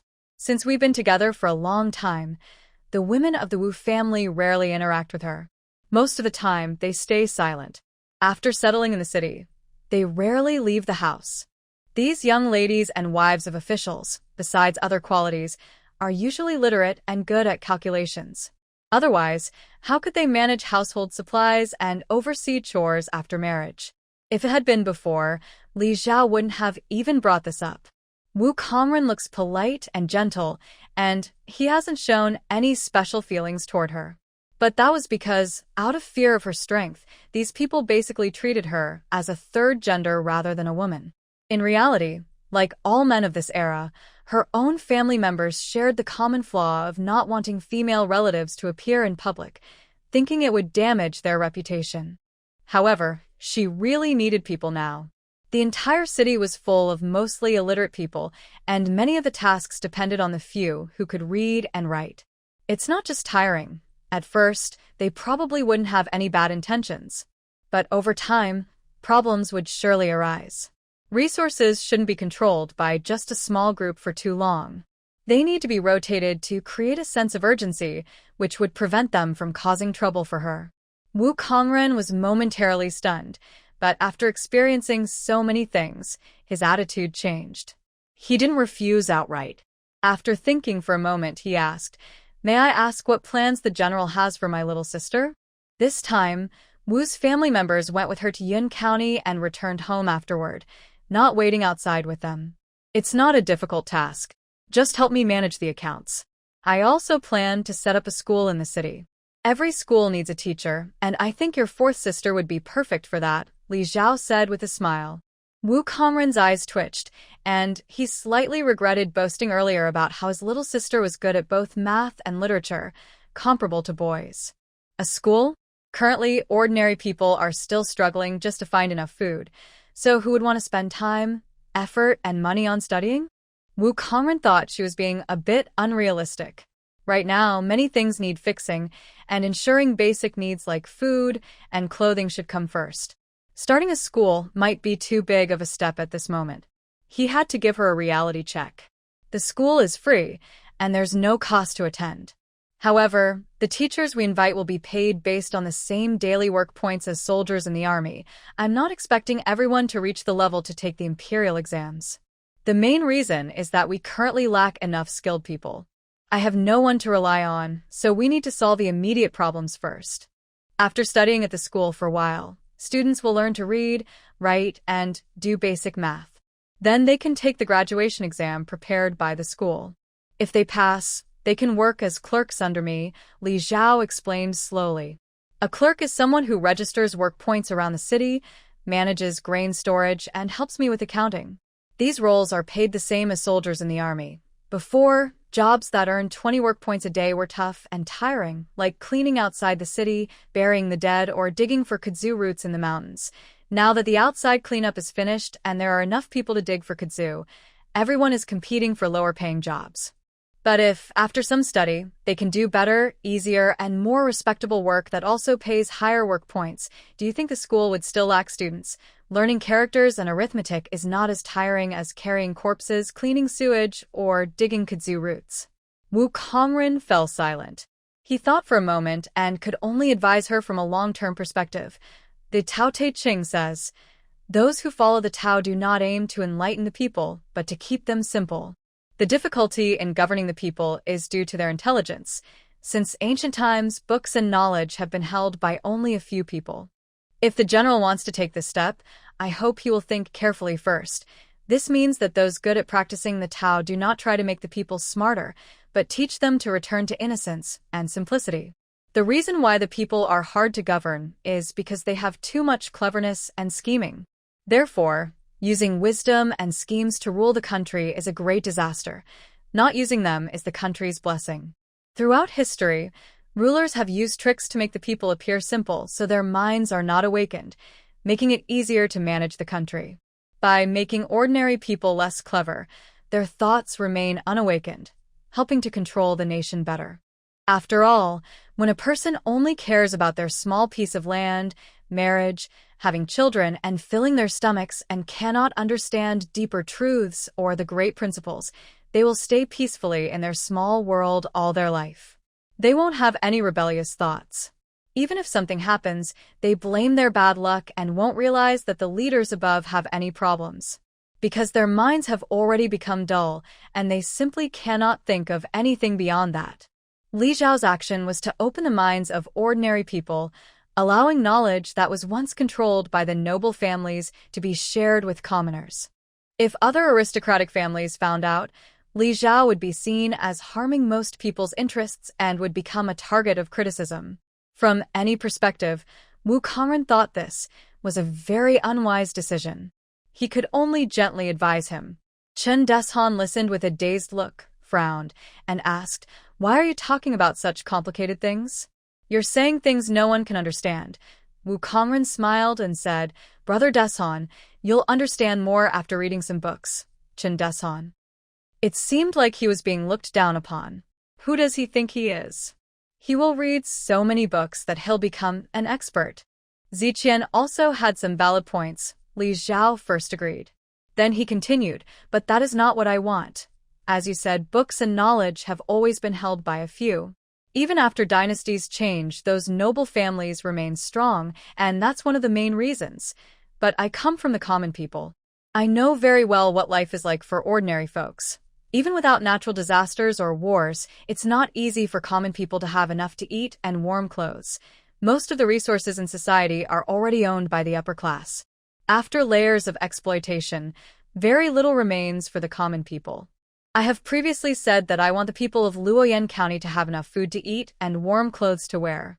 This is not just words, it is a real goal. I am now working hard for this purpose. The purpose of improving people's intelligence is to make us stronger and to give us capable people, not to create trouble or be controlled by others. If I have worked so hard coming out of the deep mountains and experiencing so much, and then I continue to do what those in power have always done throughout history, then my efforts will be meaningless. She has lived through days of uncertainty, struggling just to survive, but she has also experienced better days, days that people in this era might find hard to imagine. She climbed to a high position not to become the kind of person she despises. Her mind has not been corrupted by sudden power. The time hiding in the mountains taught her that hiding is useless. If she keeps hiding, when it's time to come out, she and the people she cares about will still be like fish on a chopping board, at the mercy of others. She wants to protect the people she cares about and to control her own destiny. Since she hates this disgusting old society, she decided to create a new society where she can be in charge. She wants thousands of people like her to have a seat at the table and to eat together. Li Zhao looked into his eyes, speaking firmly and powerfully, as if trying to reach his heart. Wu Kongren was stunned in place, unable to regain his composure for a long time. He originally thought about how to protect their status, but as he walked on, it seemed he had strayed from his original intention. When his father was alive, he always talked about how powerless he felt, how corrupt the official world was, and how avoiding corruption would lead to being excluded or exiled. Otherwise, how could his father, a second-class Jinsher, have wasted so many years without making any progress? His father always wanted to do, and was determined to do, was to help the common people live better lives. That was enough for him. He used to have the same idea when he was studying. But he didn't know when, somehow, he started to stray from that path. Wu Kongren bowed to Li Zhaoxing, his face slightly red. Ziqian, I've learned a lot. Li Zhaoxing gently helped him up. You are all my close friends. Some things are not easy to say to outsiders, but I can tell you, since we can work together, it shows we share the same goals. When we have disagreements, we should talk openly. That's how it will be in the future. Chen Deshan, fired up by Li Zhaoxing's words, turned red in the face. Boss, I'm not good at flattering words, but you are definitely the person I respect most. Wu Kongren took the opportunity to stand up. I'll go back and tell my younger sister. If I can help the general, it will be her good fortune. If you don't mind, my second and third brothers also have official titles and have read many books. The general can call them to help. His second and third brothers are both scholars. That would be perfect, Li Zhaoxing said with a smile. Actually, she also wanted to invite their wives to come along. But since Wu Kongren's 3 brothers married late and their children are still young, and she didn't mind child labor, she didn't press further. However, Wu Kongren had already agreed to let his sister come, so she didn't want to push her luck. Let's proceed step by step and take things gradually. Why didn't I see Brother Lin today? Hasn't the dirt outside the city been cleaned up? Wu Kongren asked. He has caused quite a stir after being here for a while. Besides Lu Yong, who has been going to the countryside every day to check on the farmers planting, the other leaders have all been seen but not Lin Wu. I told him to go to the mountain in the western suburbs with some people to cut trees. We cleared a training ground there. As more of us gather, practicing inside the city is no longer convenient. The western suburbs are close, only about a quarter of an hour away. From now on, all training will be held there, Li Zhao explained. Food supplies are very important, but training soldiers is equally crucial. Lin Wu has been in the army before and knows all about these things. He understands exactly what is needed for the training ground. It's best to leave this task to him. I see, Wu Kongren nodded. All the grain has been stored. The granary at the county office is almost full because there's so much grain, it's hard to fit it all. They even cleared out a room near the granary to store everything. If the grain increases further, the granaries won't be enough. The trees Lin Wu and his team cut down can be used to build new houses for the county office, and we can add 2 more storage rooms, Li Zhao said with a sigh. It feels great to see the granaries full. All right, I won't keep you. I have an appointment. Mao Zhen, have the craftsmen been called here? Li Zhao asked. They're all here, waiting in the front study, Mao Zhen replied. Working in the study at home every day is not a big deal. Li Zhao has now gradually moved his things to the county office's study. Coming here daily makes it feel like going to work. Li Zhao turned and walked toward the front study, where the door was open. Inside, a group of people were whispering and making noise. When they saw Li Zhao, they hushed and stood up to greet him. Everyone sit down, no need to be formal. Li Zhao waved his hand and took the main seat. I suppose you all are wondering why I called you here. Have you guessed what it's about? Everyone looked at each other in silence. After a moment, an older man stood up and cupped his hands. We are not very clever, Your General. We do not understand your purpose. Do you know why I called you here? Is there something important I need to discuss? If there was no urgent matter, he would be busy working again. Wasting half a day would cost him work points, and that meant food. I won't beat around the bush anymore. I'll be direct. You are all skilled craftsmen in Luya County. I want to open a workshop in the city and invite you to work there, helping me develop some new things, Li Zhao said with a smile. Today, everyone called here was a craftsman from the city. Among the 8 major craftsmen in the area, carpenters, blacksmiths, mud workers, bamboo workers, boat builders, stonemasons, oil makers, and barbers. Except for barbers, bamboo workers, boat builders, and oil makers, which I don't need right now, I have gathered all the others. Most numerous are carpenters and blacksmiths, each with about 7 or 8 people. The others are fewer. In today's times, innovative techniques are not highly valued, and craftsmen hold low status. Although having a skill can prevent starvation, it doesn't make one wealthy. Moreover, after experiencing natural disasters and wars, craftsmen without land have nowhere to rely on, and no one seeks their help. Without work, life becomes very difficult for everyone. Therefore, when Li Zhao introduced the work point system, all these craftsmen were very happy because they finally had other ways to support themselves and their families. As for their previous skills, they could only set them aside for now.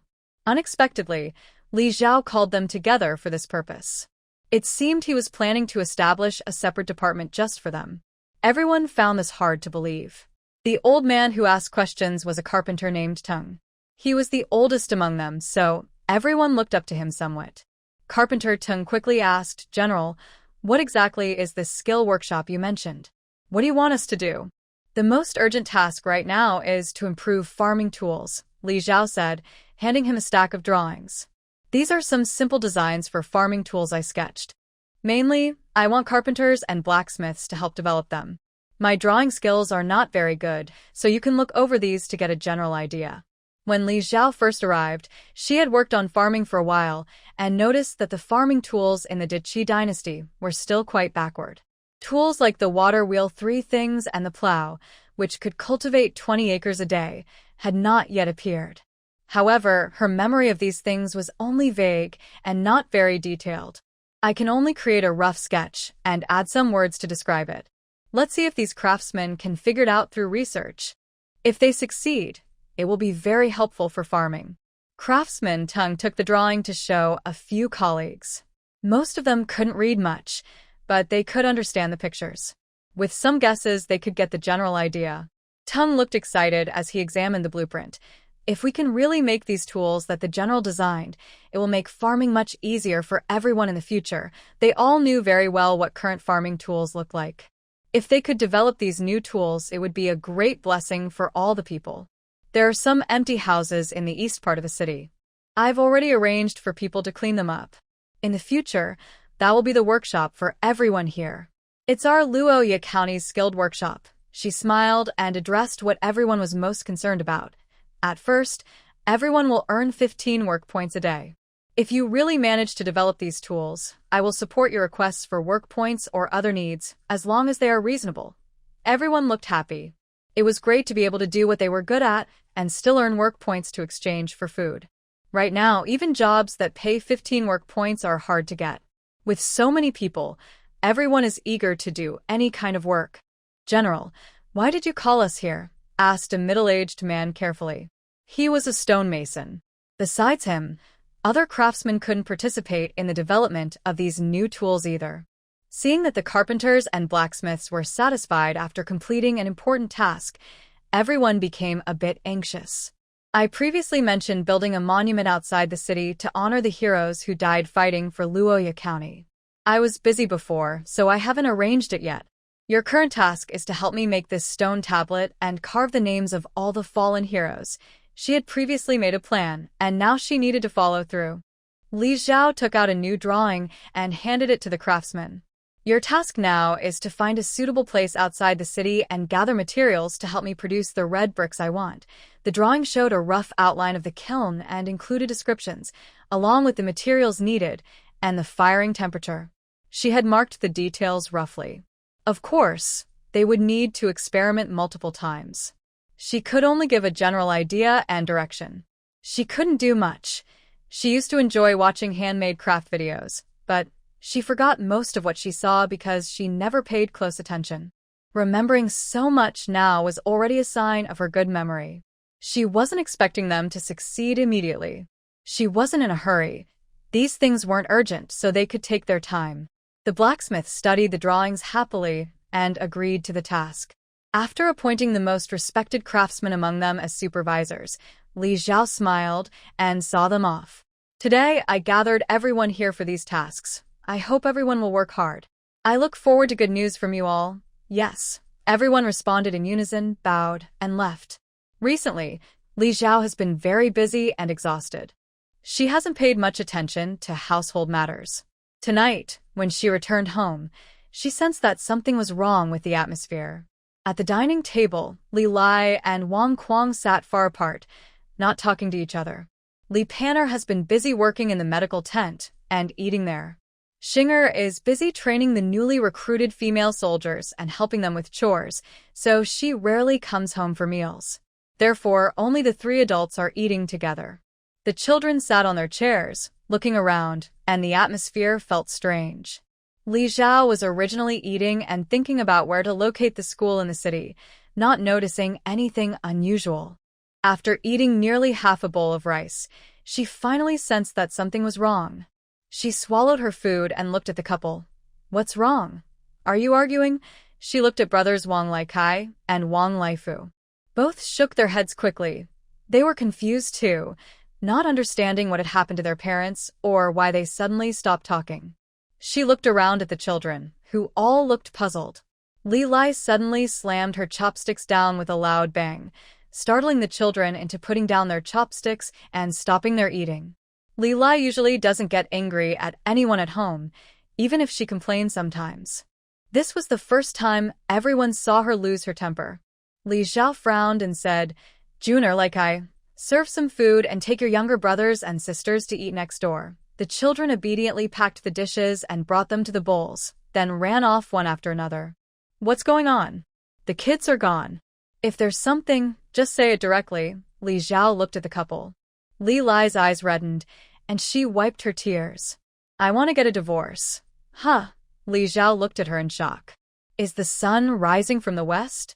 Her gentle, virtuous older sister, who always puts her husband first, wants a divorce? Wang Quan was also stunned and looked at her with a red face. Is it really that serious? I told you I have nothing with that widow he. You're just overthinking. You just don't trust me. You've been angry all day and haven't talked to me. Now you say you want a divorce. Do you really think I don't trust you? Am I that kind of person? Wang Quan was so angry he stood up, wanting to yell but hesitated, then sat back down in frustration, turning his back to Li Lai. Would I think like that if I didn't do anything? Li Lai's tears fell. Today you fix the roof when it broke. Tomorrow when the kids are sick, you take them to CDR.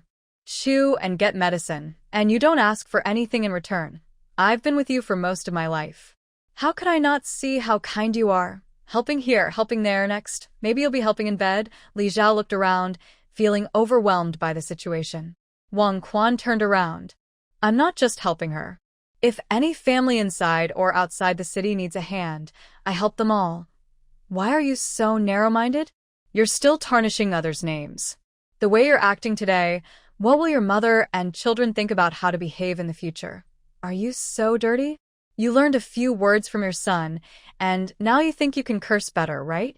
That's because you started the dirty stuff first. And you still talk about reputation. Who in this town doesn't know she, a widow, used to do some rough work when she had no food to eat? All the old men and women on the streets, don't they all have some connection with her? When she calls you Master Wang warmly, do you really think you are a real grown-up? Everyone looks down on her, but you, the fool, think she's a treasure. Li was so angry he kicked over a chair. He's really poor now, so his anger is only directed at things that are sturdy and hard to break, not at smashing plates or bowls. Shut up. Widows face a lot of trouble, false rumors that seem real because of her status. Even lies can spread like truths. You're also a woman. You should understand how hard it is for a widow with 2 kids to live in this world. Why do you have no compassion at all? Today, you tore her dignity apart and stepped on it. How is she supposed to live? If I hadn't come in time, she might have been harmed or even lost her life. Wang Quan said angrily, his eyes red, pointing at her and scolding. Are you saying I want this? Look at you now, Wang Quan. We've been married for half our lives, and our children are grown. I've suffered so much with you, endured so many hardships. Now, just because of an outsider, you treat me like this. I say one word about her, and you have to defend her 10 times more. Li covered her face and knelt on the ground, crying uncontrollably. Li Zhao sighed, went over to help her sit down, and handed her a cloth. All right, what exactly happened? Tell me everything clearly. If the brother-in-law really wronged you, then you should divorce him. Wang Quan wanted to say something but ultimately said nothing. Li Lai wiped away her tears, calmed her emotions, and then looked at Li Zhao. I've been busy with a lot of things lately, so I didn't notice anything. It wasn't until everyone started talking loudly that I found out he's been secretly seeing that widow, he outside the city. Many people saw them together. At this point, she burst into tears again. She and everyone else had just finished repairing armor and were about to help the soldiers and medical staff outside the city make masks and gloves for protection. They had no free time at all. If it hadn't been spread everywhere, she wouldn't have known anything. Wang Quan quickly defended himself. Don't listen to her nonsense. That widow, he was just outside the city helping to cook porridge. I've only seen her a few times. There's nothing going on. Did you help her repair her roof? Li Lai asked angrily. Dr. Chu needed lime for disinfecting, and the brothers went to get it. They left it in a house over on the west side of the city.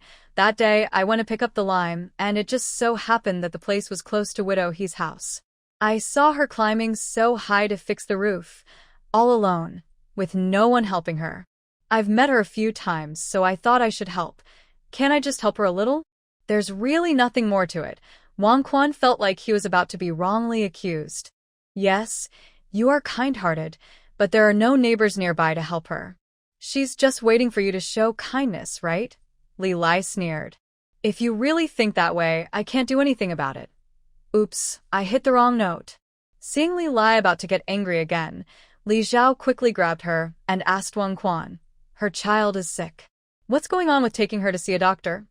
Everyone knows that Dr. Chu has a good relationship with our family. Her son caught a cold and had a fever, and he was so confused. But Dr. Chu and her team are very busy. They are outside the city at a medical tent, and there are disaster victims everywhere outside the city. She didn't dare take her child to see Dr. Chu. She had no choice but to come to me, kneel on the ground, and beg me to save her son's life. I couldn't just stand by and watch a child die right in front of me, could I? So I took her and her son to see Dr. Chu. As for the medicine fee, it was because Dr. Chu saw how hard their lives were. She's just a woman earning some work points each day to buy food, and she has to raise 2 children. Life is really tough, so she said not to worry about the medicine fee. Wang Quan explained helplessly. That widow he is beautiful, but those gossiping women keep spreading rumors about her. A woman trying to raise 2 children in this world already has a hard life. Today, your sister even went directly to confront her, tore things apart, and said all kinds of nasty words. She was so pushed that she almost took scissors to her neck to end her life. I tried to talk her out of it, but no matter what I said, your sister wouldn't listen. She just kept thinking I had some connection with that widow I've been so busy every day that I hardly have time to rest. I don't have any of these complicated thoughts. His eyes filled with tears, and he truly felt upset inside. He choked out, "We've been married for so many years. Doesn't she know what kind of person I am? When something happens, she doesn't believe me at all." Li Lai silently shed tears, wanting to say something but feeling too embarrassed to speak. Li Zhao looked at Wang Quan's expression, which didn't seem fake. Although this brother-in-law sometimes had small flaws, he had always been sensible about important matters. He also genuinely cared for Li Lai, so the truth was probably as he said. In the end, this was just a misunderstanding. Li Lai was provoked by some gossipers. He got angry and did something foolish. The biggest victim was probably Widow He. For now, no one knew much about Widow He. They only heard different stories from both sides, so it was hard to judge. So, you just listened to some messy rumors, had no evidence, didn't investigate, and went straight to scold the person, even pushing her to the point of considering suicide, Li Zhao asked Li Lai. She thought she had improved. But now it seems the mind can't be forced. Whether right or wrong, if it leads to someone getting hurt seriously, then it doesn't matter who is right.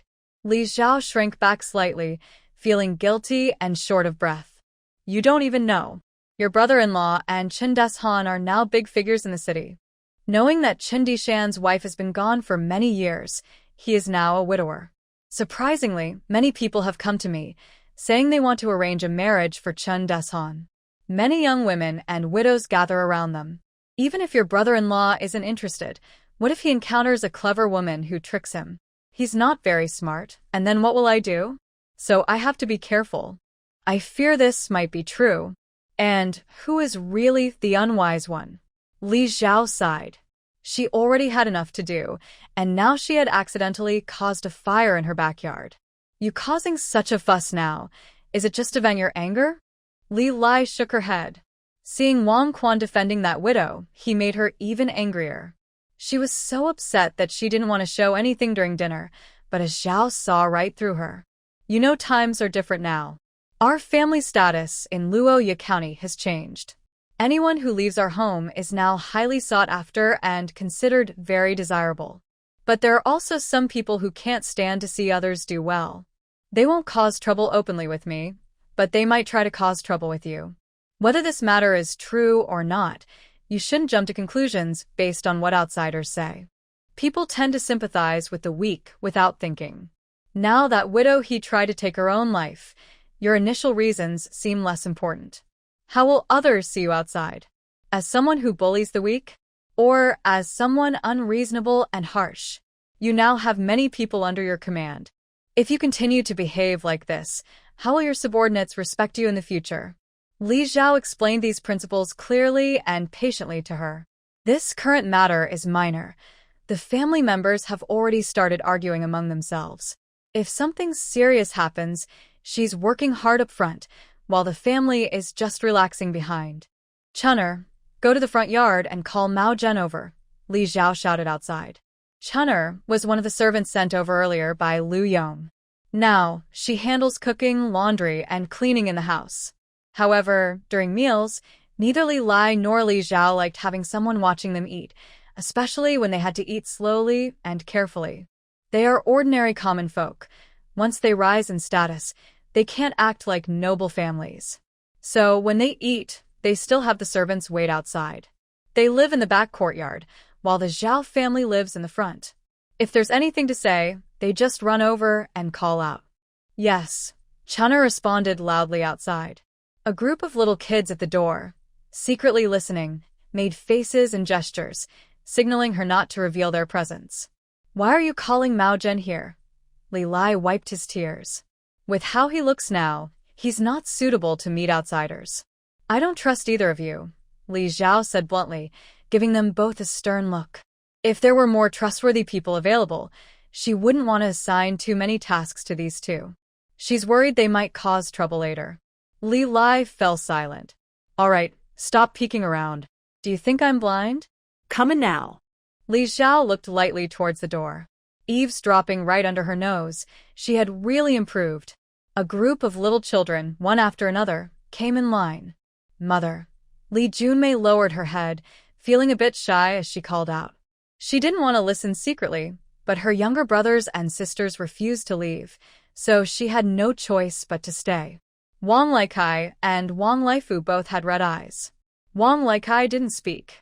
Wang Laifu ran to his mother's side, looking up with tears in his eyes, and asked, "Mother, are you really going to leave Dad?" Li La was choked up.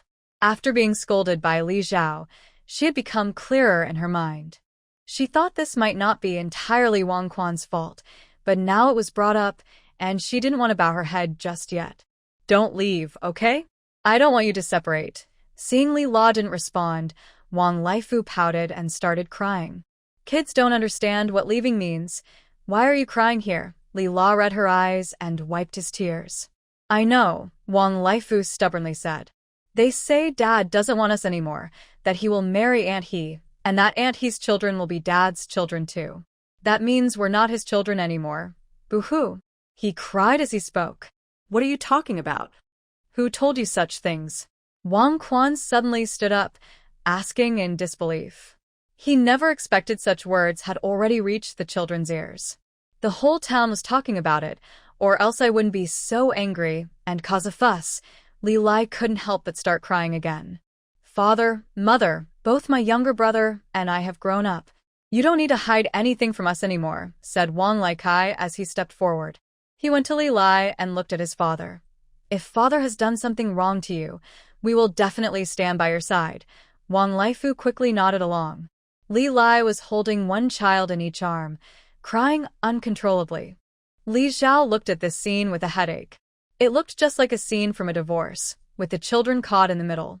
"Big brother, what do you want to talk to me about?" Mao Zhen had just finished eating and happily ran over when he heard Li Zhao calling him.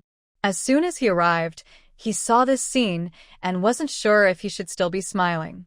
"Do you know about the matter between Widow He and my brother-in-law?" Li Zhao asked directly. "Huh." Mao Zhen was surprised for a moment, looked at Wang Quan beside him, then glanced at the mother and children hugging each other, and understood what was happening. "I know a little about it." He scratched his head, hesitant to speak because of Wang Quan's reputation. "Speak." "All right, if the boss says to say it, then I will. It's only been a couple of days, but it's all over the place. People are saying that Wang Quan is involved with Widow He, and it's not clear what's going on. They also say that Wang Quan has changed his mind and might be planning to marry her. In the city, 2 families with daughters have come knocking, asking about this secretly." He puffed out his chest. "Don't worry, I've already driven them away. This matter has become such a big deal, and I had no idea," Li Zhao said coldly, looking at him. "You are very busy, and it's hard to find you on ordinary days, and, after all, this is their family matter. If something really happened, we outsiders shouldn't interfere." "Nonsense. I don't have that kind of idea." Wang Quan's face turned red with anger, feeling more wronged than Do-yi. Li Zhao ignored him. "Do you know what kind of person Widow He is?" "How would I know? There are always disputes in front of that widow's house. I haven't even married yet, so how could I inquire about this?" Mao Zhen said directly. "Then go find out now." "Huh." Li Zhao looked up at him. "Go now." He quickly ran off. "I really haven't done anything wrong. Believe me. With such a big accusation hanging over me, I feel like I can't clear my name no matter what." Li Zhao looked at the couple with some helplessness.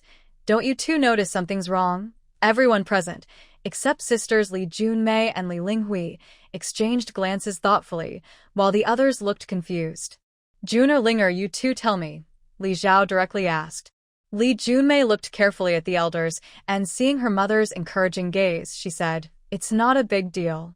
There are so many people in the city, and before, everyone was mainly concerned about the disaster victims outside the city and the upcoming spring planting. But in just 2 days, this matter spread everywhere. It doesn't seem reasonable." Li Linghui nodded. "And uncle, didn't you say that Aunt He was outside the city cooking porridge?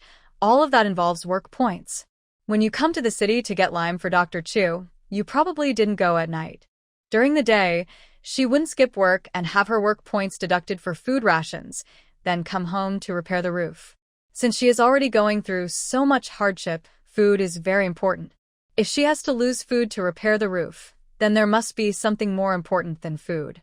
Having gone through so many things, Li Linghui, though still young, can see clearly now.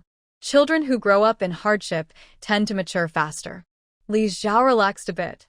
She still needs to think more clearly. Wang Quan was stunned. Are you saying all this was her deliberate plan? There's no solid evidence yet. Let Mao Zhen investigate and come back. Li Xiao said calmly. But it's probably close to the truth. Are you all full? Li Xiao looked at the children. She didn't have much appetite. The children nodded and obediently showed her their empty bowls. Although they had been eavesdropping, they listened while eating. After experiencing the previous famine, even the youngest twins now knew to cherish food and would never waste it. While waiting for Mao Zhen, and with nothing else to do, Li Xiao called the children out one by one to check if they had been practicing their skills well and whether they had been lazy when she was not around. Except for the two older ones, who had been somewhat distracted by trivial matters, the younger children had been practicing diligently and showed signs of improvement. Li Linghui, who was acting as a little teacher, puffed up her chest proudly, eager for praise. Good job, keep it up. Li Xiao gently touched her head. Mother, when can I start learning light skills? You've already taught Tian Zhenji. Li Linghui looked at her eagerly. Li Xiao took out a small booklet from her pocket and handed it to her. Take it step by step. No need to rush. Build a good foundation first. But you can learn internal skills even if you can't learn light skills. Your talent in martial arts is better than your older brother, sister, and younger siblings. Mother is giving this to you first. You can learn with everyone. Li Linghui happily took it. I will keep working hard. Li Xiao looked at Li Junmei and Wang Laikai, who looked a bit nervous. Mother, I will try my best in the future, Li Junmei quickly said. People have limited energy. If you focus on one thing, you might neglect another. I won't blame you, Li Xiao smiled. But since I've assigned chores to you, how you complete them is up to you. Every day, you exchange grain and keep accounts. These are important tasks. What you need to learn now is how to make things easier for yourselves. Wang Laikai looked confused, and Li Junmei seemed to be thinking. Li Xiao said to them, Actually, I've already asked some people to help you. But there are still many things on your plates. Do you know why? Managing grain storage and exchange, along with overseeing many people, is too much for just these two kids. Li Xiao arranged for some literate and good at calculations to help, but the children have been so tired that their faces have become thin. They work tirelessly every day. The two of them nodded together. Because you don't know how to manage people. Everyone sees you two are just kids, and might look down on you. They won't fully listen to you, and you can't control your subordinates. To avoid mistakes, you have to do some repetitive work yourself. But this isn't good. Right now, our town doesn't have many people, and after the war, everyone is still honest about food. If some time passes and we have enough grain and there's no longer a danger of war, people's minds will change and it will be harder to manage them. In this period, your job is to learn how to manage the people under you, Li Xiao softly said. Li Junmei pursed her lips, hesitated, and then asked, Mother, can I ask Wenxiu to come help? Wenxiu is the daughter of the Zhao family's second branch, about her age. This name was given by Li Xiao. Before, the Zhao girls were called Big Sister and Second Sister, with no proper names. When they were in the valley, with nothing to do, she gave each girl a new name. Tell me why you want Wenxiu to help, Li Xiao encouraged her. Earlier, Wenxiu and the others learned to read and do math with us. Wenxiu was the best among them, and Mother said that Grandpa Zhao signed a contract with you, and the Zhao family is part of our own people. Now, the people my mother sent to us are all from Luya County. They're much older than us. If it weren't for their status, they wouldn't listen to us at all. So, we need to have our own people inside to create a sense of urgency, making them feel they are not so easily replaceable, said Li Junmei with bright eyes. Wang Laikai nodded. My cousin is right. Yes, coming up with a way to balance both sides is already pretty good, Li Xiao said with some relief. She is gradually improving and starting to think carefully, which is a good sign. But it's still not enough. Tell me, why do I need to give out so much grain, using a work point system for everyone to exchange so all the common people have enough to eat? Li Xiao encouraged them to speak. Because our mother is a kind and good person, Li Qingyu was the first to answer. Seeing everyone look at him, his face turned red. Everyone says that our mother is like a living bodhisattva. Qingyu answered very well, and that's one reason. Li Xiao patted his head. As a leader, basic kindness and compassion are necessary. If one is ruthless and unfeeling, without empathy, the path won't be long-lasting. Li Qingyu saw that his mother approved of him, his face flushing with excitement, and he looked proudly at his older siblings. The twin children are too young, only following along, and not fully understanding these things. With big, adorable eyes, they looked at everyone with curiosity. After the city battle, there were many bodies and sewage outside the city that needed cleaning, along with various chores. The soldiers needed to protect everyone and practice their skills, so they couldn't spend all their time on these tasks. If the townspeople were to do it, they wouldn't do it for free, or no one would want to do such work, and they might complain about their hardships. Li Linghui thought for a moment and replied, "That's right." Li Xiao nodded and looked at the other three children. Wang Laifu was scratching his head, unable to come up with an idea. "Second aunt, they've finished talking. I have nothing more to say." No, it wasn't that he couldn't think of anything. Li Xiao couldn't help but laugh, but didn't scold him much. Each child has different strengths. Wang Laifu isn't good at studying or martial arts, and he doesn't have talent in either, but he has his own advantages. He is very good with his hands. When village chief Zhao did some simple woodworking, he learned quickly. Li Xiao planned to send him to the skill workshop later. After the previous barbarian attack on the city, the villagers felt uneasy and uncertain about the future, and they lacked confidence in second aunt. With work points, they can exchange for grain, giving everyone hope. Once they have this, their fears will temporarily fade. Wang Lightsai's eyes lit up, and he immediately said this. "Yes, stabilizing the people's hearts is also important," Li Xiao nodded. Li Junmei thought for a moment, organized her words, and then said, "The young men and women of Luya County were conscripted by the court before, so only a small number remain. The rest are elderly, weak, women, and children. Mother, the new work point system divides many different tasks, allowing everyone to do work based on what they are good at. Even the elderly, weak, women, and children can have jobs and earn food. Will this long-term change help reduce the favoritism towards boys and girls?" She gathered her courage to say the last sentence. Having grown up hearing many sexist comments, she was especially sensitive to these issues. Recently, regardless of age or gender, as long as people passed the tests, they could work and earn points for food. She had seen many older women and aunties become much kinder to the girls in their families, because the girls were no longer seen as useless and could contribute to the family. Li Xiaoshan patted her shoulder with a smile. "I'm glad you see this." "Yes, you are right. There's one more important point. Currently, Luya County is losing a lot of people, and there is a serious shortage of workers. Using the work point system to organize everyone and assign tasks quickly gathers these workers for the government. I'm telling you this to show that when you don't know how to manage your people, the best way is to set rules within your abilities. But what if they don't follow the rules we make?" Wang Laikai asked, raising his head. "Where there are rewards, there will be punishments. Have you ever seen the punishment rules we issued before?" Li Xiaoshan replied. "I have seen it. Every job has a leader, like a captain, and below the captain are sub-captains who assign different people to manage tasks. All captains and sub-captains can supervise each other. If there is corruption or misconduct, there are various punishments, such as reprimands or removal from their positions. These rules keep getting more detailed and specific to prevent others from taking over. All leaders are very careful. After all, it's impossible to bribe everyone, only some." Li Junmei's eyes lit up. "I understand. I can also follow your method to reassign the people under me so they supervise and compete with each other. This way they won't team up to bully us because we are younger." "Exactly.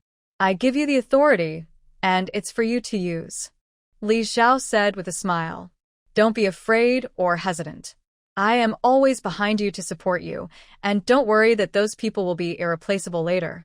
Right now, only a few are skilled at writing and calculating, which has encouraged this kind of attitude, but I am already working on a solution. This situation won't last long. Once her school is established and the first batch of students is trained, those who had the advantage will lose it." "Boss," just after finishing a small lesson on hiring, Mao Zhen hurried back, panting heavily. That widow, he has a son and a daughter. The daughter is 12 and the son is 7. Her husband also went to serve in the army before. He didn't stay away long before news came back that he had died on the battlefield.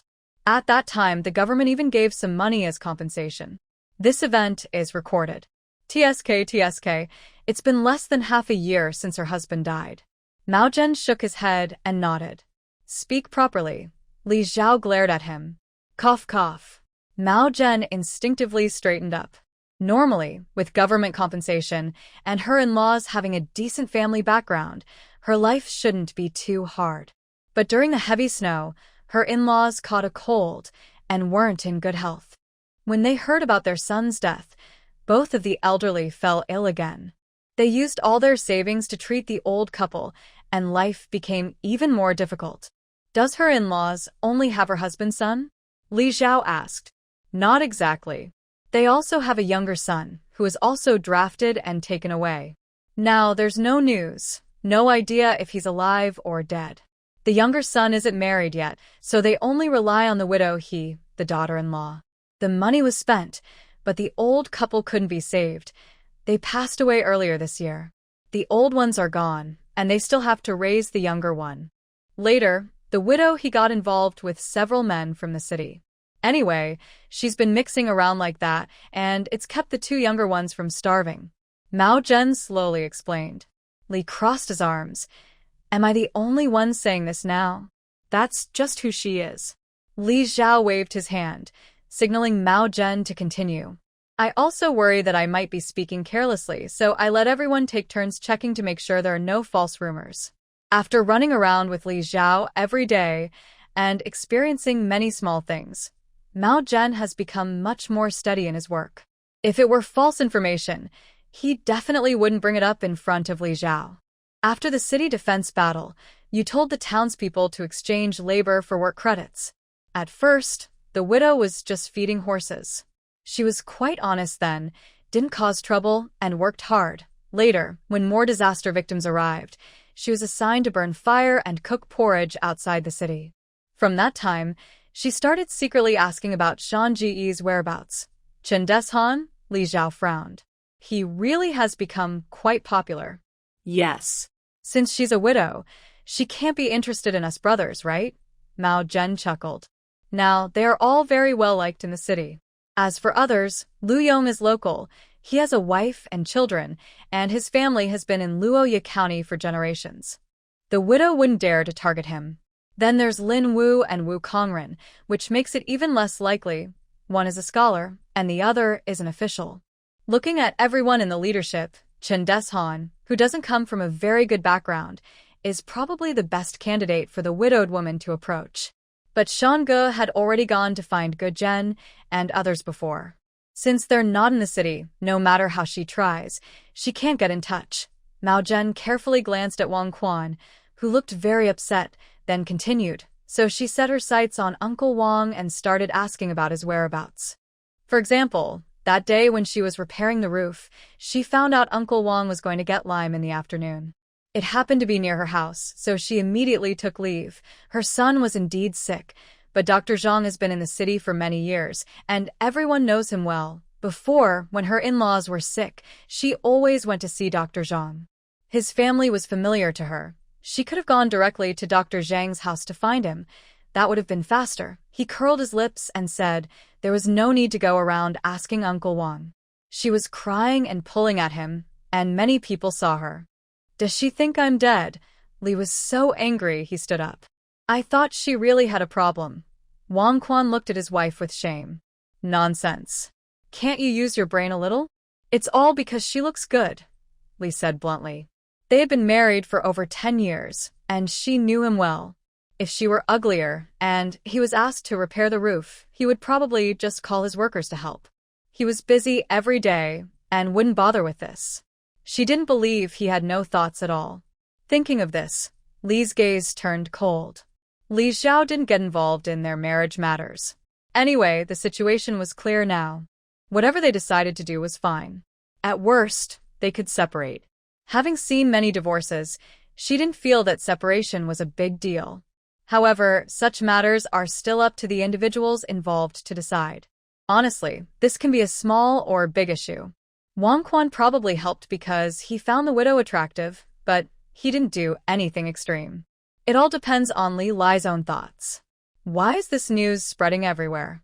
Honestly, it's not a big deal, Li Zhao asked. Any public opinion that spreads quickly usually has someone behind the scenes pushing it. It's only been 2 days, clearly trying to use public pressure to provoke Li Lai into doing something extreme, so they can use it as an excuse. But Li Lai has already figured out this trap. That widow whose lover used to run a gambling house in the city, and everyone knew him. I don't know how Hu Widow convinced him, but he actually helped make this matter worse. It wasn't originally a big deal, but he had his people spread the news everywhere. One of them was your brother-in-law. The story quickly became known all over town, Mao Zhen said with a complicated expression. He had never seen such a thing, someone trying to find a new partner for his mistress. After all this fuss today, Hu Widow was stopped. I heard she was crying and shouting that she didn't want to live anymore. She was trying to flirt with other men, and now she doesn't want to live, Li Lai said, laughing bitterly. For the first time, she spoke a harsh, cruel word. Then just go die. Why are you pretending? Don't you have scissors? If nothing else works, hit the wall, or hang yourself with a rope. Go to the river and jump in. It's not easy to want to die, is it? Calm down, Mao Zhen quickly comforted. She's just acting like that to make you angry. If you get upset and ruin your health, then she's happy, isn't she? Recently, there's been a lot to do, but no one has looked into the corruption within the city. Only he suddenly appeared and caused trouble. Now everyone is working for food. Even prostitutes are helping clean stables and feed horses. Women are used like men, and men are treated like animals. Every day, they are exhausted from all kinds of work. Who has the energy to go to a brothel? The only brothel in the city seems close to closing down. Exactly, I've ruined their business. Brothels and gambling houses, Li Zhao said with a mysterious smile. Gambling and prostitution are the easiest ways to make money. Even in chaotic times, these businesses still exist. Natural disasters and wars can't completely stop them. But both are men's activities, and most men in Luya County have been drafted into the army. The place with the most men is the county office, which is also their biggest customer. How the people under him live privately doesn't concern the officials much. But now, with a shortage of staff, everyone is busy following Li Zhao's orders, leaving little time to rest. They also plan to move the training ground outside the city, which will make everyone even busier. The food in the city was no longer for sale. Everyone had to exchange work points instead. Even those with money couldn't spend it now. No matter how unwilling they were, they still had to eat. So, they had no choice but to bravely take on work. It can be said that Li Zhao not only cut off their financial resources suddenly, but also forced those who wanted to continue living a privileged life without working to labor. This enmity was very deep, and their resentment was surely strong. Mao Zhen hesitated for a moment and then reacted. Boss, are you saying that this matter is actually aimed at you? Initially, widow, he was probably working for Chen Deshan, but later, after changing targets, it seems she was collaborating with the boss of the gambling house. Both sides had their own goals, Li Zhao said with a smile. My family members are not a secret. I can't easily contact them.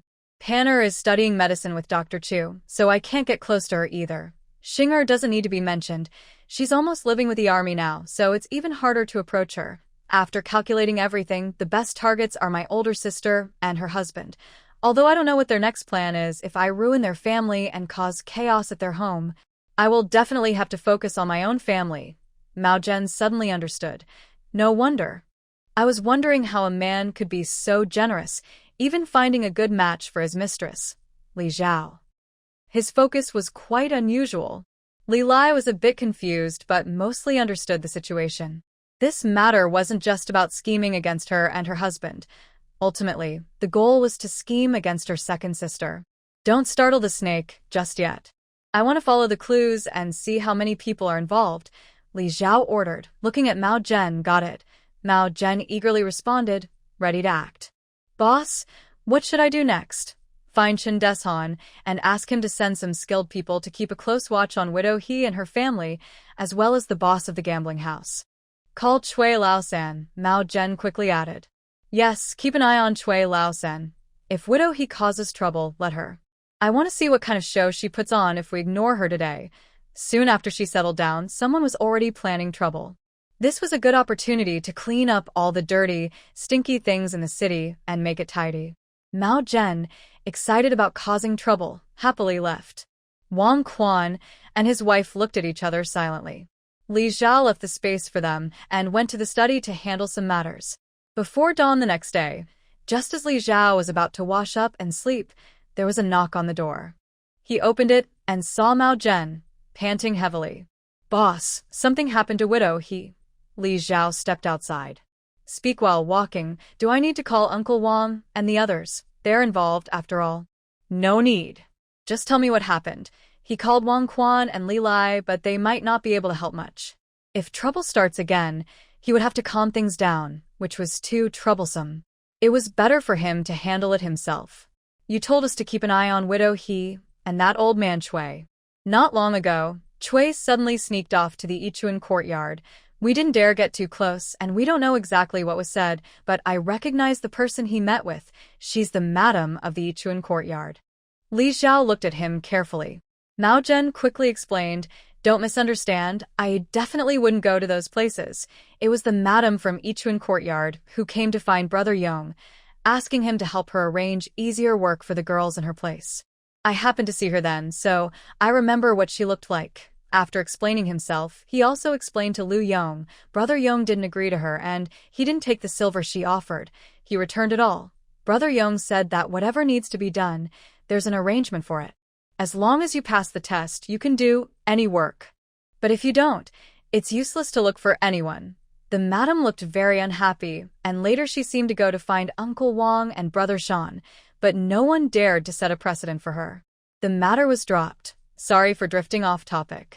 Anyway, I saw Chui find that madam, and after leaving the Yichuan courtyard, he went to Widow He's house. Not long after he left, Widow He's daughter suddenly ran out crying, shouting that her mother had hanged herself again, and she was asking someone to find a doctor. The shouting could be heard everywhere, and all the neighbors were alarmed. I quickly looked around in the chaos, and saw that Widow He had been moved to the yard, and was lying there. Her neck was bruised and purple, looking very real, not fake. Many people nearby said that early in the morning, someone came to find Uncle Wang, asking him to recognize her. Even if it was just a small thing, they couldn't let her reputation be ruined and just ignore it. I didn't listen to all of it and hurried back to find you. The doctor should have already gone to see her by now. Mao Zhen quickly explained the situation. When we reached the garden, Xiao Jizi, who was sleeping inside the fake mountain, heard Li Zhao's footsteps. Reluctantly, she got up and walked over to Li Zhao, making a small sound. Nothing to do with you. Go back to sleep. Li Zhao patted her big head. When she first arrived, Xiao Jizi shared a room with her, but as the weather warmed up, she didn't want to sleep inside anymore. She found some weeds to cushion herself and slept in the cave inside the fake mountain in the garden. Xiao Jizi leisurely returned to her nest. Li Zhao and Mao Zhen left the house and headed straight to Widow He's home. Why did she try to end her life again? Half the day has passed, and there's no news from over there. Did you hear how harsh Lady Wang was today? If Widow He doesn't marry into that family, how will she survive in the future? Oh, if she really cared about her reputation, she wouldn't have done such things before. Uffed. She just wants to live a wealthy life at the general's residence. All this drama about trying to die is just for show. I don't think so. I just saw the marks on her neck, and they are very serious. If we had spoken earlier, she might have survived. Why is Lady He risking so much, still chasing after wealth and status? Lord Wang is the brother-in-law of the general. To be honest, his current position is because he married the general's sister. If Lady He really enters the general's household, who would accept her? Why is there no news yet? Has Dr. Chu gone inside? Could it really be that she's gone? If that's true, it would be a big deal. Lady He's house was surrounded by a crowd of curious onlookers. Her daughter was shouting from the alley's entrance to the end, waking everyone up. The noise outside was so loud that no one could sleep, so they all got dressed and came out to see what was happening. But since they were disturbed in the middle of the night, everyone looked unhappy. Li Zhao arrived with his people and saw the noisy scene. "General, here comes the general." When they heard the footsteps, everyone turned to look. Seeing it was Li Zhao, they hurriedly greeted him with smiles and awkward bows. Li Zhao nodded and said, "It's late. Everyone, go back and rest early." Seeing many people following behind her, everyone felt nervous and quickly slipped away to avoid trouble. However, a few curious people, because Li Zhao was usually friendly and approachable to the townspeople, couldn't help but ask curiously, "General, are you here to take Lady He away? Otherwise, why would they not see Wang Quan and Li Lai, the two involved parties? Although I think Widow He's character isn't very good, she still lives in the same alley. Her parents-in-law and husband used to have some connections with the people there. If her life is at risk because of this matter, everyone might not say it openly, but secretly they will mutter a few words, and their trust in Li Zhao will decrease a lot. No matter what official position someone holds, once it involves taking lives, all the good deeds done before can be wiped out in an instant." Li Zhao glanced around and saw some people already sneaking away. Their footsteps stopped, but many others still cared about this matter. "Today, I am not here for personal reasons, but for official business. All right, if everyone wants to hear, you can stay and listen." "It's no problem," Li Zhao said with a smile. Hearing this, many people became curious. Since everyone was already standing up, it seemed the general wouldn't blame those who weren't involved. If they don't get to see the full story, they'll be restless tonight and probably won't sleep well. Li Zhao strode inside, and the curious villagers quietly followed. The Widow He's yard isn't big. Once inside, you can see everything at a glance. Widow He was lying in the middle of the yard, pale-faced, with a wooden board and blankets underneath her. Although she had woken up, she was lying there silently crying. Her features were delicate, and her skin was fair. Compared to the starving villagers on the street who looked like skeletons, she was truly quite beautiful. If she wanted to attract someone, she definitely had the confidence to do so. Chuyu was talking to her eldest daughter, who is now 12 years old. In this time, she is almost considered a young adult. "You're so loud in the middle of the night, you even woke you up," Li Zhao said as he walked over. Li Pan'er followed behind Chuyu, looking very unhappy. She had been busy all day and didn't expect that something so big had happened at home today if she hadn't come here. "Second sister, say what you need to say when we get back," Li Zhao quickly stopped her. This wasn't the place for talking. The doctors are all quite old. They've been very tired during the day, and it's not right to ask them to come at night. "Anyway, I haven't slept yet, so I came here myself," Chu said with a small smile. With a few doctors who came along with Manager Yu, they could relax a little now, but the doctors are quite old, and she thought it was better for her to handle the late-night work. "It's nothing serious. She hurt her neck, just needs some medicine and rest for a while." Seeing Li Zhao's gaze fall on Widow He, Chu quickly explained. Widow He heard the noise and hurried to stand up.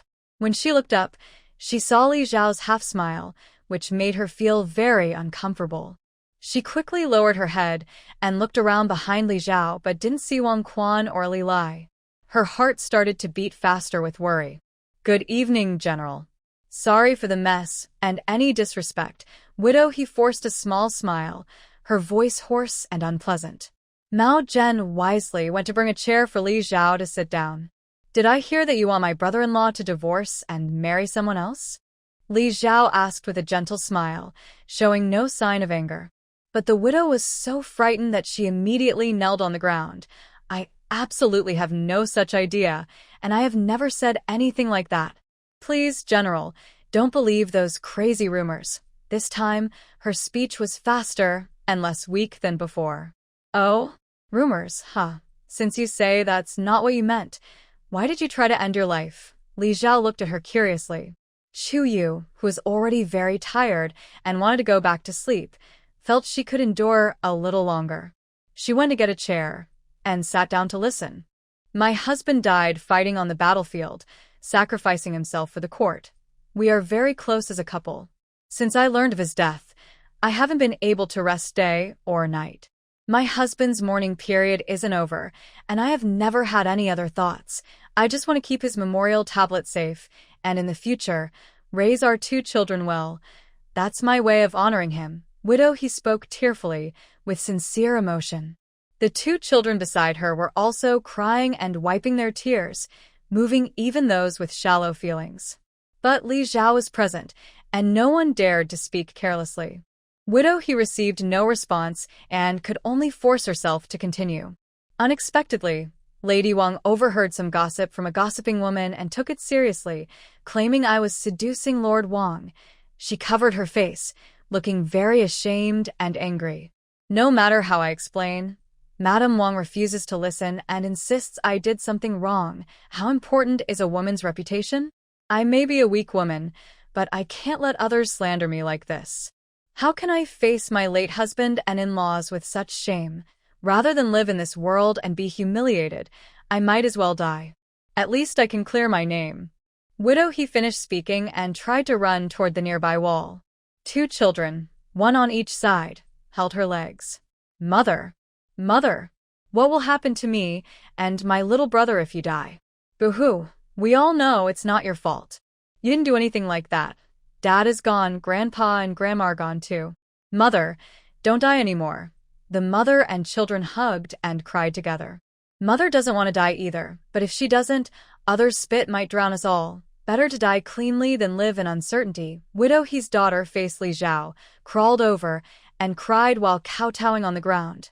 General, everyone says you're a great, kind person, a living saint of Luoyan County, saving all the people in our town.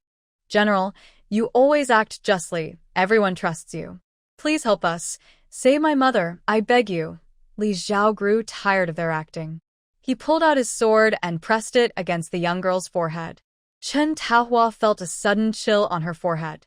Seeing the simple, old-fashioned sword sheathed before her, her pupils shrank, and her cry caught in her throat.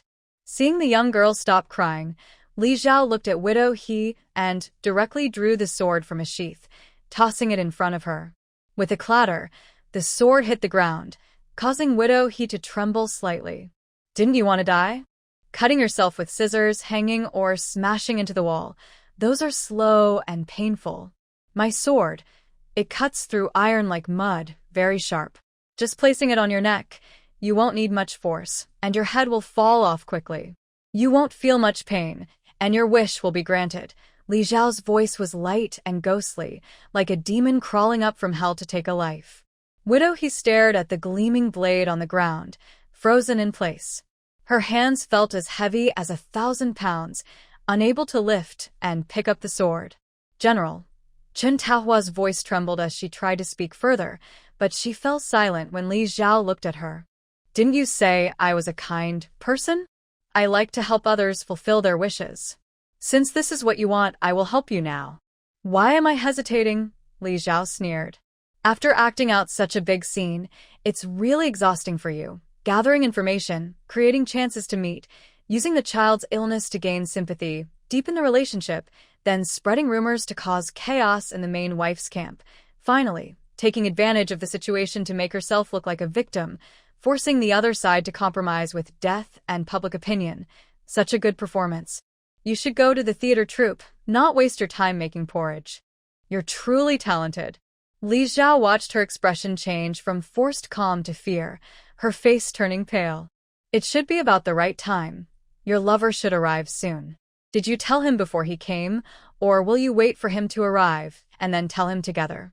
Widow He suddenly looked up at her, her throat like it was stuffed with cotton, unable to speak. It's okay, if you don't say anything. I enjoy opening up those who think they are tough. Li Zhao smiled and said, no matter how tough the bones are, I can crush them bit by bit. I wonder if your mouth is tougher than a barbarian's? Widow He shivered. Please, General, have mercy. What's wrong? I don't understand what you're saying. Is Widow He really just acting? So all this is her own plan? Is she just trying to ruin her reputation so Lord Wang will be forced to marry her? What does she want? She's living a good life now, earning work points daily and exchanging them for grain. How could she be plotting against the general's residence? The surrounding villagers were full of questions. I was forced. third Chui threatened my son. If I didn't help him, he would kill my son. I had no choice but to do as he said. Widow he knelt on the ground, tears streaming down her face, as she explained herself. Li Xiao waved his hand. Mao Zhen immediately took people to persuade the curious villagers to leave. As long as everyone knew that this matter had nothing to do with Li Lai and Wang Quan, it would be fine. This way, no blame could be placed on them or Li Xiao. Anything more would be hard for them to listen to. Although everyone was eager to gossip and wanted to hear more about what had happened, Li Xiao issued an order, and no one dared to stay any longer. The previous words had not only frightened Widow He, but also scared the onlookers. If third old Chui really threatened you, you could go to the authorities and report it. They would help you get justice. Recently, there had been many cases of petty theft and fights, and Li Xiao handled several every day. At this time, to keep the peace, Li Xiao was strict in dealing with these issues. Widow He's eyes flickered. My patience is limited. Mao Zhen picked up the knife Li Xiao had dropped, wiped it with his sleeve, and returned it to her. The cold gleam of the blade made Widow He tremble and kneel on the ground.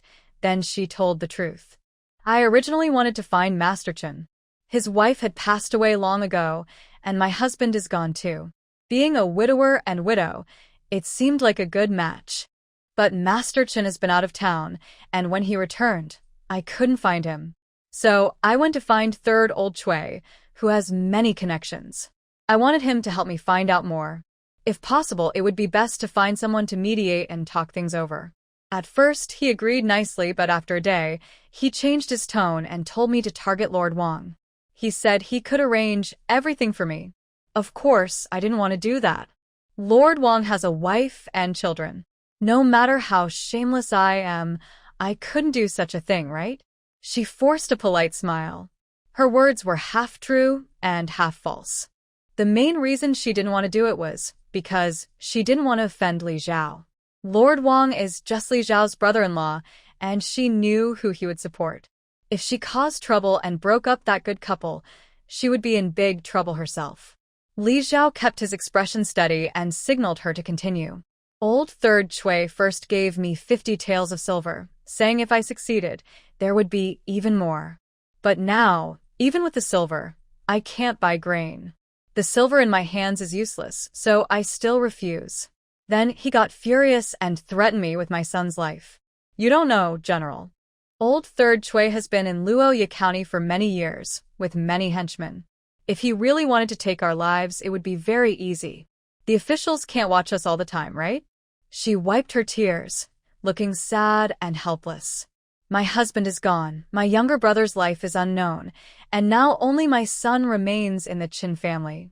If he also disappears, ending the Qin family's lineage, I wouldn't even have the face to see my parents-in-law and husband after I die. Widow He has a clear mind. Li Xiao's reputation in Luya County is good, and he is not a ruthless person. He would not take her and her children's lives over such a small matter. Her personality is different from what she shows. She still cares about her reputation because she is a victim. But third Chui is different. He runs a gambling house and used to control both black and white businesses. He is well known in Luya County and has likely been involved in many crimes. Such a person is someone she cannot afford to offend. However, this was her previous thought. After Li Xiao accurately revealed her schemes, she realized she couldn't be kind anymore. Perhaps even third Chui wouldn't escape unscathed. Widow He rolled her eyes and continued to beg. General, everything I said is true, not a single falsehood. Since I have been honest, please forgive me this time. What's third Chui's goal? Li Xiao asked her directly. Since it involves taking lives and colluding with the brothel madam, it must be more than just causing her trouble. I don't know. He just told me to find a way to get this done, so that Lord Wang would take me as his concubine. Widow He shook her head and said, if she could succeed, it would be beneficial for her. Being threatened and scared is one thing, but she also harbors greed. She half-heartedly went along with it. Seeing that she is a woman with 2 children, Li Xiao gave her a chance. He didn't use force, but now she still hasn't told the full truth, and he's getting impatient. The woman's screams echoed as Li Zhao's knife struck her thigh and then pulled away. Blood stained her light blue clothes, and the smell of blood filled the air.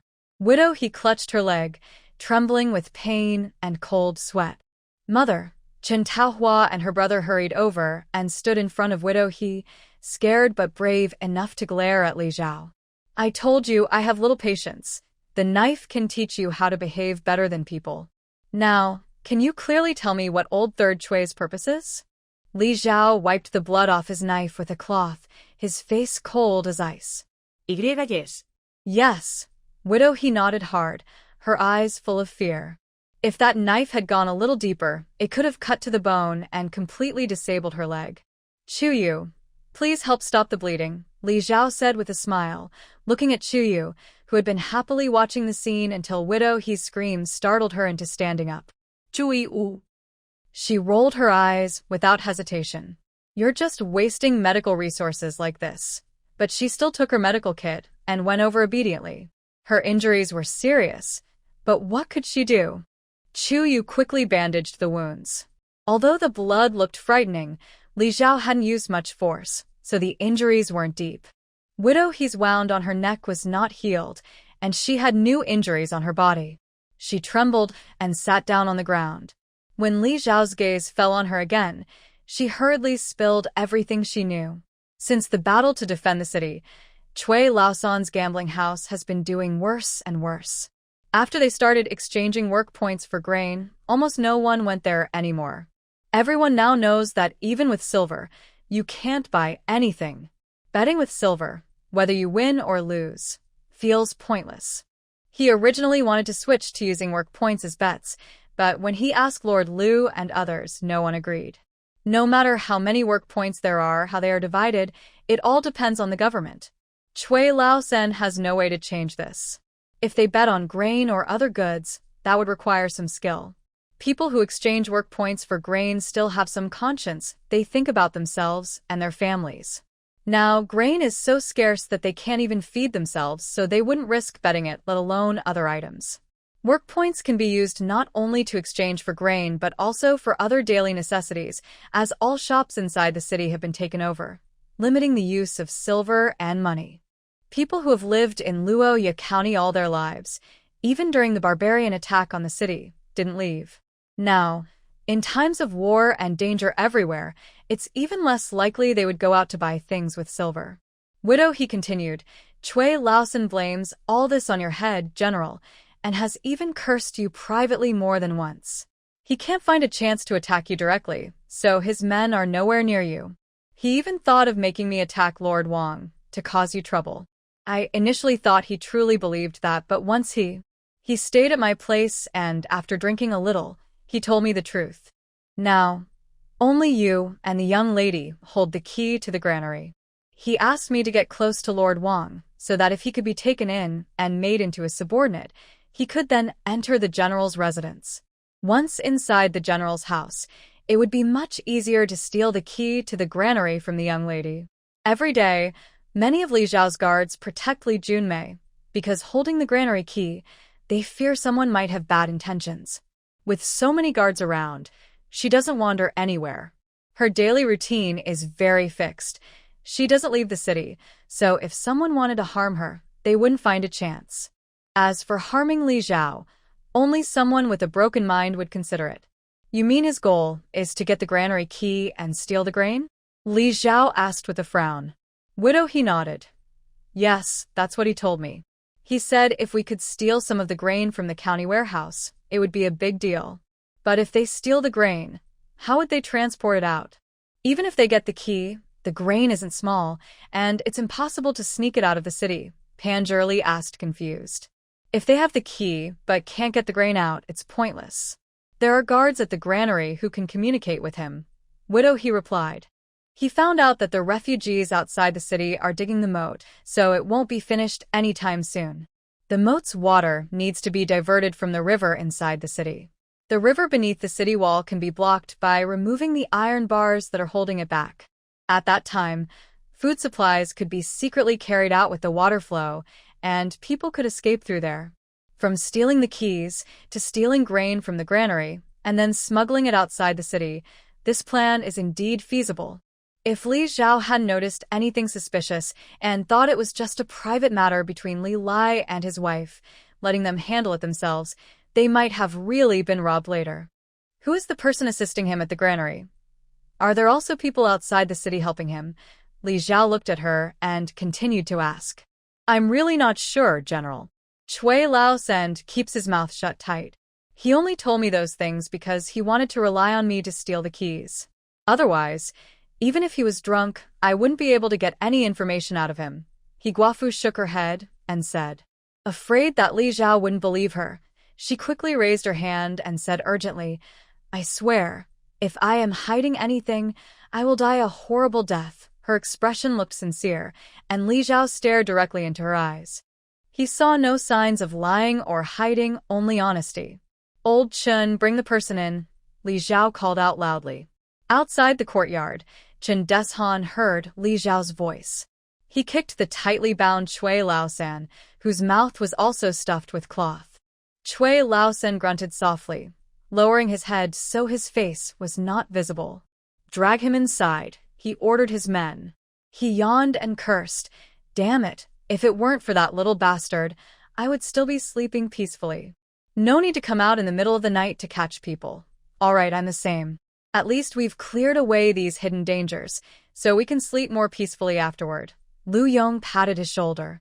He signaled his men to bring in the tightly bound madam and her assistant on the other side. To be safe, old Three Cui and the madam might run away if they found out something was wrong, so his men had to handle it carefully. Before Li Xiao left, he specifically called Chen Deshan and Lu Yong to come and carry out this task. They had already caught the person and arrived early, but since Li Xiao hadn't spoken, they could only stand outside the yard listening quietly. A large group of people entered the yard, making the already small space even more crowded. First, untie old Three Cui, Li Xiao pointed toward him. After old Three Cui was untied, he still sat there motionless, not even lifting his head. If he hadn't opened his eyes during the release, everyone would think he had fainted. Playing dead? That won't save you, Li Xiao sneered. Either you tell me, or I get someone to tell for you. Your choice. I'll count to 3. 1, 2, 3. No tears before the coffin. Pull out his fingernails, Li Xiao said lazily, tired of wasting words. Understood. Chen Deshan, already exhausted, took the opportunity to wake himself up. He brought all his tools. They forced the person to the ground, tied his hands, and quickly and precisely used pliers to rip off his fingernail covers. The 10 fingers are connected to the heart, and Third Cui can no longer pretend to be dead. Veins on his forehead throb, and the pain makes his face turn red. After pulling out your fingernails, I'll also check your toenails. I want to see how stubborn your mouth can be, Li Xiao said, feeling like a villain from an old TV show. This harsh interrogation method is something he learned from those villains in dramas. Widow, he hugged her 2 children, curled up tightly, and looked at the fallen nail clippings on the ground, feeling her own hands start to ache. Only now did she realize that Li Xiao had been quite merciful to her earlier. She thought this gentle-looking general was easy to fool, but that was her biggest mistake. Third Cui was sweating coldly from the pain, trembling as he clenched his fists, his bright red eyes staring fixedly at Li Xiao. Continue, Li Xiao ordered. Another nail clip fell to the ground. Third Cui was in so much pain he couldn't scream anymore, but he still clenched his teeth and refused to speak. He had used these methods before when chasing debt from gamblers, but to have them turned against him now, it was the first time. He didn't know how long he could hold on, but if he spoke, he feared he would die. His mind was clear. Only by staying silent could he save his life. If Li Xiao wanted to investigate everything thoroughly, find all involved, and uncover the behind-the-scenes truth, that was his chance to survive. He was waiting for someone to come and rescue him. So he absolutely could not speak. One by one, the nail clippings were pulled out. The madam next to him, tied up and unable to make a sound, was so frightened she lost control. The smell of blood mixed with the scent of urine filled the air, creating a very unpleasant odor. Chuyu shivered as he rubbed his arms, muttering softly, "This kind of torture in real life is really scary." That person's mouth is really stubborn. It was like a direct hit to the heart. The pain was almost unbearable. But old man Chui couldn't even faint from the pain. If he did, they would splash cold water on him to wake him up. If he still didn't wake, the doctor was there to help him. He had to endure this pain, no matter what. Old man Chui, you are the youngest son in your family, following the rules of the household, but your older brothers are gone, and you have no wife or children. Your parents are also gone, so now you're all alone. No, that's not entirely true, Li Zhao said with a smile. Yu Huan, the former courtesan at Yuchen Court, secretly gave birth to a boy 2 years ago. He is now over a year old. A flash of fear crossed old man Chui's eyes, and he quickly lowered his gaze. Li Zhao continued, Yu Huan had many visitors before, but no one knew who the child's father was. Since then, Yu Huan stopped taking clients and was moved to a small courtyard in the north of the city. On the 8th day of each month, you go there, sometimes to bring money, sometimes food. As a fugitive with many enemies, you can't let her and the child appear in public. You've kept this secret carefully. But traces always remain. Once you've done something, there will be signs. Now, everyone in the city was under her control. She had already ordered someone to investigate old man Chui's background thoroughly. Miss Ruyan has a good sister at Ichuan Courtyard who knows everything about her. People, as long as there is enough benefit involved, will always be willing to speak. If they can't speak, it means they haven't been offered enough or it's not what they want. A prostitute's biggest wish is to leave that place and become an ordinary person, living a normal life. It's just such a simple wish. And Li Zhao can fully help her achieve it. You're 46 now. After so many years, you've only left one child behind. Who knows if you'll have more children in the future? Chui Lao said, you're tough. You can endure all these hardships. A child over a year old probably isn't that tough, right? Animal. Chui Lao Sen suddenly erupted but was subdued again by Qin Deson. Looking at Li Zhao, her gaze was almost like she wanted to eat her alive. Going to the northern part of the city will take at most half an hour. Do you want to wait with me? Li Zhao's face showed no change, as if Chui Lao Sen wasn't scolding her at all. Can you speak now? Chui Lao Sen collapsed to the ground, gasping for breath. After a moment, he spoke hoarsely. I will tell. Li Zhao raised her hand to signal. A few days ago, a man came to me. He said he was the nephew of the magistrate of Guangping County. I didn't believe his identity at first, but he showed me a letter stamped with the official seal of Guangping County's magistrate, along with his handprint as proof. Only then did I confirm his identity. He told me to help him smuggle grain out of the county granary, and he gave me 100 taels of gold as a deposit. If the plan succeeded, he promised another 100 taels. He also promised to take me and Ru Yen to Guangping County, where the local magistrate would be a strong supporter. I thought it would be easy to start over again. Plus, Guangping County has fewer restrictions, so I could keep running my gambling house. With money, we could be well taken care of. I was so eager that I agreed quickly. Not long after I agreed, Widow he came to see me, asking me to find out about Master Chen's whereabouts and maybe help her arrange a meeting. Chun Dishan's face twisted with annoyance. He never thought he would be so popular among women. Recently, many women had been throwing themselves at him, which he found exhausting.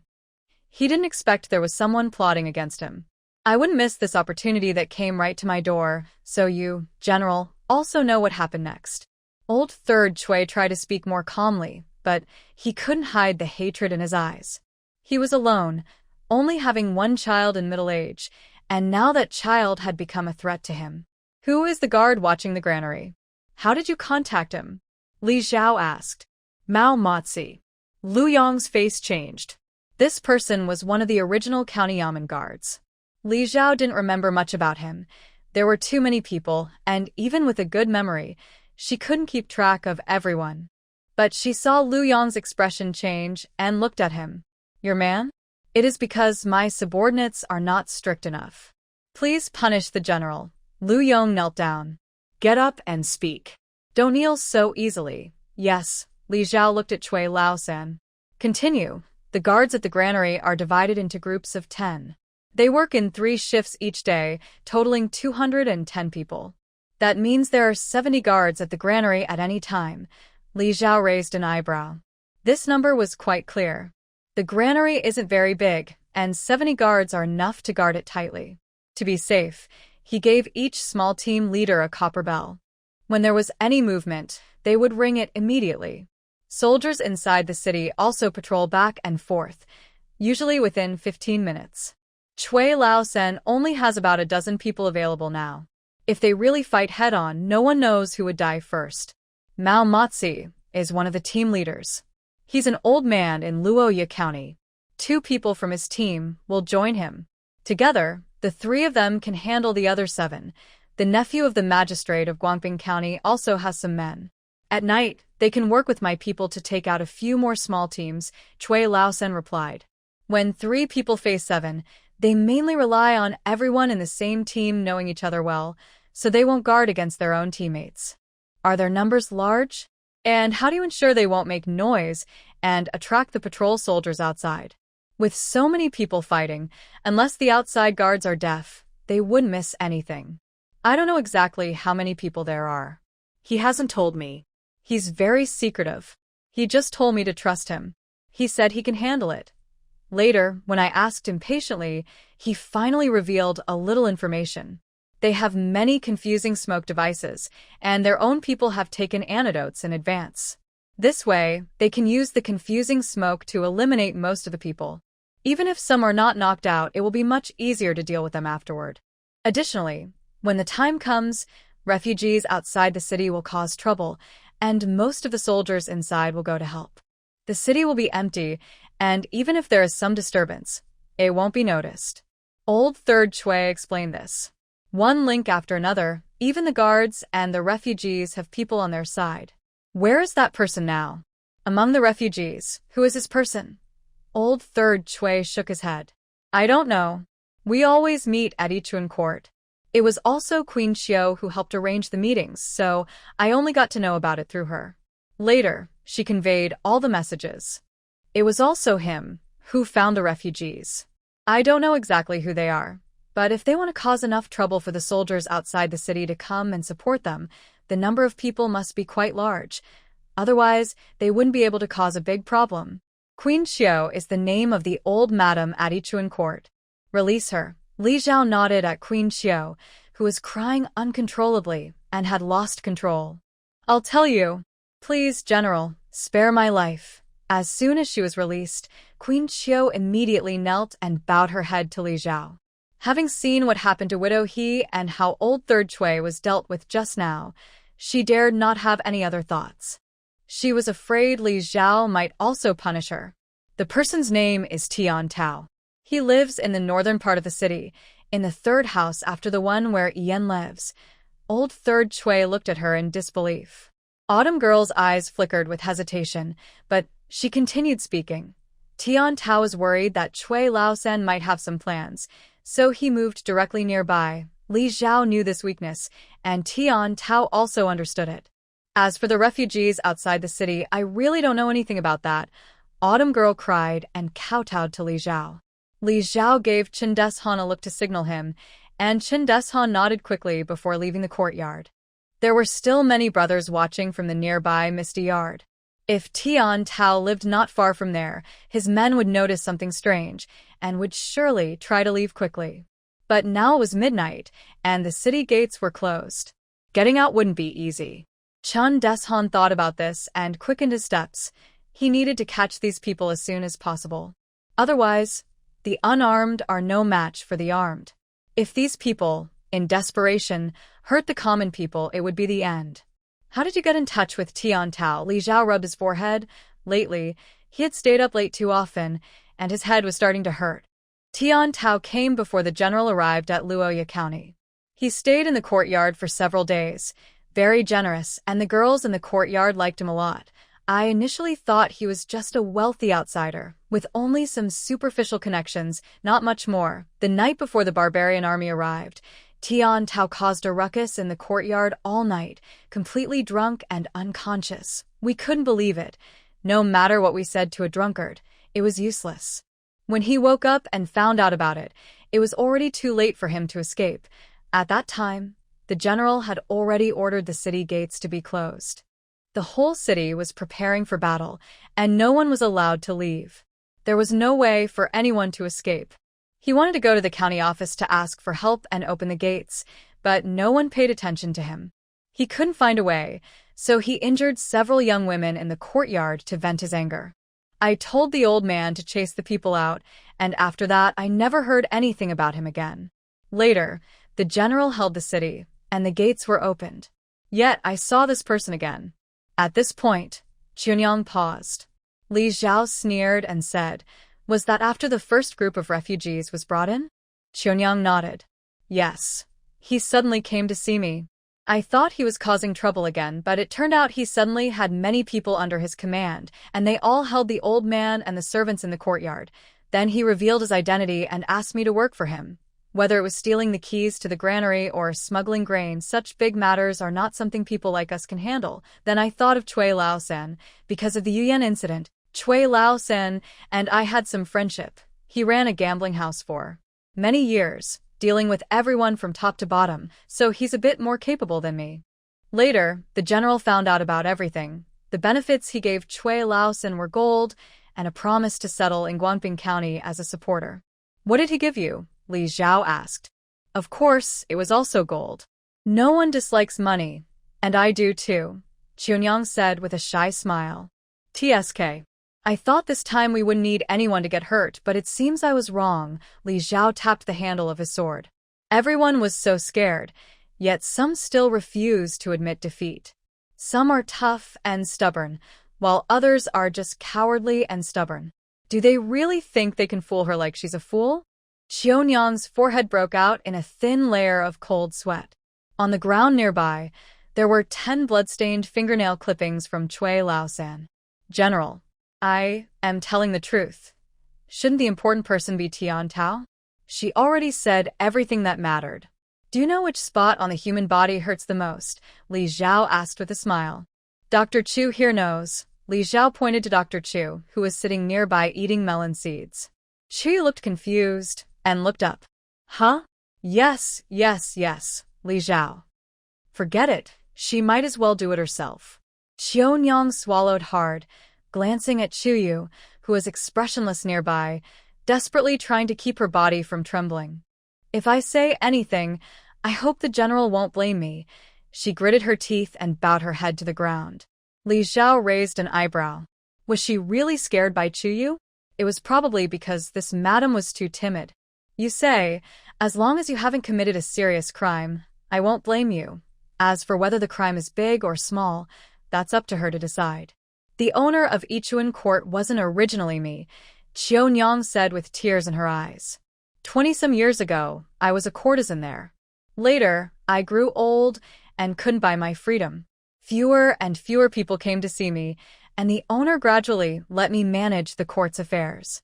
I do not know the identity of the master, only that their backer is vaguely related to King Leking. Since the war began last year, the master abandoned Ichuan Court and never took care of it again. Only then did I officially take over Ichuan Court." Chuyu frowned. "Since you used to be a courtesan yourself, you should know how difficult the lives of these women are. Why not disband Ichuan Court and let them regain their freedom? Is this because after getting wet in the rain, you want to tear apart everyone else's umbrella?" Chuyu thought to herself. "Dr. Chu, you and people like us are not the same. How could you understand how hard it is for us to survive in this world?" No matter how she tried to hide it, Autumn Lady's eyes showed a hint of anger. That was anger at Chuyu's lofty attitude, speaking without understanding. "Prostitutes are considered lowly. The only way I can free them is if someone is willing to take over. Otherwise, I have no way to go to the government to change their household registration because I am also of low status." Even after earning the original master of Ichuan Court's money painstakingly for decades, she had spent her whole life there. The master never once considered letting her live with dignity. In their eyes, people like her are just objects, maybe even less than a casually discarded tool. Chuyu was stunned. Although she had been here for quite a while, she still lacked a clear understanding of the lowest levels of this world. As a medical enthusiast, immersed in her own world, She still instinctively viewed things through the lens of her previous life's worldview. The girls in the courtyard are mostly literate, and some are skilled in music, chess, calligraphy, and painting. Each has her own talent, but all are good at something. However, what we learn can only be used to please guests, to flatter them, and has no other purpose. Because of their social status, they are destined to stay at the bottom all their lives. Even girls who have been freed from their past lives are still discriminated against and insulted because of their previous low status, even if they never caused any trouble. As soon as people find out about their past, they spit and curse at them. Xiaonyang spoke with tears falling uncontrollably, washing away her makeup and revealing her face, which was no longer young. General, do you think this is our fault?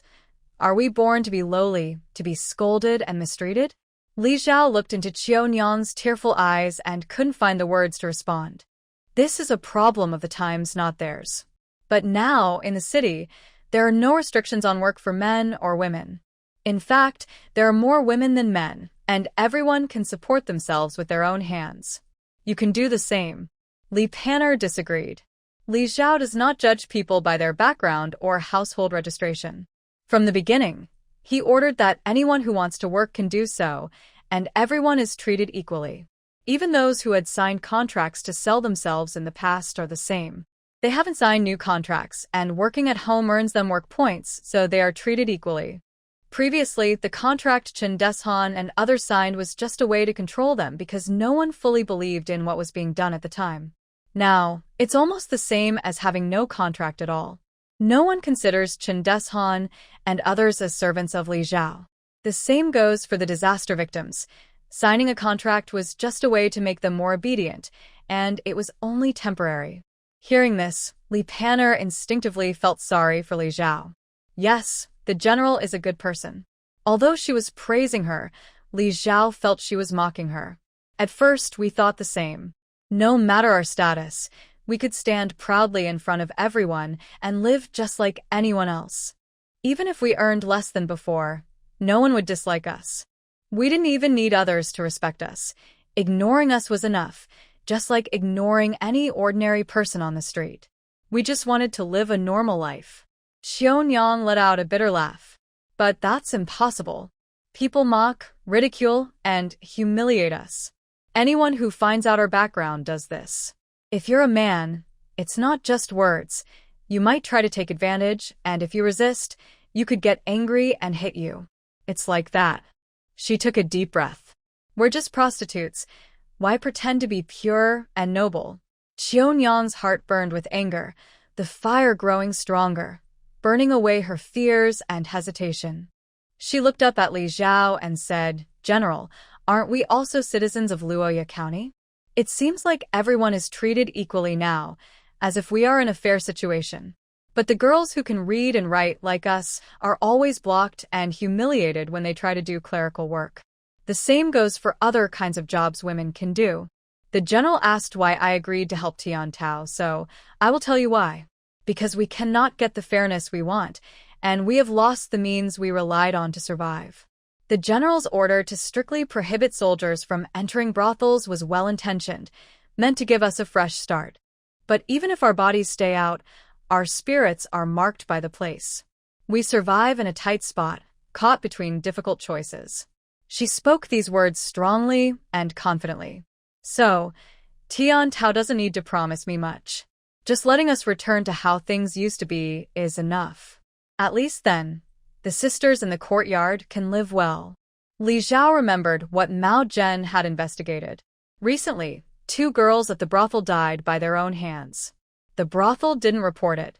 If she hadn't looked into it, she wouldn't have known. Rumors may seem harmless, but they can be deadly. Her good friend, Yu Yan, who was bought out, agreed to help Li Zhao. Besides money, she asked Li Zhao to find her a distant village household so she could start a new life with a different identity. Most people in the city knew about them and their background. Even if Li Zhao gave orders, she couldn't always control what others said or did. So, Autumn Lady wants to bring these girls back into their comfort zone. In the past, when she divided people into different ranks, they had already accepted their fate. But after giving them hope, they faced even greater disappointment, and now they feel it might have been better never to hope at all. At least, in Autumn Lady's limited understanding, she is now the manager of the Ichuan court and can protect those girls. As for the others, they're all used to it. Everyone in the courtyard fell silent. Even if they couldn't fully empathize, they felt some sympathy for what Autumn Lady said. There's a lot to do these days, and I haven't seen your difficulties. It's my fault.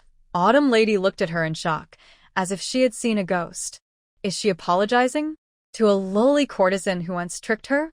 The city's pleasure houses, besides your Ichuan court, include Tingfeng Pavilion. I originally planned to settle you all there. Tingfeng Pavilion is also a pleasure house, but it is more upscale than Ichuan court, and they are all performers who do not sell themselves. There are fewer people than in Ichuan court. But before she could arrange everything, this unexpected problem arose. General, what are your plans to settle us? Because she was too shocked, Autumn Lady stammered a bit when she spoke. There are 3 options for you. The first is a newly formed women's army. The army includes both military and civil roles, and you can choose to serve in either. Now, the leader of the army is Li Xing.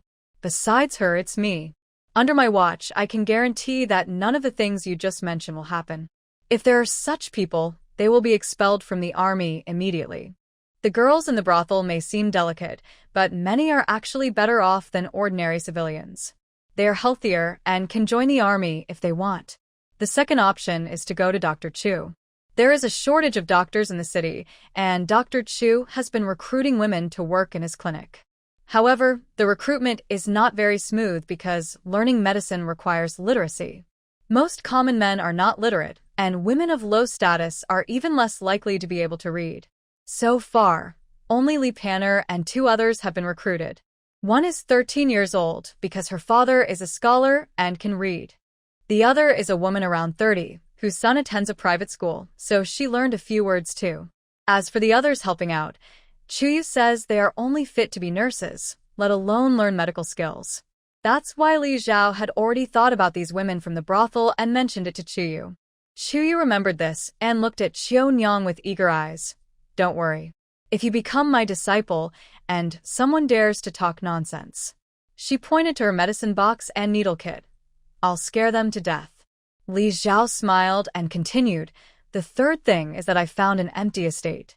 You can farm or do other work assigned by the authorities, and it will count towards your work points.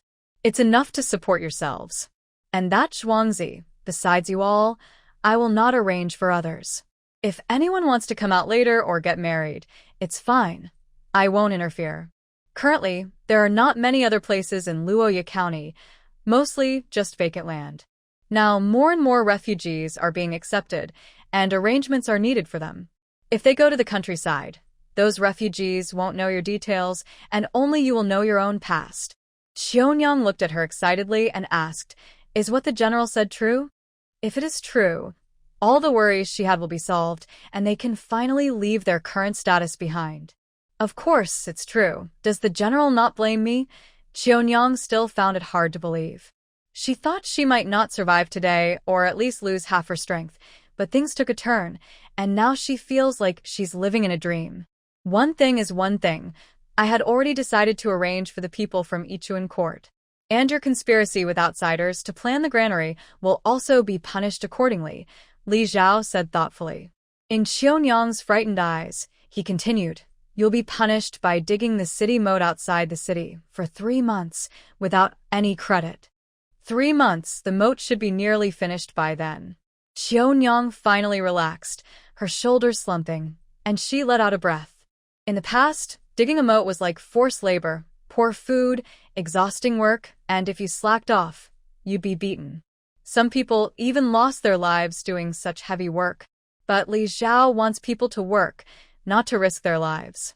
Digging the moat and eating together, working for 2 hours at a time, then resting for half an hour. The total work each day is about 4 hours, so they don't tire themselves out. Thank you, General Xiaonyang. Your great kindness will always be remembered. Xiaonyang bowed respectfully to Li Zhao and nodded.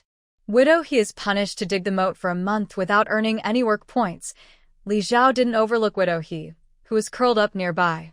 Although she was later threatened by Third Chui, she was partly willing, as she truly wanted to enter the general's residence. Considering she had to support 2 children alone, the punishment was light. Li Zhao wasn't worried they would starve. Widow He had gained many benefits from Third Chui before, and judging by her and her children's health, the family had plenty of food. Just 1 month she could endure it. General. Widow He opened her mouth to speak. Li Zhao shot her a sharp look, and she shut up successfully. She could only hold her 2 children, feeling helpless. She failed to steal a little, and now not only was her leg hurt, but she also had to work for a month without pay. A month's worth of work points equals a lot of grain. And she didn't know how many people wanted to do the porridge making outside the city, so she probably lost that opportunity now. General, what should we do with Third Chui? Luya asked. Third Chui was one of the main suspects. He was not a good person, much more dangerous than Qianyang and Widow He. If he was let go lightly, it could cause endless problems later. Li Zhao flicked her eyelids and said, "Leave a complete body. I've said everything I need to, so why?" Old Third Chui originally thought that after hearing Li Zhao's handling of Qianyang and the others, he might escape punishment, believing Li Zhao would show mercy. But the next moment, he heard these words. Luya directly picked up a rag from the ground and stuffed it into his mouth. Old Third Chui mumbled incoherently, his face turning red with effort, and his eyes full of hatred. "Don't worry, once you're dead, I won't touch the mother and son anymore," Li Zhao said softly. Old Third Chui stopped struggling. Luya raised his knife and cut. Blood spurted out. Old Third Chui opened his eyes wide and fell to the ground, still with the cloth in his mouth. Qianyang and Widow He looked pale. The little bit of relief they felt after surviving the disaster was gone without a trace. Widow He no longer dared to have any opinions, not even in her mind. Li Zhao stepped out of the yard.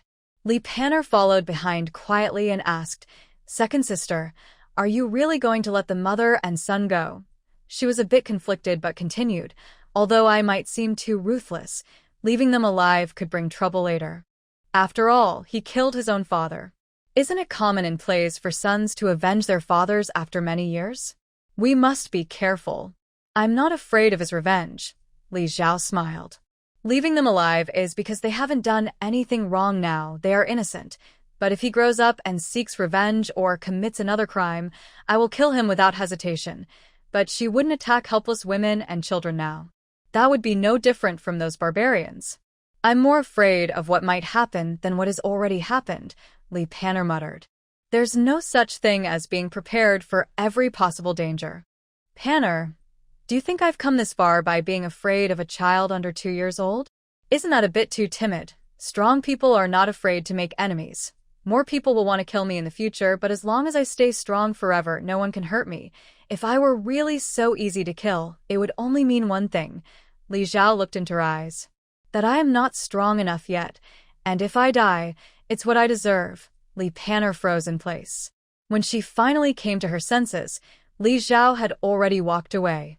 Using the faint light of the torch, she looked at the figure ahead, not very tall, but feeling that the figure was growing taller and taller, surpassing everyone around. "Why are you just standing there?" Chu Yu, who had been giving Widow He instructions about her injuries, had not caught up with the sisters. As soon as she arrived, she saw Li Panner looking lost. "Teacher," Li Panner suddenly called out, startling Chu Yu. She looked at her with confusion. "Second sister is right. I have so many worries because I am not strong enough myself. Even a child under 2 is afraid, so I am too timid." Chu Yu. Huh. When did this topic turn to that? But seeing her look like she had been energized, Chu Yu nodded perfunctorily. Yes. Do you also think so? Let's continue with the checkup. I want to grow up quickly," Li Panner said as she pulled to leave. Chu Yu looked serious and pulled her hand away. "It's after work hours. We've already worked overtime enough. If we keep going, we'll be exhausted." Her eyes looked tired, with dark circles that could rival a panda's. If she weren't young, she wouldn't be risking her health like this. "If you want to go, then go. I won't accompany you," she said, waving her hand and quickly slipping away. She didn't believe anyone would stay up late at night just to see a doctor. There must be a problem. Both sisters had issues. Li Xiao didn't sleep immediately after returning. If Tian Tao hadn't been caught yet, she wouldn't be able to sleep tonight. The study was full of work to do, so she decided to stay and work overtime there. About an hour and a half later, Mao Zhen came to report that they had caught the person. Tian Tao saw that we were watching Ruyan and tried to run, but the city gate was closed, so he couldn't escape. Our people searched for a while before catching him, Mao Zhen reported. Otherwise, it wouldn't have taken so long. Boss, aren't you going to check it out? Mao Zhen asked curiously, noticing Li Xiao didn't seem to plan to get up. Since everyone else has done everything, what are you guys for? Li Xiao looked at him coldly. Suddenly, she remembered a saying. If you can't lead a team, you'll just end up exhausted. She needed to reflect on herself. Go tell Qin Deshan that before breakfast tomorrow morning, I want Tian Tao's statement. After catching the person, Li Xiao went to wash up and sleep. It was already late at night. If he didn't sleep now, the roosters would start crowing soon. The next morning, he got up early for breakfast. At the table, only the children were there. Wang Quanzi and his wife were not. Where are your parents? Li Xiao asked the brothers Wang Laikai and Wang Laifu. Mother said she's tired of being angry and doesn't want to eat, Wang Laifu replied, imitating his mother's tone. Father went to the kitchen. Mother used to love eating the dumplings he made. When she couldn't eat much, he would make dumplings for her, Wang Laikai added. In the past, the family was poor, and they could only have dumplings once a year during the New Year. Mother was always very happy then. Now, they have plenty of dumplings and are never hungry, but Mother is no longer happy. Annie too, are my parents really going to divorce? Wang Lightsai's small face was full of worry. It's hard for children to be caught in the middle when parents argue. He still hopes that his parents will be okay, that their family will be fine. They've been through so many hardships, escaping danger. Why can't they just be happy now? But he dared not say this out loud. He knew his mother was upset, and he couldn't say such things, as it would add to her burden. He didn't want to be a burden to his mother. If your parents divorce, will they still be your parents? Li Xiao asked as he served himself a bowl of porridge. Of course they will, the brothers said together loudly. Then that's good. No matter how their relationship changes, they are still your parents. Has that changed? You should continue to be respectful and filial. As for other matters, give them some time to handle things themselves. We just need to wait for their decision. Li Xiao shrugged and tapped her forehead lightly. Don't think too much. You'll stop growing taller. Not getting involved in other people's romantic problems is a lesson Li Xiao learned from her past life. When she was in college, she had a few good friends, one of whom was her closest, but she was very love-focused. She found a boyfriend who was all bad traits, short, poor, awkward, messy, and a chauvinist. In her eyes, he was completely unworthy of her good grades, beauty, and elegance. They argued a lot during their relationship. Her friend often complained about her boyfriend's flaws.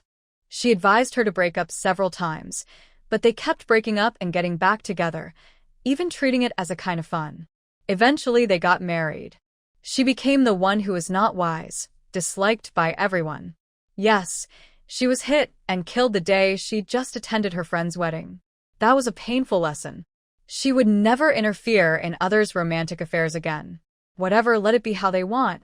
After comforting herself, just as she was about to eat her porridge, she saw Chun'er coming hurriedly with Qin Deshan. Li Xiao put down her spoon. Qin Deshan had stayed up all night. His beard was scruffy, and his eyes were bloodshot. He looked very tired, but when he saw Li Xiao hadn't started breakfast, he relaxed a little. The boss asked him to bring the confession before breakfast, and he hurriedly managed to catch up. Boss, Li Xiao stood up, took a bun and a few boiled eggs from the table, and said, let's go to the study. As she walked, she handed 2 eggs to Qin Deshan. You haven't eaten yet, right? Have these first. Qin Deshan accepted them politely. Thank you, boss. After running around all night, his stomach was already hungry, but he hadn't had time to eat until now. They reached the study and sat down. Li Xiao casually placed the bun and the remaining 2 eggs on the table. These are Tian Tao's statements. Chen Deshan hurriedly set down the eggs and pulled out a crumpled stack of papers from his pocket, placing them in front of Li Xiao. Li Xiao looked at the mess of papers before her, her forehead veins bulging. Can't you find someone who can write better to record this? What is all this messy writing? Each character was almost like a doodle, even worse than what 6-year-old Li Linghui could write this year. Chen Deshan awkwardly scratched his head. You said the fewer people know about this, the better, right? You're worried outsiders might find out. I didn't find anyone else to write it. The scholar isn't here, and this is the best handwriting I have. If he were to write it himself, forget it. He couldn't write properly anyway. Don't eat anymore. Just tell me what you asked and what you found out, Li Xiao said after a long effort.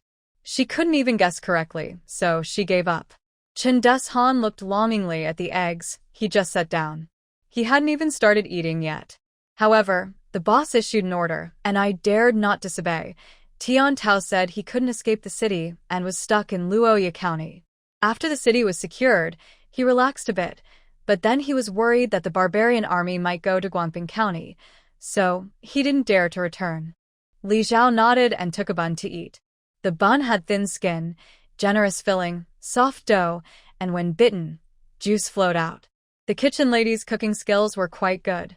Chen Deshan swallowed his saliva and said, the day after the first group of refugees was brought back, he received a message from Guangping County asking him to find a way to steal grain from our granary. He said that since we dared to bring so many disaster victims, there must be a lot of grain in the granary. The Southern Dynasty Emperor is currently at war, and supplies are tight.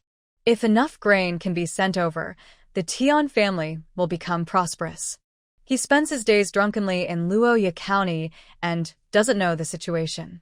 Originally, he thought since Qionyang and he had some connection, he would ask her about it first and find out the way. Then he contacted Cui Laosen and a few others together came up with this excellent plan to steal grain.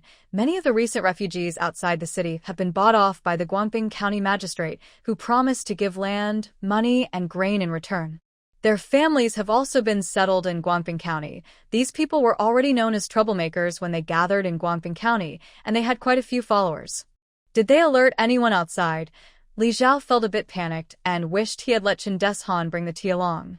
No, after they were caught, the city gates were opened on time today. Just do what needs to be done outside. There's definitely no leak of information, Chen Deshan quickly replied. Tian Tao agreed with those people to wait until he gets the key before he contacts them again. Usually they don't have much contact, he added. All right, let's get to work, Li Xiao said. During this time, she quickly finished half of the buns on her plate and ate her 2 eggs. She stood up and headed outside. He hasn't eaten yet. Take some with you and eat while walking, she suggested. It's because he gave her that messy confession that her skills still need practice. Are all the entrances sealed? Li Xiao stood on the city tower, watching the large crowd of refugees below. Yes, they've all been blocked, Chen Deshan answered. Recently, more and more refugees gathered. Although some were already evacuated to nearby towns, the number kept increasing, now reaching about 10,000. There weren't many paid informants in Guangping County, only 23 in total. But the tricky part was that these 23 had formed factions, gathering many people around them. Counting everyone, there were actually about 1,000 or 2,000. Because of this large crowd, Tian Tao is confident he could stir up trouble outside the city and create chaos, allowing them to take advantage of the situation. Now was the time to bring in the refugees, and Li Xiao didn't want any big problems to happen. Everyone was already following the proper procedures, and things were going smoothly. They didn't want the chaos to break out again and make it hard to control the riot of over 10,000 people. The best plan is to capture only the 23 leaders and serve as a warning to others. Have the letters already been sent out? Yes, they have. Previously, Tian Tao contacted them using his private seal. The letters sent in Tian Tao's name have been secretly observed and received. Chen Deshan nodded. We just need to wait quietly for the net to close. Not everyone among them can read, so Tian Tao previously used blank paper stamped with his seal, and his men relayed messages verbally. Each time, different people went, and they only recognized the seal, not the person. This time, The message was that they had the keys to the granary and arranged to meet secretly at a hidden place. When everyone arrives, the trap will be sprung and everyone caught. Prepare 2 plans. Have some of your best men change into old clothes and disguise themselves to blend into the crowd. If the time comes and some don't move, just eliminate them directly, Li Zhao whispered. What if it causes chaos? Chen Deshan hesitated. Li Zhao smiled slightly. That would be a fight over the goods. After someone is killed, we can pretend to be shocked and arrest the murderer. Every day outside the city, there are at least 10 such incidents. This time, it's just a bit more serious, isn't it? If soldiers from Luya County arrest and kill people, and those with malicious intentions incite them by saying Luya doesn't truly want to accept them and that they don't care about the lives of the refugees, it could cause unrest. But if we change the way we say it to something they're already used to seeing, fights and brawls, then no one will pay attention anymore. Even when someone dies, people might cheer and think it's deserved. That's right. Chen Dishan's eyes lit up, and he immediately agreed and ran down the city tower. It was still early, and the meeting with those people was scheduled for the late hour. Most people had already gone to rest. Late at night, in the dark, it was the perfect time to act quietly and keep the noise to a minimum. Li Zhao left the city tower. Spring planting had already begun, but there was no rush for the grain. They had to wait. People had already been sent out to gather salt, but now they just had to wait to see how much could be brought back. As the population grew, the salt supply in the city wouldn't last long. Besides these 2 things, the most urgent matter for Li Zhao was iron. A strong army needs not only good soldiers but also weapons. However, there are no iron mines in Luya County and none nearby.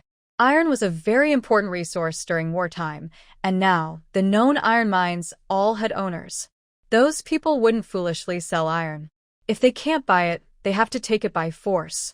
But with her current troops, defending the city is fine, and attacking others would be suicidal. They haven't even stabilized their position, and they're already thinking about running away. That's wishful thinking. So, she still needs to plan carefully. Recently, she's been studying the map of Daki's territory over and over, trying to find a breakthrough but without any clues. Since there's still time, she'll continue to study her maps. Outside the city, Brother Chong, Tian Tao, said he got the key to the granary and called us to meet in the forest on the east side. Is that true? So fast?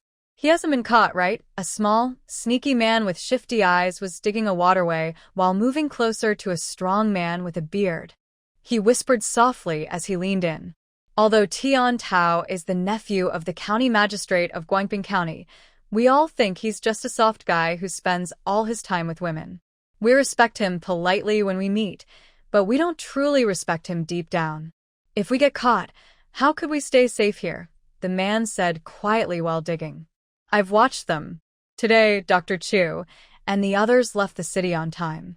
You know how important those doctors are. Generally came to visit a few times before. They are treasures of Luya County. Because more people are coming, the city gates are closed most days. But they open for about half an hour in the morning, noon, and evening to let soldiers, doctors, and people bringing porridge into the city. Today was no different. If something really happens, they wouldn't let them out, the man said confidently, thinking his analysis was solid.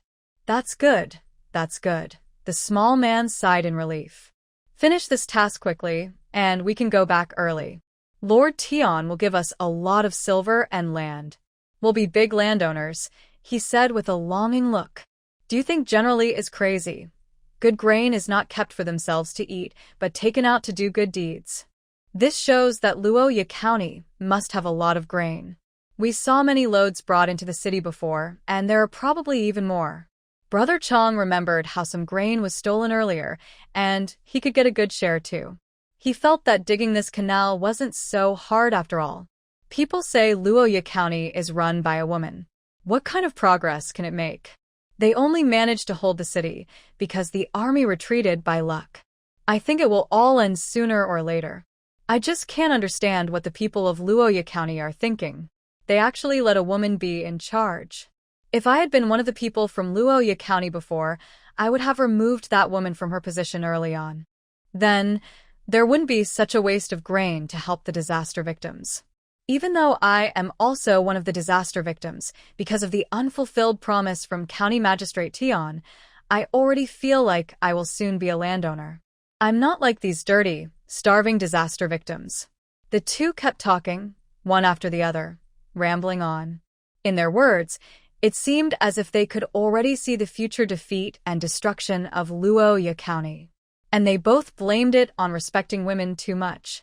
Wang Xiaoliang, who was secretly among the crowd on orders, clenched his fists tightly.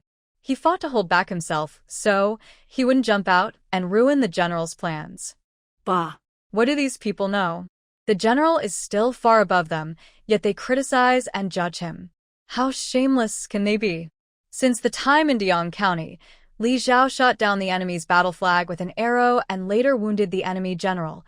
Wang Xiaoliang has considered Li Zhao to be the person he admires most in his life, second only to Lord Lin. After the various events during the city defense battle, Li Zhao's status in his heart has risen even higher than Lin Wu, making him his greatest idol. Now, hearing that his idol has been insulted and feeling unable to act, he feels frustrated and his face turns red. He digs the riverbed with great effort, as if he is digging into those two people. The only comfort is that these two men did not suspect anything. They truly believed it was Tian Tao who sent them. Hey, young man, don't dig so hard. It's still early. If you use up all your strength now, you'll have no energy in the afternoon, and that will make you uncomfortable, an old man, who is closest to Wang Xiaoliang, kindly advised. Though called an old man, he is probably only in his 50s. If he were in his 60s or 70s, he wouldn't have survived among the refugees this long. Wang Xiaoliang got even angrier listening to him. What kind of person is this? The general asks people to bring food every day, and he still thinks about slacking off and not working properly. There are problems everywhere. He said nothing and dug even harder. Not listening to elders' advice can lead to trouble. The old man shook his head. Seeing that he ignored him, he didn't say anything more. He continued working at his own pace, taking a break every now and then. At noon, during the scheduled rest time, Brother Chong found a quiet, empty spot to sit and rest, and the small man followed him. After carefully observing the surroundings and confirming that no one was nearby, he finally spoke. Brother Chong, what did you mean earlier when you asked me to say those things? Are you really suspicious that Tian Tao might have a problem? Brother Chong opened his eyes, which were clear and bright. All feelings of disdain and contempt disappeared. I'm just guessing. I'm worried that some soldiers might have sneaked into the crowd. People in Luoyang County almost worship generally as a deity. If they hear us talking badly about her, they might jump out unexpectedly. Tian Tao rarely contacts them. Since they arrived in Luoyang County, they have only spoken twice. Once was when they first arrived, when the other side confirmed their identities and gave them orders to stay on standby, waiting for the right moment to cause chaos. The second time was today. Not much time had passed, and he couldn't believe Tian Tao had already obtained the key to the granary. What kind of person is Tian Tao? When he was in Guangping County, he had secretly inquired about Tian Tao because he knew they would be working together. Tian Tao was just a fool who only knew women and drinking. He only got the job because he was the nephew of the county magistrate and because he didn't run away from Luoyang County before, which is why he was assigned this task. During this time, he was always nervous, worried that this fool might mess things up. But after learning about Tian Tao's plan, he felt a little relieved, thinking that he did have some brains. According to that plan, he shouldn't have received the key so quickly. He had some doubts and came up with the idea just now to test the situation. Although he lowered his voice, it wasn't too quiet, just enough for nearby people to hear. Nothing happened just now. Looks like we were wrong. Tian Tao probably really got the key and is discussing the next steps with us, said the thin man. No, Brother Chong's face became serious. Have you observed the person on our left? The thin man shook his head in confusion. There are too many refugees. He sees different faces every day and can't remember them all. Although he's dressed in ragged clothes, with messy hair and face, he looks no different from others, but all of us have been hungry before, and some are still hungry now. The little food we have every day only keeps us from starving. We have no energy when working, we can barely breathe after a few moves. Most people work while resting, but that person is different. He works very hard and never stops. He doesn't even breathe heavily, which shows he's not as weak as us, who have been starving for a long time. When we spoke badly about General Lee, he paused a few times, probably listening to us. When he worked, he was even more diligent. He's venting. Since he can't attack us directly, he takes it out on the land. The thin man broke out in a cold sweat after hearing all this. So, What should we do next? He asked, trembling. They haven't attacked us yet. Maybe they got the wrong idea. He still held a little hope. They haven't attacked because they're afraid we'll fight back fiercely and cause big trouble. Outside the city, there are tens of thousands of refugees. If they all rebel, it won't be easy for Luya County to control them. Tian Tao is probably already in trouble. They're pretending to send us messages in Tian Tao's name, just to lure our leaders out so they can attack together. Brother Chong gritted his teeth and said, "When the time comes, they will catch us all in one go. There are only about 20 of us. How can we fight back? Don't panic. Later, you go find them and meet with them. Their meeting is scheduled for tonight. If we don't want to die, we should act first." "You mean?" The small, thin man hesitated. "Follow the original plan. Create chaos. But this time, it's not about stealing grain. Only if everything is in chaos can we take the chance to escape. But if we run away like that, without getting any grain, how will we explain to Magistrate Tian in Guangping County? Our wives and families are still in Guangping County. If we fail, Magistrate Tian's nephew is killed, they would definitely come after us. And our families in Guangping are the best hostages." Thinking of this, the small man looked hopeless. Staying meant death. Running back to Guangping was also death. Both options lead to death. It's a doomed situation. Are we just going to wait here and die? If we die now, County Magistrate Tian might not spare our families. It's better to fight and try to survive first. Brother Chong's eyes grew cold. If there was no other way, there was nothing to lose. He didn't want to die. He wanted to live and escape. The small, thin man hesitated and finally sighed, lowering his head. In the afternoon, Wang Xiaoyang still picked up his hoe and worked hard. People around him worked and talked about trivial things just like usual. His usually alert mind, after a whole morning and hearing some news earlier, gradually relaxed. There probably wouldn't be any trouble now. Those people wouldn't expect that Tian Tao had already been captured, as they had been fed false information. Brother Sean was overthinking, but he still had tasks to complete today. These disaster victims were too weak to work much. If he worked a little more, the city moat could be finished sooner. Just as he was thinking this, he suddenly felt a tightness in his back. A gust of wind blew past him. He instinctively turned to dodge, but was still hit by a falling hoe from behind, injuring his shoulder. Blood poured out, soaking his clothes. His face turned pale, and he let out a muffled cry. "Help! Someone from Luya County is killing people." Suddenly, many people in the crowd fell, all injured. "They're lying. They tricked us into working hard here, and after we're done, they kill us. I heard the group that left earlier all died. Luya County was able to hold out against the barbarian attack because they ate two-legged sheep.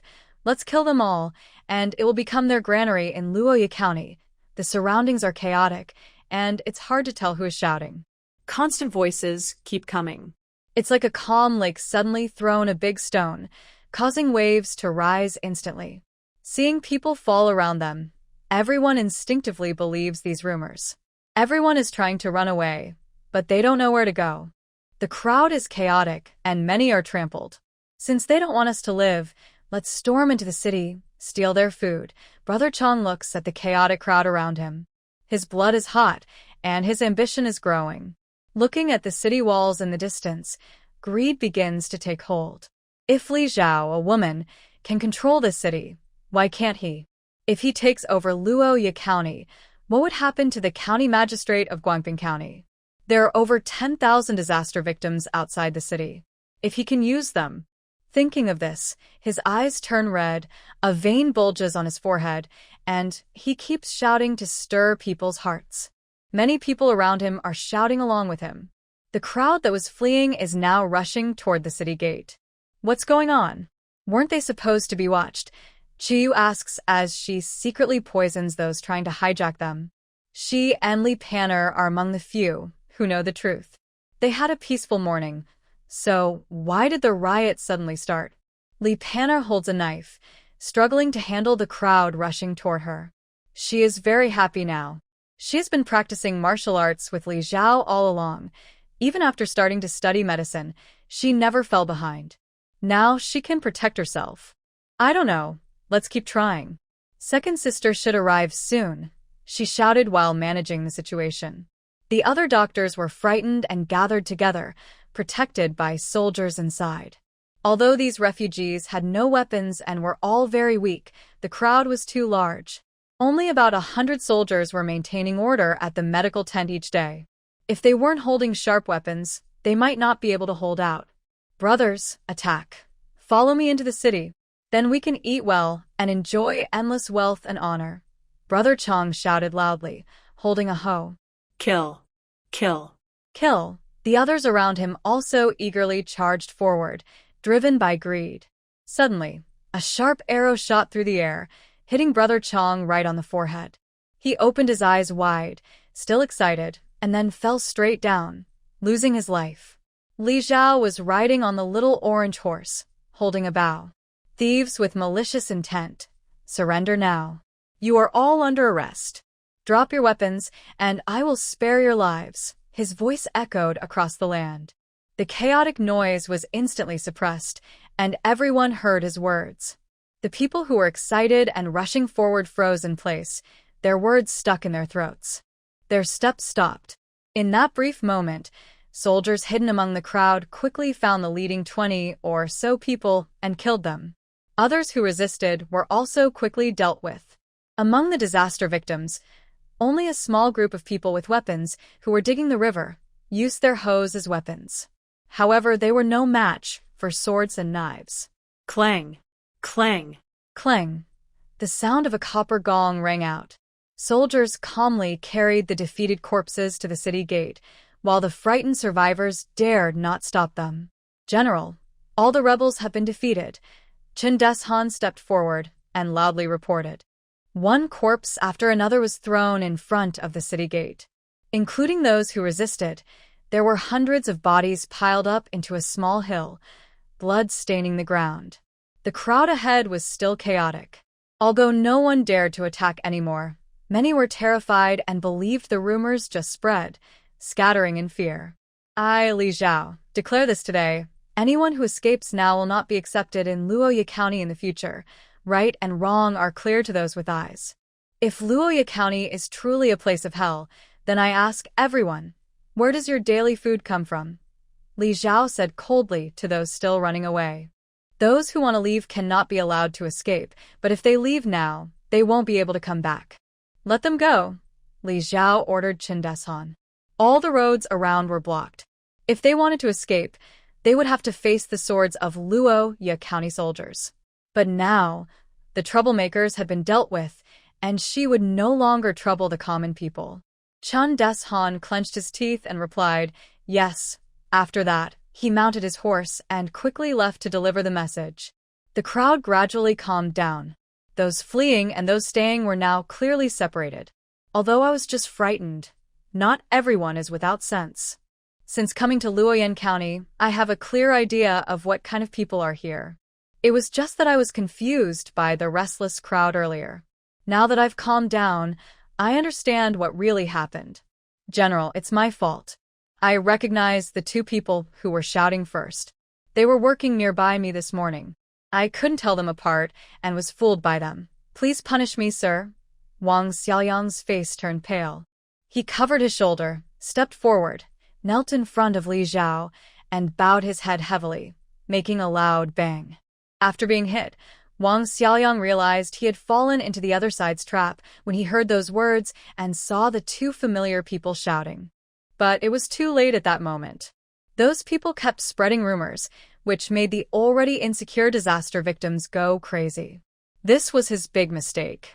If he had noticed something was wrong earlier, things wouldn't have turned out like this. Wang Xiaoyang felt very regretful and lowered himself even more.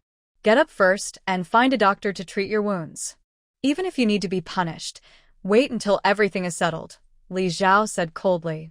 Others who are injured also hurry to find a doctor. Don't delay healing. Thank you, General, Wang Xiaoliang replied loudly. He then got up to find a doctor to treat his wounds.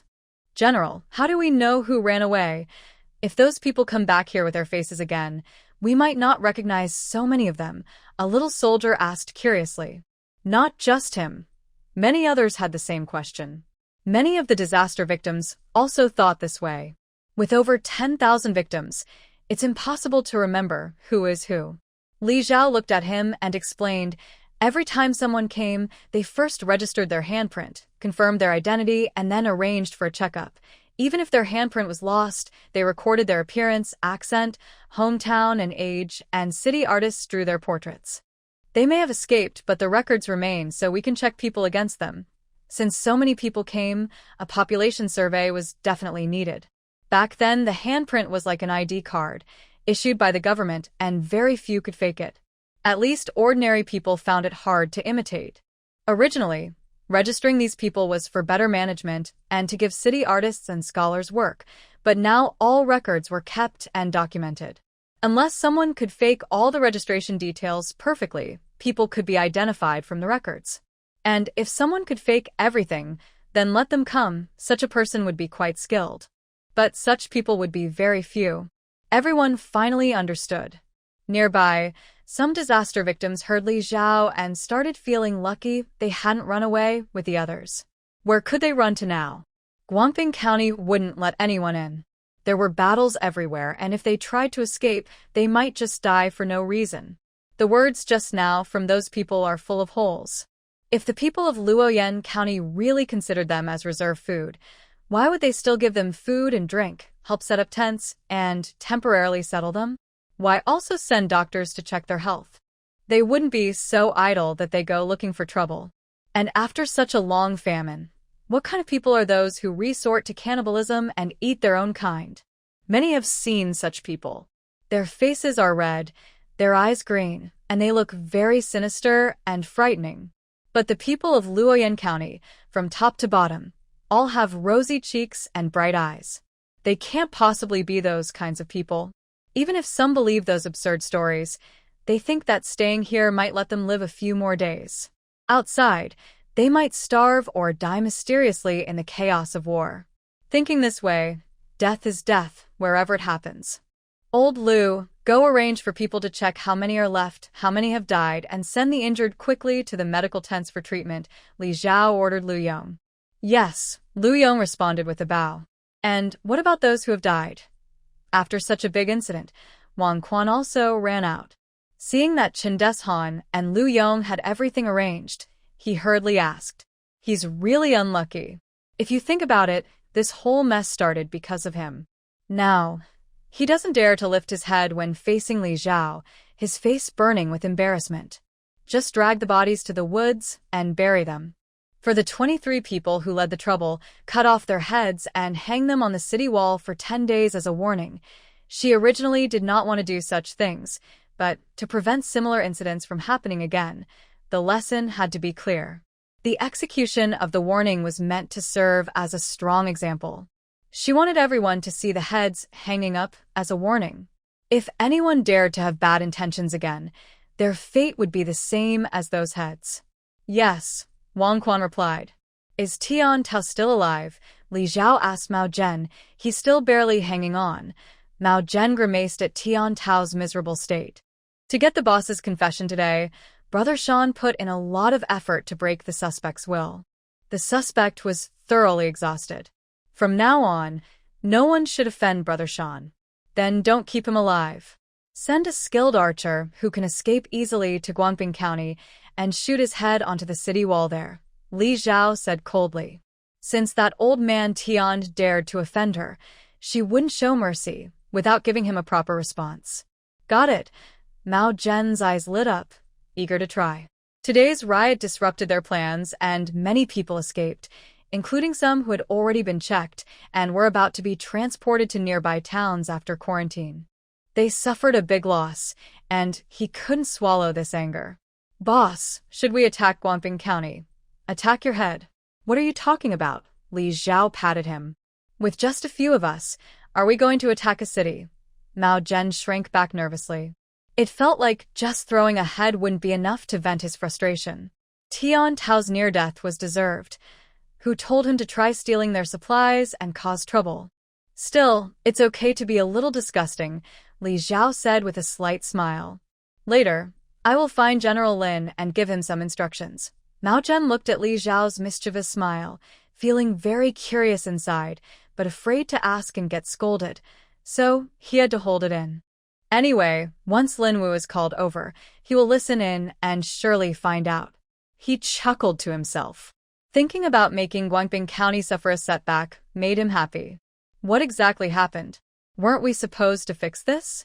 Now everything's fine, but this mess has wasted the poison I carefully prepared during this time, Chiyu said angrily as she walked over. The poison she had was used up on the road. She had spent a lot of time and effort making some self-defense poison, and now it was all wasted in this way. Poison making was very difficult, especially now. With a shortage of medicinal materials, it was even harder. It made her feel so distressed, she could hardly breathe. She temporarily left the injured to other doctors and insisted on finding out the truth. Sorry, there was a small mistake. No one was hurt at the medical tent, right? Li Xiao apologized sincerely, showing concern. Hearing her apology, Chu Yu's anger eased a little. Forget it, it wasn't what she thought. Don't worry, no one was hurt. It's just that a few doctors are older and got a little scared. Chu Yu sighed. Many of the people who just escaped have already been checked, so we've done some unnecessary work. With so many people escaping, do you still have enough for your needs? I've asked someone to gather the data. Actually, I feel a bit relieved if some escape. Before, so many people came, and handling them was quite exhausting. Now, thanks to this unexpected event, it has actually solved a big problem for me, Li Xiao smiled. She needed people, but she also wanted to fill the city gradually, rather than all at once, since the population had dropped severely. Because of the additional people brought in earlier, everyone was busy every day and hardly had time to rest. But since they all came, they could handle the situation without much interference. That's good. You're relieved, and so am I. When this is over, I just want to lie down and sleep. I'm really exhausted, she said, rubbing her sore neck and waving her hand as she headed toward the medical tent.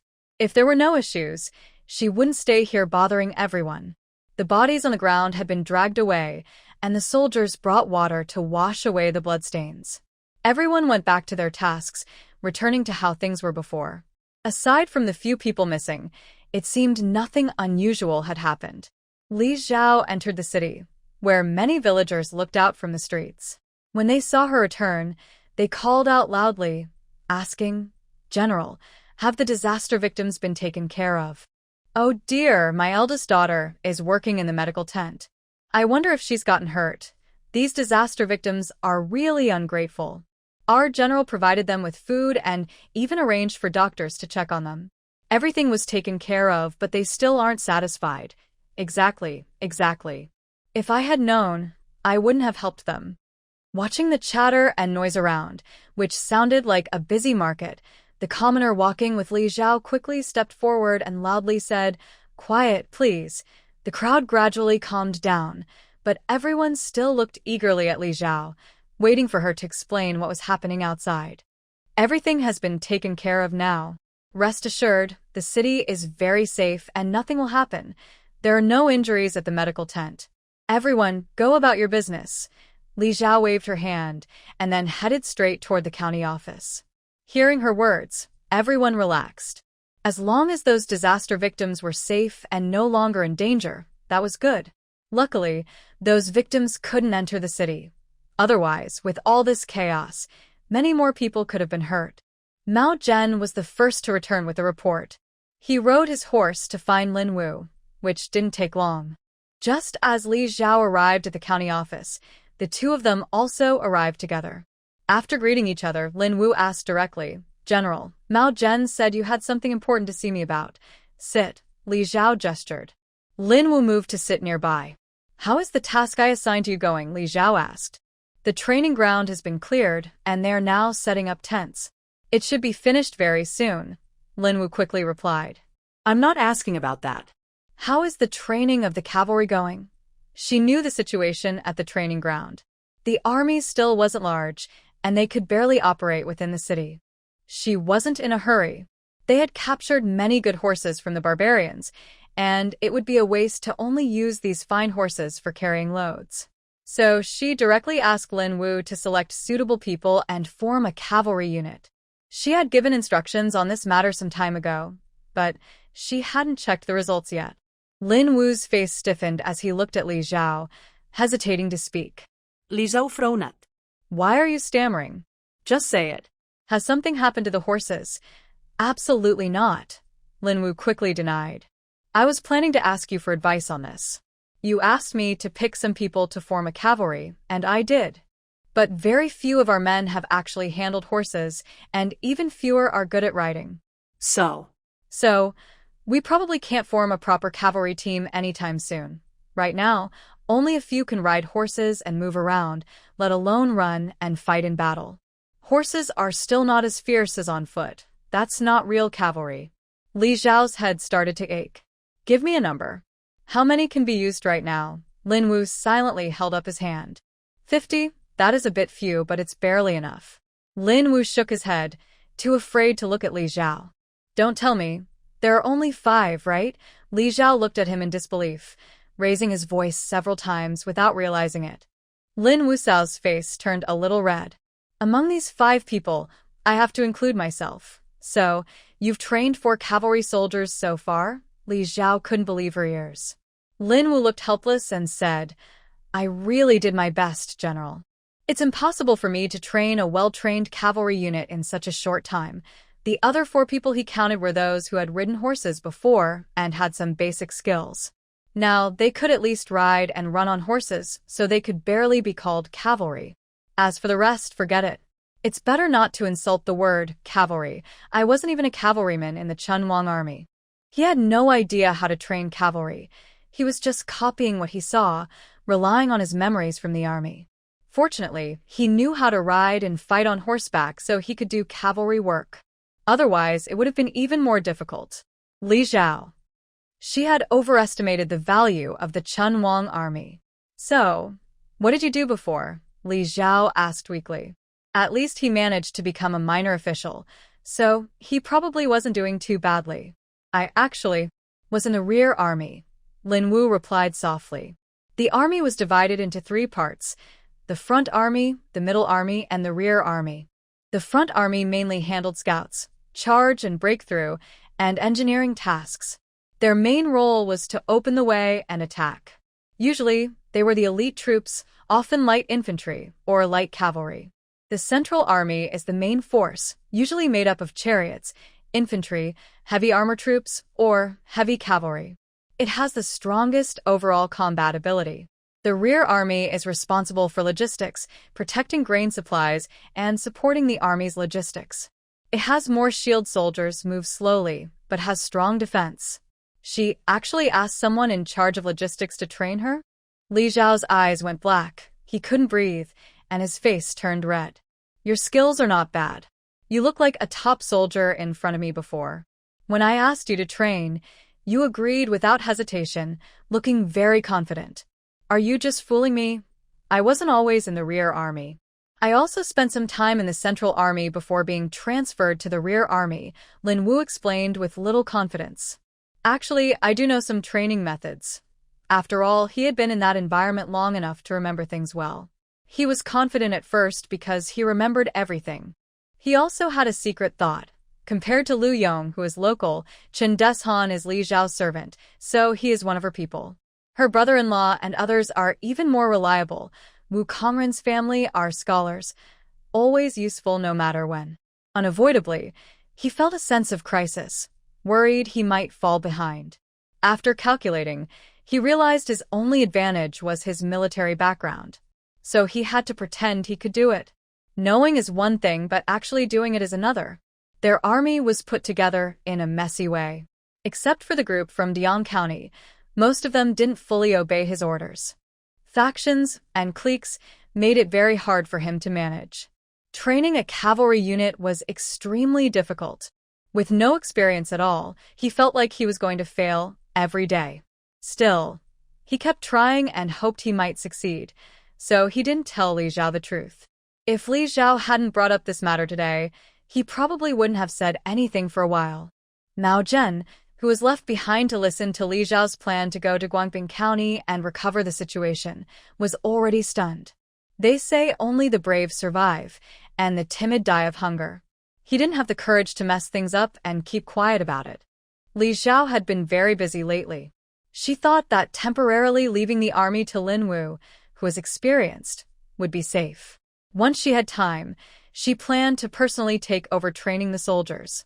But today, she was given a big surprise. The room fell silent for a moment, as if the air had frozen. Lin Wu felt guilty, but didn't want to bow his head to Li Xiao, nor admit he couldn't lead well or train soldiers properly. After a long while, Li Xiao looked at Mao Zhen and said, "Go help me call Xing'er." Today, she wanted to see if either of these two could really do the job. Yes, Mao Zhen carefully agreed and stepped back outside, fearing that Li Xiao might lose his temper in the next moment. "I remember I gave you and Xing'er each a manual on physical training, team tactics, and combat strategies at the very beginning, and I also wrote down some training methods and tactics for cavalry which I gave to you," Li Xiao said after calming himself.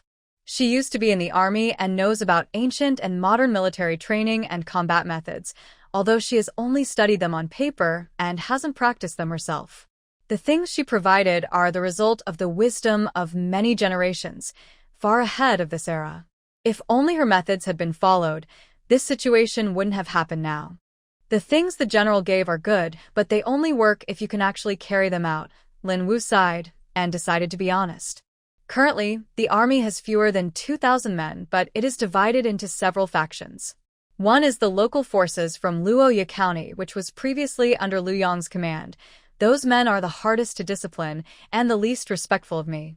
The other two factions are probably obvious to the general. One is under young Master Wu, and the other under Old Qin. It's like a bunch of scattered sand forced to be together, with no unity at all. When he was in the Chun Wang army before, his position wasn't high, and he felt looked down upon. But now, leading this army, he realized how lacking he was, and how difficult it was to manage them. "General, to be honest, each of these people has someone they trust. But if I had to choose someone everyone believes in, it would only be you. I overestimated myself before. After this time, I see clearly how capable I really am. Maybe you should personally train and lead the soldiers, General.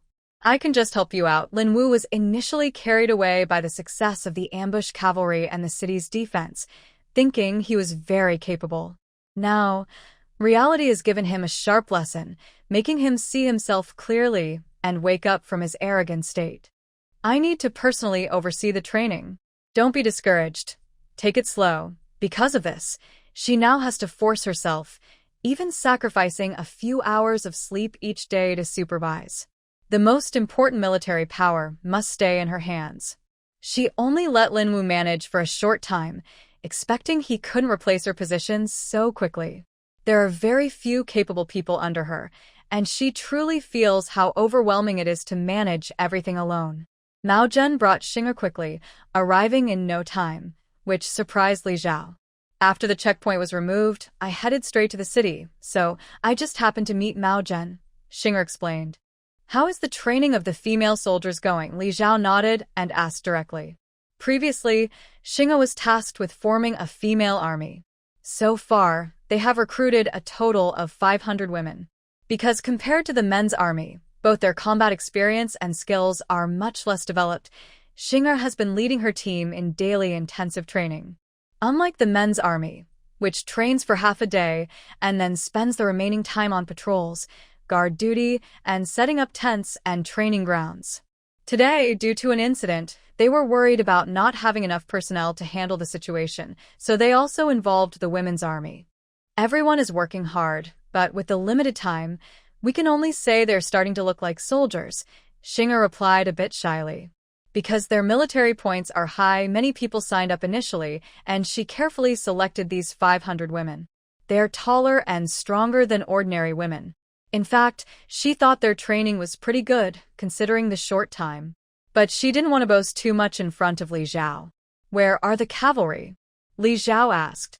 Lin Wu looked up in surprise. Did the women's army also train cavalry? Li Zhao ignored his surprise. Why not? The principle that you shouldn't put all your eggs in one basket always applies. The training methods she provided were doubled, and so were the orders. Some men had previous experience with horses or riding, but women had no chance to learn these skills, making it even more difficult for them compared to the men's army. She believed in Lin Wu's evil plans, and when she returned, she only asked Mao Zhen to call Lin Wu, thinking that his people should be enough for her for now. She wanted to give more time for the women's army to develop. But now, Plan A isn't working, so Plan B must be used. She couldn't have both baskets of eggs broken, after all. Currently, 385 people can walk on horseback, 173 can run on horseback, 15 are good at shooting arrows while riding, and 32 can fight with spears on horseback. A series of numbers spilled from Xinger's mouth. Clearly, she had memorized these figures long ago. Having been with Li Zhao for so long, she knew his way of doing things very well. When he wanted results, he preferred to get the most accurate data or clear written explanations. This was the fastest and easiest way to communicate. That many, before Li Zhao could speak, Lin Wu was already shocked by the number and stood up. There's not enough time. If the general gives me 3 more months, I can't train all 500 of my men into cavalry, but I can at least train 150 to 200 soldiers to fight on horseback, Xinger said firmly and confidently, clasping her fists. Good. Li Zhao finally smiled. She had said her training plan wouldn't have problems, so it was just a matter of the right people. Lin Wu still looked a bit surprised. Little Li General, are you telling the truth? Because Xinger followed the Li family and was associated with the Li surname, everyone now called her Little Li General. One should not lie in front of the general, Xinger said seriously. Lin Wu looked at her and saw she wasn't pretending. She wouldn't tell such an easily uncovered lie in front of Li Zhao. He was momentarily overwhelmed by the facts before him. Although he admired Li Zhao and recognized her abilities, that didn't mean he approved of all women.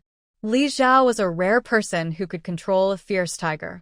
Whether it was him or others, everyone had started to idolize her, thinking she was on a different level. But Xinger and the women under her command were ordinary people. Except for Xinger, who was personally trained by Li Zhao. He had seen those women before. Some were widows, some young girls waiting at home, and some married women. They were all people he once thought couldn't be trained to do much. But now, it was these women who had defeated him and his men. He felt his face burning, as if he had been slapped hard. Seeing his dejected look, Xinger kindly explained, General Lin, our situation is different. You all still patrol the city every day, and your training only takes 2 or 3 hours at most. This comfort didn't help Lin Wu. He knew his own men. If there wasn't enough time, it was because they had real battlefield experience. Surely, they shouldn't have lost so badly. How long do you train each day? Lin Wu asked, still distracted. 7.5 hours. Xinger shared a surprising number with Lin Wu. There are 12 hours in a day, and training lasts for about 7.5 hours, leaving only 4.5 hours for rest each day. During these 4.5 hours, they also need time for washing, eating, and taking care of personal needs, so the actual rest time might be less than 4 hours. Are you not worried about exhausting their bodies? This is like pushing them too hard. The general said that 4 hours of sleep each day is enough. The time I leave is actually quite sufficient. Plus, since the army earns a lot of credits, they won't go hungry and can eat enough every day. How could they be worn out? Xinger asked back. Actually, I leave enough rest time for them, but most of them still practice on their own after training. Many only get about 3 hours of rest each day, she added. I do the same. Recently, she has been eating and staying with her subordinates. As a leader, she believes she must set an example to earn their respect. Seeing everyone work so hard, she also feels a sense of urgency. If she doesn't work just as hard, she might fall behind. How can she lead this team then? Lin Wu was so surprised by her words that he temporarily set aside his earlier frustration. Why are they working so hard? just for those 20 credits that can exchange for food. Some of his people are also very diligent, but only a few. It's not like Xinger's team, where everyone is pushing themselves relentlessly. With such intense training every day, no wonder they improve so quickly. The same tasks, but their training time is probably less than half of ours. How can they compare? General Lin, do you think the grain gained from those 20 work points isn't important? Xinger asked.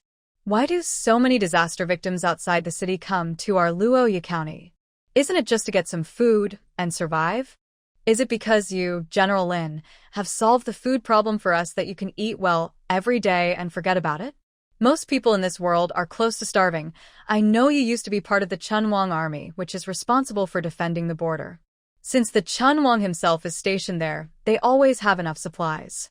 That's one reason why the soldiers in the Chunwang army are so loyal to him.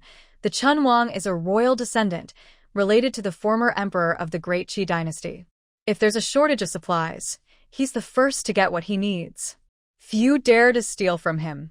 Have you ever looked into the history of armies from past dynasties, General Lin? Very few armies can feed all their soldiers well. Don't think that just because you have it now, it all came easily, especially now when disasters are happening constantly. This was the first time Xinge spoke so much in front of others, but something she couldn't hold back. People are like that. Once they get something, they don't cherish it as much. Lin Wu has no bad character, but after suddenly gaining these things, he lost his usual calm. In simple words, he became a bit arrogant. In the past, the only two things that mattered most to Xinger were eating and Li Pan'er. Later, after Li Pan'er had a child, they added twin boys to the list. Then, after they started fleeing from famine, they also included Li Zhao and her group. But she never imagined that her life could change so drastically. Now, she was doing things she had never dared to dream of before. Li Zhao taught her martial arts, arranged for someone to teach her literacy, gave her military books, and showed her how to train an army. She quietly and calmly grew up by herself, and only now could she face Lin Wu and say these words. At first, she only wanted to learn martial arts, thinking that studying was not important and wouldn't save anyone. But now, she realizes that reading and writing are very important. Being able to read and write is crucial because, otherwise, she can't express even what she knows in her heart. She also knows nothing about those military books and famous generals' battles from history. She watched as Lin Wu continued speaking. The scout's information, which was also given to you by the general, shows that last year, due to continuous natural disasters, the harvest was very poor. Except for the Southern Dynasty Emperor, who lives in the South's rich land with a strong foundation, the army could still eat enough. Whether it's Sun Cheng or King Leking and Lei Hong, the soldiers are barely getting half a meal a day.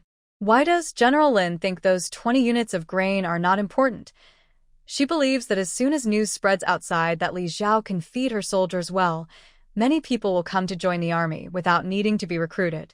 The Southern Dynasty Emperor is still able to hold on amidst the attacks from Lei Hong and the barbarian army, mainly because he relies heavily on abundant supplies of grain and resources. The capital city of the Southern Dynasty is a backup granary that everyone wants to control. Moreover, the biggest difference between women and men is that you might still have other choices, and surviving outside is easier for men than for women. But all the soldiers under my command and all the women in the city have no other options. Except for the general, we can come out and be trusted, we can support ourselves and our families with our own hands, and walk openly outside just like you. No other place offers us the same opportunity.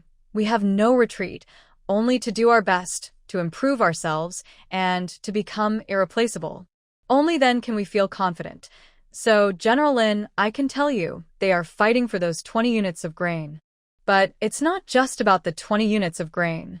Lin Wu faces a pair of ambitious eyes filled with challenge and a faint, almost invisible contempt. They look down on him for not making the most of the timing, the people, and the land, despite having a much better starting point. They believe he has wasted this opportunity. Li Zhao has not spoken, but her silence shows her silent approval and her disappointment in the outcome he presented.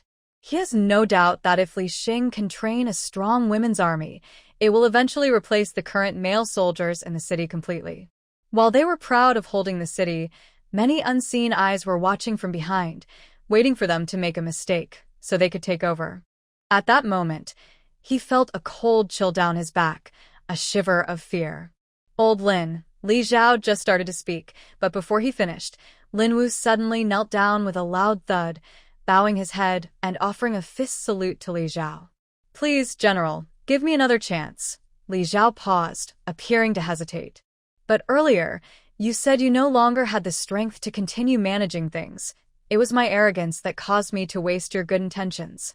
I beg your forgiveness, General." Since meeting at Deyang County, this was the first time Lin Wu truly bowed his head to Li Zhao and acknowledged her as his leader. He used to think of himself as a somewhat official person, with many subordinates, and believed he and Li Zhao were equals. He appeared polite on the surface, but never truly bowed to her deep inside. Even after the victory in the city defense, when Lu Yong and Wu Kongren recognized her abilities and bowed to her, Lin Wu still held back. If it weren't for the fact that there was no one else capable under his command, and that he had a group of comrades who fought with him, he really didn't want to entrust the army to her. A city cannot have two masters. "If you believe you can start over, then I will trust you once more," Li Zhao said, relaxing her stance. "But you probably can't handle everything alone. I'll talk to Chen Deshan later and ask him to come help you. Is that okay?" Although it was a question, the tone was unquestionable. "Thank you, General." Lin Wu lowered his head in response, unable to see his facial expression clearly. Li Zhao waved his hand, signaling him to leave. He never explained why he called him over. It seemed he just suddenly asked about his training out of curiosity. After the person left, Li Zhao finally looked at Xinger and smiled, saying, "You have really grown a lot lately." Xinger chuckled. "The general first called General Lin over, then asked Mao Zhen to call me, and mentioned the cavalry. Isn't it just to hear me say these things? People do grow over time." On the way here, she was wondering why Li Zhao suddenly called her over. She regularly reports military matters to him, so she knew the situation well. She also asked Mao Zhen on the way, learned that Lin Wu had gone ahead, and that the cavalry issue was mentioned. The numbers given were not good, which made her more aware of the situation. As the highest leader, Li Zhao naturally knew everything about the two armies. He knew the obstacles Lin Wu faced, the problems encountered, and the signs of laziness during training. But she had never revealed this. Every time Lin Wu reported, he said everything was fine. She just took it at face value, pretending not to know. She wanted to find a chance to break Lin Wu's proud nature and make him submit. Today was that chance.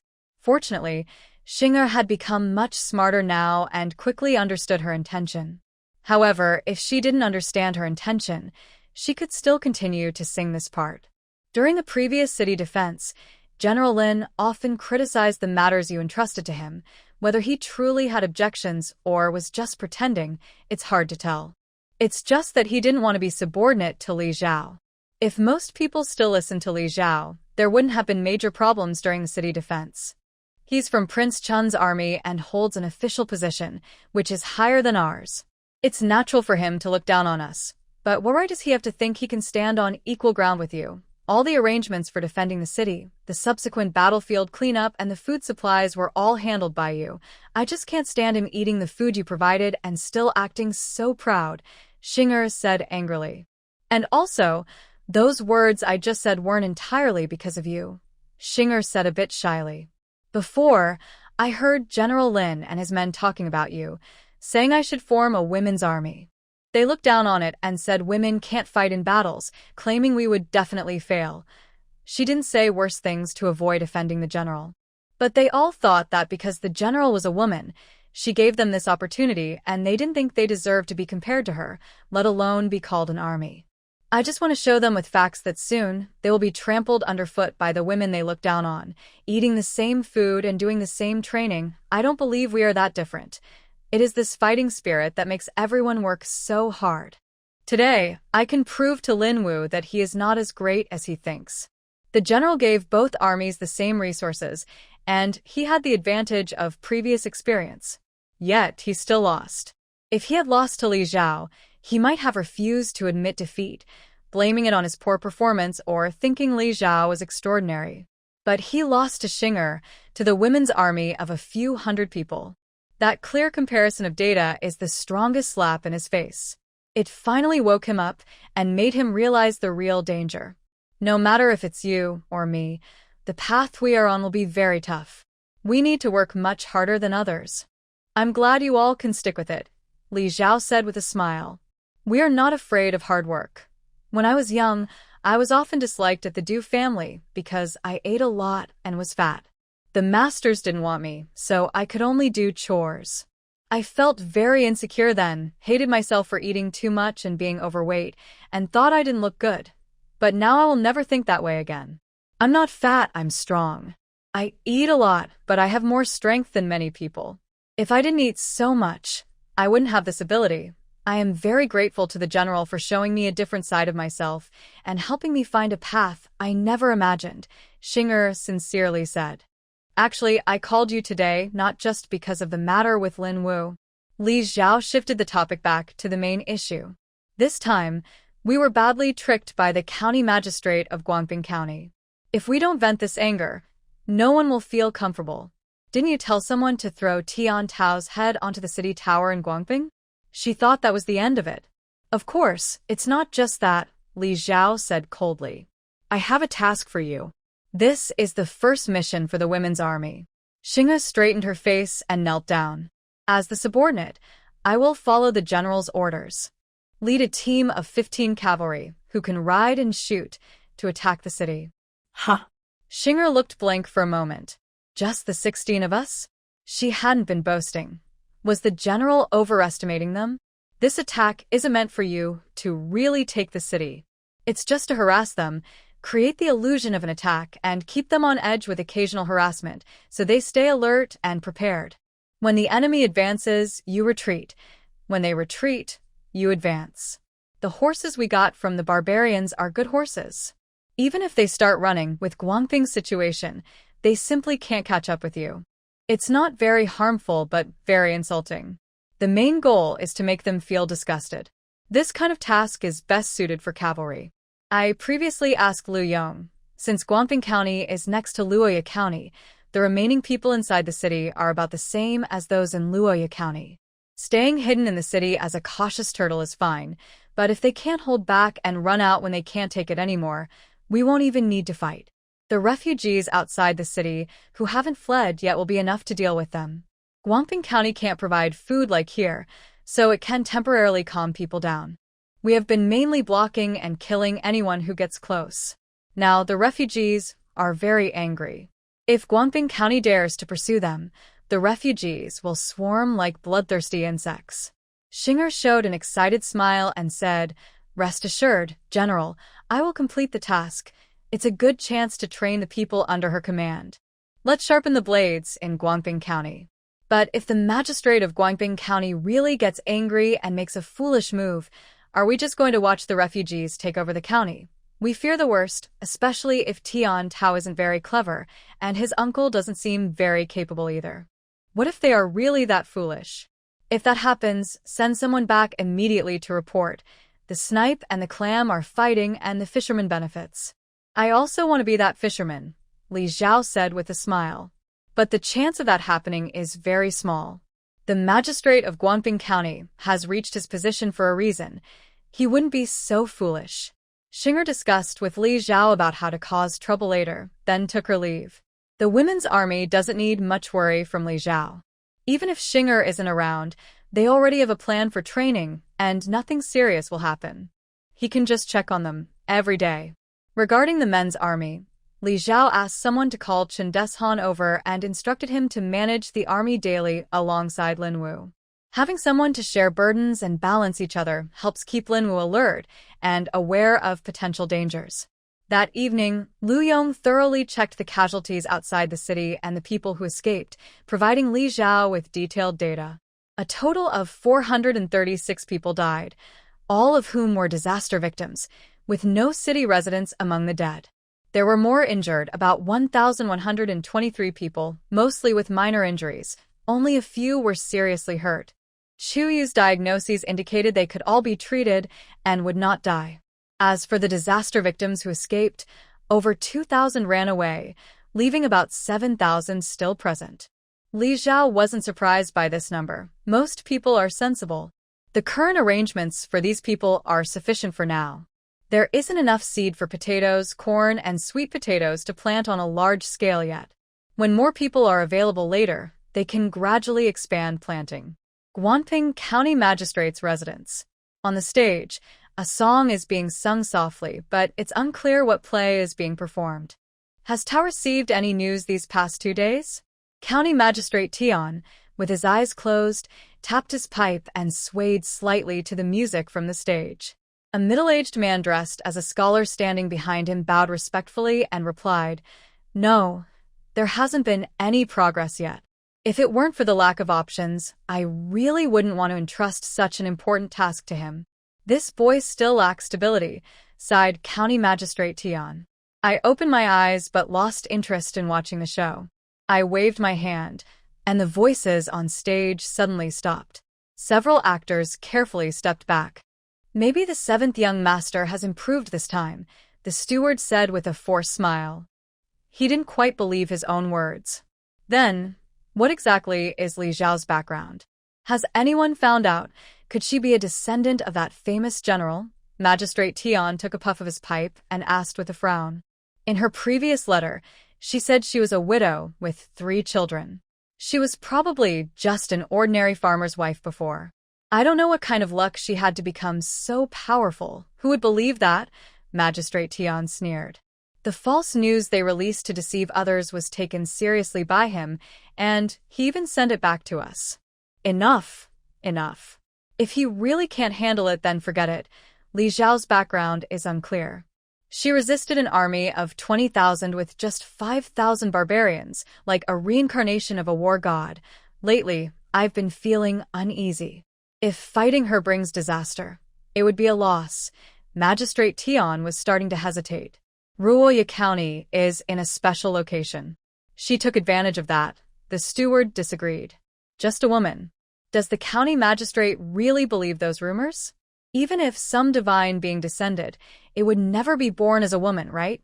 If this plan succeeds, delivering supplies to His Majesty and earning titles will be just around the corner.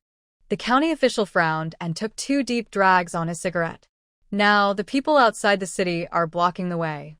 It's hard to send any news, and we don't know how things are in the capital now. The barbarian army has already passed, and if the capital can't be defended, he had received so much grain supplies, but without soldiers, he couldn't hold the city either. He truly couldn't understand why, despite the message that Luya County would provide food aid, half of the disaster victims still hadn't left and were staying outside the city. It's hard to tell who is right or wrong. No wonder they became disaster victims. But the real reason so many haven't left is that the roads to Luya County are very difficult to travel. Most victims are too hungry and weak to walk far. It's easier to stay outside Guangping City. Now everything is coming back to life. Wild grass has started to grow, and they can dig up wild vegetables, grass, and leaves to survive. But moving away is still very hard. They are gambling, hoping that if Guangping is besieged long enough and runs out of supplies, the city will open its gates. And if the county magistrate of Guangping doesn't take action soon, the surrounding villages won't dare to bring out seeds to plant. Because once they plant, disaster victims might dig them up to eat. The villagers can only stay together in groups to protect their food supplies from being stolen. Thinking about farming is just a dream. The longer they wait, the more they can't plant or harvest. Eventually, the people of Guangping will have nothing to eat but the wind, just like everyone else. So, they are betting that the county magistrate of Guangping won't delay any longer and will eventually arrange proper aid for them. There's no need to go all the way to Luya County. I heard they might be forced into terrible deals there. Our emperor is working with Prince Chun. Those barbarians definitely can't break through, and maybe they won't come back after this. Rest assured, County Lord, the steward advised. I want to feel at ease, but I have no news right now, and I'm very worried. The weather's getting better now. This year, we haven't even started planting, and if we delay further, our grain storage won't last through all this trouble, County Magistrate Tian said with a worried face, his mustache drooping sadly. If the capital, he lowered his voice, falls, what will we do? We're caught between wolves and tigers. Are we doomed? If the capital falls and the barbarians take over. Just thinking about this possibility made him feel terrible. The foreign people wouldn't give them a chance to survive. They had already caused trouble by sending refugees to Luya County and having Tian Tao steal grain, which offended their neighbors. They couldn't even stick together for safety. Li Xiao might be able to defend the city from the barbarians, but he couldn't.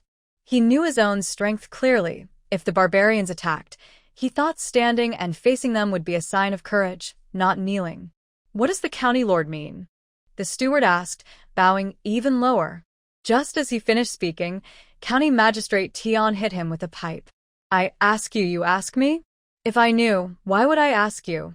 Why is it that none of my subordinates are smart? I don't trust this plan to steal grain at all. Why did I ever listen to your crooked idea in the first place? County Magistrate Tian spoke while puffing on his pipe, completely engulfed in smoke. The clerk's throat itched terribly. He wanted to cough but dared not, and he was so strained that tears welled up in his eyes.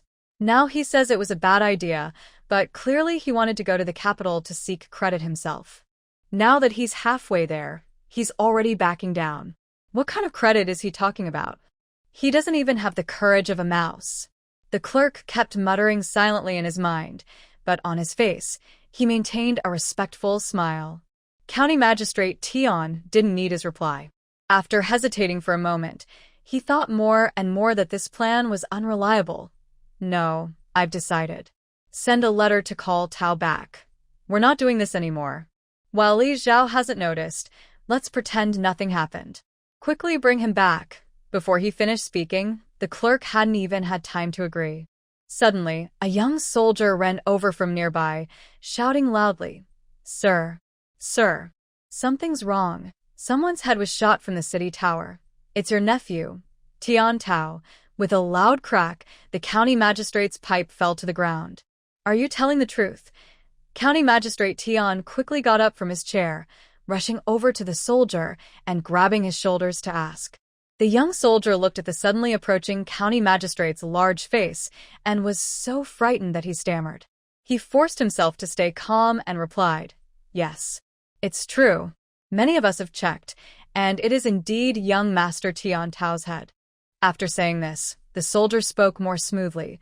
A bowman suddenly shot at the city tower. When our people regained their senses, the attacker had already fled. They couldn't go out of the city to chase him. They could only accept it as it was. All lost, all lost.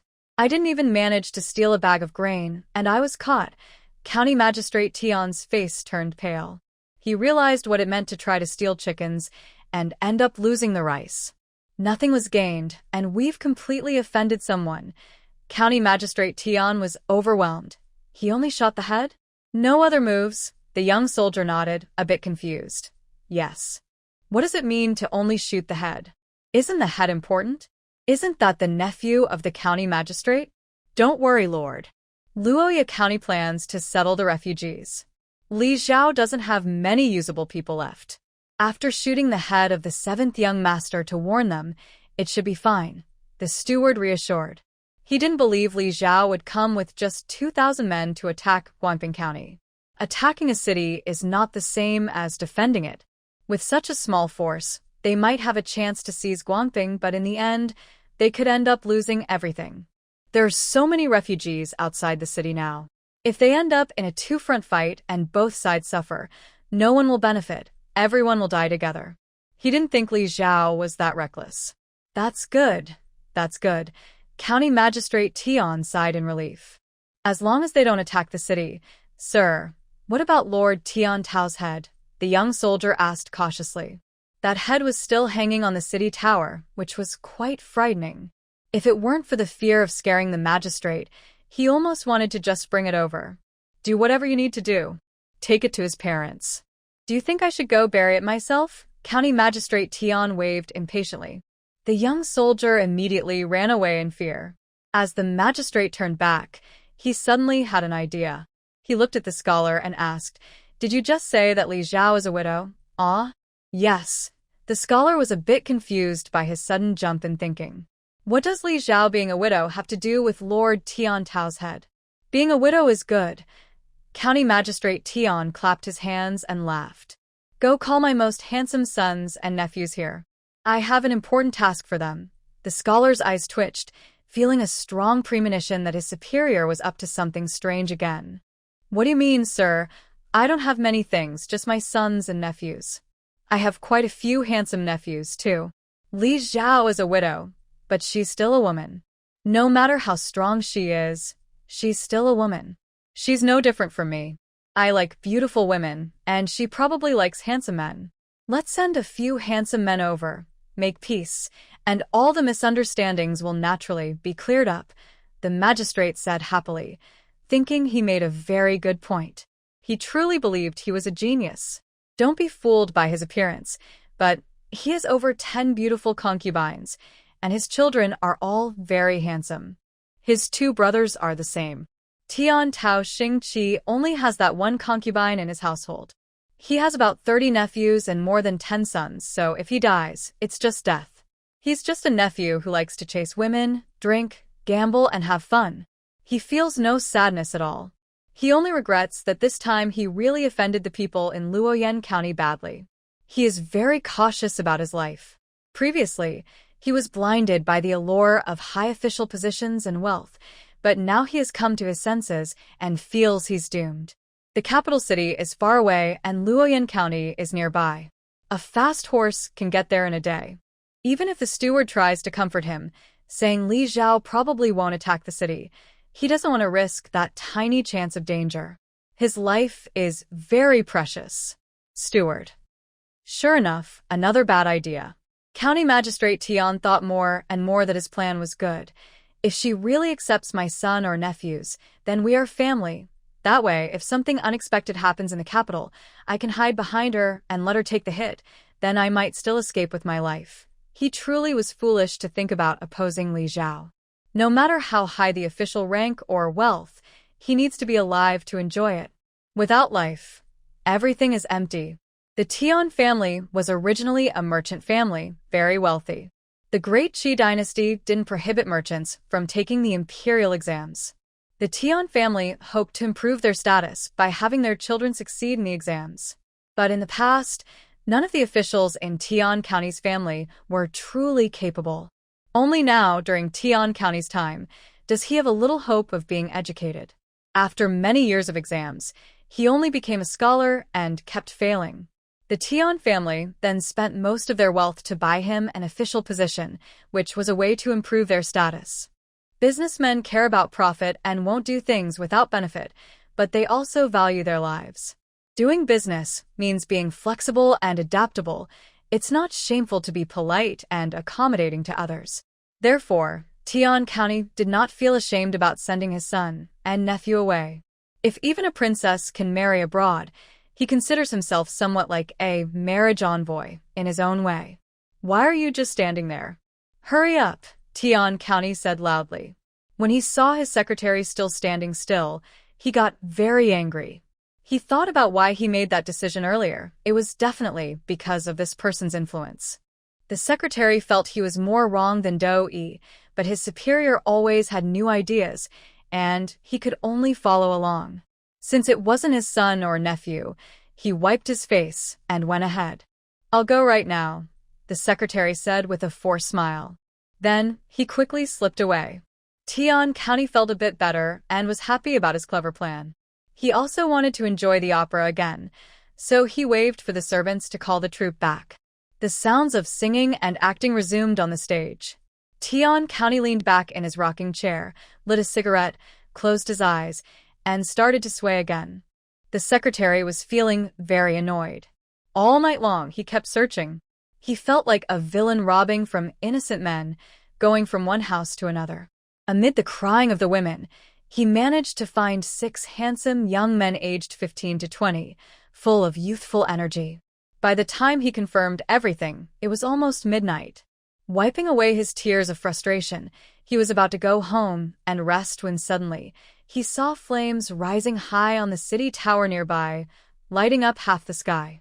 Soon, he heard countless shouts and the sounds of townspeople rushing to fetch water to put out the fire.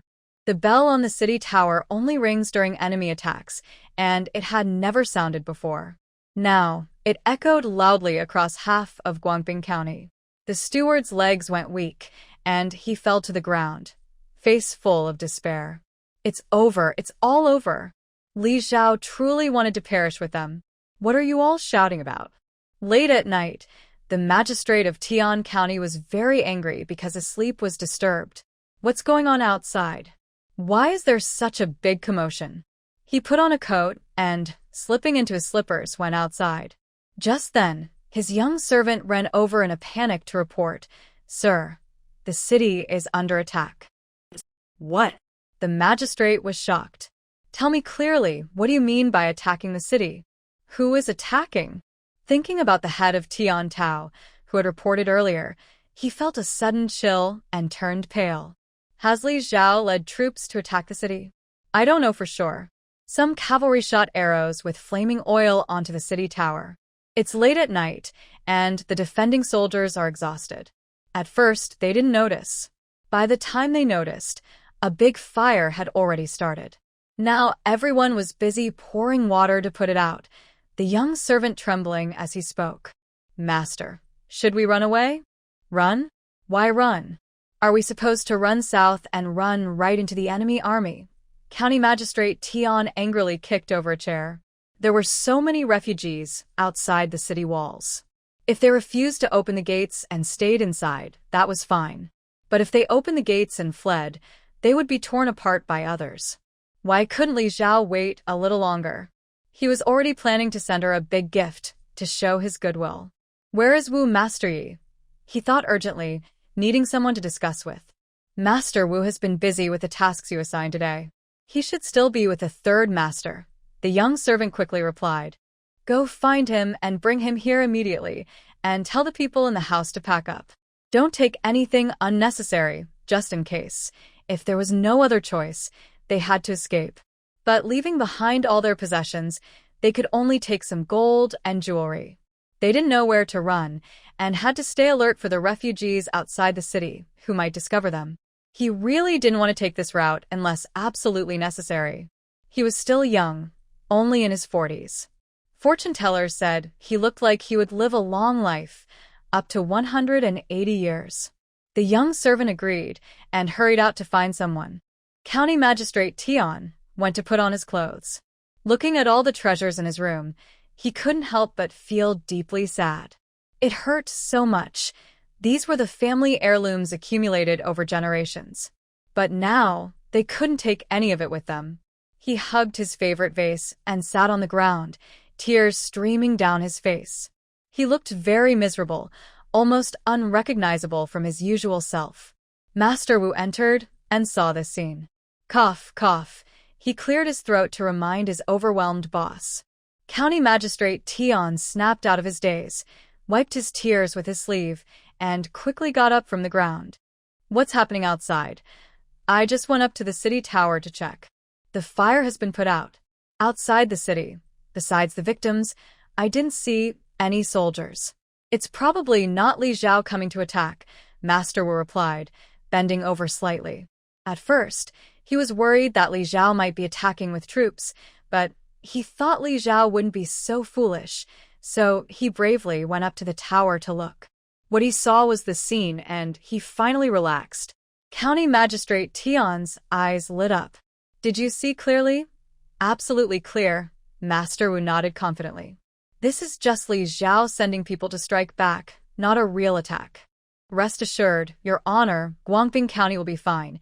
If they were really attacking, it wouldn't look like this.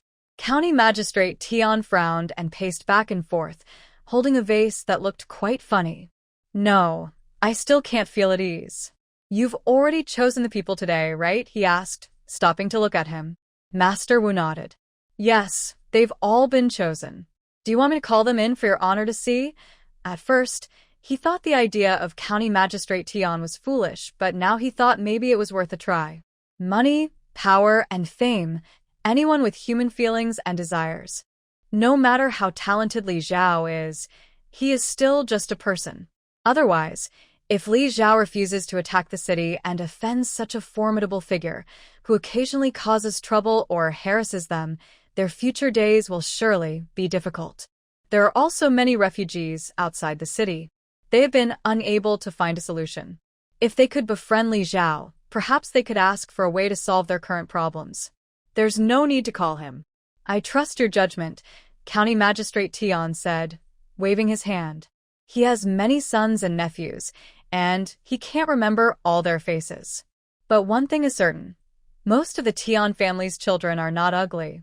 Master Wu could pick anyone, and they wouldn't offend Li Zhao by choosing someone unworthy. Besides these, go to my storeroom and take some valuable treasures. I remember I once had a set of golden armor that looked very impressive. Add that in, and send it out through the secret passage to her. County Magistrate Tian clenched his teeth, deciding to spend a lot this time. A clever fox has 3 burrows. Naturally, Guangping County also has secret passages, but his are not fully dug. They can only accommodate 1 or 2 people side by side, and the exit isn't far from Guangping County.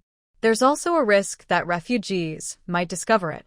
That's why County Magistrate Tian never thought of escaping with his family through the secret passage before.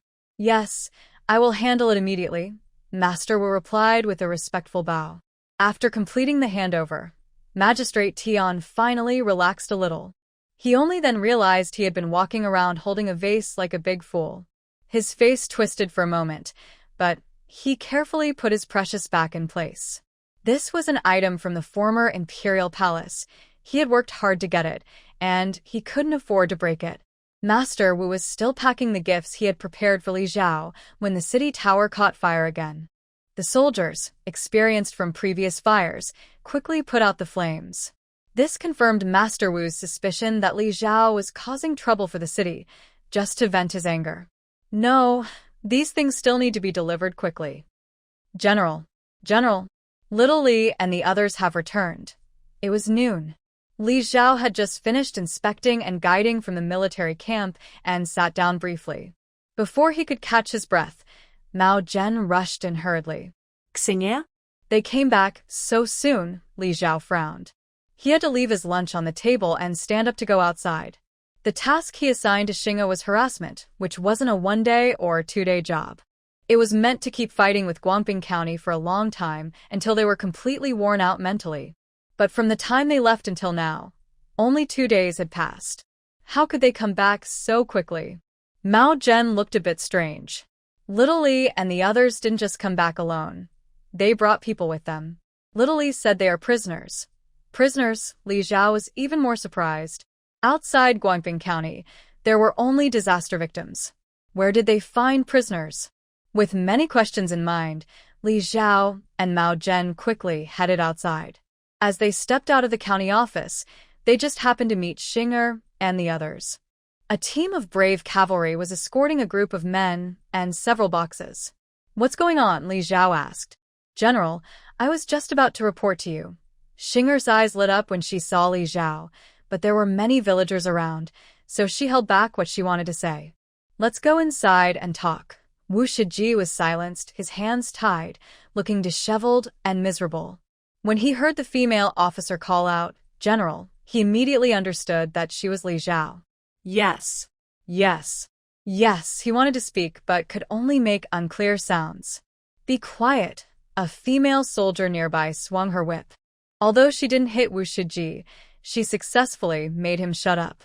If the whip had actually hit him, it wouldn't have felt good. Don't ask why. Just know he had already been hit before. The leading female officer looked at the people from Guangping County with hostility. She had tried her best to be kind but still ended up arresting the person who came to offer help, bringing him along. Inside the county office, after blocking the curious onlookers outside, Li Zhao finally turned his gaze to the tied-up group. Tell me, what's really going on? Why are you back today? And why did you bring so many prisoners? Li Zhao raised an eyebrow. The old man with a beard said he was the steward from Guangping County. Yesterday, he suddenly brought a few people to see us and said, Xingye paused, looking very strange. He said that all the previous matters were done by that young man Tian Tao himself, and have nothing to do with Magistrate Tian. The magistrate was kept in the dark. The general killed him, and that's it. As long as the general can calm down, it's fine. He brought a lot of gold, silver, jewelry, and those 6 handsome young men sent to the general. He hopes the general won't hold a grudge, and that everyone can shake hands and be good neighbors again. Лиза усмоутуйся. He hadn't looked closely earlier, but now he examined them. The 6 young men didn't look very old, probably not over 20. Although they looked a bit worn out from Xinger and her friend's rough treatment, they were indeed quite handsome. Each one had a good look, especially when contrasted with the dark, dull-haired man beside them.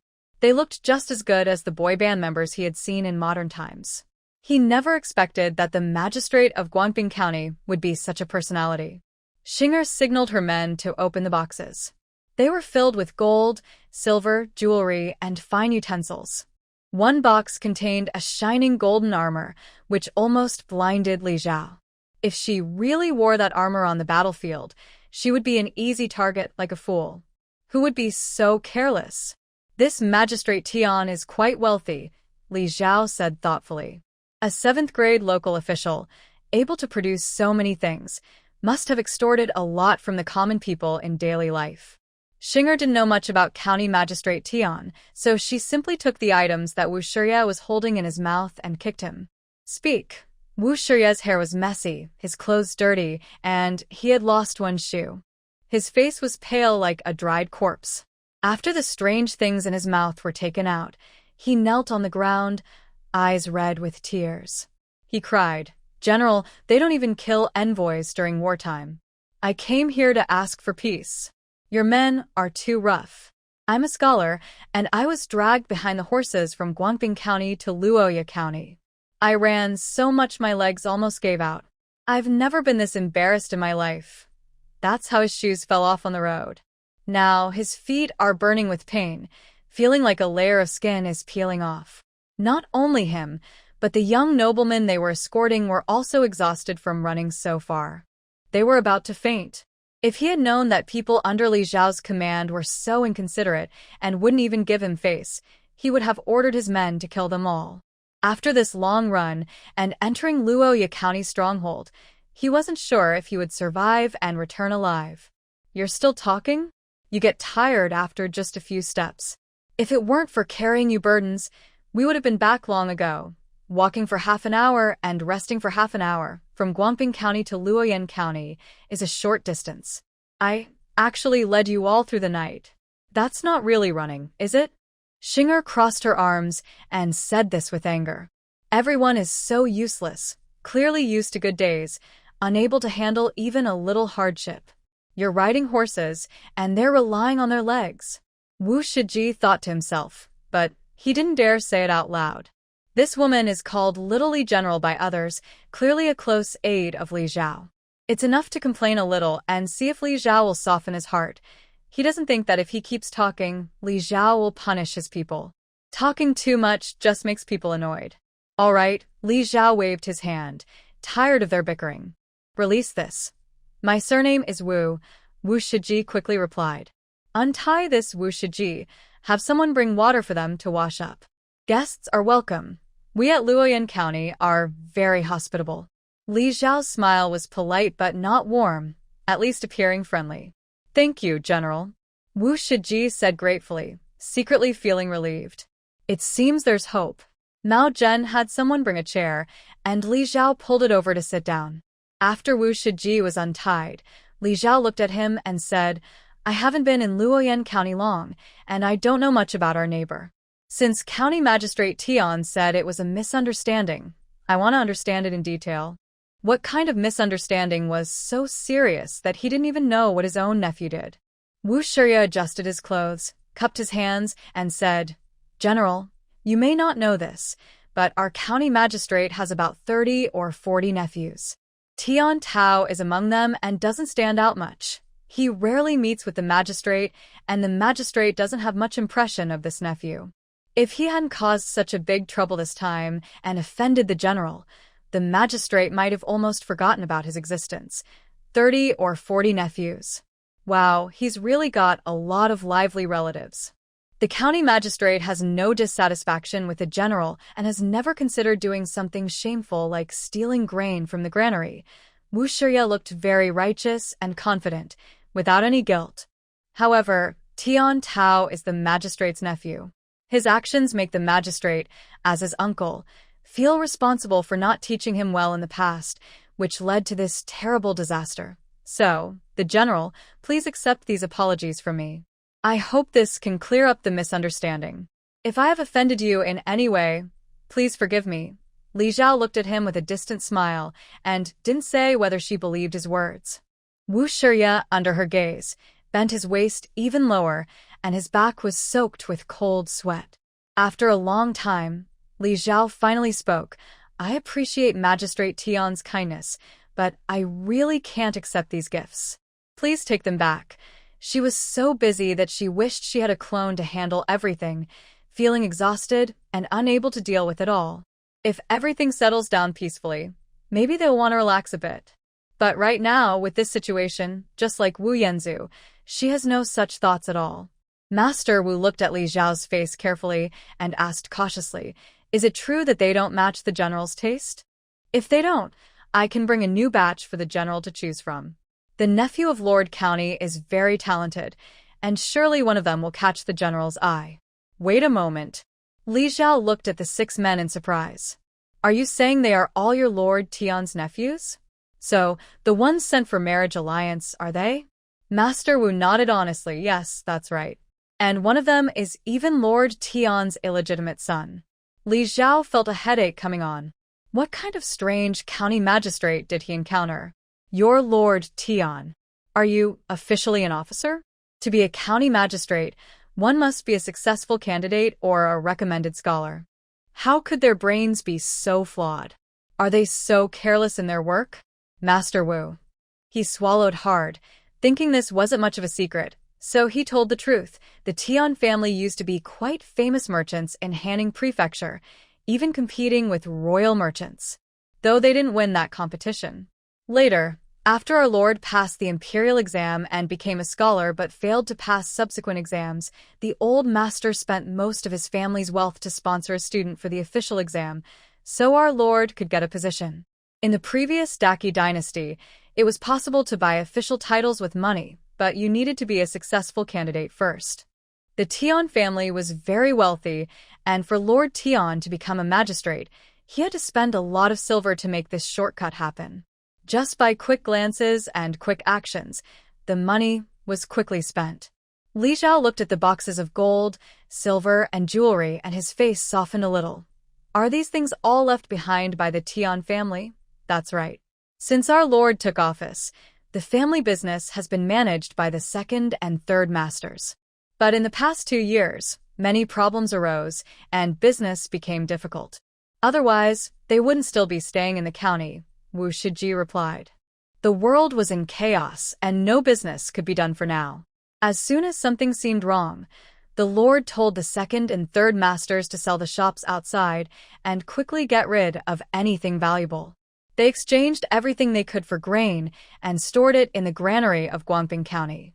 Then, all members of the Tian family moved to Guangping County, where Tian County Magistrate was posted, leaving their homeland.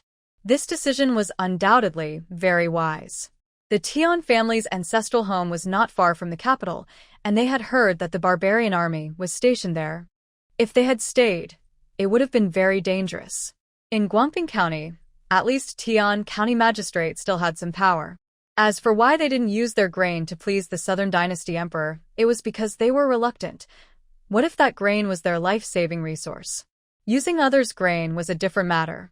How many years has your lord been serving in Guangping County? Li Zhao asked. For years now. In the 3rd year, the evaluation was poor, so he was not transferred. Then everything changed, and they couldn't leave even if they wanted to. Li Zhao looked at those things thoughtfully.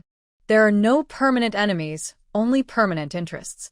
If this Tian County Magistrate has any useful skills, it wouldn't be bad.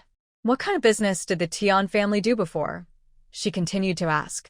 Anything and everything: cloth shops, restaurants, trading between South and North, any profitable venture, they've been involved in some way, Wu Shiya replied.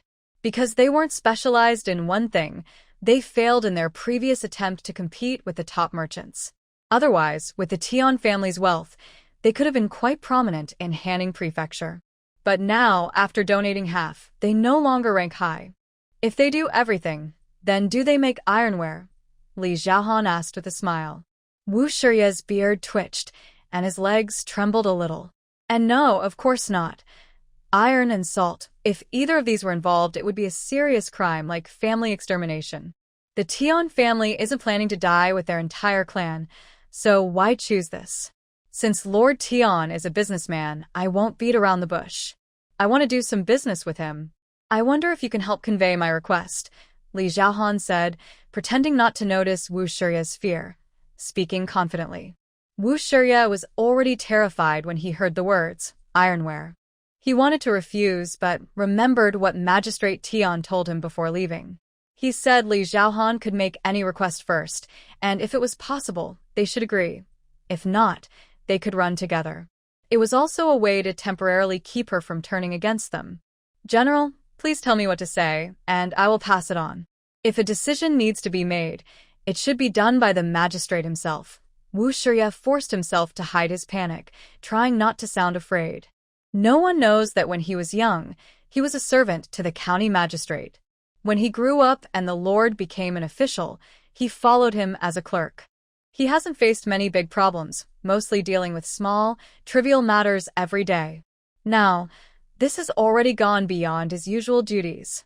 Since the Tian family was once very wealthy in Hanning Prefecture, traveling all over and seeing many things, they must have a lot of experience. I simply want the Lord Tian to tell me where there might be iron or nearby, or even in other prefectures. Or, if he can help me get a large amount of iron tools, that would be perfect, Li Xiao said, tapping his finger on the armrest of his chair, as if talking about dinner plans. Wu Clerk felt his legs grow even weaker. No, this is supposed to be simple, right? As a trade, I can help him deal with the refugees outside Guangping County, and I won't pursue the damages caused by Tian Tao this time. The refugees are gathering, and the spring planting in Guangping County can't go on. If this delay continues, the whole year's harvest will be lost. Then, it won't just be the refugees outside the city causing trouble, but also the people of Guangping County themselves. Who knows how long Lord Tian can hold out inside the city, and how long can the grain supplies in Guangping County last? Wu Clerk broke out in a light sweat on his forehead, almost unable to stop himself from reaching out to wipe it. These issues have been the most pressing for Magistrate Tian recently. He's been thinking about them almost every day, but can't find a solution. There are so many disaster victims that, given the current situation in Guangping County, it is impossible to settle them all. But is iron ore really so easy to find? The ones currently found openly are already owned by others. None of them can be taken lightly.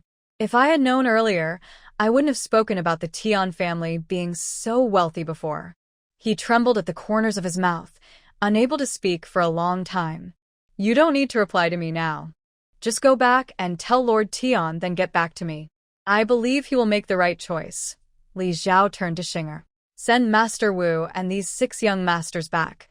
Considering the few boxes of goods, I won't just throw them out of the city and ignore it.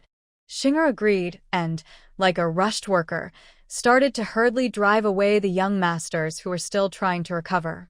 Mao Zhen had been following Li Xiao because he knew she had been worried about the iron situation lately. Without weapons, training soldiers is impossible. Their current weapons are enough only because they previously seized from the barbarians. But if they want to recruit more people, they will run out of supplies. After everyone left, Mao Zhen quietly asked Li Xiao, Boss, does the Tian family really have news about iron ore? Those who can do business and reach a certain status shouldn't be underestimated. Moreover, the Tian family can retreat quickly and donate most of their wealth to secure their family's safety. That makes them even more formidable. Even if the Tian family doesn't have iron ore, as big merchants like them, they must have many secrets we don't know. This is much better than me trying to figure out something on my own. Li Xiao lowered her eyes. If only the merchants from Luoyan County hadn't all run away with the county magistrate, she might have been able to find some people to ask for information. But unfortunately, Luoyang County is left with only common folk, which is easy to manage, but many of the messages are not shared among ordinary people. So, she couldn't extract any useful information. She searched for a long time but couldn't find a breakthrough. Today, Wu Shiya came with some people and items, and when he mentioned the Tian family, she saw a glimmer of hope. As long as there is a little hope, she must pursue it with all her strength. Only by strengthening her power can she consider other things. Therefore, iron ore is the top priority. As for County Magistrate Tian not wanting to do this business with her, she never worried about that. He just needs to send a message. He isn't asking him to dig iron ore himself. A simple word can solve her urgent problem now. Only a fool wouldn't do that. County Magistrate Tian once wanted to use her Luoyang County supplies to flatter the capital, showing he has ambitions. But being able to quickly accept defeat and come to flatter her with money and gifts shows he is a flexible person. People like that will do whatever benefits them. None of her people are like that, but if she can use them well, they can be considered talented. If he thinks she has wild ambitions and goes to complain to the capital, then there's even less to worry about. The capital is busy with its own affairs and wouldn't bother with a small county magistrate's single word. Plus, her status as a woman sometimes works as a natural shield. Most high-ranking officials wouldn't believe a woman could achieve what she has. Go to the military camp and have Lin Wu send some scouts to gather information about the Tian family.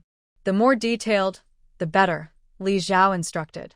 I still need to personally verify whether the Tian family is truly as the Wu master said, to be sure. Yes. Mao Zhen agreed and stepped back. Guangping County, the county magistrate's study.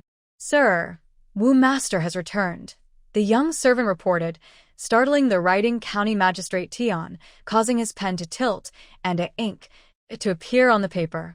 Before he could get angry, upon hearing the servant's words, his eyes brightened. He quickly said, "Then please bring him in at once. Since Wu master left nearly 2 days ago, he hasn't been able to focus on anything, not even enjoying plays. He hasn't been able to eat or sleep well. Now he only finds peace through writing." Soon, 2 people carried in Wu master, looking pale as paper, lips colorless, and legs trembling. County Magistrate Tian was startled. What happened? Did Li Zhao punish you? It felt like half his life had been drained away. Wu master cupped his hands weakly and said, "Sir, I apologize for my rudeness." "No need to apologize. Bring a chair for Wu master." The county magistrate waved his hand, no longer caring much about his miserable state. The chair was brought over, and Wu master shakily sat down, almost shedding tears of bitterness. "Sir, the female guards under Li Zhao are simply inhuman, pulling us to run behind the horse's rear end, heading to Luya County. We didn't rest for long before immediately running back behind the horse again. I've never suffered such hardship in my life. Now my legs are trembling so much I feel like they're not even mine." County Magistrate Tian frowned and listened carefully. "Are you saying that everyone has returned? The 6 people she took with her, she didn't keep? What does that mean? If there really was no room for negotiation, she probably wouldn't have let them come back, right?" Li Zhao said she couldn't handle it herself, but she asked me to bring back some other words. Wu Shiji explained everything that happened in Luya County. That county used to be different when I was there before. Now, all the disaster victims are outside the city. Li Zhao arranged work for them, digging a moat and providing 2 meals a day. Now, those disaster victims are working peacefully outside the city, digging the moat. Once inside, soldiers patrol everywhere, and the streets are very clean. The people look happy, and although I haven't been there long, I can tell the residents respect and admire Li Zhao.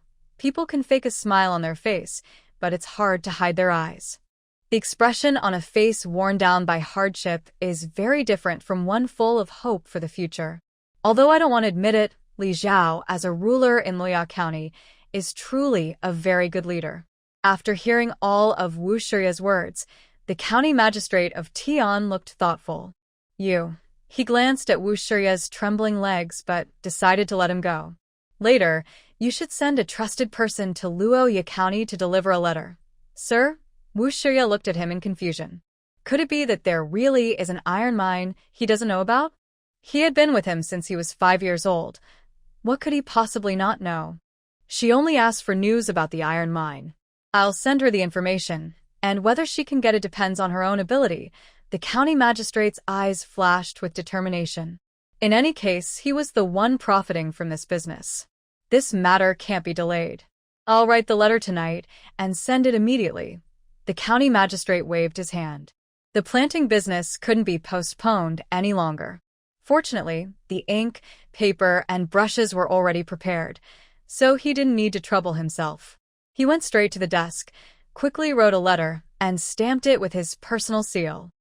The letter from the county magistrate of Tian and the intelligence gathered arrived at Li Xiao's side almost simultaneously.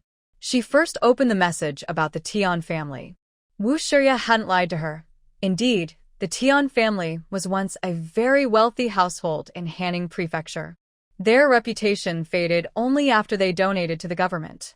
However, they owned countless assets, and the money they paid to the Tian County Magistrate for his appointment had almost been recovered over the past few years since he took office. With the support of official circles, their business became even easier. But the Tian family kept a low profile and didn't want to attract attention. Not many people knew about their affairs. County Magistrate Tian was raised in wealth and luxury.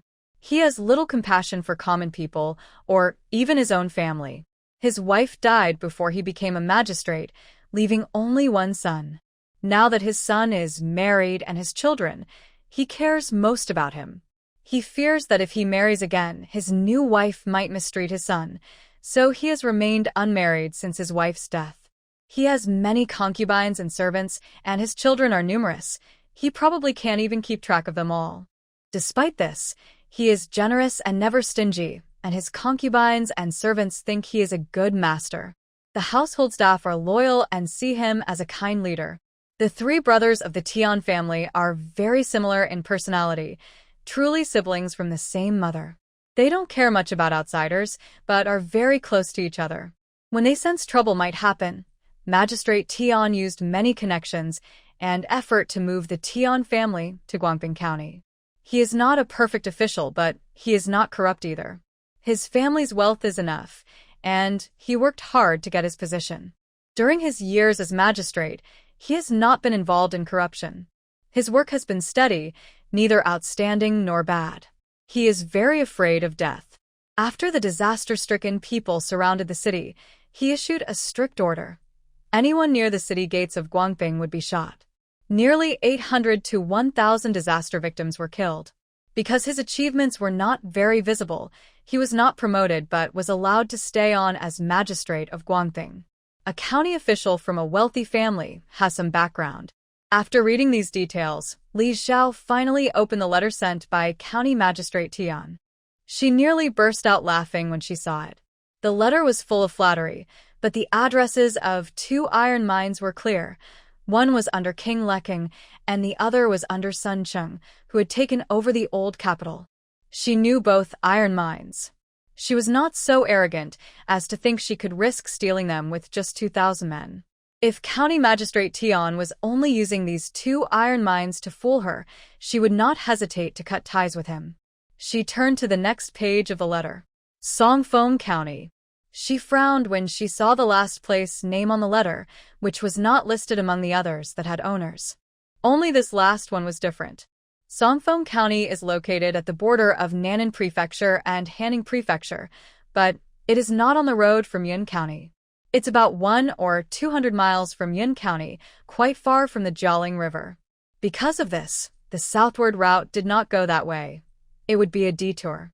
Songfeng County is an unknown, poor place, so poor that it has nothing worth mentioning. Under Nanning Prefecture's rule, it is insignificant. In the letter, County Magistrate Tian said that over 10 years ago, Songfeng County once made a splash, but now few people remember it. At that time, the county magistrate reported discovering iron ore in the county, excitedly informing the court, thinking it was a great achievement that could lead to a promotion. The court sent people to monitor the mining, but after 2 or 3 months of digging, they found nothing. It was later discovered that the iron ore had been accidentally brought in by passing merchants from other places. Later, the magistrate of Songfeng County and the merchant convoy were punished, and no one mentioned the matter again. King Nanan was still not satisfied and sent people to search again, but they found nothing. After many years, people forgot about Songfeng County entirely. Everyone thought it was just a strange misunderstanding. Magistrate Tian wrote down everything he knew about the iron ore, but the last entry was just to fill space. After all, Li Zhao only asked for news about the iron ore, so it was at least some information, wasn't it? This was indeed a piece of news. As long as there were any clues, Li Zhao wouldn't let it go. Moreover, the area around Nanan Prefecture was now left alone. The emperor of the Southern Dynasty was busy and had no time to pay attention. In terms of distance, Songfeng County isn't far from Luoyan County. If there really was a stone mine, mining and transportation wouldn't be difficult. But for now, this is just a backup plan. Since many capable people under King Nanan couldn't find anything, the chances of there being an iron mine are quite small. Her main plan was based on a line of text that Li Zhao had pointed to. Chongli Shun family. The Shun family of Chongli is one of the most prestigious noble families today. It has lasted for hundreds of years and has remained powerful despite changes in dynasties. These true aristocratic families are beyond the reach of the royal family. Chongli County is located in the southern part of Songnan Prefecture. It is a land of fish and rice, very prosperous. Almost the entire Chongli County and even most of Songnan Prefecture are under the control of the Shin family. Now, Songnan Prefecture is also within the jurisdiction of the Southern Dynasty Emperor. One piece of information her spies brought back is that the former prince of Nanan, now the crown prince of the Southern Dynasty, is from the Shin family in Chongli. When Lei Hong took control of Songnan Prefecture by force for less than half a month, the Shin family teamed up with the Southern Dynasty Emperor to make Lei Hong retreat in defeat. Chongli also has a rich iron mine. During the Taiping era, it produced a lot of iron to supply the court every year, but only Shin family knows how much was actually sent to the court. Going to the capital or other places is too far away, but Chongli isn't too far. If she can't find an iron mine to mine soon, she will have to use old tricks, personally go to Songnan Prefecture, and move as much as she can with her space ability.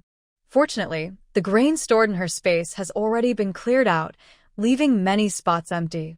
Li Zhao ground ink and picked up his brush to write a letter. His calligraphy has improved enough to be readable. Otherwise, if he wrote a letter with messy handwriting, it would be embarrassing. Mao Zhen. Li Zhao called out to Mao Zhen, who was guarding outside. Mao Zhen hurriedly came in. Boss, what are your instructions? Li Zhao blew dry the letter he just finished writing, sealed it, and handed it to him. Take this letter to Guangping County and give it to the person delivering the message. Mao Zhen quickly took it and promised to do so, then hurried out. Soon after, she returned and saw Li Zhao reviewing the refugee information that had been registered earlier. Curious, she asked, Boss, did you really give those people in Guangping County advice on how to evacuate the disaster victims?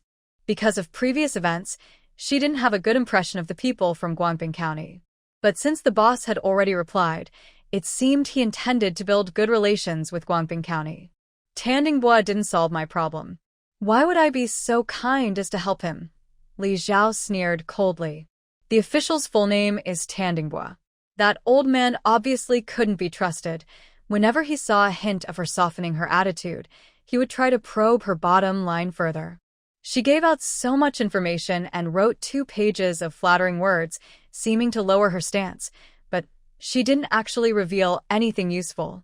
Since she was willing to be so polite, she wanted to see who would be more anxious. Are you going to reply to him? Mao Zhen asked curiously. That letter only has 1 line, Li Zhao said as she flipped through and read the name. Tan Tao's matters are completely settled, considering the news from Songfeng County. As for the disaster victims, let that old man worry about it for a while. All right, go call the people whose names I wrote down and also call Xinger over. I have something to arrange. Li Zhao finished writing, handed over a piece of paper with about a dozen names on it. Mao Zhen didn't know what these people were being called to do, but seeing Li Zhao's serious face, He knew there were some things he couldn't ask about. He then went to find someone. Recently, sweet potatoes, corn, and potatoes had all been planted, one after another, by Chairman Zhao and his team. The local towns and villages had also started planting, and she had inspected them all. There were no big problems. 2 more batches of disaster victims had been sent outside the city, and now there were fewer victims outside. Food was not an urgent matter.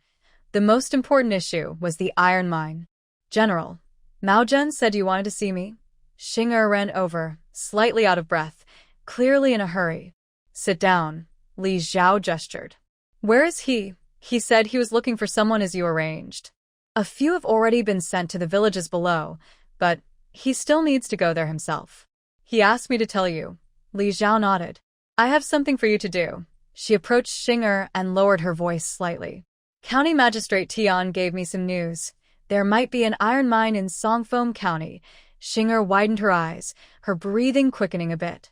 She was in charge of the women's army, and she knew very well that their available weapons were limited. That's why Li Zhao hadn't let her continue expanding the women's army. Otherwise, now that she was training her troops properly, she could have continued recruiting.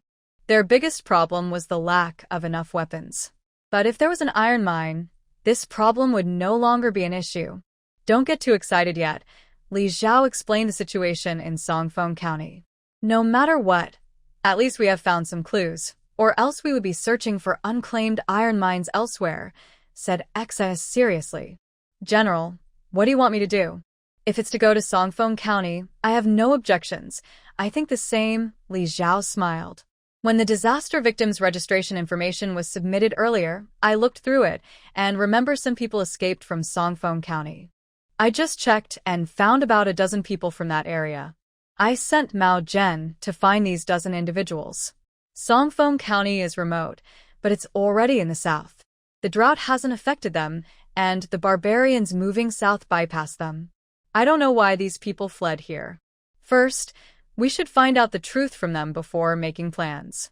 In unfamiliar places, we still need local people to guide us. Exiner thought about the thousands of disaster victims' registration information and felt a headache coming on. She didn't expect Li Zhao to have carefully reviewed it and remember that some came from Songfeng County. She showed admiration on her face. The general truly lives up to his name. By the way, did you find the alchemy master I asked you to look for? Li Zhao asked about another matter he cared about. When she mentioned this, Exiner's expression became difficult to read. Although she admired the general greatly, she couldn't understand why he was so eager to find an alchemy master. But she was still searching diligently, so she said, "Not yet." She forced a smile. I couldn't resist my curiosity and hesitated for a moment before asking, "General, what exactly do you want with the alchemist?" She politely advised, "Talking about eternal youth through alchemy is just empty talk. No one has ever succeeded in that throughout history. Now, she has been interested in reading old historical documents and learned that many past emperors, during their times of foolishness, became obsessed with alchemy to seek immortality. But, without exception, they all ended badly. The general is wise and brave, and she doesn't seem like the kind of person who would have such thoughts." Li Zhao never imagined that one day she would be taught by an ancient person to stop superstitions. She cleared her throat and looked at Xing'er's doubtful gaze, unsure how to explain, so she simply said, "Don't worry, I don't want to take any pills to live forever. I am looking for the alchemist for a different purpose." Xing'er looked unconvinced, but since the general said so, she couldn't say much more. If the alchemist really shows up, she will just watch carefully. She must not let those evil spirits deceive the general.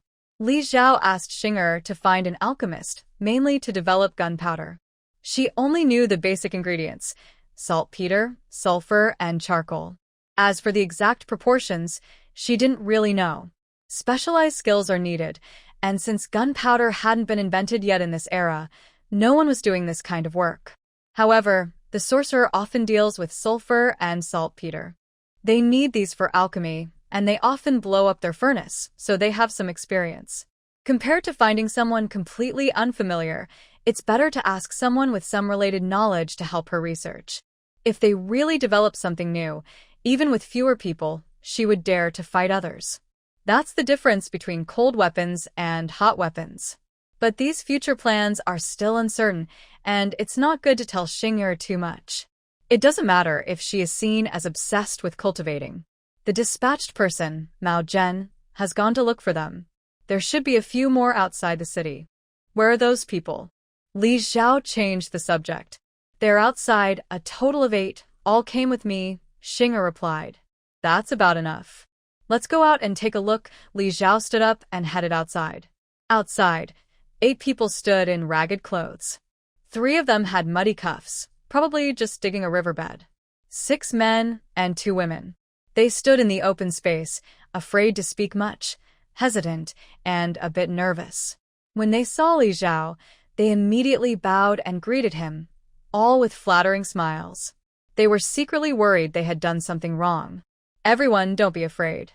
I didn't call you here to punish you. You haven't committed any serious mistakes, Li Xiao said kindly with a smile. I just have a question. Whether you answer or not, after this, you can each receive half a gene of grain as a reward for your hard work. If you answer satisfactorily, I will give you more.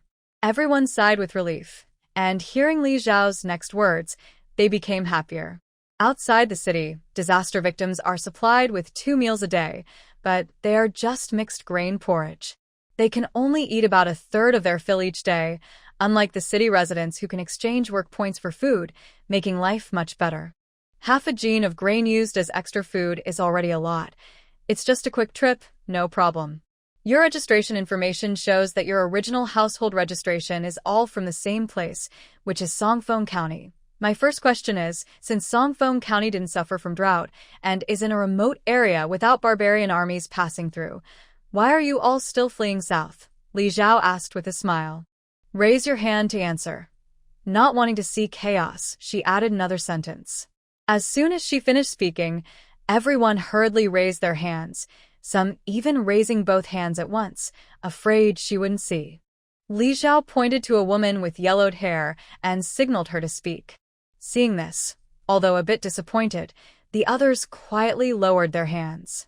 The woman, a little excited, stepped forward and answered, reporting to the general. Although our Songfeng County didn't suffer from drought, we were hit by locusts. Last year, almost all the grain in the fields was eaten, so there was no harvest. We could only eat stored grain from previous years. Later, there was sudden hail and heavy snow, which crushed many people's houses. My house was also collapsed by the snow. My parents-in-law and my youngest son didn't survive the winter. As she spoke, her excitement faded, and her eyes turned red. The court is conscripting soldiers again, and my husband has been taken away. That's not all. Taxes have increased. We already have little food, and now paying these taxes leaves us with nothing. How are we supposed to survive? Many people in our county have been pushed to the edge and have given up. With no food left, everyone went to ask the county magistrate if they could delay the taxes, even just a little, so we could survive a bit longer. But the magistrate never came to see us. Instead, officials locked up some of the leaders and executed them publicly. They gave strict orders that the taxes must be paid, no matter what. Those with good homes and stored food might manage to hold on, but people like us who have nothing left are just waiting to die. It's better to take what little food we have and escape southward. Maybe we can find a way to survive. Most of the people who escaped are tenant farmers. They don't own land. They rent from landlords. Throughout the year, they barely get enough to eat, and their stored food is very limited. If the government takes away our last bit of food by force, we truly have no way out. Now, everywhere are refugees. The government can't track everyone down, so that's why we chose to run. But even escaping south, we almost ran into bandits. We finished our stored food and couldn't settle down, so we would have died anyway. Xenia Zeit. Why is it so hard for ordinary people to live peacefully? This world pushes people to the brink of death and then keeps squeezing every last bit of value out of them. Thinking about the days when we fled from danger, Xing'er couldn't help but feel some empathy. But I don't regret it, the woman said firmly. If I had stayed in Songfeng County, I might not be alive now. After escaping, I met a kind general who gave us hope to survive. Now, not only am I alive, but my 2 sons and daughter are too. It's enough for us to be together and safe. She wiped away her tears. The simple porridge they ate twice a day saved many outside the city. She had been pushed to the edge before, eating bark with her children, almost unable to hold on. Fortunately, before she died, she arrived in Luya County and finally found hope to keep going. 8 people listened to her words, recalling those terrible days. Tears flowed freely, but they were glad they had survived and believed life would get better. All right. Xinger, remember this. Those who answer the questions correctly can get an extra half a gene of grain, Li Zhao said gently. Okay, Xinger nodded in agreement. Thank you, General. Thank you, General, the woman exclaimed happily, tears in her eyes, kneeling and bowing to Li Zhao with forceful bows, each one sincere. Li Zhao quickly helped her up. Now, I will ask the second question. 16 years ago, there was news about iron ore in Songfeng County. The court sent people to oversee the mining, but in the end, nothing was found. Does anyone know the exact location of the iron ore mining site or some details about it? This time, no one eagerly raised their hand. Only an older middle-aged man raised his hand. 16 years ago, only older people would remember such things. But only the healthier young people survived the escape. It was rare to see elderly people among the refugees. Go ahead, Li Zhao signaled for the man to step forward. Yes, sir. About 16 years ago, there was indeed such an event. At that time, I was conscripted to dig iron ore. I was 20 years old then. My father was in poor health, so I went instead, but everyone dug for 2 or 3 months, and they nearly dug through the land where the iron ore was supposed to be, but they found nothing. That matter was never mentioned again. I remember where they were digging. It was right next to Qingshan town. There should still be traces of it now, the man answered respectfully. If Li Zhao hadn't brought up this topic, he might have forgotten about it altogether. However, not finding iron ore actually eased the common people's worries. If there had been any benefit, it would have been for the officials. The ordinary folks would suffer. Mining was very hard work. I've heard that no matter what kind of mine it was, people could die doing it. Do you know how many people went to do this? I don't know the exact number, but I know every household was required to send one person to work. In our village alone, about 180 young men went. There were quite a few people involved.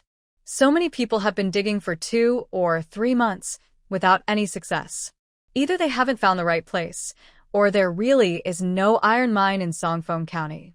Li Zhao waved his hand to signal them to step back, and asked Xinger to note down the grain he had added for them.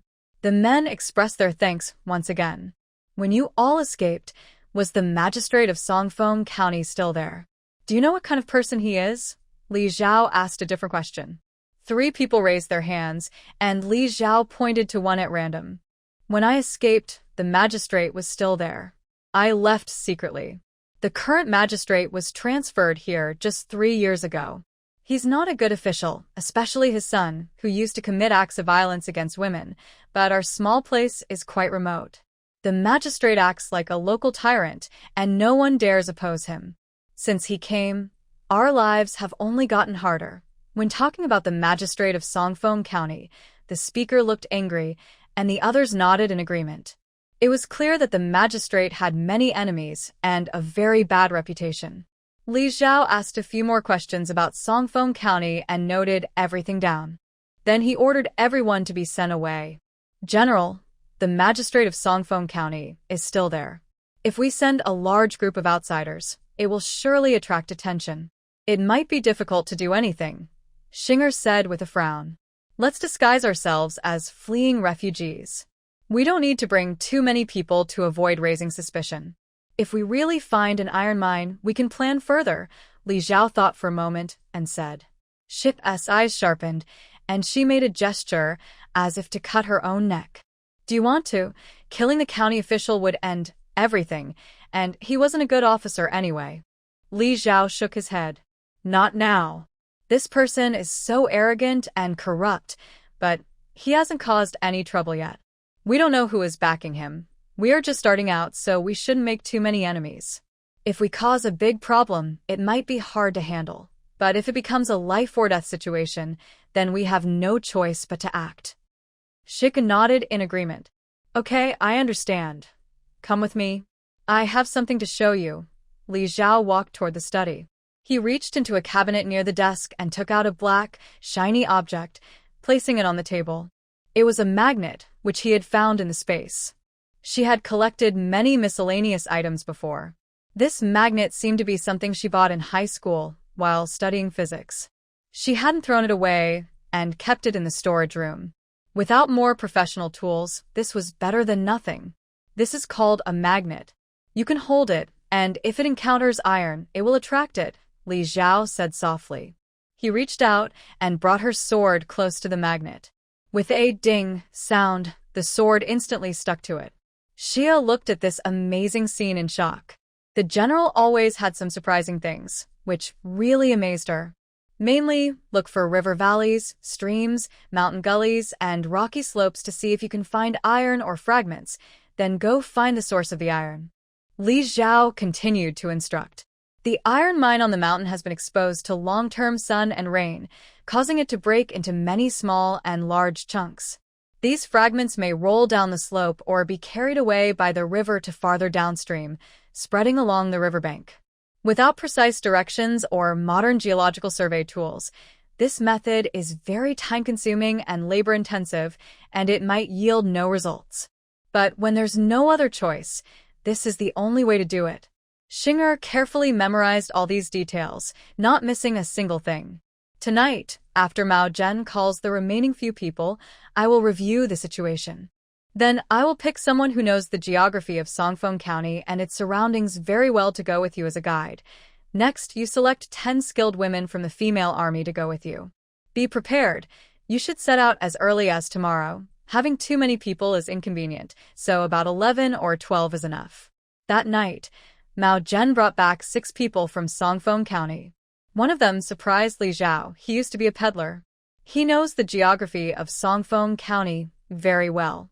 He was forced to flee during a war, and since he couldn't trade freely, he lost his business channels. Without land, he and his family ran away. This man is a perfect guide for Xinger and her group. They promised him enough grain and promised to take care of his family, and he agreed readily. That night, Xinger chose 10 people to go with her. After preparing dry food and all necessary items, they officially formed the team to go to Songfeng County to find the iron mine. Early on the second day, she left the city directly and headed towards Songfeng County.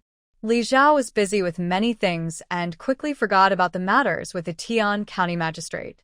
After sending the reply letter, she paid no more attention to it. The magistrate sent several more letters, but she simply ignored them and left them aside. She decided to teach that old man a lesson so he would understand how to deal with her. She disliked others testing her limits. If he wanted to flatter her, she would set him straight and not let him think he could manipulate her. 6 days passed, and Li Zhao arranged for people to plant crops on all the arable land in Luya County. The displaced people outside the city had all been given supplies. After planting, they would gather more workers from various places to continue digging the city moat. Now, the work inside the city was going better. Digging the moat was easier, and people could rest daily. It wasn't too exhausting. Many volunteers signed up to help earn work points. They didn't lack manpower for now. The army, planting crops, and reinforcing the city walls were all ongoing. Every day, Li Zhao checked the ledgers, met with officials, and handled various disputes. She practiced martial arts, read books, and practiced calligraphy. Her days were very full, almost as if she could split herself in two. She could sit still, but the Tian County magistrate couldn't. So many days had passed, but she received no reply to the letters she sent. Every time someone delivered a letter, Li Zhao's people wouldn't even see her. They just handed the letter to her subordinates and were quickly sent away. This was clearly a refusal to cooperate, and it nearly drove the magistrate mad.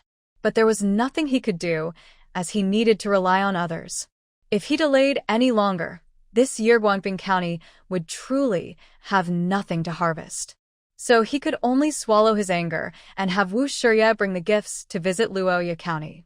Outside the city, the martial arts training ground had already been built. Li Zhao was watching the recent training of the men's army. After Chen Deshan joined in, Lin Wu now slept in the camp every day, fully committed to training, no longer daring to slack off.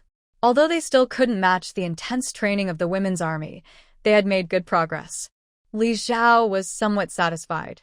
However, when he looked at Lin Wu and Qin Dishan's faces, he frowned and said somewhat dissatisfied, "There's been some progress, but it's still far from what I want. Keep working hard." The women's army has not been around lately, and their training hasn't slowed down at all. From individual drills to group combat, they are much stronger than you guys. You two together still can't compare to them, even without a leader. Lin Wu's small pride from thinking he had done well recently was instantly shattered. He clenched his teeth and loudly said, "Rest assured, General, I will work hard to catch up with the women's army. Next time, I won't let you down." Chen Deshan didn't have much mind for it. If he couldn't compare, then he couldn't. Their training times were different every day, so it was normal not to be on the same level. Since Lin Wu has already spoken, he doesn't want to show weakness either. He shouted, "Rest assured, General, we will do our best." The soldiers' frustration almost overwhelmed these two men. How much more effort can they put in? Every day they have to patrol the city and work, and their training time is already full. If they do more, they will have to sacrifice sleep. Li Zhao is pleased to see them so eager to improve.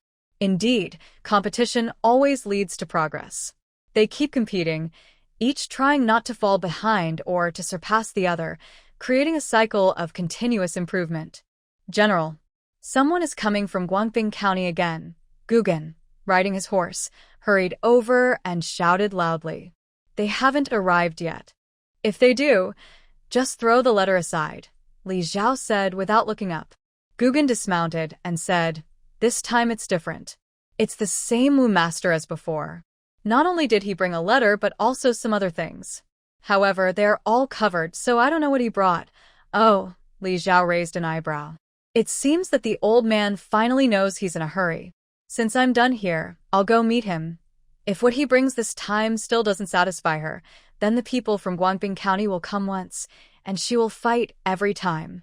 Chen Deshan had someone bring her a horse, and as Li Zhao mounted quickly and left, the pressure hanging over everyone finally eased a little. Riding quickly, they reached the county office in just 15 minutes. Master Wu brought people and items into the courtyard. When he saw Li Zhao return, he quickly put on a flattering smile and led his men to bow to her. "What's this time? Surely not more gold armor and handsome men?" Li Zhao smiled, but her eyes showed no real warmth. "No, no."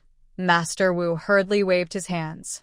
"Our lord says that what we brought this time will definitely satisfy you." He clapped his hands, signaling his men to open the boxes. There were only 4 boxes in total. When opened, the sunlight reflected off sharp blades inside. They were weapons. Li Zhao's smile finally became genuine, and she gave Mao Zhen a look to signal him to bring chairs. "Sit." Li Zhao sat down first, raising her hand to gesture for others to sit. "Thank you, General," Master Wu said nervously as he sat down, barely daring to sit fully, only leaning slightly to one side. The Lord only knows that much about the iron mine. The Tian family is just an ordinary merchant family. If they really knew about such a dangerous matter, they wouldn't still be hiding in Guangping County, would they? But I guess the general is probably short on weapons for investigating the iron mine. He can't produce more. There are only 200 sets of swords here, the most he could gather. These were left by the old master when he was alive, meant for the Tian family to use in emergencies. Master Wu wiped the sweat from his forehead. The county magistrate Tian was truly anxious. His mouth was sore from worry. He knew he wouldn't get on Li Zhao's ship without offering something sincere. The weapons at Guangping County office cannot be moved, and he still relies on those weapons for protection. However, the Tian family, being one of the wealthiest families in Hanning Prefecture, must have some means of self-defense. They have their own guards and have gradually accumulated weapons. The items given to Li Zhao have already used up half of their weapons. After 3 days of feeling distressed at home, he could no longer delay, so he asked Wu Shiya to bring the supplies over. Please, General, show some mercy and help us find a way out for Gwangbin County. Since Shirya is coming with sincerity, I won't say anything insincere to deceive you. I've had people roughly check the remaining disaster victims outside Gwangbin County. There are about 14,000 people left. Among those, I can send people to gradually bring over and settle about 4,000. Li Xiao said with a smile. The disaster victims are in poor health and find it hard to work.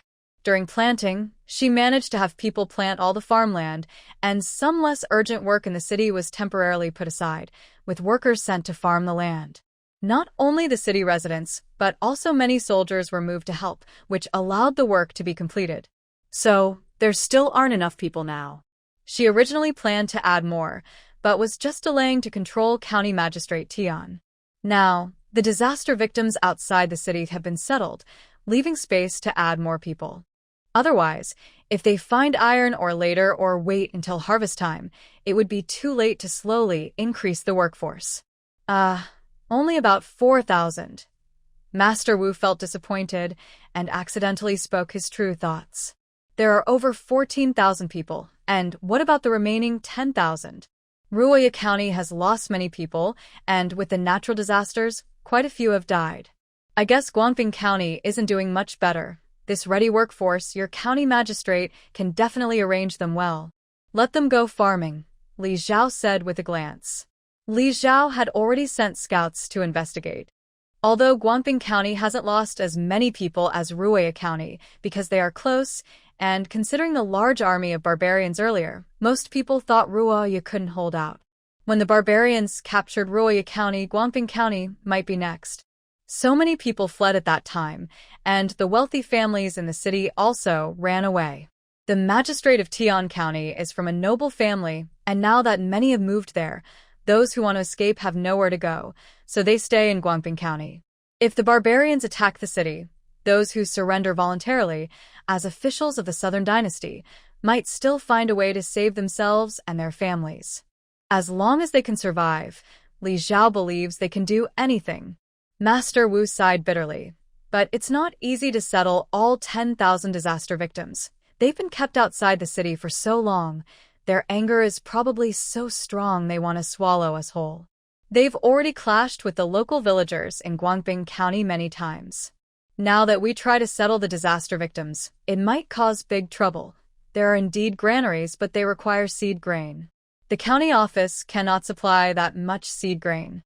There's no need to ask Magistrate Tian again.